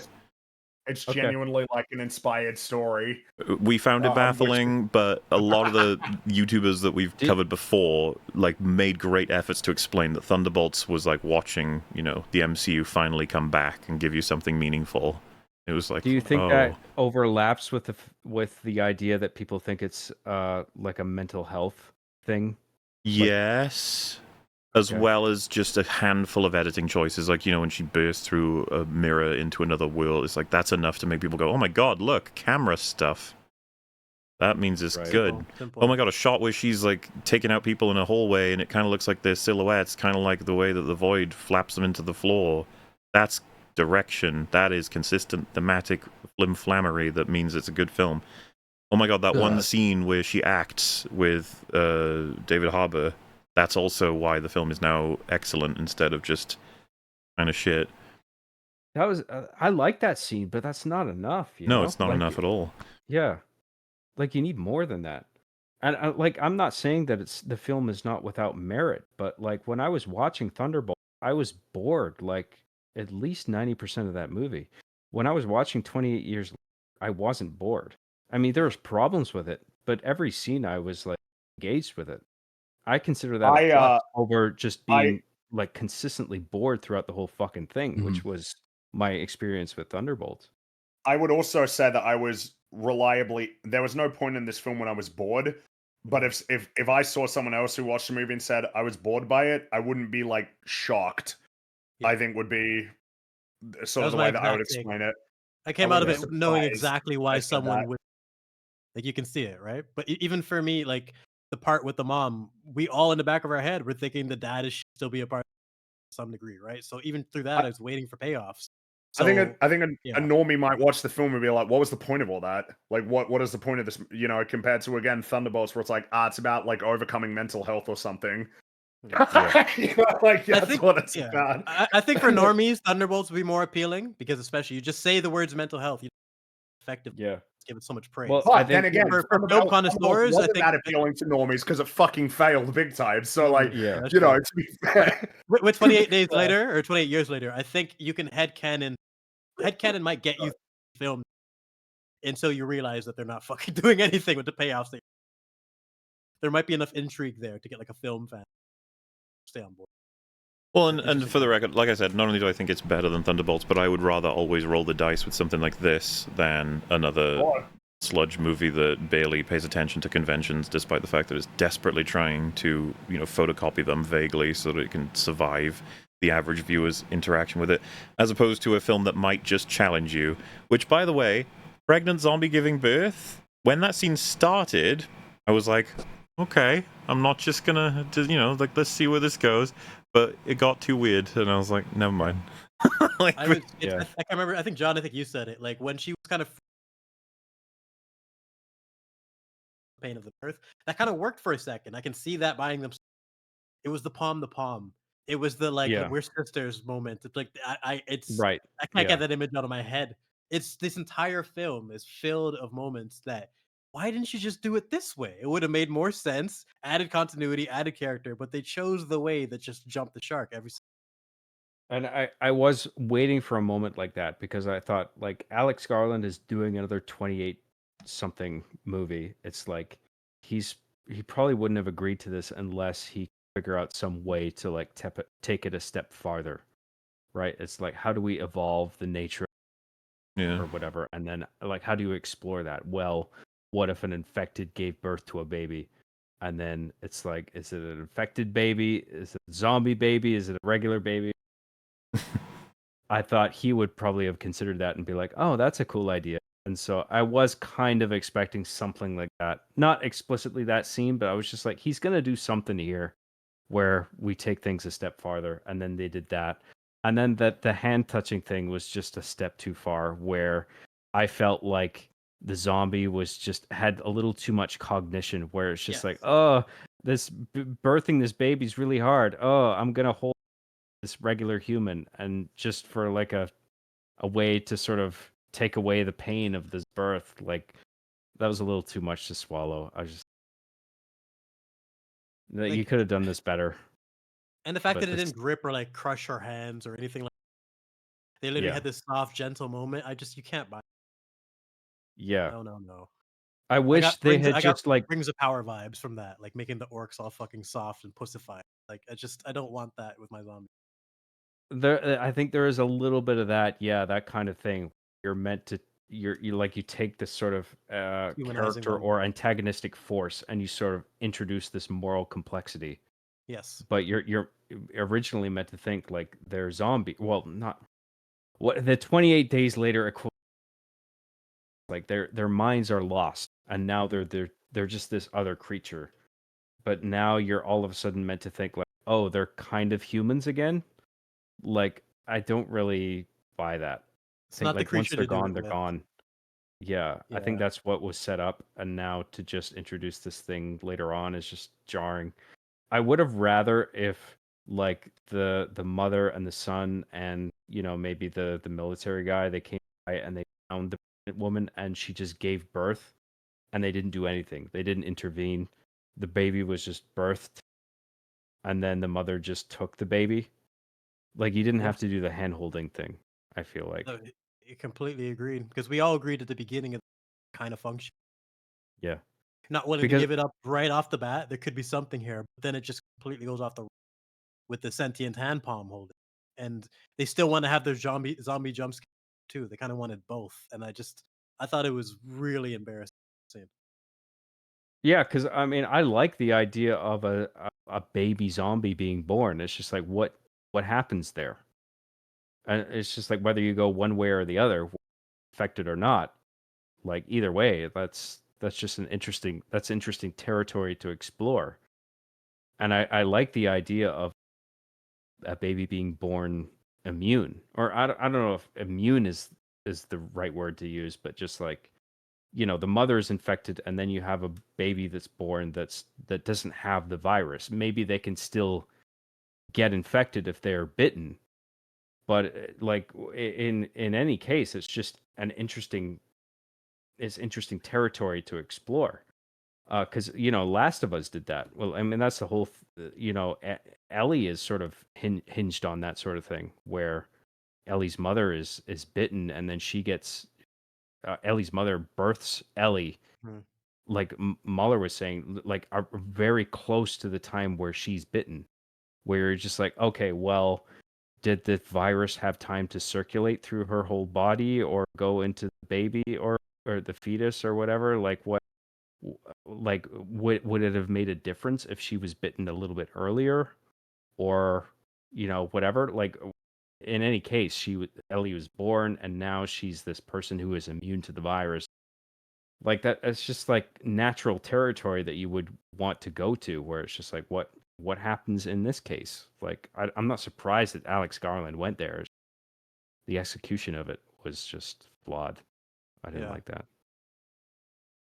Yeah, because at least with like Ellie and Blade did it well. Also with his Yeah. mother, because it's close to the birthing time, right? But we got to see Ellie as a character. We got to see Blade we got payoffs within their stories. This baby had like 2 scenes. Like it's just there's nothing, and we're gonna have to wait to another movie to see. And let's say the kid, let's say it's like 5 years old in the next film or whatever they're gonna do, and we don't actually get to see the town. Just missed opportunity after missed opportunity. Yeah. Well, Blade is a good example because the core of that character hinges on like like a pregnant woman bitten, and then she Mhm. gives birth to a baby, and it's just like, what's the nature of the baby, right? And then the baby grows up to be Blade, and he's half vampire, half human, right? So he's a day walker, right? He can walk around. He has the benefits of being a human, but also the strengths of being a vampire at the same time. And then he's sort of in a prime position to fight against the other vampires. Yeah, even Berserk did a version of this better because the protagonist was from a corpse that was hung, so he was like almost cursed. The people around him, the mercenaries, considered him like a cursed being. How did this even happen? So Yeah. but it worked in terms of his storyline. He's got like, I wouldn't call it justifiable plot armor, but if you're gonna write a character with plot armor, I like the way they did it. Where it kind of made him like destined, like he's not bound by the same like Mark the Cyborg would explain it better to me. But they do that birthing aspect so much better in so many other stories, from Berserk to Last of Us to Blade. To see it just kind of just thrown away for the stupid palm to palm scene was annoying here, because just all the different ideas they could have, if they just really fleshed them out, all this seemed half baked, and it was because he was prioritizing other things. And I don't know, like all the setup for the other movie, instead of it stripped character that should have been here. We should have got more of the doctor. The mom should have actually been a character. And what they did to the dad, I don't know how they can. I don't, even if they have 2 movies, I don't know if they could fix that. It just doesn't jive with what they established with this character. No, I mean, Right. the best they can probably hope is that you just sort of move on and forget it by the time the second one comes out. Like, you No. just Maybe. pretend you didn't see the dad not do anything all the way through the previous movie. But the Pretend it was birthing not thing plot. is such a weird one, though, just structurally, because like none of the movie is about it. It should be like maybe one of the most important things to have ever happened in this world ever, but it's not. That is not the subject of the movie. The movie, it occurs, and then we just carry the baby around, and then we get to the doctor, and the doctor asks a question about it. But that scene isn't about the baby. That scene is about the mother, and the mother, even though the scene is about her, is still, as is mentioned, not much of a character anyway. And then nothing happens after that, and it's like, well, okay, maybe we're going to address the baby now. No. Now we got to run away from the giant penis again, and there's still no baby conversation. then we'll just leave the baby hanging on a wall and pick it up in the next movie when it will actually be relevant. And it's just it's a strange thing to have thrown in with no comment almost. And I wonder whether there was a way of including it, keeping it in the film, with actually like acknowledging how significant this thing is. I'm struggling to think of one. Maybe if the mother is pregnant or something, like she gives birth before she dies, and this baby is like the thing that you get, life coming from death. Maybe that's the moment to address it if you orchestrate it like that.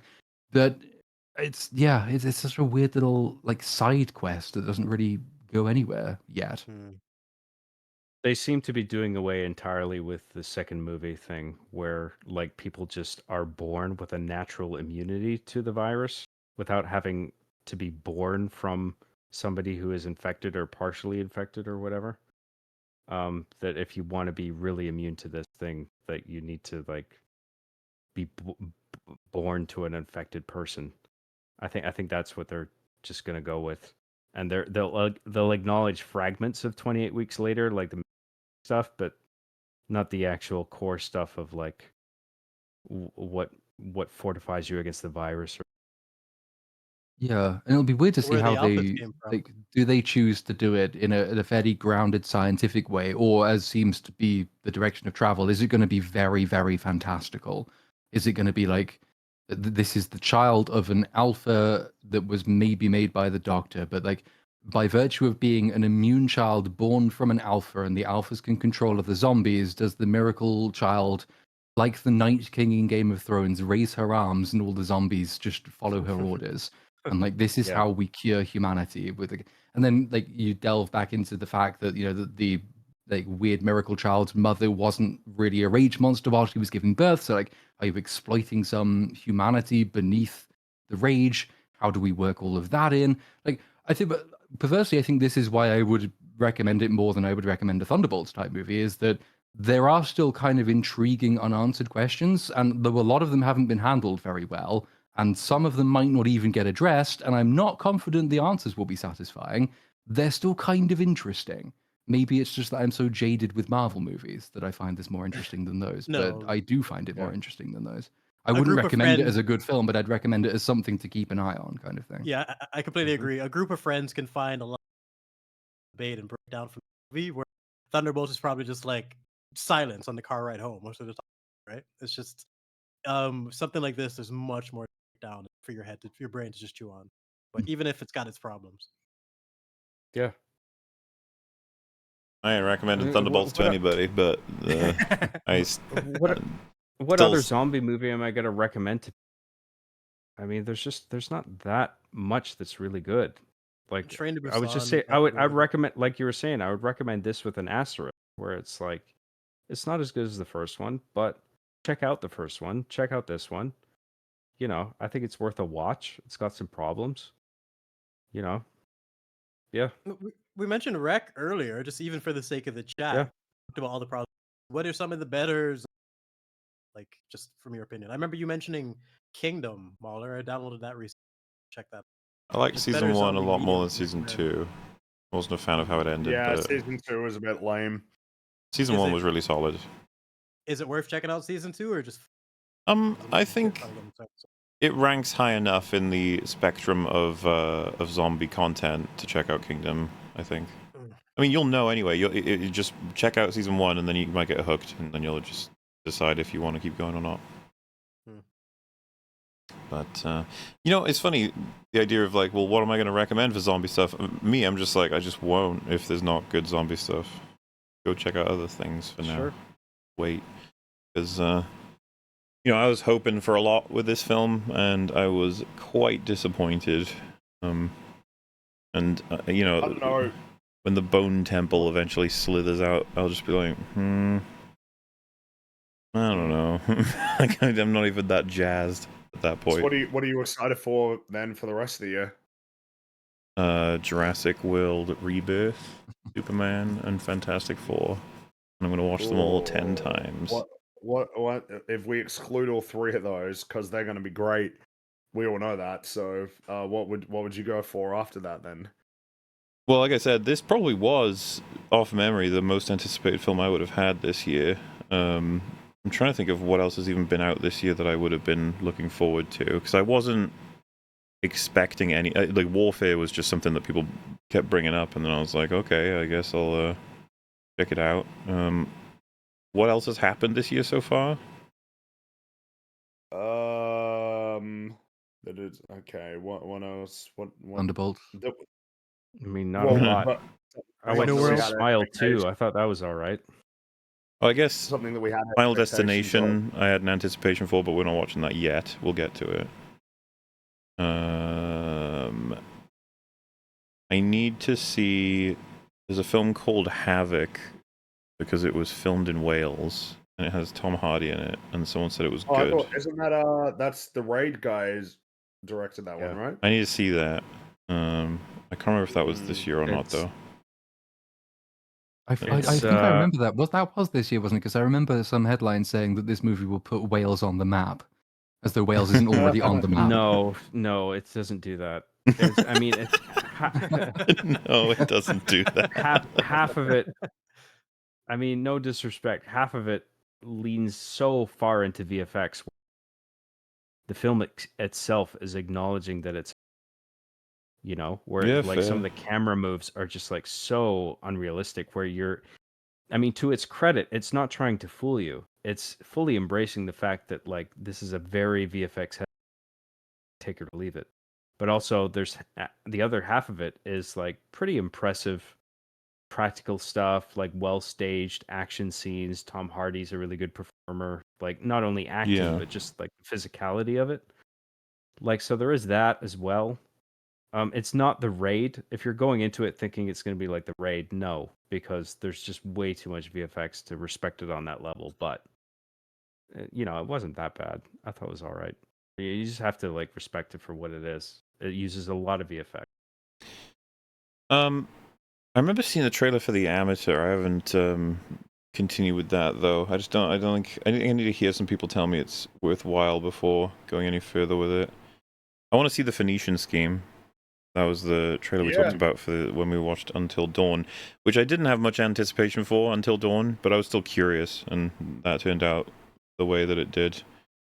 I can't say I'm like eagerly anticipating the F1 movie, but I'm kind of interested Yeah. watching it. I'm sure that'll be The okay. hopefully. F1 seems just really generic, and it's like, oh, I'm an old guy and I've been doing this for a while. And I mean, I just want I'm to a see new like guy. cool shots. Like I wanna you're see an cool old guy. shots Like out I of can the drive faster cars. than you can.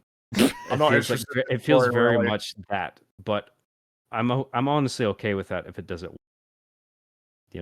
Like I said, I just want to see shots, really cool shots of like with the camera mounted to the car. That's kind of all I want to see it for. I mean, it's kind of like in Top Gun, right? It's like the shots of it being mounted to the side of the jet. It's like, yeah, it's cool.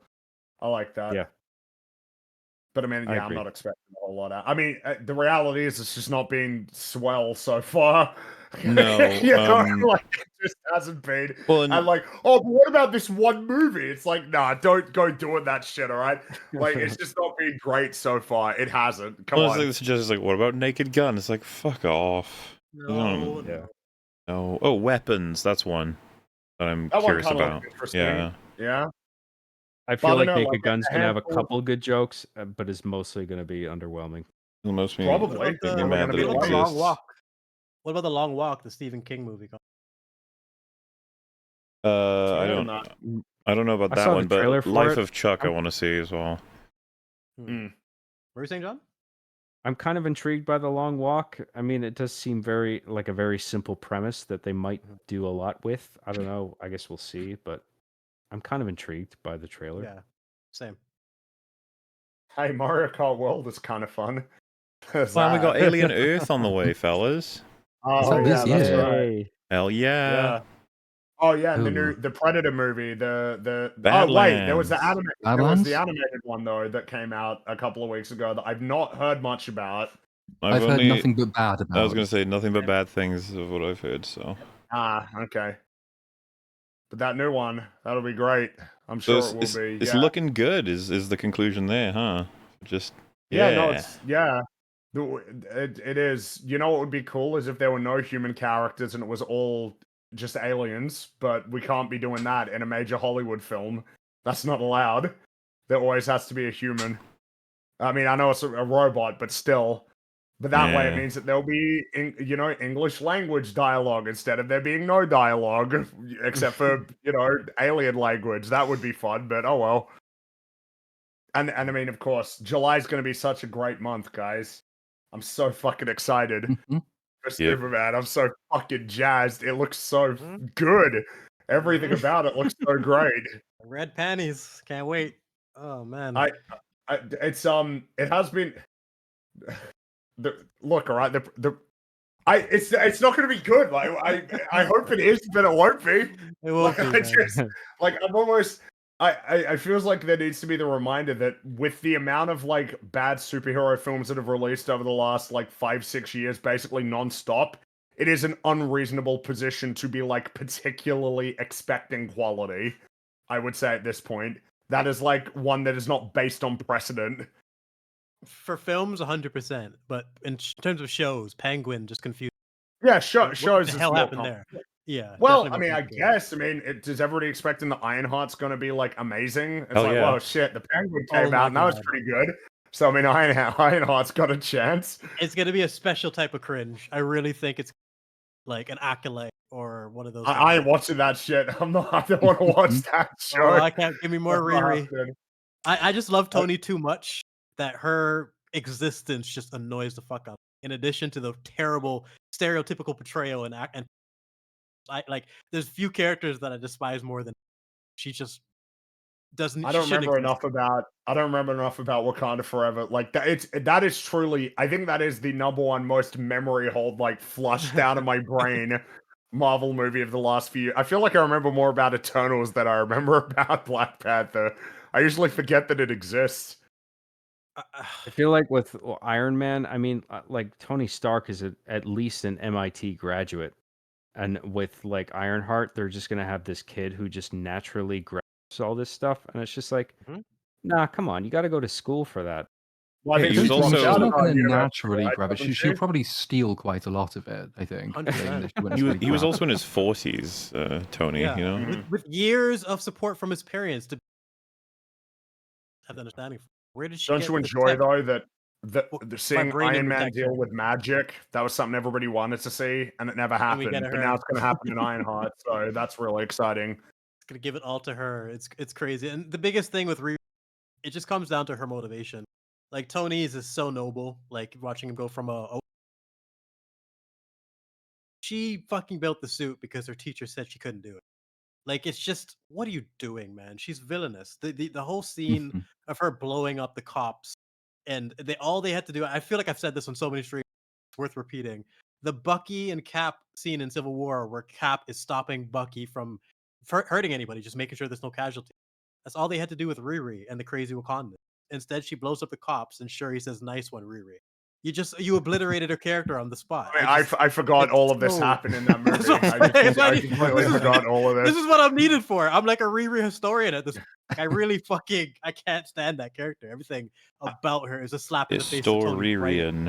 I mean, I know it might be getting a little bit repetitive of like, oh yeah, you guys don't think that any of those movies are going to be good. It's like, yeah, but like, do you understand how like bizarre it is to see like all of this? Like, oh man, this is a really exciting time. It's like, why? What's the reason? Like what? Because both of these companies have told you that these movies are going to be significant and important and better. Not like they've ever said that before.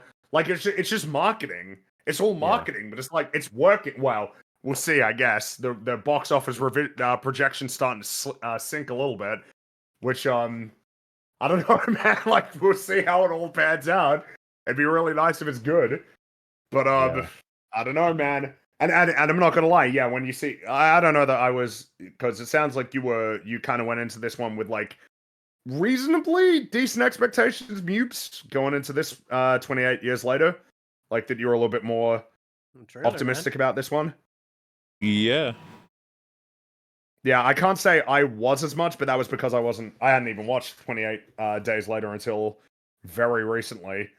Really? So I don't know that this one necessarily contributes as the disappointments often will to the sort of growing pessimism, but I don't know. I assume that this hasn't exactly bolstered your expectations for this upcoming suite of movies. I'm like, yeah, we're Well, getting back on track.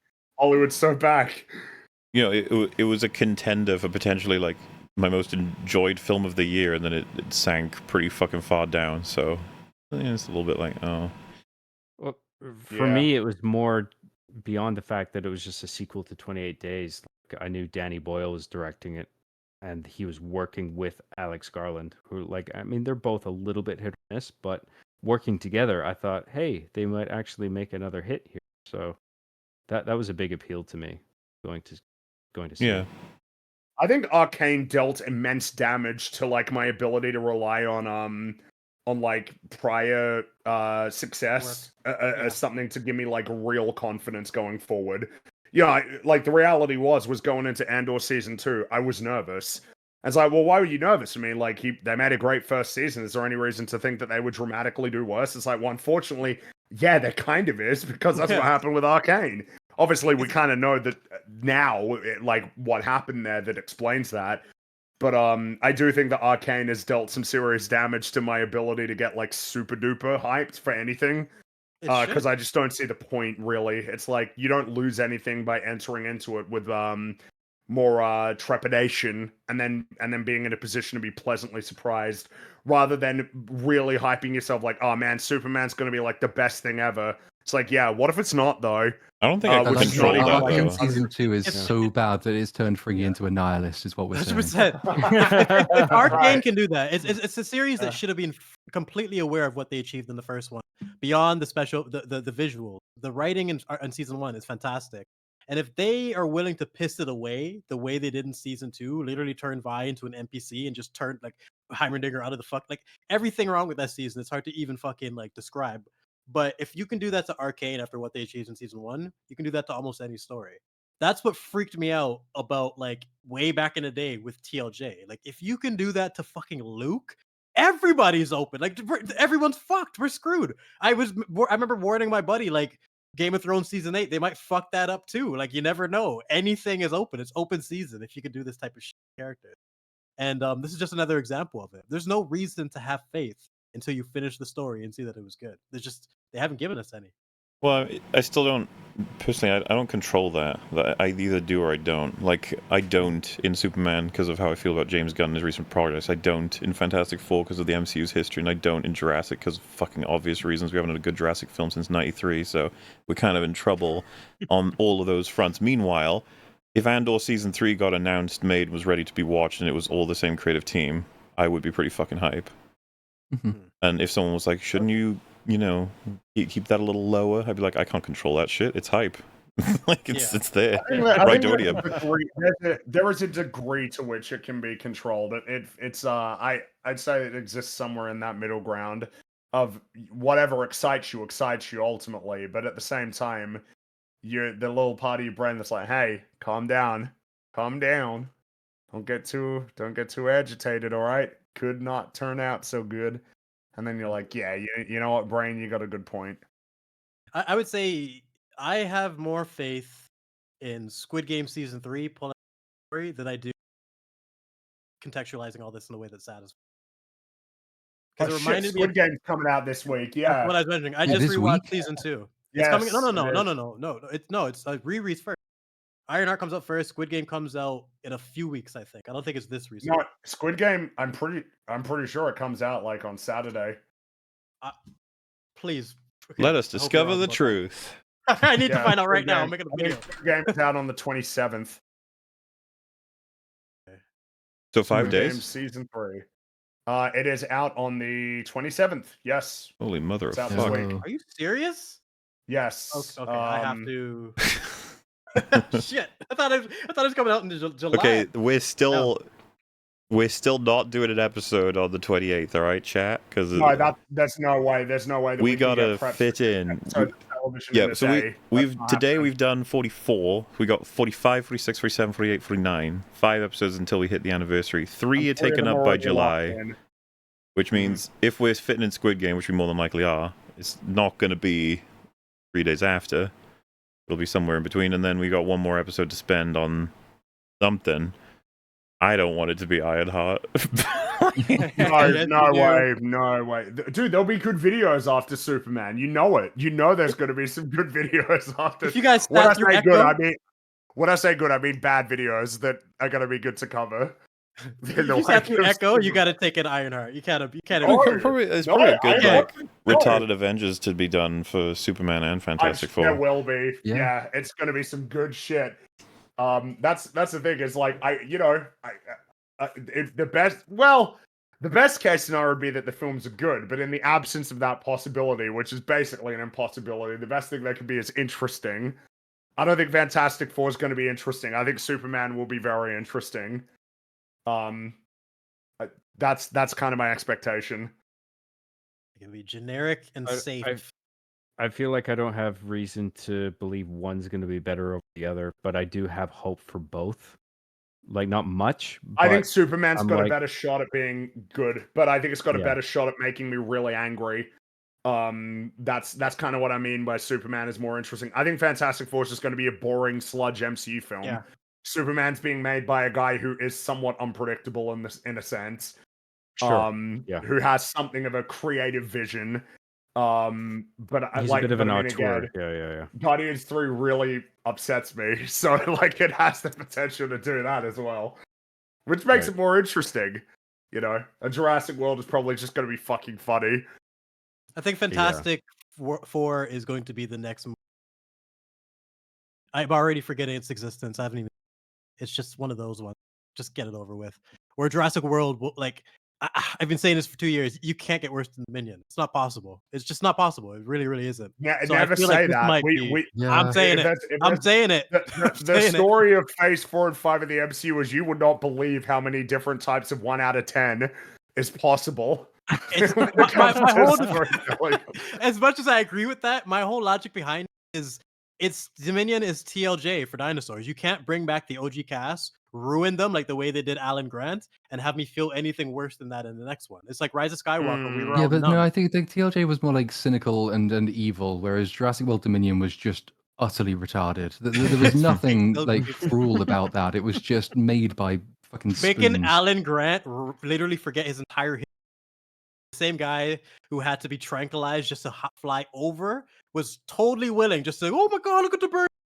They turned him into a fucking fanboy who had no idea of his own history, and he was a fucking loser who had no family or kids, while Malcolm was totally successful with 5 kids. They made a point of showing that Alan Grant was a fucking loser, while Ellie and Ian Malcolm walk away arm in arm, and he's just behind them. It's you won't believe it if you've seen it. They shit on him the same way they shit on Boba Fett or Kenobi. It's just as bad or worse.